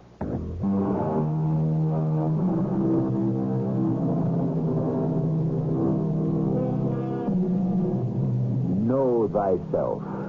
Thus we are urged by the poets and the philosophers. Gaze inward, and thou shalt find the stranger within. How studiously, how desperately we seek to avoid him or her. For this is the one confrontation we may be unable to survive. The homicide detective is driving slowly through the deserted streets. It is very late at night, but he is in no hurry. You've heard it said, you've also read, identification of the victim is being withheld pending notification of next of kin. He's about to notify next of kin. In the line of duty, he has had to visit many houses, but he does not usually get to mount the steps of a mansion as sumptuous as this one. For a while, there is no answer. Finally, a small interviewing slot opens in the door, and a voice inquires. Yes? Police. Oh, Is Mrs. Wicklow home? Well, is it important, sir? Would I be ringing her bell at 4:30 in the a.m. to sell her tickets to the policeman's ball? Oh, yes, of course. Well, come in, sir. Why do you wish to see Mrs. Wicklow? I would have to tell that to Mrs. Wicklow. Well, sir, you can tell it to me, and I shall see that she's informed. I can't tell it to you. Sir, I'm afraid there's a problem. Oh, yes? Mrs. Wicklow is not at home. When do you expect her? Oh, I couldn't say, sir. Where'd she go? Once again, I couldn't say, sir. Would you have any idea? Oh, none at all. What's your name? It's Downs, sir. Look, Mr. Downs, while I don't say she exactly signs out with you every night... Oh, what an odd thought. Still in all, you would have some kind of an idea where... No, sir, well, shall I explain? This evening, Mrs. Wicklow said she was going to a dinner party at Mrs. Aston's. Now, on the way, she may have changed her mind and gone somewhere else. Where? Oh, who knows? Pookie's play is opening at Covent Garden in London tonight, or Boo Boo is giving a party in Paris. They have such impossible names, these people. So? So, someone might say, let's get into so-and-so's private jet and crash. Oh, or they may have decided to go to New Orleans or San Francisco. Yeah. On the other hand, she may walk in at any minute. Well, I better wait a while. Yes, sir. Try that chair. It's more comfortable than the sofa. Thanks. Would you care for a cup of coffee? No, thanks. I tell you what I could use, I mean, I'm definitely not supposed to, especially on duty, but... Straight or with soda, sir? You're a pretty good guy, Downs. Is that English accent legit, or do you put it on? Oh, I was born in London, sir. I'm entitled to it. It's about Miss Monica, isn't it? Yeah. Oh, dear, one could tell. One just knew it was coming.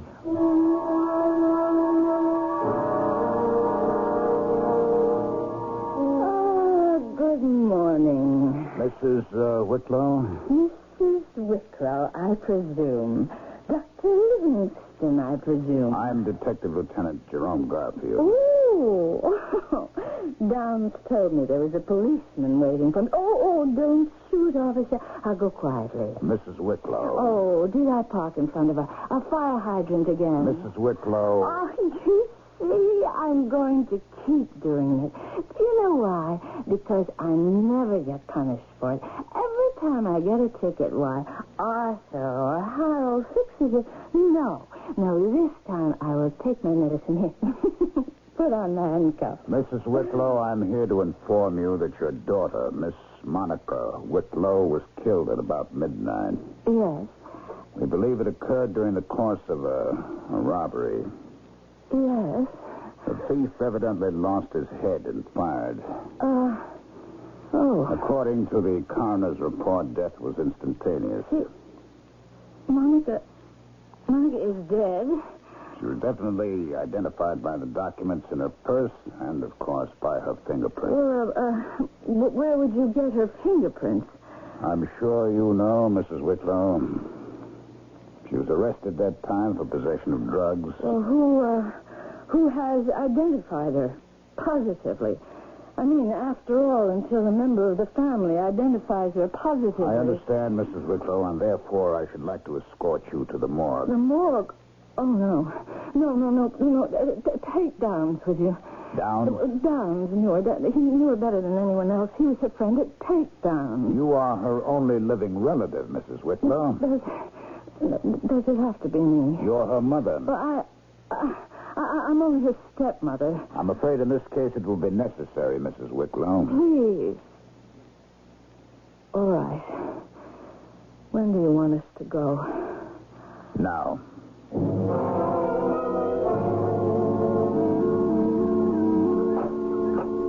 I'm sorry about everything, Mrs. Wicklow, but I had to be the one to inform you and subject you to that experience in the morgue. There are questions I must ask you, but I'll call on you in a day or so. Goodbye. I advise you to get some rest. Where are you going? Back to police headquarters. Oh, don't leave me. Please don't leave me. Well, Please come in. Don't leave me alone. I couldn't stand that. Please. All right. She's dead, isn't she? Yes, ma'am. Where did it happen? Albright Avenue, near Dickens. Albright? Near Dickens? Yes, ma'am. Well, what was she doing there? That hasn't been a respectable neighborhood in 50 years. We don't know. She was wandering around at midnight. Why? Mrs. Wicklow, that's a question I thought I would ask you. I don't know why she was there. Didn't she ever tell you where she was going? No. What about her friends? Could you give me a list of her friends? I couldn't. I didn't know any of her friends. I see. What do you think you see? That I knew absolutely nothing about my daughter? Yes. You're right. I don't. I didn't. Did the two of you ever talk? Did we ever talk? Now that you mention it, not very often. And not about very much. And you really knew very little about her. I knew very little about her. I think I'd better be going. Oh, don't go. I don't want to be alone. Mrs. Wicklow, I know what you're going to say. It is not the function of the police department to furnish people to comfort those I wasn't going to say that. But this is a very bad moment for me. And it's remarkable, but I have no one to turn to. You do have friends, Mrs. Wicklow? My friends are all butterflies, Lieutenant. Marvelous companions in prosperity. But they simply cannot function in adversity. You have your servants. My servants judge me. I'm sorry. I suppose it's my fault. Why do you say that? Well, it's nice of you to ask. To pretend you don't know. But I don't. You saw her. A rather plain-looking, ungainly girl. Mom. And you look at me. Would you take me for her mother? No one else ever did. Everyone thought I was her somewhat slightly older sister. Everyone thought so. I don't think so. You don't? I didn't think she was plain-looking or ungainly either. The first and only time I ever saw her was just a few minutes ago. She was dead. I deserve that. Mrs. Wicklow, I'm sure that you could very probably have a lot to reproach yourself for. You know that better than anyone else. But what is done, and blaming yourself isn't going to bring her back. Thank you, Lieutenant. We live in a very violent time. These terrible things happen. Perhaps it wouldn't have happened if she was safe at home. Or if she had a home she felt safe in. Well, there's nothing I can say about that. I'm sure there's plenty you could say about it, Lieutenant. But you're too much of a gentleman. So, what happens now? Now, we will try to find the killer. Yes. Well, thank you, Lieutenant. You let me know if there's any progress.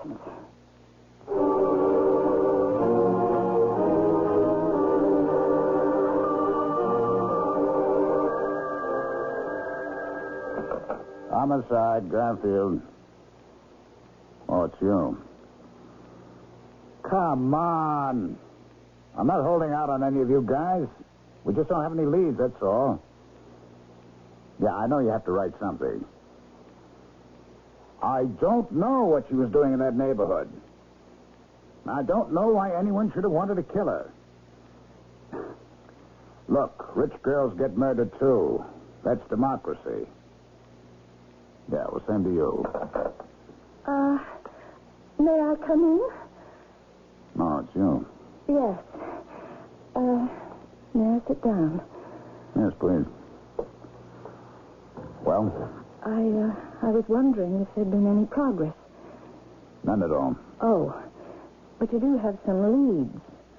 Not a single one. Yes, but in the papers and on the air, they say the police are following certain leads. We have to say that. You do? There's two reasons. One, if we say we're nowhere, then people get angry and begin asking why are we paying the police their wages. Oh. And two, there's a chance to shake things up. People involved might get scared. Somebody can come forward and try to make a deal. I see. But so far, nothing's happened. Everyone says that Monica was killed during the course of a robbery.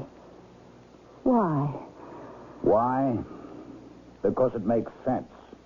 Why else would she be killed? Look, I have come here to ask questions, Lieutenant. She wasn't physically assaulted in any way. She wasn't robbed either. You found her handbag near her body. That's how you were able to identify her. Yes, Mrs. Wicklow. But it was a shoulder bag. She was obviously wearing it. The thief took it. But the shot must have attracted attention. He lost his nerve, ran away. He just dropped the bag. You believe that? It's a pattern. It occurs in a great many holdups. You get some first-time kid and he panics. I don't think so. You don't? Why not? But why did he have to kill her? He already had the bag. She wasn't screaming or putting up a fight. You're dealing in the dark area of the criminal mentality. All right, but let us assume that it wasn't a holdup. Why should we? Well, then we would have to ask what else it could have been. Why should we even ask that? Lieutenant, I can't prove this, but I have the feeling that the police department isn't really working overtime to solve this murder. What makes you say that? Why I say it is not really important. Lieutenant Garfield, just tell me, is there any truth to it? Are you working as hard as you can? Off the record, Mrs. Wicklow? Off the record. The answer is no. We're not. Can you tell me why? You know the lieutenant is going to tell her, but there's no reason why he should do it in Act 1. She has raised an interesting question. Why are the police sort of not exactly holding back, but relaxing a bit in this particular homicide? This becomes the exclusive business of Act 2, and I shall bring it to you shortly.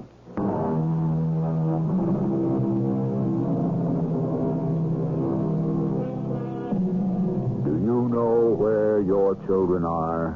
Asks the popular radio and TV promotion. Where do kids go today? And what do they do when they get there? It's a strange and alien world, that universe of the young, and the rest of us are shut off from it completely. No other group or even nation guards its frontiers more zealously or hides its secrets so completely and successfully. Forward into the second act. I have a right to know. Why are you not trying as hard as you can to solve my daughter's murder? Everything is relative. I want a straight answer. I'm trying to give you one. Right now, we have at least a dozen unsolved murders on the books. I am not concerned with that. And every day, maybe every other day or every third day, we'll get another murder, maybe two. You are still not answering my question. Now, this is part of the answer. An investigation calls for money, manpower. I am aware of all of that. All right, what do we have here? A girl was killed at midnight. She's in a neighborhood where, frankly, she has no business. What are the chances, realistically, of catching her killer? The answer, one word. Remote. But still, we're doing the routine. We're trying to find witnesses. We're trying to see if anyone heard anything, knows anything. That's really all we can do in a case of this kind. That's all. Mrs. Wicklow, let me be frank. If there was some sort of important public interest to this case... But you see, the public is... No. You're talking about curiosity. I mean interest, the public interest. If there was some underworld activity tied in, or if it would lead to other things... But she is entitled to justice. She may be getting more justice than she deserves. And just what does that mean, Lieutenant Garfield? I'm sorry I said that. I'm in charge of this investigation. I'm doing something I never did before. And what's that? Now, this is between you and me. I really don't want to solve this case. You what? You heard me. I just assumed this thing sort of faded away. Found its place in the back of the files and was forgotten. How can you even say such a thing? Because I'm sorry for that kid. And this is how you show it. You let a murderer go unpunished. Even if I made it my lifetime career, I'd have very little chance of finding him. But you said words to the effect that you don't want to find him. You know how much money she had in her purse? It was returned with her things. I didn't bother to count. I couldn't bear to look at everything. You should have counted the money. Would have been an education. Would you please tell me what you're driving at? She had $5,000 in small bills. 5,000? 5, 10s, 20s. Why was she carrying that kind of money and so much? I don't know. You don't want to know. I have no idea. She was arrested once for possession of narcotics? Yes, I know about that. But it turned out there was a lack of evidence. I'll tell you what there was no lack of. Influence. That Wicklow name and connections. Very potent. Are you implying... You got the kid off. Look, she really... That is, she didn't mean to. Yes, I know. Look, we saw the psychiatrist, and he said she'd only done it to attract attention. You see, she felt neglected. All right. I admit I was to blame. But you see, we never really had any meaningful relationship. I wonder why. It wasn't all my fault. You see, she was only 9 when I married her father. She accused me of stealing him from her mother. And it was true. You admit it? And then, when her mother just went to pieces and died, well, that was also my fault. Of course, her father, who had a very short attention span, left us both to go climbing mountains in Asia or Africa. Was never heard of again, and that was also my fault. Now, look, Mrs. Wicklow, I'm not trying to find faults and place blame. Yes, you are. Everybody does. Well, that time when she got herself caught, she was 15. 14. I thought we'd try to start all over. And did you? Maybe I just didn't try hard enough. Do you admit it? I suppose. You see, all right, I'm not a very deep person. I'm not even very intelligent. Her father chose me for one and only one reason. I'm just a lot of fun to be with. Well, evidently you didn't find much fun with your stepdaughter. Well, she was a dull, boring little girl. Wasn't her fault. But it's true. I did try. And you see, she was homely. By your standards, maybe. Well, they're the only standards I've got. Homely kids sometimes grow into handsome women. Yes.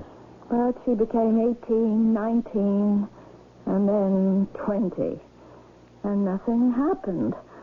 I guess it was just hard for us to be close. You see, we were so different. You could have tried harder. All right. I could have tried harder. I don't ask you to sit and judge me. And I didn't ask you to come here. Look, I am a citizen. I am a taxpayer. I have a right to make an inquiry. And you're entitled to an answer, which is we have made no progress. Look, what were we really talking about? Now, why don't you let this girl alone? She had a short and unhappy life. If we find her killer, he's going to tell us why he killed her. Because he panicked while he was trying to rob her. No.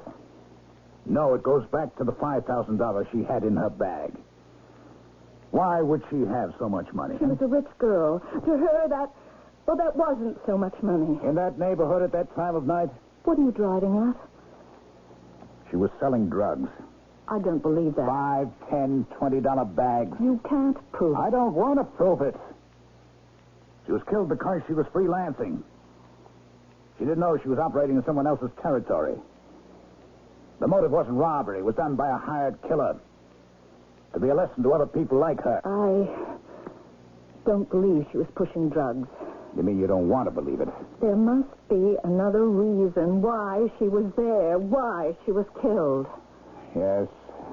I don't know what it is, but I am going to find out. You are? Yes. How? I don't know, but I am going to do it.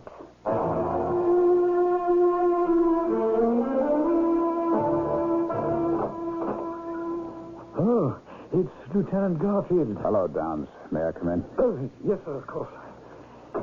But Mrs. Wicklow is not at home. I haven't come to see Mrs. Wicklow. I've come to see you. Oh, yes, sir. You were convinced Monica was headed for tragedy. You said that to me. Yes, sir, I did. But you never told me why. Because I don't know why. Downs, people have to have reasons for saying something as drastic as that. Well, I'm sure I had a reason, sir, but I just can't account for it. Was it because of anything that was happening in the house? The girl was being driven from the house. Oh? What does that mean? Oh, it wasn't anything conscious on Mrs. Wicklow's part. She really tried to be nice to Monica. It's just that everything ended badly. How? Well, I really believe that Mrs. Wicklow is repelled by things that are not beautiful, sir. And it shows. No matter how she tried to hide it, her very manner would make Monica feel uncomfortable. And then, of course, besides, they simply didn't see eye to eye. On what? Oh, on anything, sir. But particularly money. Money? Oh, I should say on what to do with money. You see, Lieutenant, Mrs. Wicklow maintained that money should be enjoyed, and Monica said money should be put to good use. Meaning what? Oh, I'm not quite sure, sir. What made you think that something tragic might happen to Monica? Well, sir, because she could no longer stand the atmosphere in the house, and she would leave it frequently. And go where? She wouldn't say. Weren't you curious, Downs? There is a limit to the amount of curiosity a servant may safely display, Lieutenant. I see. So there she was, a girl without friends. No one knew where she was going or what she was doing. And no one asked her. Oh, yes, sir, I did. And she answered, what? Nothing, I'm afraid. Well, I think she didn't want anyone to know. Yes, that's what I'm afraid of. Where is Mrs. Wicklow? Mrs. Wicklow? Oh, she's out, sir, as I told you. But something new is taking place there also. In what way? She isn't running around. No, I shouldn't use that expression. I mean, she is not seeing her old friends. She isn't pursuing her usual interests. Well, what is she doing? Well, I think she's spending time in that neighborhood. Which neighborhood? Around Albright Avenue. That's where... Why, yes, sir. That's where Monica was murdered. How do you know this? Well, the other night she came home and she said to me, Downs, I have no change. Go outside and pay the cab driver. And I did. I asked him where he'd picked her up. And he said, Albright near Dickens. What would she be doing there? Oh, I couldn't say, Lieutenant. Perhaps you might ask her. Perhaps I'd better.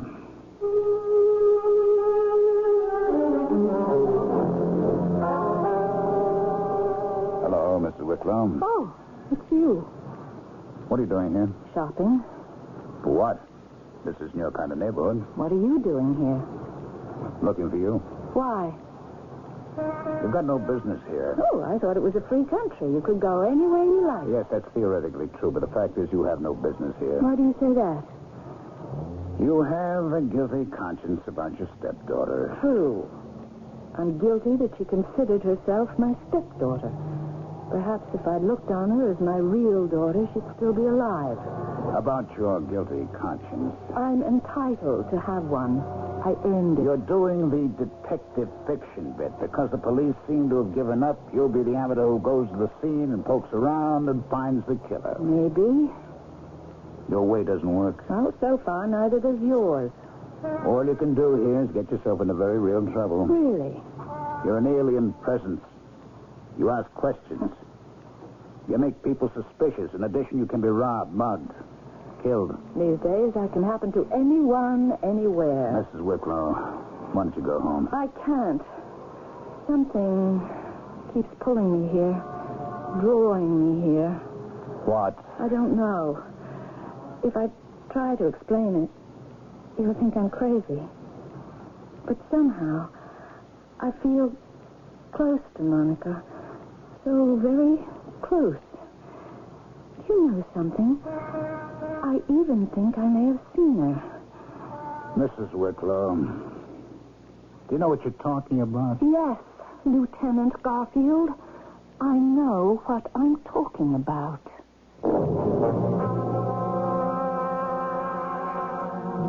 Oh, the sights that may arise when guilty conscience lights our eyes. Someone said that about 1,000 years ago. It's still fresh and new today. But why should a very modern, no-nonsense woman like June Wicklow even think she may have seen her dead stepdaughter? Even after we discount for her feelings of remorse, the question still haunts us. We won't know until the third act, which I shall reveal shortly.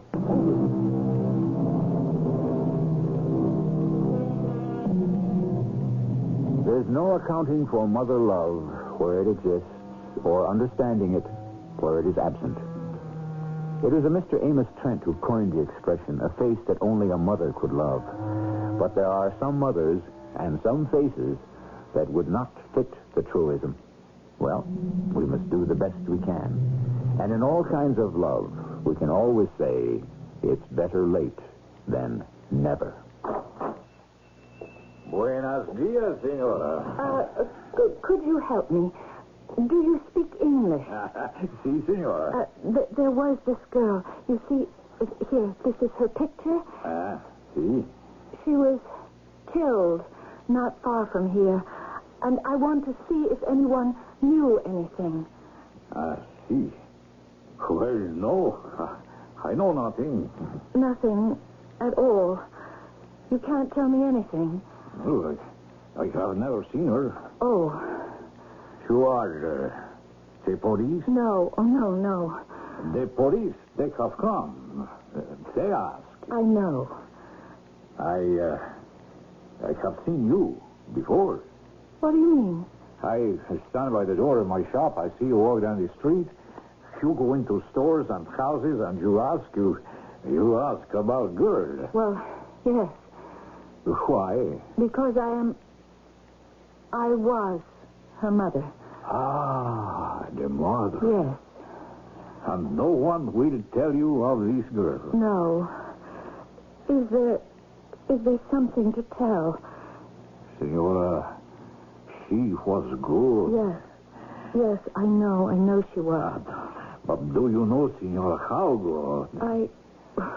She made everyone promise to say nothing. To say nothing about what? Well, not to say what she was doing. Yes, but what was she doing? It was so important for her that no one knows. But now she is dead. Why should I not tell? Please tell. To the police, I will not tell. To strangers, I will not tell. But to the mother, yes. Tell me. She was, how you say, an angel? Yes, angel. If one would need money for the rent, for the food, for a doctor, she would say, here, take. She did that? Yes, always money for those who who is suffering. That's what she did. Yes. And she said there are so many poor, and yet there is so much money in this world. I have money. Why should I not have? She said that. Oh, yes, Senora. And she said, I want to see the people. I want to talk to them, make sure they are helped. That is why, Senora, she could walk these streets at any time and be safe. But she couldn't. And she wasn't. She was killed. Yes, Senora, I know. Why? It was not done by anyone who lives here. And when we find out who has done it, he will pay. You are her mother. What an honor to be mother to a saint. This is what she was doing. This is where she would go. Yes, Senora. Why? What did you think? What did I think? Excuse me, por favor. Questioner. El diario y los diarios. 80. Okay. Gracias.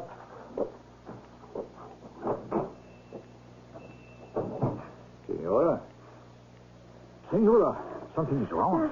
That girl. See? That girl who just bought that paper and the cigarettes, who is she? I cannot say. Who is that girl? What is wrong, Senora? Why am I standing here? I have got to talk to that girl. Where did she go? Where could she have gone? Oh, excuse me, sir. Sir, have you seen a girl? A girl with long dark hair, and she was carrying a newspaper. No habla inglés. Have you seen? Do you know? Luis, you don't know this girl. No, Senora. Has she ever come into the shop before? Well, I think perhaps maybe once, 2 times. She buys the paper and the cigarettes. And you don't know who she is or where she lives? No, Senora. Why? Does the Senora... Didn't you notice? She looks exactly like my daughter. Yes. It could be said she does. But still, why should that... Baby, I'm not communicating. If I spoke to people in Spanish, how do you say girl? Oh, one can say niña, muchacha, señorita. It would depend.